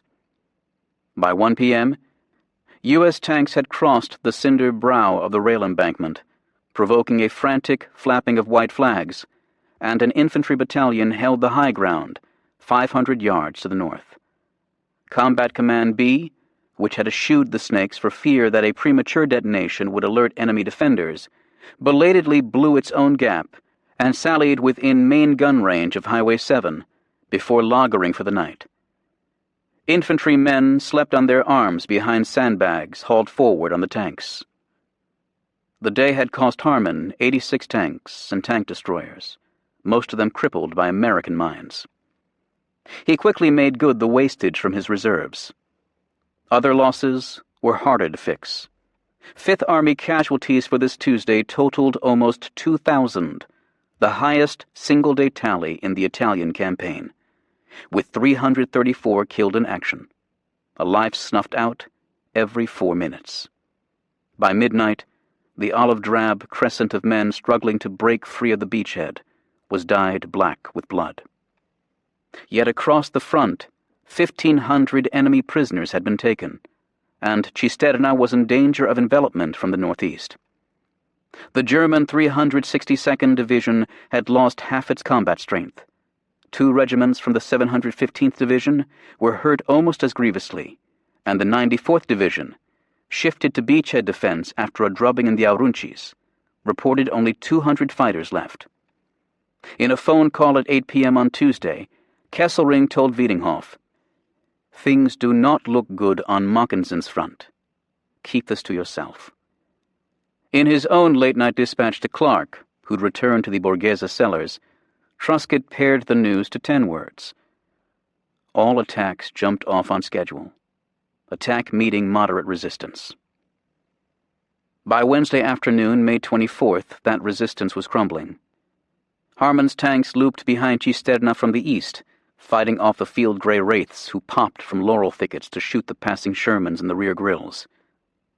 American artillery smashed German counterattacks on the flanks, but shells also fell on friendly infantrymen again and again. By nightfall, O'Daniel and Harmon had nearly completed a double envelopment of Cisterna, bagging another 850 prisoners. "Germans scatter like frightened quail," wrote Audie Murphy. "As if we were shooting skeets, we picked them off." A mile-long stretch of Highway 7 had been cut north of town, along with 3 miles to the south, and a reconnaissance battalion rambled to within 4 miles of Velletri on the southern lip of the Colli Laziali. The Sixth Corps main force stood just 13 miles from Highway 6. "I could get into Valmontone tonight if I was sure of my left," Harmon told Truscott. Thursday morning was better yet. Charles Ryder's 34th Division widened the purchase on Highway 7 to 5 miles on the left, flushing more quail into the sights of homicidal fighter planes. The carnage was extreme, one account noted. The kills included 15 Tigers. Over 150 caliber machine guns poured scorching fire into Cisterna, now said to surpass even Cassino as the most devastated town in Italy. A battalion from the 7th Infantry had a foothold in Cisterna's southwest corner by first light, and 2 sister regiments, the 15th and 30th, closed to within shouting distance of each other northeast of town. The noose had been cinched. Clark watched with pleasure as the blue grease pencil lines on his battle map tracked the northeast surge of the beachhead army. In less than 48 hours, the front had shoved 3 to 4 miles in a salient 7 miles wide. But it was the southern edge of the battlefield that held him rapt. Keyes's 2 Corps had covered almost 60 miles in 2 weeks. Combat engineers had nearly finished carving a 6-mile detour through the mountains around Terracina when scouts on Wednesday morning found the seaside town abandoned, except for the stinking carcasses, mule and human as usual, lining the curbs. More patrols nosed into the Pontine marshes and reported heavy German demolitions, although shovel-wielding Italians filled the craters almost as quickly as they were blown. The coastal road to the beachhead was open. Late Wednesday, in a tone that was peremptory to the point of imperial, Clark wrote Grunther at Caserta, "The joining up of my 2 Fifth Army forces will be one of the highlights of the Fifth Army's career. It is primarily a Fifth Army matter, and I want you to tell General Alexander that I want authority given me immediately to issue a simple communique from here as soon as 2 Corps troops have moved overland. If Alexander insisted on making the announcement himself, you make damn sure that their communique is properly worded, making it a Fifth Army show." Clark even drafted proposed language that began, "climaxing a spectacular advance of 60 miles. Almost as an afterthought, he noted that Truscott's battle casualties approached 2,500. When Eric Severide wrote in his broadcast script that soon there would be only one front in Italy, a press censor in Nettuno instead proposed, "There will be one Fifth Army front in Italy." At 7:30 Thursday morning, May 25th, an engineer task force from the beachhead arrived outside Borgo Grappa, a coastal village beaten into rubble 20 miles north of Terracina. On a narrow bridge spanning an irrigation canal, Captain Benjamin Harrison Souza of Honolulu, the engineer commander, spotted Lieutenant Francis X. Buckley of Philadelphia, a 2 Corps cavalryman. "Where in hell do you think you're going?" Souza demanded. "Anzio," Buckley replied. "Boy, you've made it." The 2 men shook hands and sat down to share a box of candy from Buckley's pack. 3 hours later, Clark roared up with a gaggle of 24 correspondents, piled one atop another in open jeeps. As faint battle sounds drifted south from Cisterna, gum-chewing soldiers removed their helmets and with much backslapping and exaggerated swapping of cigarettes, reenacted the scene for movie cameras. In another message to Grunther, Clark reported that the initial junction took place this morning at 10:10 hours on Anzio Terracina Road, rewriting history by several hours. After 125 days, Anzio's isolation was over. The beachhead had dissolved. Clark wrote Rini, It may have sounded dramatic in the papers the way I rushed to witness the joining of the two forces, but it meant more to me than anything since our success at Salerno. The way some of the correspondents expressed it, it may have sounded as though I was looking for publicity. Did you get that impression? At any rate, I had to be there when the two forces joined up. It meant too much to me. Soon enough, the day would come when I can return home to you and pick up our happy home life where we left it off. I think I'll be ready to settle down. But before that day, Clark vowed, we will capture Rome. They can't stop us now. Truscott drove toward his Conca command post at midday on Thursday after a tour of the battlefront. He felt, by his own description, rather jubilant. His old 3rd Division was slashing through Cisterna, house by gutted house, toward a final German redoubt in the town hall, now known as the castle. Other troops cantered toward Cori, 6 miles to the northeast on the western flank of the Lapini Mountains. More than 2,600 enemy prisoners had been caged. The 1st Armored Division continued to bull north, although steep terrain, anti-tank guns, and a Panther counterattack near Velletri cost Harman 17 more tanks. Fighting was savage and confused. More American artillery fell on American soldiers, and at least 10 incidents of fratricidal air attacks would be reported on this day. Snipers shot off the lieutenant's elbow. Corporal Robert M. Marsh of the 81st Armored Reconnaissance Battalion advised his diary. After the miscreant was captured, Marsh added, Lieutenant drew his .45 pistol with his left hand and shot the sniper through the heart. Germans who balked at surrendering were buried alive with tank dozers.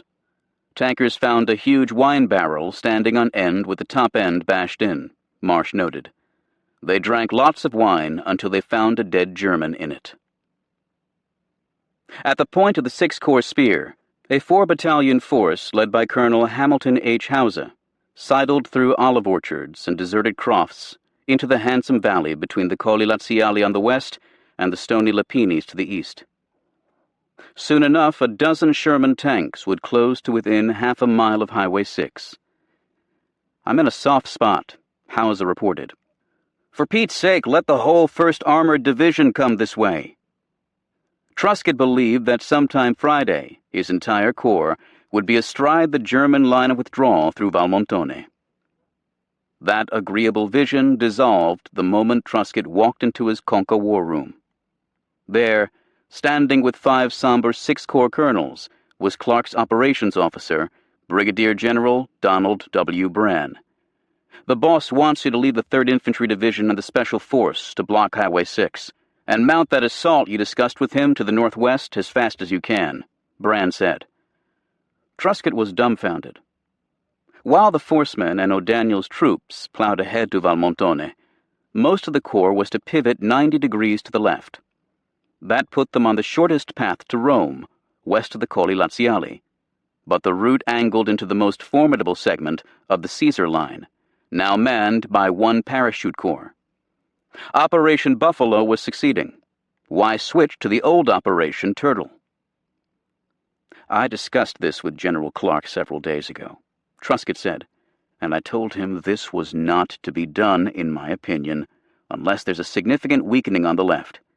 I've seen no sign of such weakening.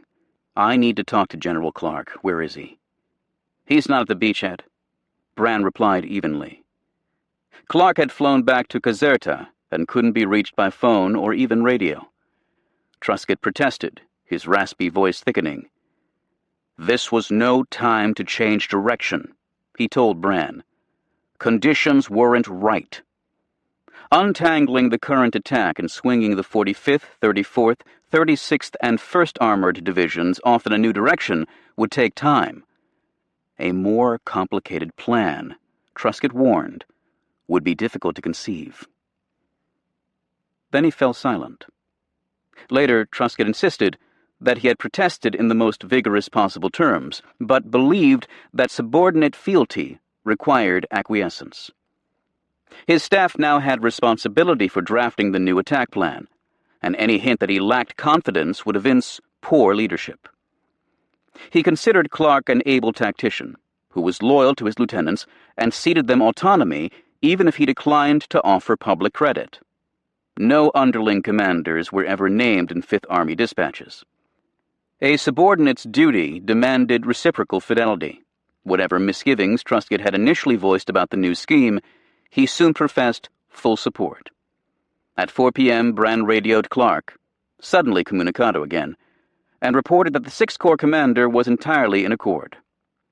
2 hours later, Truscott phoned Bran at the Borghese Villa. "I feel very strongly that we should do this thing," he said. "We should do it tomorrow." Privately, however, the Corps commander couldn't shake his qualms. When Clark flew back to Nettuno on Thursday night, a subdued Truscott laid out his doubts in the privacy of Clark's Borghese office. Dividing the Corps was a mistake with Highway 6 so near. To the northwest, the Germans hadn't thinned out their ranks on the line in front of the new main effort. Clark remained adamant, waving away Truscott's protests and insisting that German defenses had begun to thicken at Valmontone, thanks in part to reinforcements now arriving from northern Italy. Sure of his course, Clark seemed buoyant, as if a weight had been lifted from his shoulders. In a message to Grunther, he depicted an enemy in what may be a demoralized condition at the present time. "You can assure General Alexander that this is an all-out attack. We are shooting the works." Glum yet resigned, Truscott drove back to Conca. Shortly before midnight, his division commanders filed into the command post, begrimed with war, but convinced that the day was theirs. Cisterna finally had fallen late in the afternoon. In defiance of an order from Kesselring to defend fanatically, Mackensen authorized the garrison to retreat. Too late. After hours of street brawling around the castle, a Sherman tank had blasted a seam into the inner courtyard. Riflemen stormed the keep, flipping grenades through cellar grates and flushing 250 dazed intransigents, gray with dust. The 3rd Battalion of the 7th Infantry had lost its commander, 3 company commanders, and 80% of its strength. Cisterna lay silent but for the crackle of flames and the crunch of armored tracks on masonry. Truscott came to the point. "The fact that the enemy is withdrawing from the south and has brought reserves in from the north has led the army commander to believe that in the Valmontone Gap the going will grow increasingly more difficult," he said. "The army commander feels that we have an opportunity to break this line very quickly by a drive-through in this direction." Standing at a map, Truscott jabbed a tent-peg finger along the western rim of the Colli Laziali. "I might add that it's an idea in which I'm heartily in accord." None of his battle captains shared their leader's enthusiasm. Even Truscott's chief of staff, Brigadier General Don E. Carleton, considered the move a horrible mistake. Harmon and O'Daniel, whose divisions stood so near Highway 6, were especially waspish. "I realize perfectly the enormous problem that confronts us," Truscott said. "Shifting artillery to the northwest and pulling old Ironsides across the rear to the new front would require heroic efforts through the night. I realize all of these troops are tired," he added. "There never has been a battle that wasn't won by tired troops." Again he gestured at the map, as if laying hands on the new battlefield. "I propose to begin this with an artillery preparation of all the violence we can put into 15 minutes, and then we shall strike just as we did 3 days ago," Truscott said. "I'm confident, I'm certain, that the Boche in that area is badly disorganized, has a hodgepodge of units, and if we can drive as hard tomorrow as we've done for the last 3 days, a great victory is in our grasp." Truscott brought the conference to a close. Operations Instructions Number 24 from Fifth Army now called for a new attack along the most direct route to Rome. The Corps commander studied the skeptical faces of his subordinates, then added, "These are the orders." Mark Clark would spend the rest of his long life defending an indefensible impertinence that for more than 60 years has remained among the most controversial episodes in World War II. Then and later, he had plausible reason to doubt Buffalo. It was based on the false premise that if Route No. 6 were cut at Valmontone, a German army would be annihilated.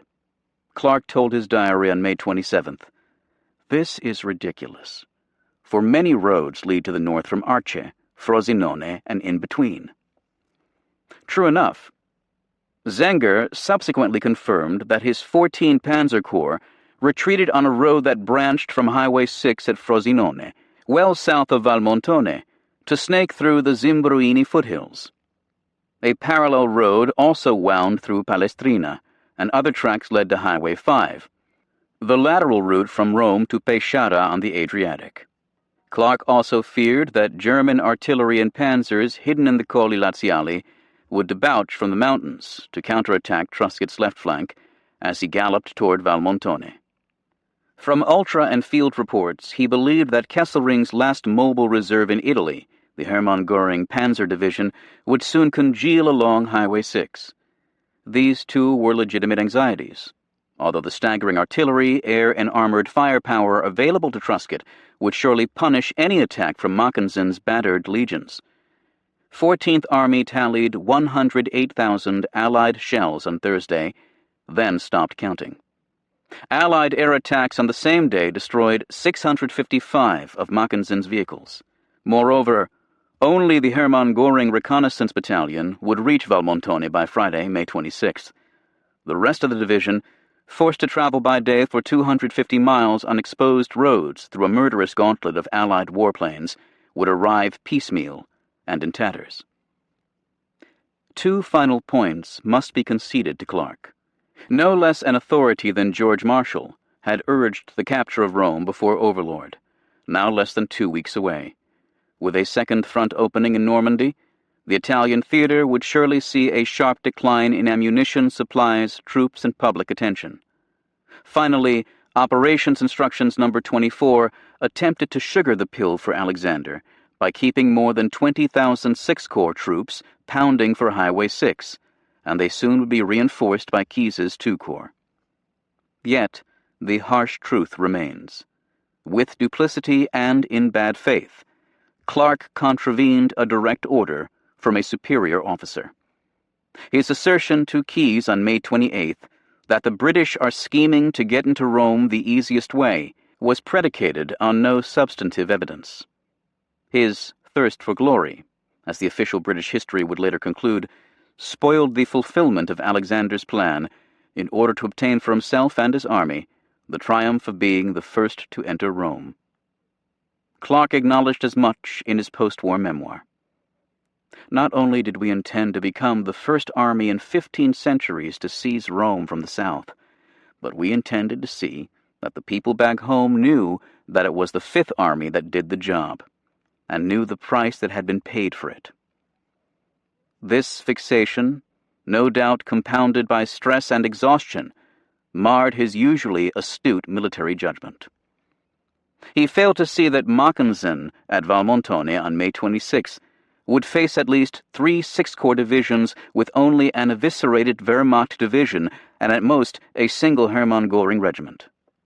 He failed to sense how badly the enemy had been hurt by Truscott, how strong the 1 parachute corps remained, or how the German High Command's recommendation to Hitler of a partial withdrawal by both armies to the Caesar Line, a recommendation quickly known to Allied intelligence, offered a chance to whack Kesselring while he was on his heels. Clark also failed to recognize that with 6th Corps 40 miles ahead of Lisa's plodding 8th Army, the open terrain and ragged defenses of Highway 6 offered an expeditious path to Rome. And he failed to realize, as a U.S. Army study concluded, that he would have been admirably situated to outflank the rest of the 14th Army and to cut off the 10th Army, a conclusion also reached by General Wilhelm Schmaltz, the Hermann Göring commander.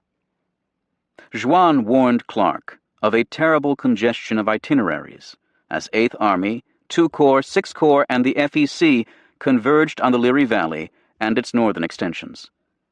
Yet even his admirers suspected that one itinerary counted above all others, that of Marcus Aurelius Clarkus.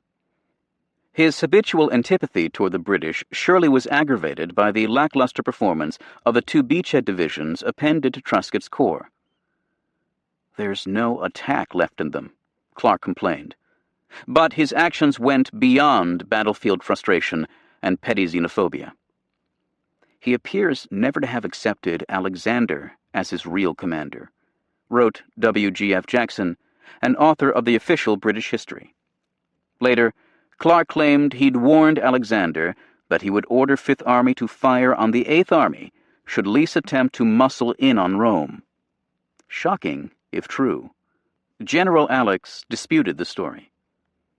Alexander had remained in the dark for almost 24 hours after Truscott was told to change direction. Not until 11:15 a.m. on Friday, May 26th, did the Allied commander learn of Operations Instructions Number 24. 15 minutes after the new attack had irrevocably begun, and 45 minutes after Clark briefed reporters at Nettuno on his revised plan. As Clark had appointed Brand to break the news to Truscott, so he employed Grunther to inform Alexander at Caserta. Strolling into Grunther's office with Lemnitzer, Alexander lingered long enough to learn that the left wing of his army group had marched off to its own drummer. In a message to Clark at 12:20 p.m., Grunther reported, "General Alexander agreed that the plan is a good one. He stated, 'I'm for any line of action which the army commander believes will offer a chance to continue his present success.' About 5 minutes later he said, 'I'm sure that the army commander will continue to push toward Valmontone, won't he? I know that he appreciates the importance of gaining the high ground. As soon as he captures that, he will be absolutely safe.' Grunther assured him that Clark would execute a vigorous plan with all the push in the world. While Grunther believed that Alexander had no mental reservations, in fact his sentiments were mixed if well masked. Later, he would confess to being pretty upset. Lemnitzer described him as terribly disappointed, even as he concluded that to impose his will would gain nothing. Although Churchill had recently insisted that senior commanders shouldn't urge but order, such was not Alexander's way. His tolerance of impertinence, with Montgomery, and then with Clark, simply encouraged more of what General Jackson labeled prima donna behavior. The contretemps remained hidden from the American public until Italy had become a backwater theater of little interest.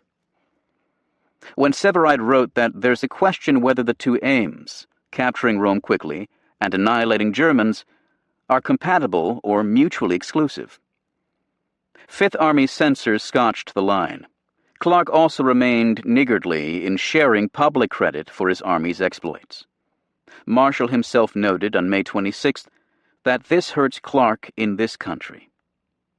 After Grunther urged that Truscott's central role be publicly revealed, Clark told his diary, "I don't feel that his exploits have been sufficiently outstanding yet." "I never violated his orders," Clark said of Alexander a quarter century after the war. "If he'd wanted to do it differently, he could have issued the order. To censure me for thinking only of the glory of capturing Rome is sheer nonsense." Perhaps so, although Alexander later claimed Clark had assured him that fierce enemy resistance led to the turnaway from Valmontone, an exaggeration at best. Pride and solipsism had got the best of a good soldier.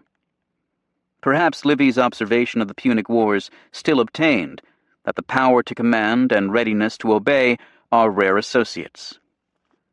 But as Churchill wrote Alexander on May 28th, "Glory of this battle, already great, will be measured not by the capture of Rome or the juncture with the beachhead, but by the number of German divisions cut off.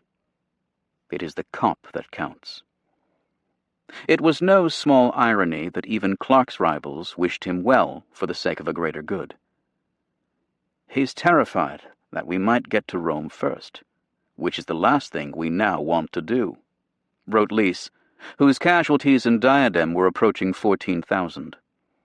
"I only hope he can do it. It will save us a lot of trouble and lives." The old gods deplored hubris, and they now seemed determined to punish Clark's army for his. Beneath brilliant vernal sunshine, on May 26th, the right prong of the Sixth Corps attack, much reduced in combat heft, clattered on toward Valmontone.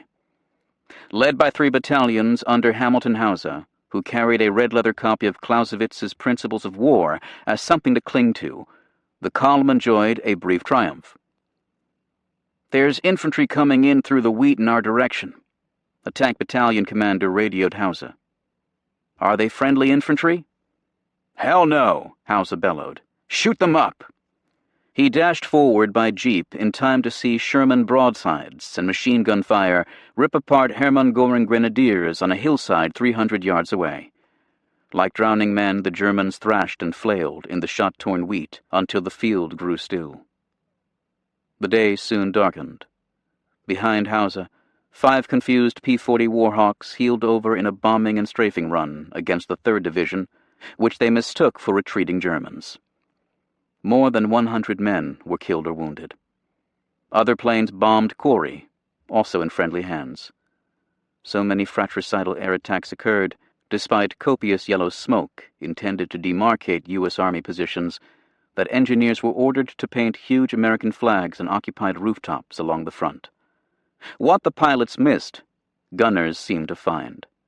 In Hauser's armored infantry battalion, 160 green replacements had just plodded forward when U.S. 155mm rounds scourged the ranks for 10 minutes with ruinous effect. Terrified survivors leaked to the rear. When the shelling finally ceased, the battalion commander was dead, and his unit had been chopped to half strength. The Germans had their own troubles. All daytime movement is paralyzed, and the use of large repair crews has become impossible. Wiedinghoff's 10th Army War Diary complained on May 26th. The Hermann Göring Division, straggling south on 3 roads from Livorno under incessant attack, began arriving at Valmontone with only 11 of 80 Mach 4 panzers and half the division artillery intact. Somehow it was enough. Counterattacks against Hauser's left flank and enemy infiltration on Saturday night, May 27th, prevented the 3rd Division from moving beyond Artena, a medieval village on a ridge 3 miles south of Valmontone. Hauser watched trucks heaped with dead American soldiers jounce back toward Cisterna. A battalion in the 15th Infantry also reported 200 men down with ptomaine poisoning from tainted sea rations, further attenuating a force simply too weak to break through the makeshift German defense. Reluctantly, Clark agreed to halt the drive toward Valmontone until 2 corps could reinforce the attack. He would claim that American artillery had severed Highway 6, but that was wishful thinking. Enemy traffic swept up and down the road all night, harried but undissuaded. Outside Artena, now thick with GIs licking their wounds, the BBC's Vaughan Thomas watched a young mother run through a vineyard clutching an infant. "You mustn't bring the war with you," she cried. "You must take your war away." It was much too late for that, although the worst of the war had shifted westward, where Truscott, as ordered, opened his new attack with a barrage by 228 guns at 10:30 a.m. on May 26th. Half an hour later, the 45th, 34th, and 1st Armored Divisions surged forward, elbow to elbow to elbow. Infantry regiments covered a bit more than a mile by dusk, shuffling through the thigh-high grain past German graves with Unbeck Soldat, unknown soldier, scratched on the rude crosses. But Harman lost 18 tanks before pulling back to refit. By Saturday night, the attack remained 2 miles short of Campoleone Station, where 6 Corps troops had fought and died in January. On Sunday at 6 p.m., the 34th Division commander, Major General Ryder, reported to Truscott in his Kansas drawl, "This thing is a little sticky up here." Every yard proved costly. The 1 Parachute Corps improvised brilliantly, aided by poor tank country that bedeviled Harman on the flanks of the Colli Laziali. Ravines and creek beds ran perpendicular to Truscott's axis of advance, providing natural barriers. German gunners fired down the washes into the American flanks, and dense olive groves gave close cover to snipers with the German bazookas called Panzerfausts. The Caesar line, though rudimentary, boasted 6-foot fire trenches, mortars, machine guns, and extravagant snarls of barbed wire. After months of wet feet and little exercise, U.S. riflemen now suffered such severe blisters that blood could be seen seeping from some men's shoe seams, one soldier reported.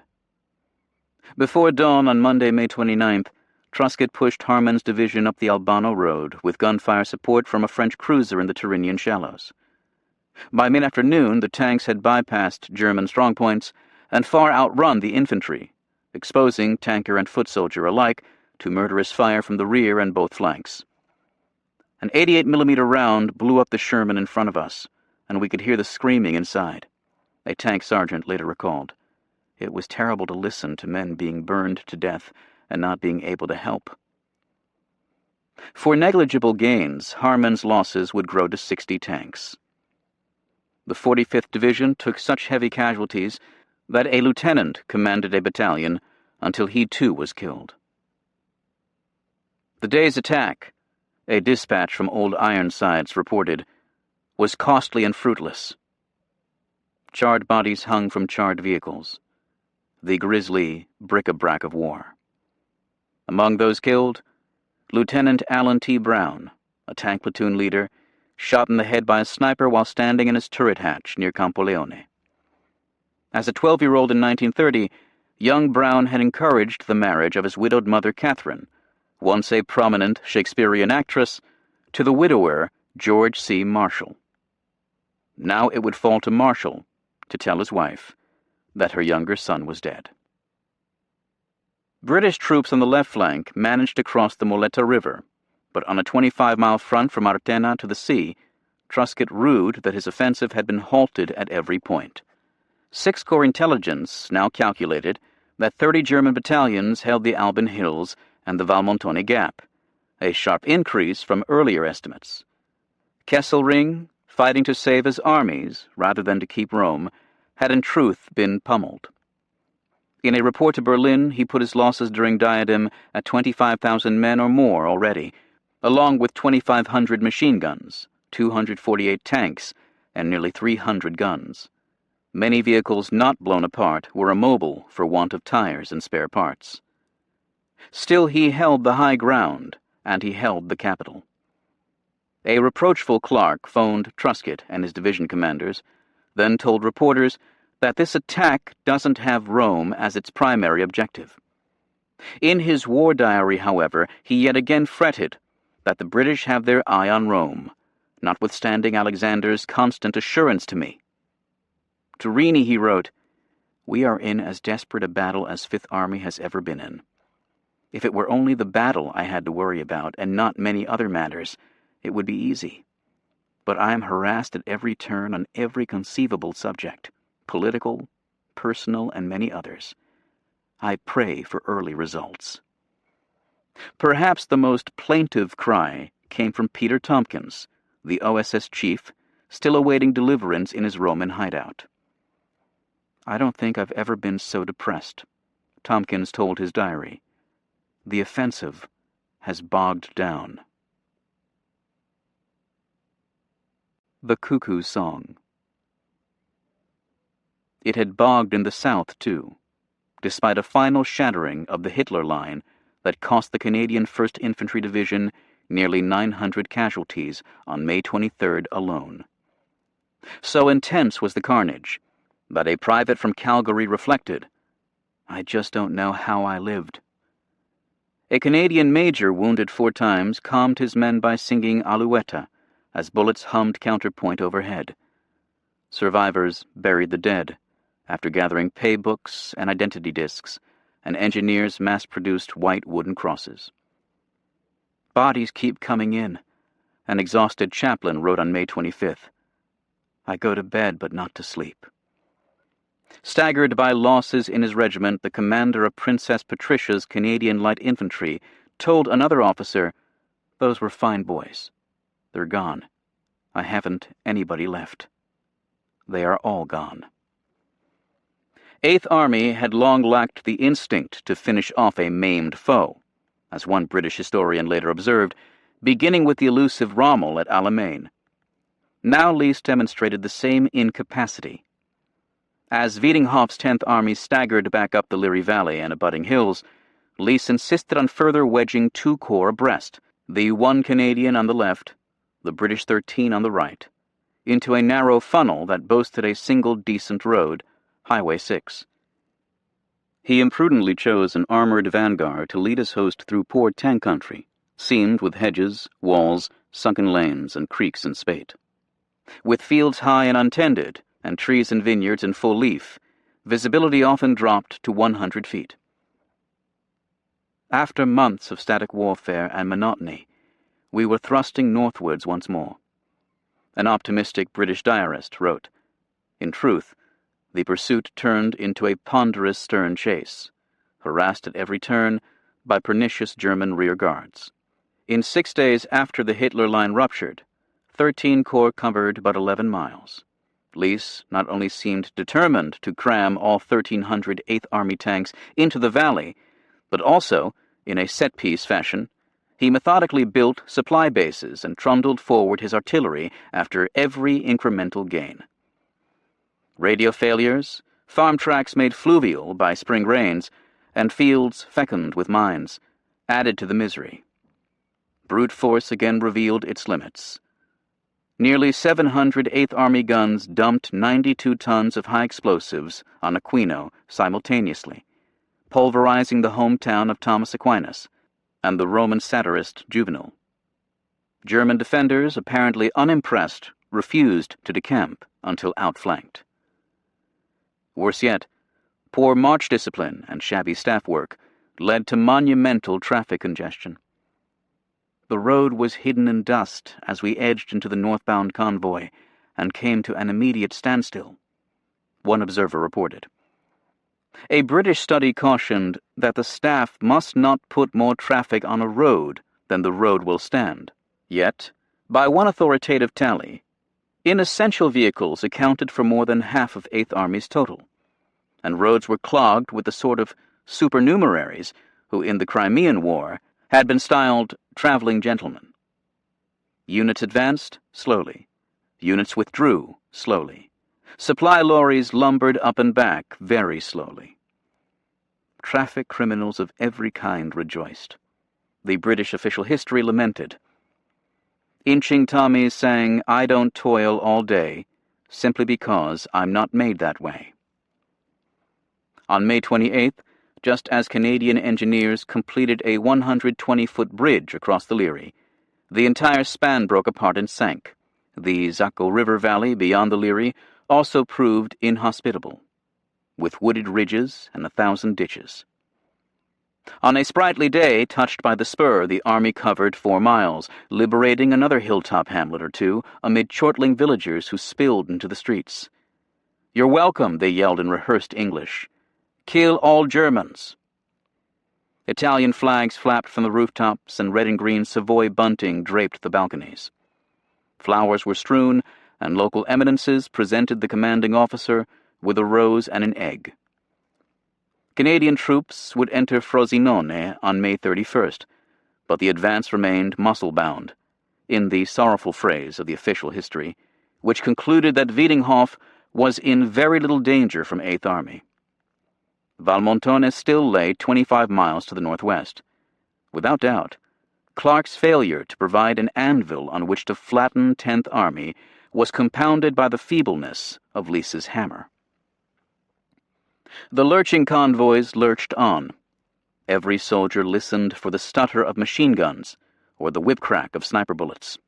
A Canadian described finding a German marksman who had been plinked by tank fire from his perch on an evergreen bough. When we got to him, he was sitting against a tree with a cigarette going. He had one leg off, and he'd taken off his belt and made a tourniquet. His sniper's rifle had 6 notches in it. The dead were buried. The living moved on again. "It's surprising how deep 6 feet is," a British rifleman noted. "It didn't take much to make the lot of us cry like children." On Lys's left, Juin and his FEC made better progress, notwithstanding the French commander's distress at having his long right flank exposed by 8th Army's dawdling. From Pico, the French had swiftly scuttled northwest along the spine of the Lepini Mountains and through contiguous valleys. General Westphal, Kesselring's chief of staff, complained of those damned French hanging around our necks. Soon others damned them with equal vehemence. After contributing so much to Allied success and diadem, some colonial troops now disgraced themselves, their army, and France. Hundreds of atrocities, allegedly committed mostly by African soldiers, stained the Italian countryside in the last 2 weeks of May, including murders and gang rapes. All day long our men observed them scouring the area for women. An American chaplain wrote Clark on May 29th, "Our men are sick at heart, and are commenting that they would rather shoot the Moroccan gooms than the Germans. They say, 'We've lost that for which we fight, if this is allowed to continue.'" Another chaplain cited specifics. A 15-year-old girl raped by 18 colonial soldiers, a 27-year-old raped by 3 soldiers, a 28-year-old raped by 5. An American artillery battalion commander described an Italian woman shot in the right ankle and raped by 4 Moroccans, while her daughter was shot in the left foot and also raped. In Ceccano, he added, approximately 75 women ranging in age from 13 to 75 years had been raped. One woman claimed to have been raped 17 times on the night of the 29th and 11 times on the morning of the 30th. Another battalion commander described a 3-year-old shot dead by French colonials after his mother resisted their advances. A delegation of frenzied citizens and priests begged GIs to post guards in Pisterzo to forestall further butchery, he reported. American soldiers came in as crusaders to save Europe from such things, he added. The occurrences are seriously affecting the morale and willingness to fight in my men. The U.S. commander of the 13th Field Artillery Brigade, attached to the FEC, advised Clark that all 13 of his battalion commanders could testify to similar depravities. Italian authorities tallied 700 crimes of carnal violence in Frosinone province alone. All over the mountain, a woman in Esperia reported, you could hear the screaming. Among many affidavits from victims was that of a 16-year-old girl in Lenola. I was taken and violated 4 times by Moroccans. There was a 12-year-old girl with me, who suffered the same violation. Norman Lewis, the British intelligence officer and author, investigated various allegations and found wholesale rape in many villages. In Lenola, which fell to the Allies on May 21st, 50 women were raped. But, as there weren't enough to go around, children, and even old men were violated, Lewis wrote. At any hour of the day or night, men and women, old and young, are subject to acts of force of every type, which range from beatings to carnal violence, woundings to murder. An Italian general wrote Clark on May 25th, I beg, Your Excellency, intervene for the honor of the Allied cause. Vengeful Italians occasionally retaliated, Lewis noted. Near Cancello, 5 colonial soldiers were reportedly poisoned, then castrated, then beheaded. Some French officers responded with what an American officer described as a so-what shrug, or proposed that Italians were collecting the just deserts of making common cause with Hitler. J. Glenn Gray, a U.S. counterintelligence lieutenant with a doctorate from Columbia University, wrote that the complaints have been taken to the French general in charge, who merely laughed and said, "This is war." General Juin was not laughing, although his initial crackdown lacked force. In a memorandum on May 24th, Juin condemned acts of brigandage and warned that however strong our feelings may be against a nation which treacherously betrayed France, we must maintain an attitude of dignity. As more accusatory reports flooded in, Clark dispatched Grunther to FEC headquarters on May 27th and penned a sharp letter of rebuke to the French commander. Juin that day told his officers that the rapacious behavior had excited indignation in Allied circles. He demanded punishment without mercy, 15 colonial miscreants reportedly were executed, shot or hanged in village squares, and 54 others drew prison terms ranging from 5 years to life. In an attempt to cool Gumière concupiscence, Clark approved the transport of Berber women to Italy aboard Navy LSTs. To make them less conspicuous, some were said to wear men's uniforms. The Italian government, which kept meticulous records of Allied offenses against Italian civilians, documented more than 5,000 alleged crimes by French colonials. "We suffered more during the 24 hours of contact with the Moroccans than in the 8 months under the Germans," one Italian complained. "They were savages," a GI in the 88th Division concluded, "and they gave war and soldiers a bad name." Lucien Truscott was in pain and poor humor at 9 a.m. on Tuesday, May 30th, when he arrived in the dilapidated dairy that served as the 36th Infantry Division headquarters in Torrecchia Nuova, 3 miles north of Cisterna, near the Via Appia. His inflamed throat tormented him again, and chest x-rays earlier that morning had revealed a cracked rib to complement the bruises he'd sustained in a minor jeep accident. Every breath hurt. Worse yet, the attacks by his 34th, 45th, and 1st Armored Divisions had again failed to sunder the Caesar Line along the western face of the Colli Laziali. That hurt too, but Truscott, goaded by Clark, had ordered another day of slugging with hard assaults by the 3 divisions, including 4 tank companies attacking abreast.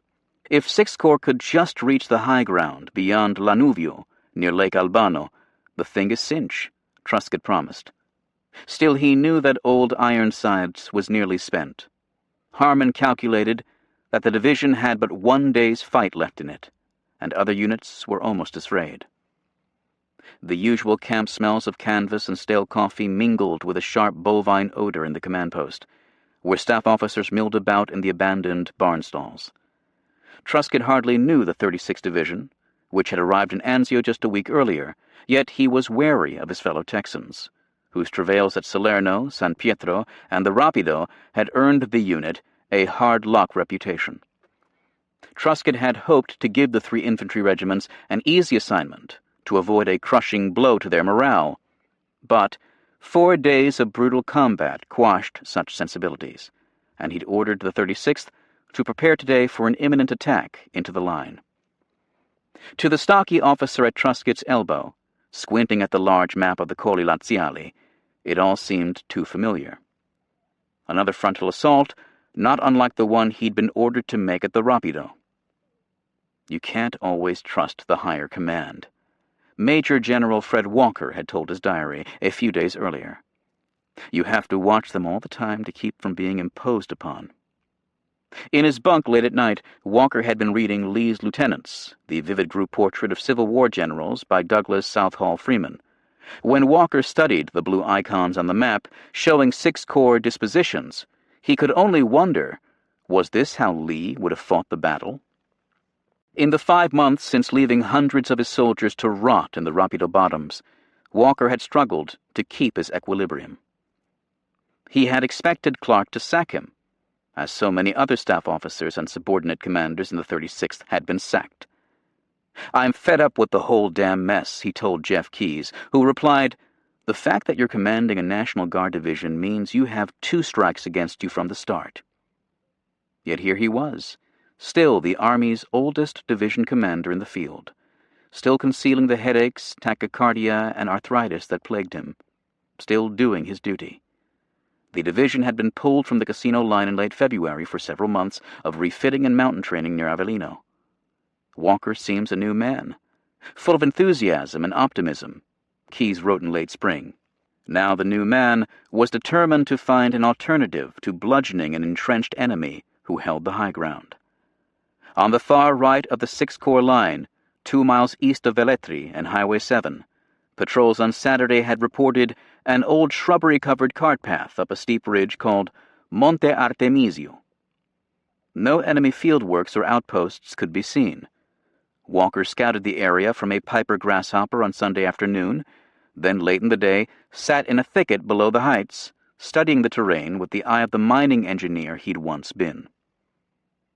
"I didn't sleep much last night," Walker told his diary on Monday. "I worked out a plan in my head to take Velletri from the rear." Artemisio formed the southern rim of an ancient volcanic crater. Rising 3,000 feet behind Velletri, it extended 4 miles from southwest to northeast as the lower lip of the Colli Laziali. Ancient fingers of lava reached into the flats, now alight with the green fire of grapevines and young wheat. To the left, where Highway 7 swung west around Lakes Nemi and Albano, Velletri clung to the lower slope like a lichen to a rock. "It looks to me," Walker wrote, "like this is the place to break through." Truscott disagreed, brushing aside the notion as impractical when Walker on Sunday night first suggested he'd found a soft spot. But now, in the malodorous dairy, Walker restated his case with urgent conviction. Maps and his own reconnaissance showed that the faint ditch and wash line up Artemisio's face was in fact an old logging road through the chestnut breaks. Aerial photos also revealed a 2-mile gap between the left flank of 1 Parachute Corps and the right flank of 76 Panzer Corps. If 2 regiments crossed the Velletri-Valmontone road in the dead of night and followed the trace uphill, they could seize the heights above Highway 7 to outflank the Caesar Line and occupy the Colli Laziali. The Vatican stood just 15 miles from Lake Albano. "You may have something here," Truscott said, "but a few thousand riflemen wouldn't suffice, even on the high ground. Tanks and artillery would be needed to repel German counterattacks." Walker summoned his division engineer, Colonel Orrin C. Stovall, a self-described pick-and-shovel boy, who for 3 days had also been poring over maps and skulking through the woods. Stovall believed the soil across the Colli Laziali was volcanic and readily sculpted. Bulldozers could widen the old scar into a military road, allowing armor and heavy weapons to shoot up over Monte Artemisio and down the other side. "I'll call you back within the hour," Truscott said, and rattled off to Conca in his jeep, his sore ribs momentarily forgotten. At 11 a.m., he phoned Walker. The 6th Corps engineer adamantly opposed the scheme as harebrained, but Truscott was ready to gamble. He would also put an entire engineer regiment under Walker's command. Before ringing off, he added in a low growl, "And you had better get through." Walker summoned his own lieutenants to the dairy at 3 p.m. and laid out his plan. The 141st Infantry Regiment would attack Velletri to fix the German garrison, while the 142nd and 143rd crept up Artemisio. Engineers on their heels after moving by truck to the woods below the Velletri-Valmontone road. The supply line would stretch for 8 miles through rugged terrain, but the division's flinty experience in fighting at night in the high country and Monte Sammucro last December should serve it well. "We're taking chances," Walker told his diary as his commanders pelted back to their units. "But we should succeed in a big way." Across the Colli Laziali, Albert Kesselring was alive to his peril. In a visit to the front on Monday afternoon, the Field Marshal recognized that a gap persisted between the Parachute and the Panzer Corps, and he ordered General Mackensen to suture it. Wilhelm Schmaltz, the Hermann Göring commander, had also warned of lively scouting by American patrols east of Velletri. Schmaltz sent his last reserve, an engineer platoon, into the wild uplands of Monte Artemisio.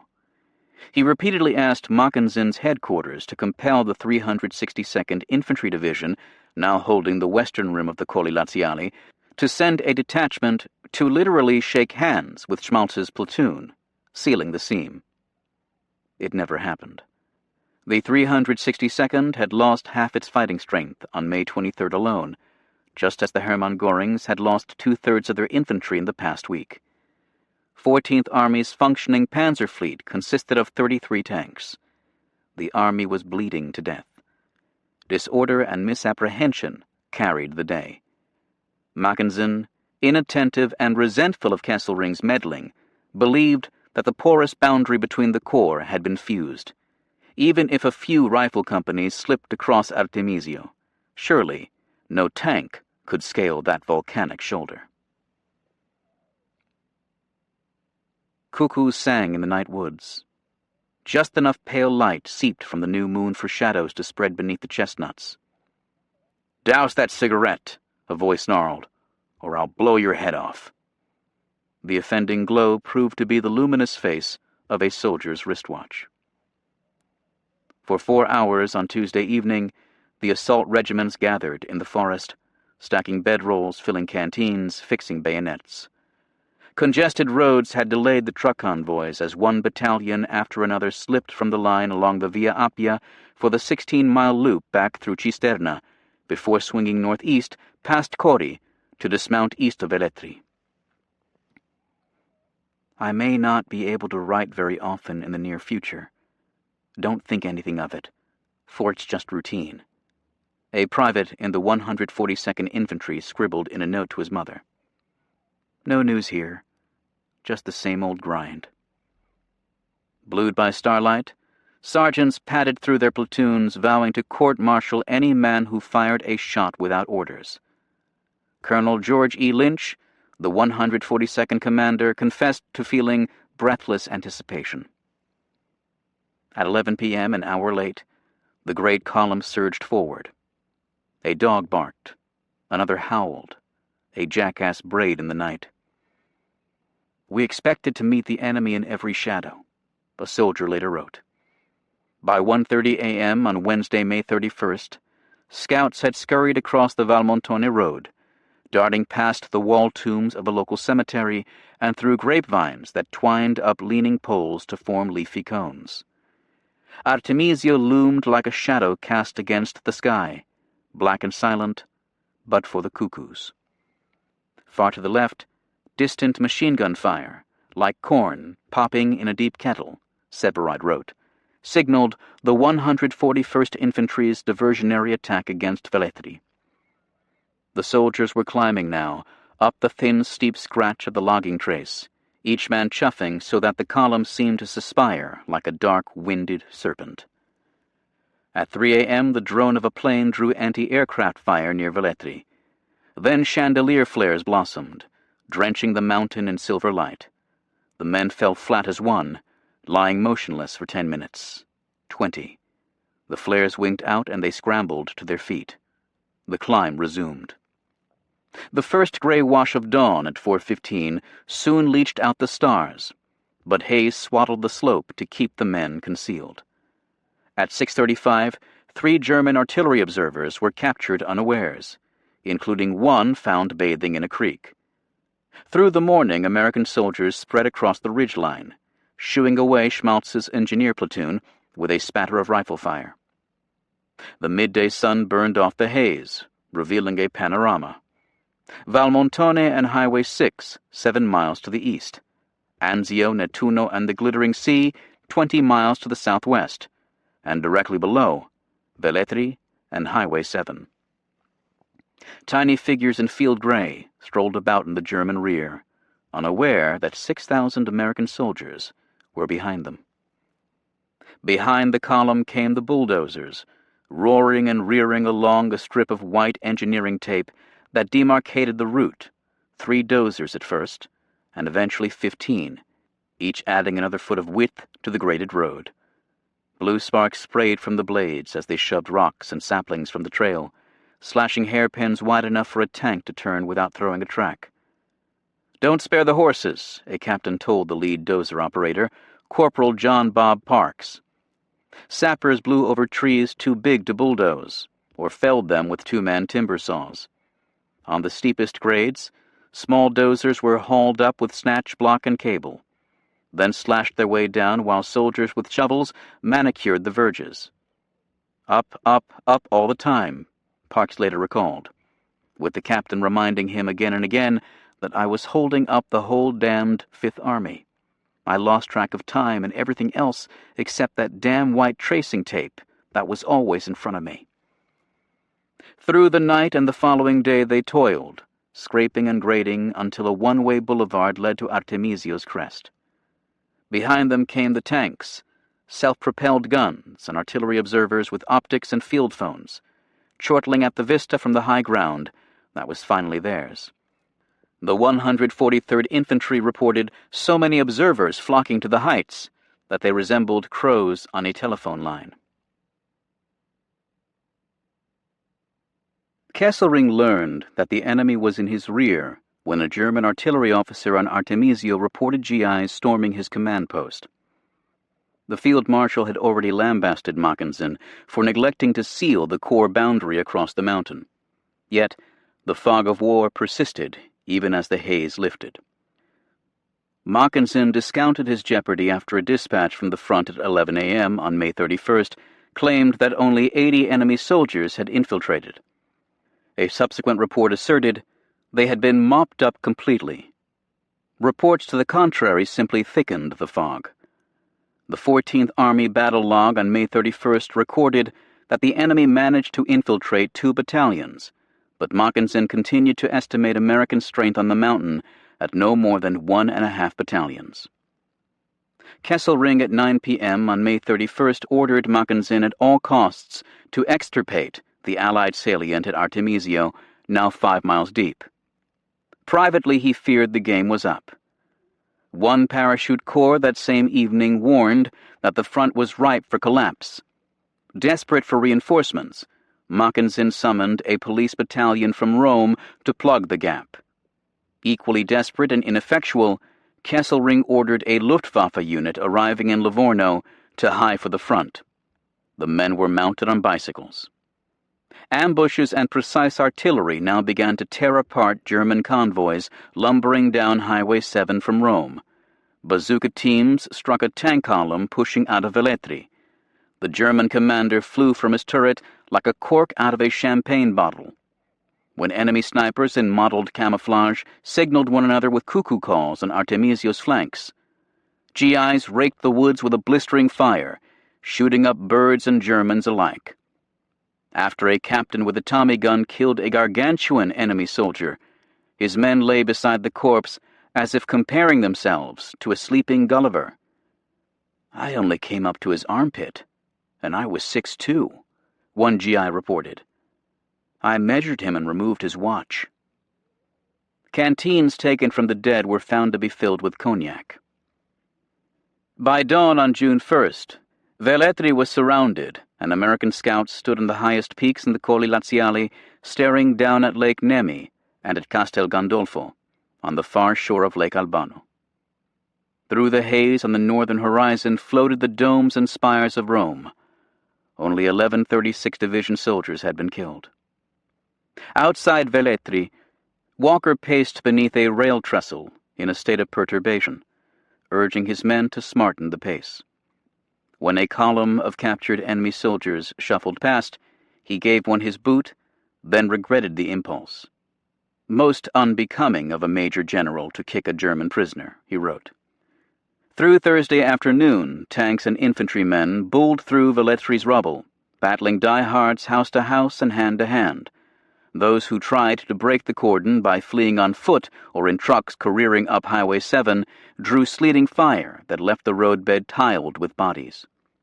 At dusk, the final mutter of gunfire subsided, and the Allies owned another guttering town. Blood had risen in the gorge, and tankers drove across enemy corpses to hear the bones crack beneath their tracks. "It didn't bother me," a soldier wrote. As 250 dazed German prisoners emerged beneath white flags, Truscott drove up to find Walker again, scrutinizing the landscape with his engineer's squint. "You can go in now, General," Walker said. "The town is yours." General Schmaltz reported that all phone communication within the Hermann Göring Division had ceased. He could no longer find his subordinate command posts. The reconnaissance battalion had a fighting strength of 18 men, and his Panzer Grenadier Regiment no longer existed. The front, he added, was torn wide open. A 36th Division artillery lieutenant offered his own assessment. "Getting little sleep these days," he wrote in his diary. "Going fine. Victory is a wonderful thing." Expulsion of the barbarians. Cypress trees stood sentinel along the northbound roads, tapered green flames that seemed to bend beneath the weight of the Allied advance. Near Highway 6, a child kicked the corpse of a Wehrmacht officer until a young woman shoved him aside and yanked off the dead man's boots.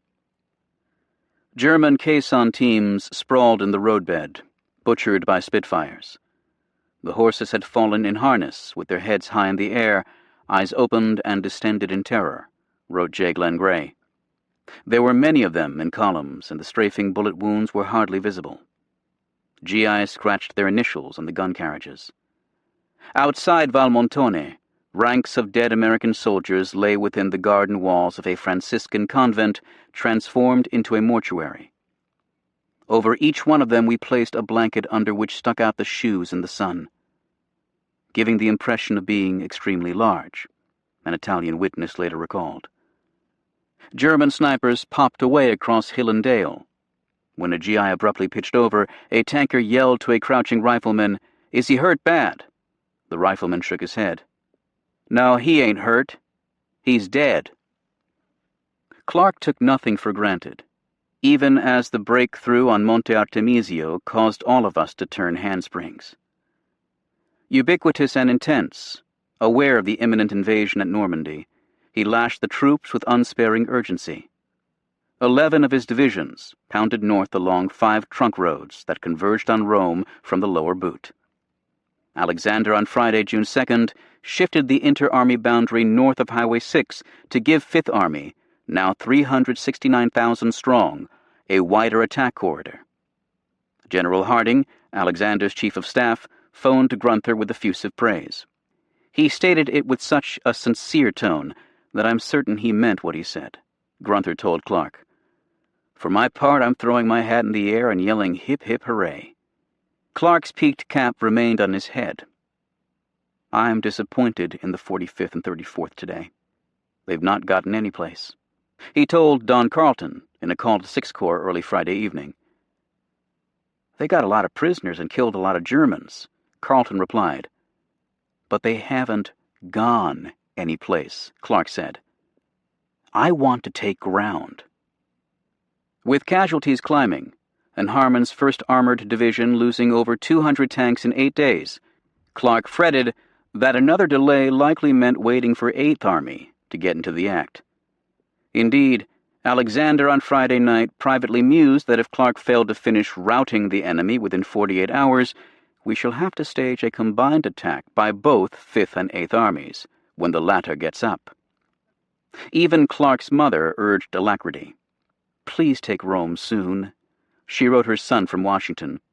"I'm all frazzled out." He was trying, driven by dreams of glory undimmed and unshared. When Alexander's headquarters proposed a communique that would read, "Rome is now in Allied hands," Clark told Grunther, "They carefully avoid the use of Fifth Army and say Allies. You call Harding immediately. Tell him I don't agree to this paper." Churchill renewed his plea for shared Anglo-American honors. "I hope that British as well as Americans will enter the city simultaneously," the Prime Minister had written Alexander on Tuesday. But few Tommies could be found in the Fifth Army vanguard. When Alexander proposed that a Polish contingent join the spearhead into Rome as a tribute to their valor at Monte Cassino and in acknowledgment of their Roman Catholicism, Clark ignored the suggestion. "The attack today must be pushed to its limit," he told Truscott on Friday. Only to his diary did Clark confide, "This is a race against time, with my subordinates failing to realize how close the decision will be." Valmontone was found abandoned on Friday at last. No contact with enemy anywhere along the front, the 3rd Division reported. A reconnaissance battalion crept up Highway 6, and by dawn on Saturday, June 3rd, Truscott's 6th Corps and Keyes's 2 Corps were poised for a bragging rights race into Rome from the south and southeast, respectively. Roving Italian barbers gave haircuts and shaves to unkempt soldiers keen to look groomed for the liberation. Like Grunther's tossed hat, the tonsorial primping was premature. German rearguard panzers lurked in the shadows to ambush the incautious. Fearful of a counterattack from the east that could sever the new Fifth Army supply route on Highway 6, Lieutenant Colonel Jack Toffee led 2 depleted 7th Infantry battalions into the rolling meadows below Palestrina, an ancient Etruscan town famous for its roses and said to have been founded by Ulysses. Early Saturday morning, Toffee informed the regimental command post of a troublesome Tiger tank, hull down in a road cut. Later in the day, as Palestrina's cyclopean walls hove into view, he reported seeing outriders from Juan's FEC on his flank. That would be his last dispatch. At 2:14 p.m., a radio message to the regiment reported that Colonel Toffee had been wounded half a mile below Palestrina. After climbing to the second floor of a tile-roof farmhouse for a better view of German positions, Toffee was sitting on the floor with the radio between his knees when a tank round slammed into the upper story. At least one officer believed the shell came from a disoriented Sherman tank crew a few hundred feet behind the farmhouse. Others insisted the round was German. Regardless, dust filled the dismembered room as Toffee lay sprawled against the front wall with a shell fragment in the back of his head. His eyes were open but seeing nothing, an officer noted. At 2:40 p.m., a radio report to the command post announced his death. A lieutenant and 3 enlisted men had also been killed, and a tank battalion commander badly wounded.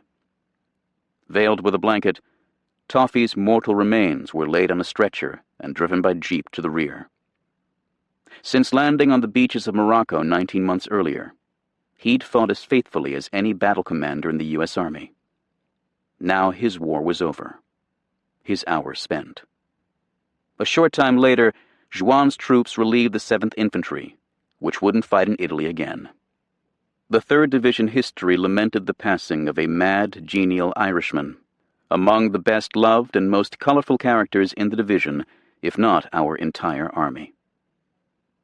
One comrade wrote that there will never be his like again. But that was incorrect. The country had produced enough of his ilk to finish the war Jack Toffee had helped win. Upon learning of Toffee's death, Clark ordered Grunther to draft a list of mid-level officers with long, sterling battle records who would be the generals in America's next war. "I'm sending them home because they're too valuable to risk in further combat," Clark wrote.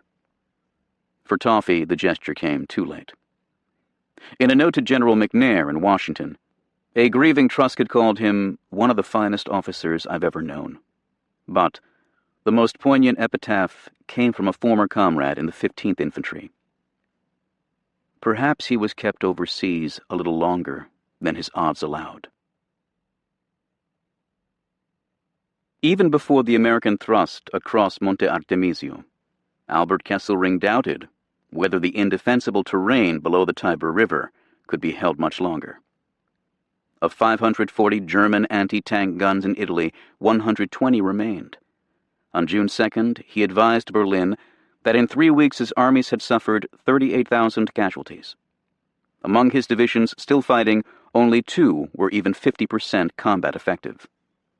Charred tanks and trucks fouled every road and cart path. The Subiaco Pass, through which much of Wiedinghoff's 10th Army would squeeze, resembled a huge snake of burning vehicles.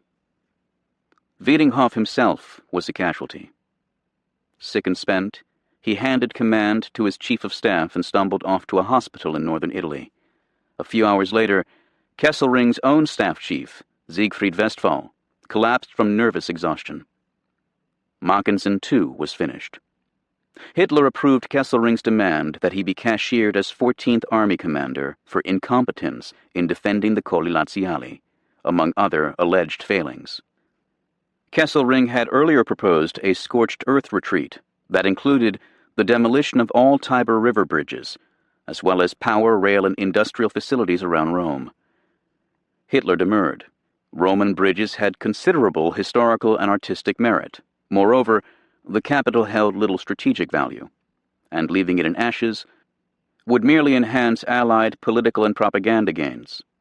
On June 3rd, less than 2 hours after Jack Toffee's death, the High Command informed Kesselring, "Führer decision. There must not be a Battle of Rome." Rear guards would continue to harass the American horde in the Roman suburbs, buying time for the garrison to flee from what Berlin now declared to be an open city. 14th and 10th Army troops would hasten north, in small bands if necessary. A radio code word, Elefante, warned that Allied forces were closing in on the capital. The sound of gunfire from the Colli Laziali had been audible since May 29th, and unease among the German occupiers in Rome now gave way to panic. Papers were burned, granaries fired. An ammunition dump in the Campo Verano cemetery was blown up, along with a barracks, a Fiat plant, a phone center. The white peacocks strutting about the German embassy garden had long been shot and roasted. The Hotel de la Ville in the Via Sistina, a pleasant redoubt known as Brighter Berlin, emptied out. Near the Piazza Fiume, soldiers methodically looted a hardware shop, packing their booty into a covered truck. Officers living the high life on the Via Veneto pilfered the silverware and water goblets before decamping.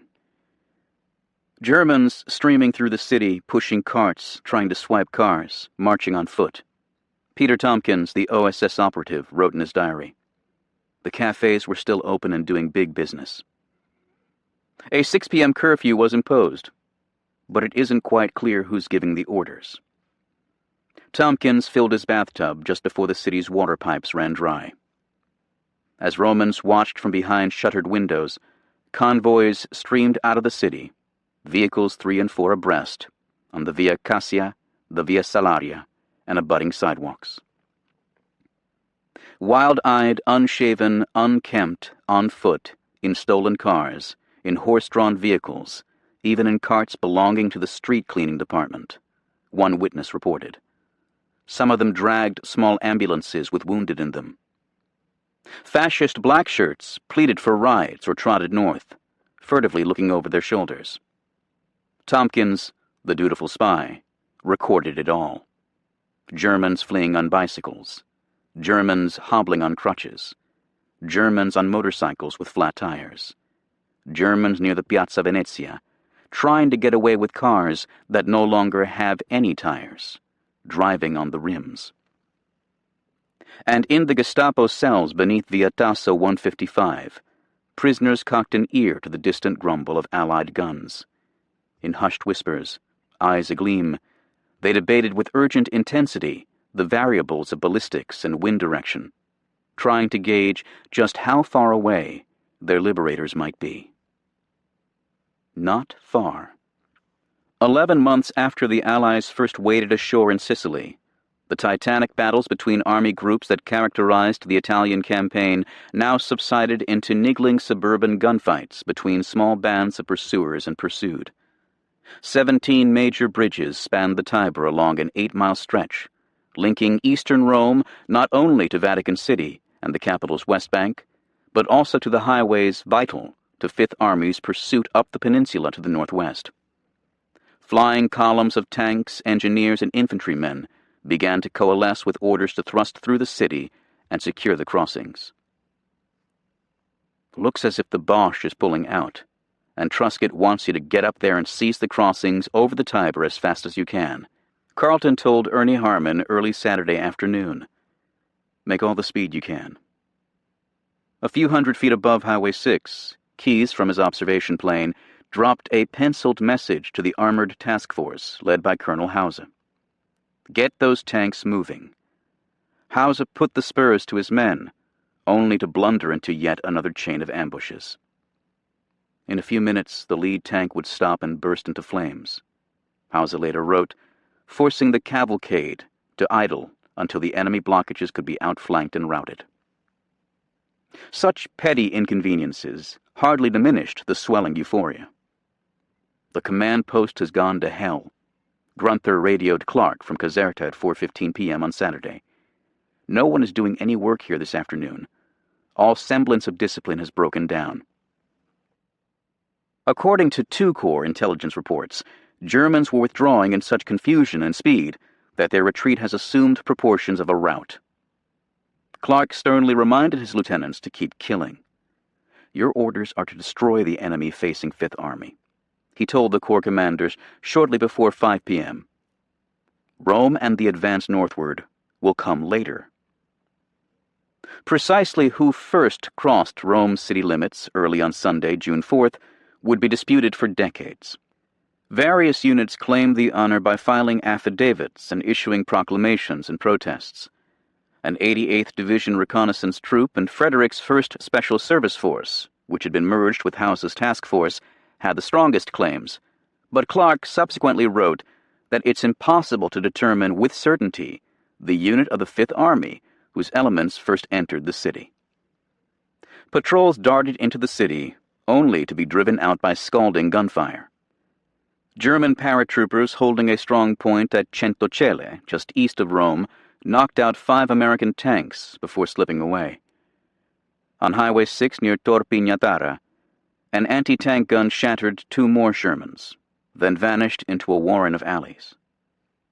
Traffic jams and friendly fire, orders and counter-orders, flocking journalists, and even a wedding party, the bride dressed in gray and holding a rose bouquet, tiptoed around German corpses in the roadway, threatened to turn the liberation into opera buffa. Clark left Anzio in brilliant sunshine at 8:30 a.m., with a convoy of 2 armored cars and 6 jeeps, packed with more journalists. Arriving at Centocelle, he hopped from his jeep in a flurry of salutes. When Clark asked why the drive had stalled, Frederick replied, "I'm holding off the artillery because of the civilians." "I wouldn't hesitate to use it if you need to," Clark said. "We can't be held up here too long." As he walked with Frederick and Keyes up a low hill for a better view, photographers asked the trio to pose beside a large blue and white road sign that read Roma. Moments later, a sniper's bullet blew through the metal face with a sharp bang. Clark, Keyes, and Frederick crawled down the hill and retreated 200 yards to a thick-walled house. There would be no triumphant entry into the Eternal City this afternoon. Clark grumbled over delays in reaching the Tiber, then drove back to Anzio. Keyes in turn told subordinates he didn't want one little gun stopping us. He gobbled down a cold K ration and ordered another frontal assault up Highway 6 so C could enter Rome, as he told his diary. By late Sunday, the rear guards had melted away, but for snipers and a few stubborn strongpoints along the river. Some captured Germans proved to be boys dragooned into combat from a school for cooks and bakers. One prisoner was seized pushing a cart laden with looted chocolate bars. From the east and south, American troops streamed through the city's outer precincts. Hausa dispatched platoons with instructions typed in Italian commanding any Roman stopped on the street to lead the patrols to specific Tiber bridges. A forceman scuttling past the Colosseum muttered, "My God, they bombed that too."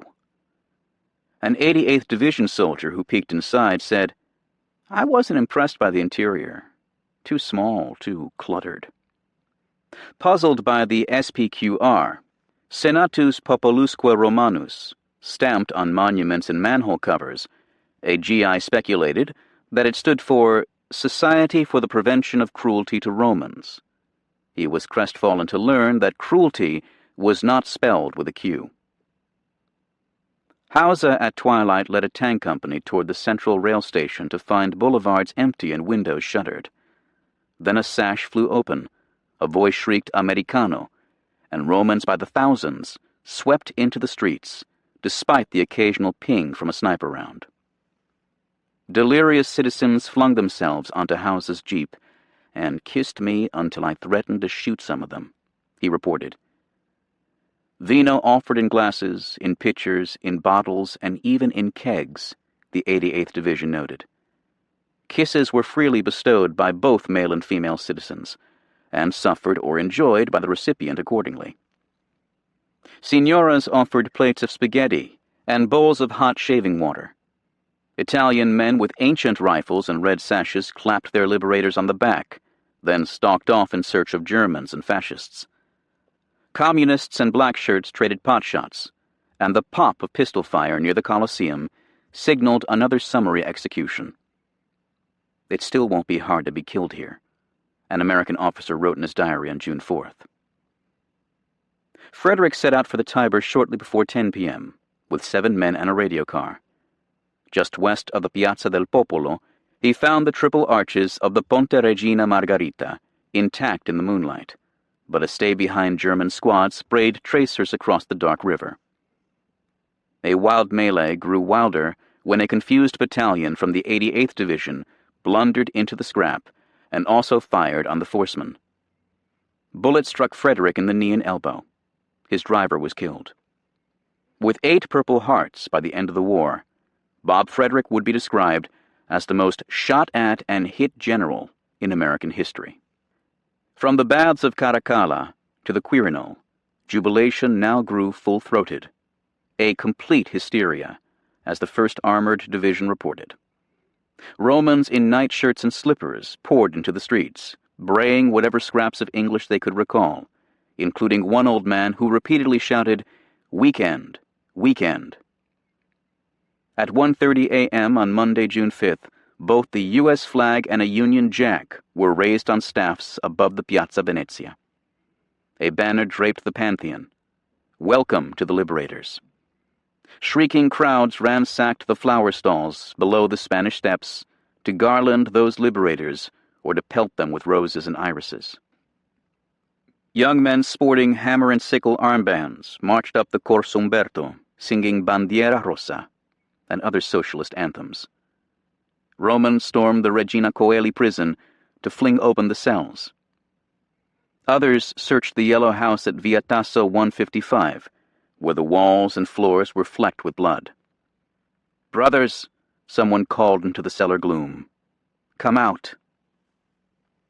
Shortly before dawn, a column of nearly 300 vehicles rolled through Porta San Giovanni, carrying S-Force, a detachment of 1,200 American and British counterintelligence and engineering specialists. As the convoy snaked down the Via delle Quattro Fontane, squads peeled away to secure telegraph offices, power plants, and pumping stations. Others rounded up Italian utility managers. Rome's power supply had been slashed to about 20% of the capital's needs, and repairs to damaged aqueducts were to begin within a day. An S-Force platoon poking through the German embassy found various photos of Hermann Göring, an Artie Shaw record on the phonograph, and a half-ton of plastic explosives, which were later stuffed in weighted sacks and tossed into the Tiber. A half-dozen safes, upon cracking, revealed nothing of an unusual nature. "Got across 13 bridges. Occupied them on the far side last night." Harmon radioed Truscott at 6:30 a.m. "None destroyed. I'm the first boy on the Tiber." "Go up to Genoa if you want to," Truscott replied. "Not yet." At 7 a.m., Sergeant John Vida of Port Chester, New York, wandered through the 15th century Palazzo Venezia to find himself in the Sala del Mappamondo. Mussolini's cavernous office, clad in marble, featured a desk the size of a yacht. Stepping into the Duce's notorious balcony, Vida drew a crowd on the piazza below by tossing out rolls of lifesavers and declaiming, "Victory, not for Mussolini, but for the Allies." That Allied victory had cost them 44,000 casualties since Diadem began on May 11th. 18,000 Americans, among them more than 3,000 killed in action, along with 12,000 British, 9,600 French, and nearly 4,000 Poles. German casualties were estimated at 52,000, including 5,800 dead. American losses in less than 4 weeks almost equaled those sustained during 7 months of fighting in North Africa. Combat in the Mediterranean had achieved an industrial scale. Columns of weary GIs shuffled through the city. Some carried small Italian tricolors. Others sported flowers in their helmet nets or rifle barrels. Eric Severide watched throngs of Italians sob with joy as they tossed blossoms at the tramping soldiers and cheered them to the echo. "I felt wonderfully good, generous, and important," he wrote. "I was a representative of strength, decency, and success." A message to the combined chiefs in Washington and London formally announced, The Allies are in Rome. How long it had taken to proclaim those 5 words. How much heartbreak had been required to make it so. In classical Rome, a triumphant general, returning from his latest conquest, made for the Capitoline, the lowest but most sacred of the city's 7 hills, where he sacrificed a snow-white bull in gratitude for Jove's beneficence. His face painted with vermilion, his head crowned with laurel, and his body cloaked in a purple toga, the victor rode to the hill in a chariot drawn by 4 white steeds. At the foot of the slope, the trailing column of prisoners fell out to be strangled or slain with an axe in the Mamertine prison, where the Apostle Peter also would be held in chains. It was here, too, that Brutus, bloody dagger in hand, harangued his fellow Romans after the murder of Julius Caesar, and here that Juno's geese were said to have gabbled in alarm when stealthy Gauls tried to scale the Capitoline ramparts. And it was amid the ruins atop the hill in October 1764 that the British historian Edward Gibbon, a plump man in a bagwig, a snuff-brown coat, knee breeches, and snowy ruffles, as the travel writer H.V. Morton later described him, claimed that the idea of riding the decline and fall of the city first started to my mind. Mark Clark had neither vermilion face paint nor a laurel wreath, but he possessed a sense of theater, and it was on the Capitoline that he bade his lieutenants appear for a rendezvous at 10 a.m. on Monday, June 5th. At 7:30, Clark flew from Nettuno by Piper Cub, landing in a wheat field outside the city where 2 corps had been ordered to arrange an escort of clean tanks, trucks, and soldiers. Upon learning that it would take hours to wash the vehicles, Clark said, "Oh, the hell with that," and bolted with his retinue up Highway 6 through the Porta Maggiore. Within minutes they were lost. Wandering across the blue-gray Tiber to St. Peter's Square, Clark flagged down a priest and asked, "Where is Capitoline Hill? My name is Clark." The cleric dragooned a boy on a bicycle to lead the convoy, bellowing, "Clark, Clark," to clear a path through the teeming streets. Arriving at the Via del Teatro Marcello, at the foot of the Capitoline, Clark climbed the Cordonata ramp, designed by Michelangelo in 1536 to receive the Holy Roman Emperor Charles V, and crossed the elegant Campidoglio to find the peach-hued town hall locked. He pounded on the door, but when a caretaker finally peeked out, Clark chose to linger at the porch balustrade until Truscott, Keyes, and Juan arrived to join him. Opening a map and pointing with exaggerated pantomime toward Berlin, Clark turned to the reporters and photographers now gathered on the square. "Well, gentlemen, I didn't really expect to have a press conference here. I just called a little meeting of my corps commanders to discuss the situation," he said slowly. "However, I'll be glad to answer your questions. This is a great day for the Fifth Army." 100 flashbulbs popped as Clark delivered a brief victory oration, the equivalent of slaughtering a white bull, without mentioning 8th Army or other contributors. His lieutenants flushed with discomfort, glancing self-consciously at a movie-tone cameraman filming the scene. Truscott later voiced disgust at this posturing. Then it was off to a luncheon at the Hotel Excelsior, which engineers had searched for time bombs and booby traps.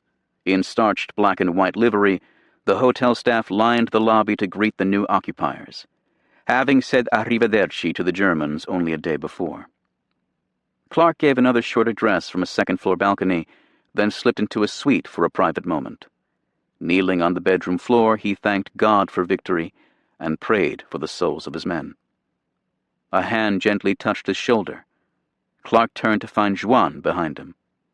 Beneath his brushy mustache, the Frenchman smiled and said, "I just did the same thing." Along the Via Veneto, another happy throng gathered to huzzah their liberators. "We waded through crowds of cheering people," Keyes told his diary. "A couple of women nearly strangled Juan, much to our amusement and his embarrassment. We had a fine lunch." "You have made the American people very happy," Franklin Roosevelt cabled Clark. "It's a grand job well done." Similar plaudits hailed what Harold Macmillan called the expulsion of the barbarians from the most famous of all cities. Even Stalin, on June the 5th, cheered the great victory of the Allied Anglo-American forces. Churchill cast a blind eye on fraternal frictions, notwithstanding reports that some British officers were turned away from Rome at gunpoint. Relations are admirable between our armies in every rank there, he wrote Roosevelt in a sweet fib. Certainly, it is an absolute brotherhood.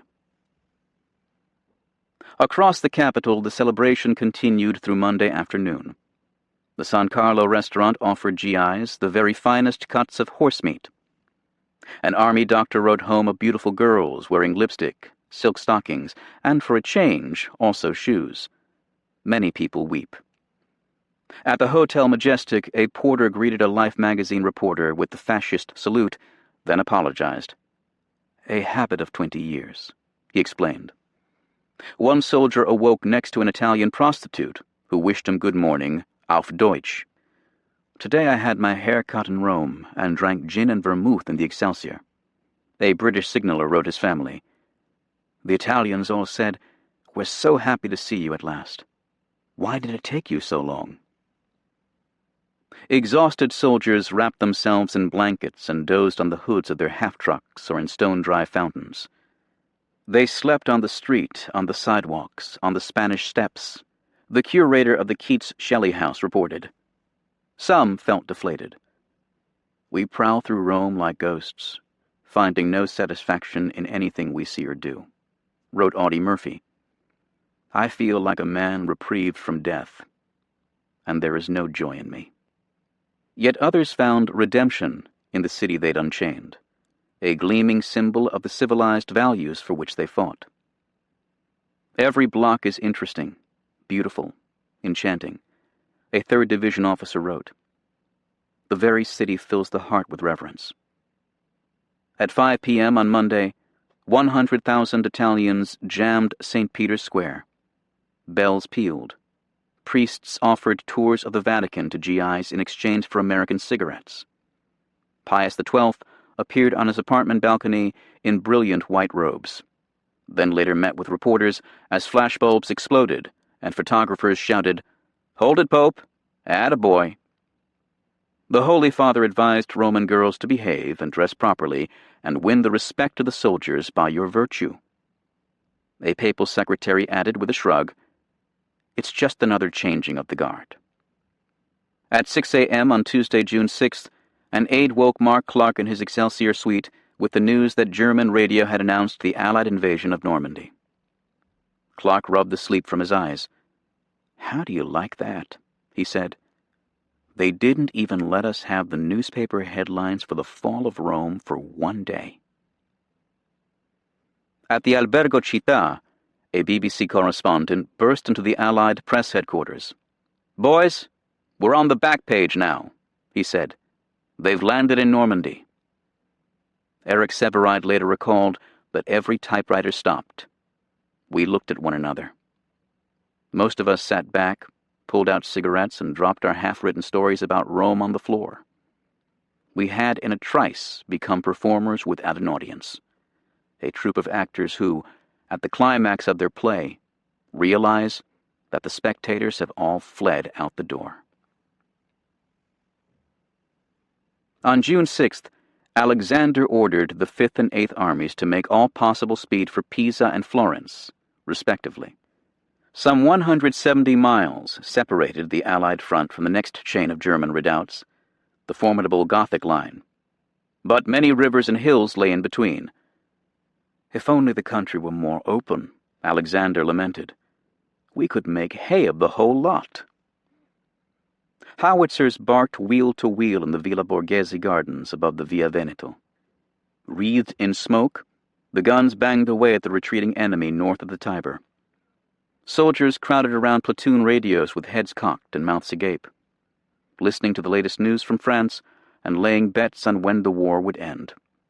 No one put down a date past Thanksgiving, a soldier in the 36th Division recalled.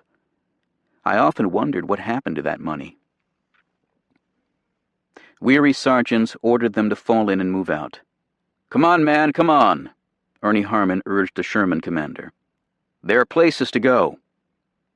A tanker in Old Ironsides told his diary, "Drove through Rome to the other side of Tiber River. People threw flowers at us. Stopped and had coffee." The 88th Division Vanguard radioed General Keyes a 2-word message: "Beyond Rome." Olive-drab columns streamed across the river and past the cylindrical Castel Sant'Angelo, tomb of the warrior emperor Hadrian. On the roof stood the bronze statue of St. Michael, the archangel, patron of soldiers, sheathing his sword. GIs smelling of Chianti and Chesterfields jammed the 2.5 trucks or straddled the towed artillery tubes, souvenir lithographs and fascist postage stamps tucked into their packs. Then up they climbed, along the dark ridge of the Janiculum, where the ancients once kept a shrine to two-faced Janus, the god of beginnings, and where augurs had studied their auspices. From the hill crest on this cloudless day, Rome unfurled below in a tapestry of reds, browns, and yellows. Beyond the park where Cleopatra once lived in Caesar's villa stood the bell towers and the spires, the cupolas and the domes. On the southern horizon lay the faint blue smudge of the Colli Laziali. "Why did it take you so long?" the Italians asked, and the answer could only be, "Because so many of us died to set you free." North they rolled, on the high ground beneath cypresses and umbrella pines, past Roman gardeners working the flower beds of gray marl and yellow sea sand. North they rolled, and the scent of roses lingered in their wake. Epilogue. More than 3 weeks passed before Jack Toffee's family learned of his death. "We see you captured Rome," his mother-in-law wrote him. George Biddle, also corresponding with the dead man, encouraged Toffee to write one short word about the run into Rome. "It left me restless and envious." At the house on East Long Street in Columbus, Helen and the 2 children went about their days without knowing that their lives had changed forever. An early summer heat wave scorched central Ohio. Toffee's beloved Reds slipped to 4th place in the National League, but the minor league Columbus Redbirds climbed to 2nd in the American Association. In an exhibition game featuring the pitching greats Dizzy Dean and Satchel Paige, Model Dairy of Columbus beat the Chicago American Giants, a Negro League club. The news from Rome and Normandy electrified the city, which on the evening of June 6th observed a long minute of silence in respect to the boys of the United Nations now fighting to free an enslaved continent. Blood donors in Columbus set a new record by giving almost 1,000 pints in one day, and absenteeism at local war plants plummeted. 3,000 inmates at the Ohio State Penitentiary held a prayer vigil, asking the Almighty to bless Overlord, and radio station WCOL broadcast 20 daily news reports to track the beginning of a new world for all who cherish freedom. Columbus organized a war bond parade on Sunday, June 11th, and sailors in white caps marched down Broad Street past displays of jeeps, half-tracks, and a Navy Helldiver airplane that had been built in the local Curtiss Wright factory.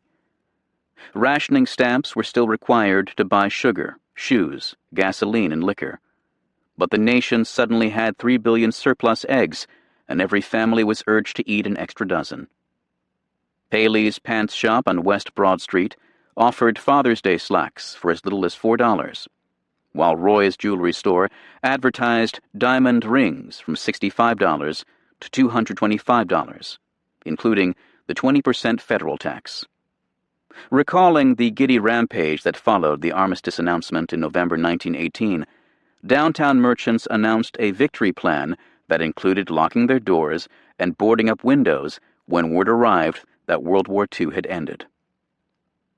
The fatal telegram from the Adjutant General came to East Long Street on Sunday morning, June 25th. "The Secretary of War desires me to express his deep regret that your husband, Lieutenant Colonel John J. Toffee, Jr., was killed in action on the 3rd of June in Italy." Letter follows.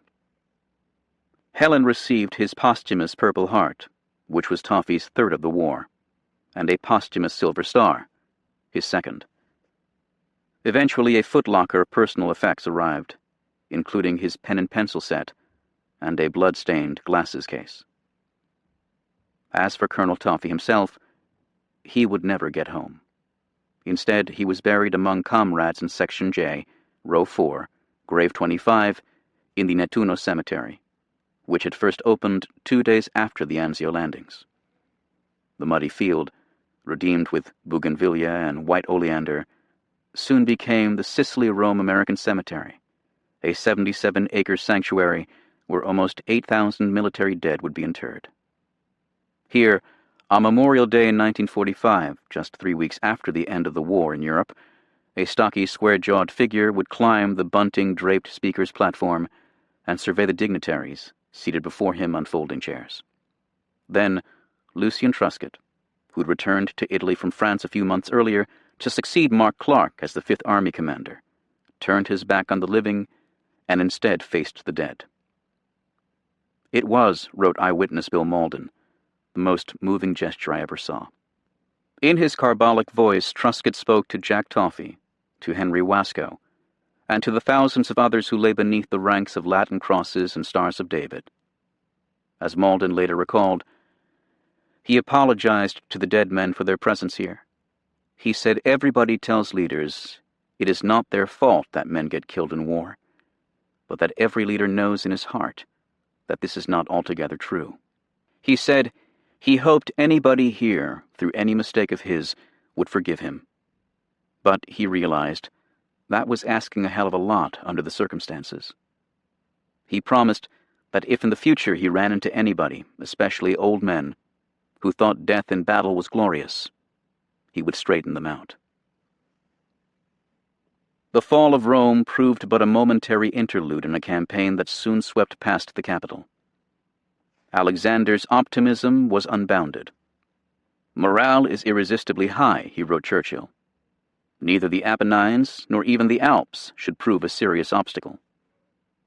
The Prime Minister urged him on, cabling, "Your whole advance is splendid, and I hope the remains of what were once the German armies will be collected."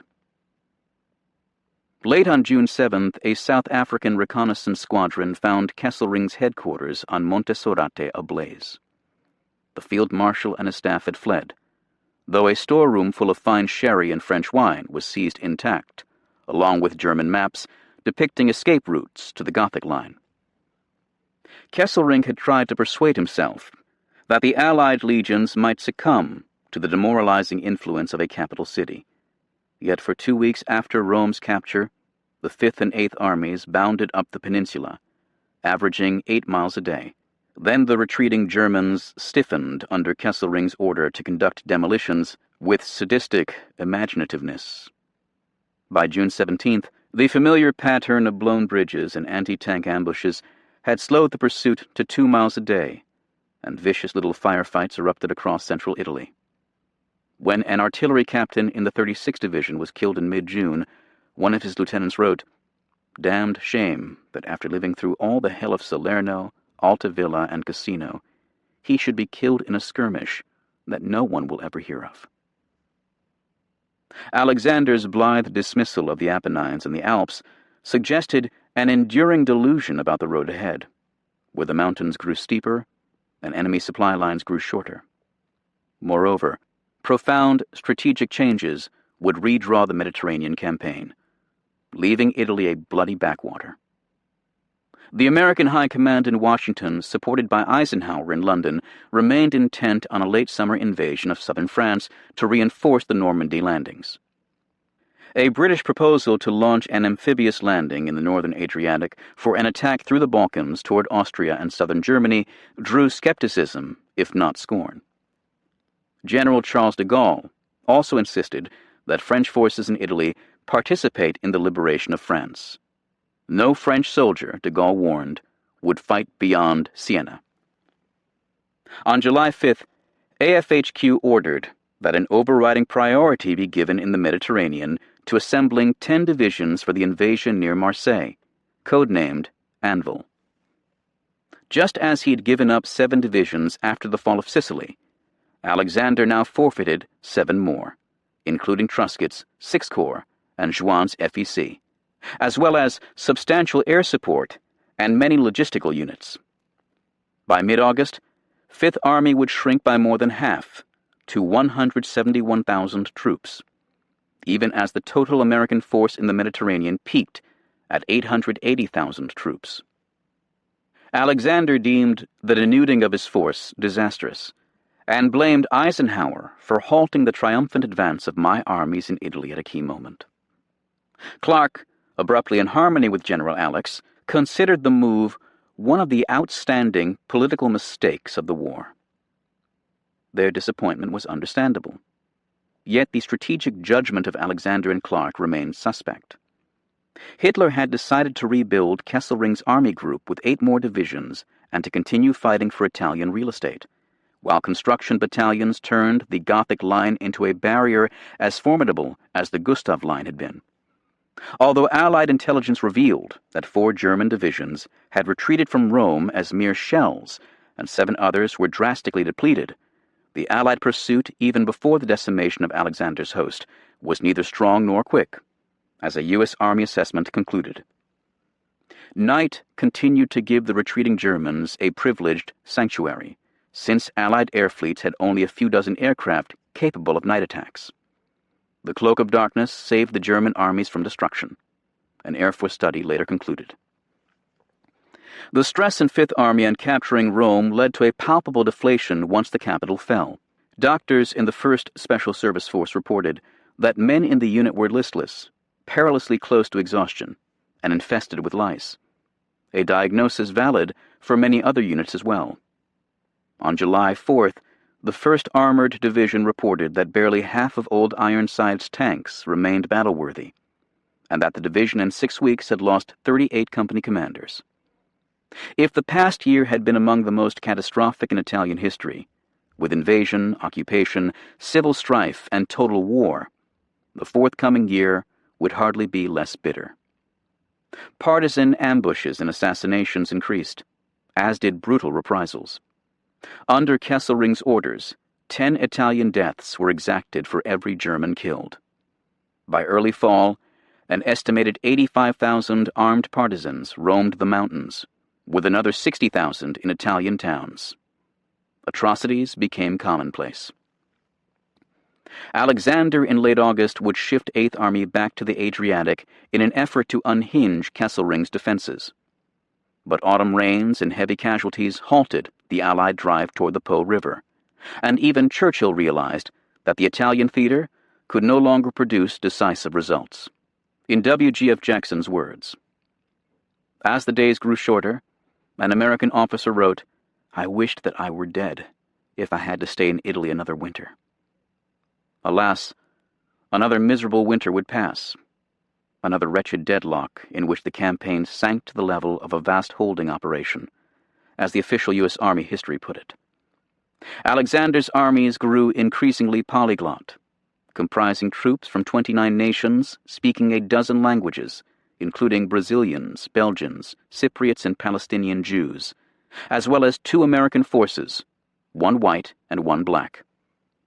The Germans grew so feeble that eventually oxen would be harnessed to pull trucks, and any soldier on patrol who brought back a can of fuel received 1,000 cigarettes.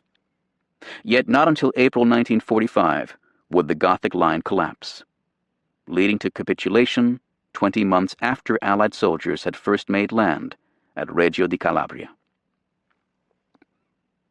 Few who had been there at the beginning would be there to see the end. Many men will never know if we win or lose. Lieutenant Will Stevens had written his mother. But if anything does happen, I'll try to be good enough so I can meet you somewhere else, and maybe we can have a cake together, up where things are not rationed." He was killed on June 25, 1944. Such deaths forever haunted those who outlived the war. "I must pursue the shadows to some middle ground," wrote the pilot John Muirhead, "for I am strangely bound to all that happened to them." The 608-day campaign to liberate Italy would cost 312,000 Allied casualties, equivalent to 40% of Allied losses in the decisive campaign for Northwest Europe that began at Normandy.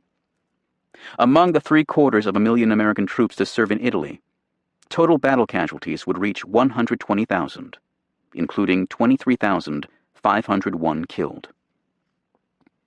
German casualties in Italy remain uncertain, as they were in North Africa.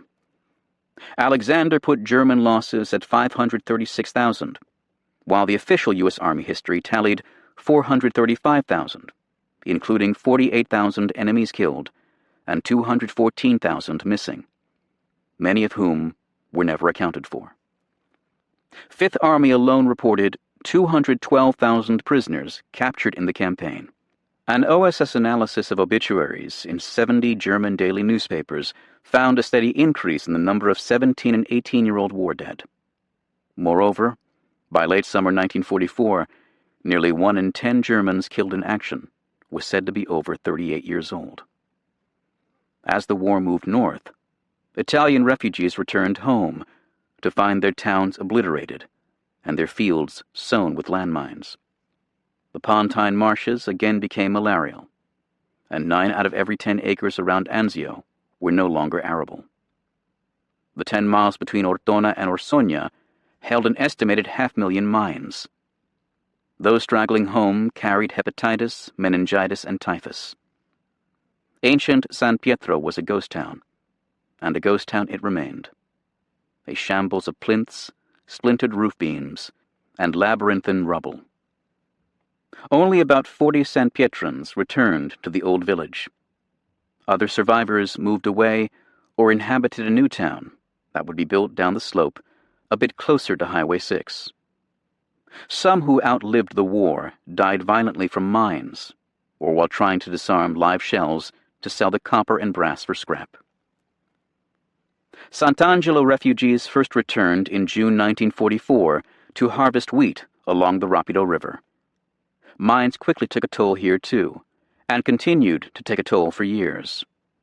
Among the lost were Pietro Fargnoli, age 6, and Pietro Bove, age 12, both born after the war, and both killed on February 27, 1959. Malaria kept Cassino uninhabitable for 2 years. Eventually, the Via Serpentina was rebuilt. So too the gleaming white abbey on the hill and the town itself, which within a few decades became prosperous and handsome, with a big Fiat plant nearby and a new autostrada that carried travelers from Naples to Rome in 2 hours. Some scars were harder to heal. The men that war doesn't kill, it leaves completely transparent, one colonel observed after a night of heavy shelling. A soldier in the 36th Division later wrote, "I was scared for 23 months. I saw the best troops in the world cut down and replaced 3 or 4 times." Simply surviving exacted a price. As J. Glenn Gray told his diary, "My conscience seems to become little by little sooted." Or, as an old paratrooper from the 504th Parachute Infantry Regiment said almost 60 years after the war, "I hate the smell of anything dead. It reminds me of Salerno." Was the game worth the candle? Alexander thought so. Any estimate of the value of the campaign must be expressed not in terms of the ground gained, he later wrote, but in terms of its effect on the war as a whole. By his tally, when Rome fell, 6 of Kesselring's 9 excellent mobile divisions had been severely mauled, and 55 German divisions were tied down in the Mediterranean by the Allied threat, actual or potential. As the combined chiefs commanded, Italy had been knocked from the Axis coalition, and hundreds of thousands of Hitler's troops had been sucked into the vortex of defeat, in the glum phrase of a senior German general in Berlin. Churchill later wrote, "The principal task of our armies had been to draw off and contain the greatest possible number of Germans. This had been admirably fulfilled. Yet the Allied strategy in Italy seemed designed not to win but to endure." There's little doubt that Alexander fulfilled his strategic mission, General Jackson later observed, but there's less certainty about the correctness of that mission. Two distinguished British military historians would voice similar skepticism. John Keegan saw the campaign as a strategic diversion on the maritime flank of a continental enemy, while Michael Howard believed the Mediterranean strategy reflected Churchill's desire to divert American combat power from the Pacific. The British, Howard concluded, never really knew where they were going in the Mediterranean. Others would be even harsher. The Mediterranean was a cul-de-sac, wrote the historian Corelli Barnett. Mere byplay in the conclusion of a war that had been won in mass battles on the eastern and western fronts. There were 22 German divisions in Italy on June 6, 1944. By comparison, 157 fought in the east on that day, and almost 60 more in Western Europe. Another British eminence, J.F.C. Fuller, in 1948, would call Italy tactically the most absurd and strategically the most senseless campaign of the whole war. B.H. Little Hart concluded that the Italian effort subtracted very heavily from Allied war resources, a much larger subtraction from the total effort than the German had incurred by making a stand in Italy. And the American historian David M. Kennedy decried a needlessly costly sideshow, a grinding war of attrition whose costs were justified by no defensible military or political purpose. Even Kesselring, ever cheeky for a man who'd lost both the battle and the war, would observe in September 1945 that Anglo-American commanders appeared bound to their fixed plans. Opportunities to strike at my flanks were overlooked or disregarded. Although German divisions of the highest fighting quality were tied down in Italy at a time when they were urgently needed in the French coastal areas, Kesselring later added, the Allies utterly failed to seize their chances. True enough, all of it, but perhaps not the whole truth. If to advance is to conquer, in Frederick the Great's adage, then the Allies continued to conquer in the Mediterranean, albeit slowly.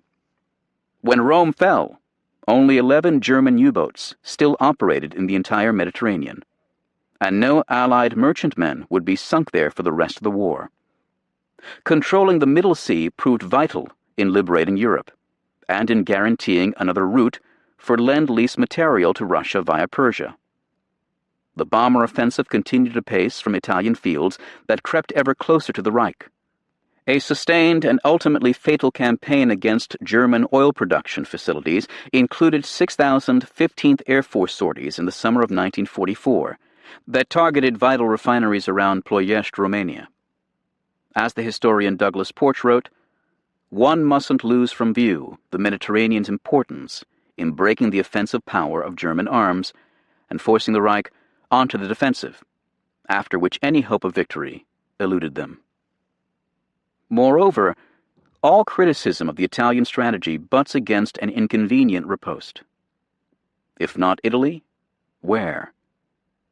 Events generate their own momentum, impose their own force, and exert their own influence on the will of man, wrote Martin Blumenson, who spent a professional lifetime pondering the Mediterranean campaign.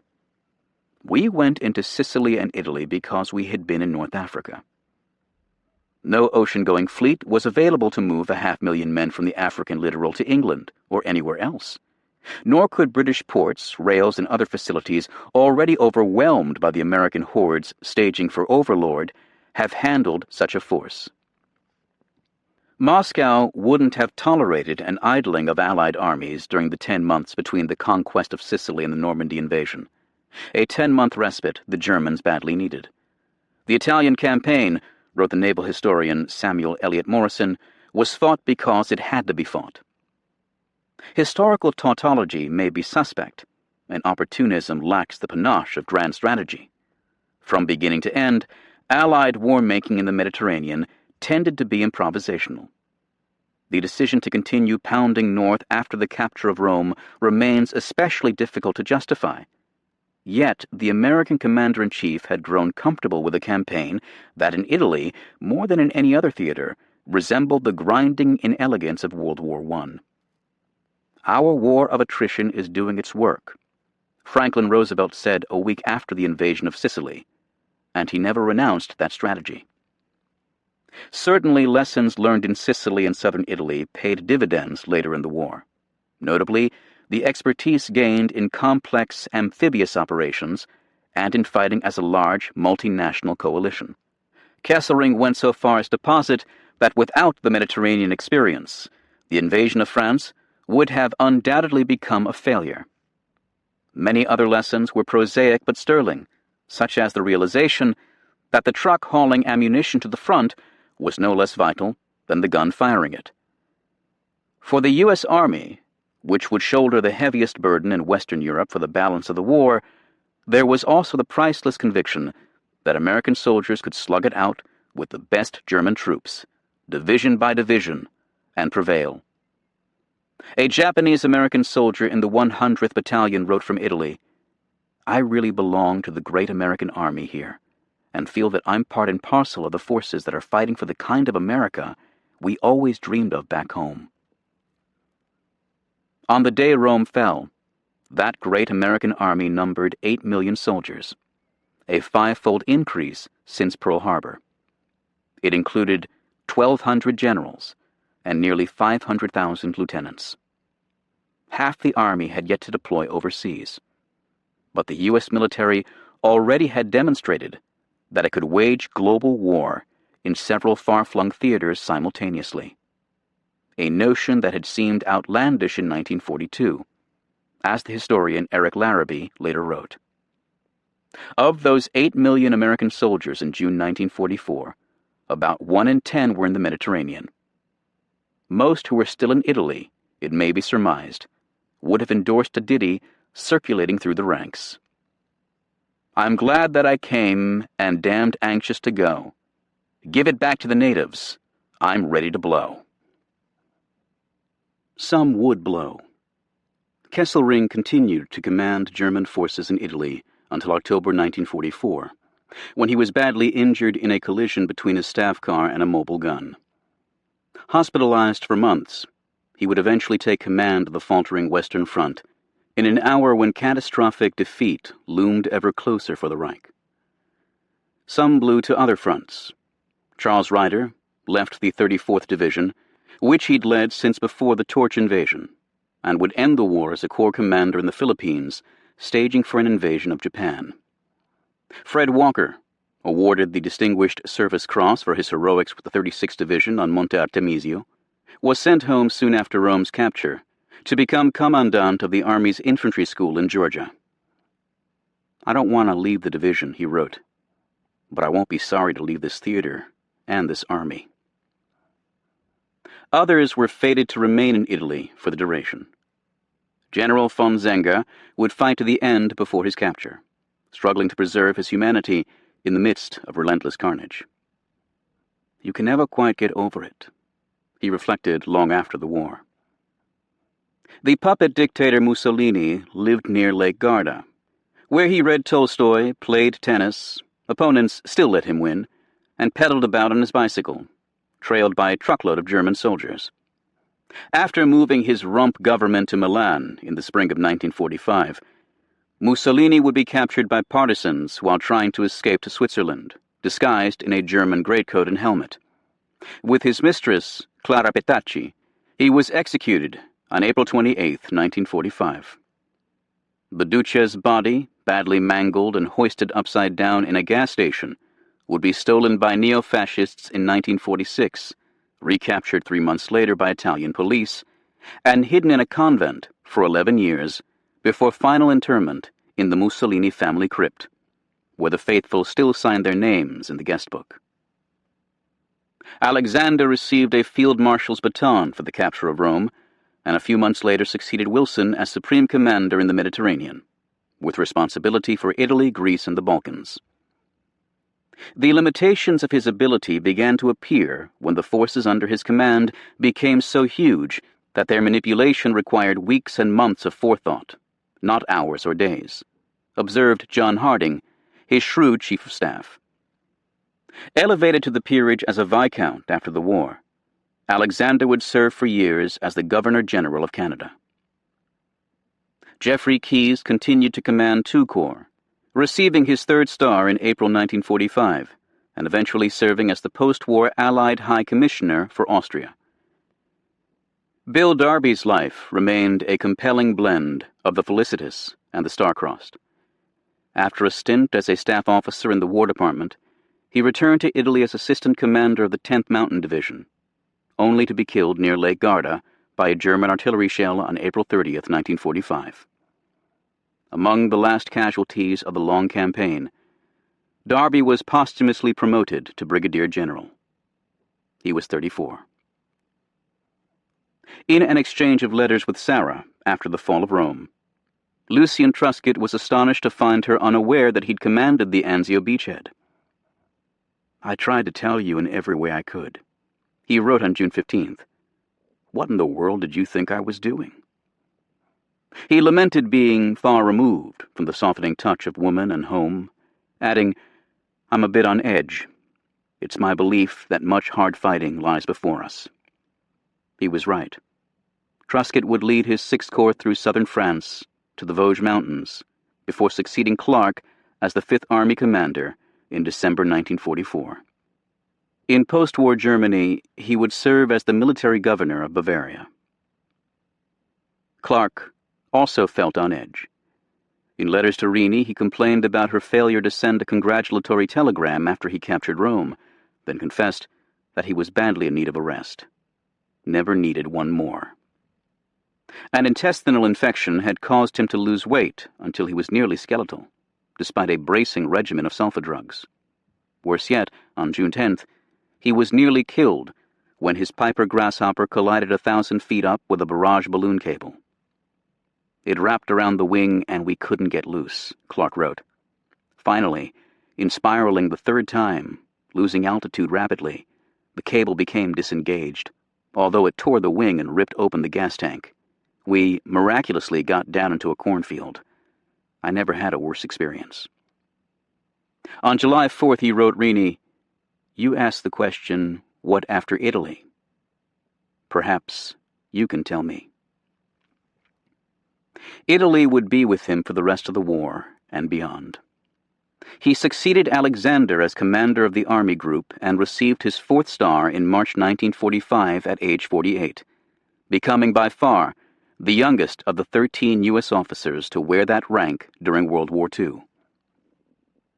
After the war, Clark would precede Keyes as High Commissioner in Austria before commanding United Nations forces in Korea, and eventually serving as President of the Citadel in Charleston, South Carolina. The Rapido calamity continued to torment him, particularly when congressional investigators took up the cause of disaffected Texas veterans. To Rini he would write from Vienna in March 1946. "It is the most cruel and unfair attack ever made on an officer who worked so desperately under such adverse conditions to make what I believed, and still do believe, was a fine record."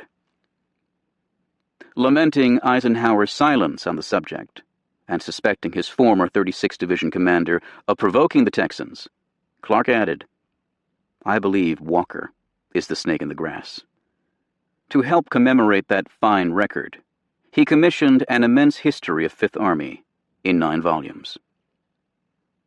He would remain among the war's most controversial commanders, a man whose very name, more than a half-century later, could cause brows to knit and lips to purse. If his admirers considered him clairvoyant and energetic, in the phrase of General Juin, Malden spoke for many in the lower ranks in observing of Clark, he had his limitations.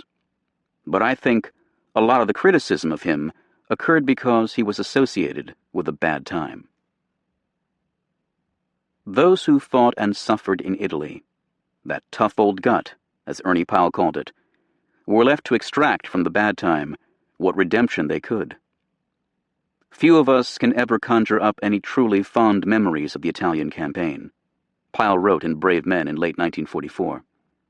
The enemy had been hard, and so had the elements. There was little solace for those who'd suffered, and none at all for those who'd died, in trying to rationalize about why things had happened as they did. He continued, I looked at it this way. If by having only a small army in Italy, we'd been able to build up more powerful forces in England, and if by sacrificing a few thousand lives that winter we would save 500,000 lives in Europe, if those things were true, then it was best as it was. I wasn't sure they were true. I only knew I had to look at it that way, or else I couldn't bear to think of it at all. Faith and imagination were required to elevate the Italian campaign, to see, as the poet Richard Wilbur, a veteran of Cassino and Anzio, saw, the dreamt land, toward which all hungers leap, all pleasures pass. Even Pyle, who knew better than most that war isn't romantic to the people in it, sensed the sublime in moments of overpowering beauty, of the surge of a marching world, of the relentlessness of our fate. George Biddle had found that in misery, destruction, frustration, and death, certain annealed qualities seemed to give war its justification, meaning, romance, and beauty. The qualities of valor, sacrifice, discipline, a sense of duty. Even Malden, that flinty-eyed skeptic, would concede. I stopped regarding the war as a show to help my career. I felt a seriousness of purpose, and I felt it in my bones.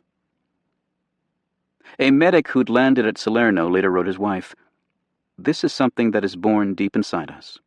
When we come to know why we're here, when we've learned how very important it was that we did leave you and all we love." Somewhere north of Rome, Glenn Gray wrote in his diary, I watched a full moon sail through a cloudy sky. I felt again the aching beauty of this incomparable land. I remembered everything that I'd ever been and was. It was painful and glorious. Another day passed, and another night. The circling stars glided on their courses. The poets and the dreamers again struck their tents and shouldered their rifles to begin that long, last march.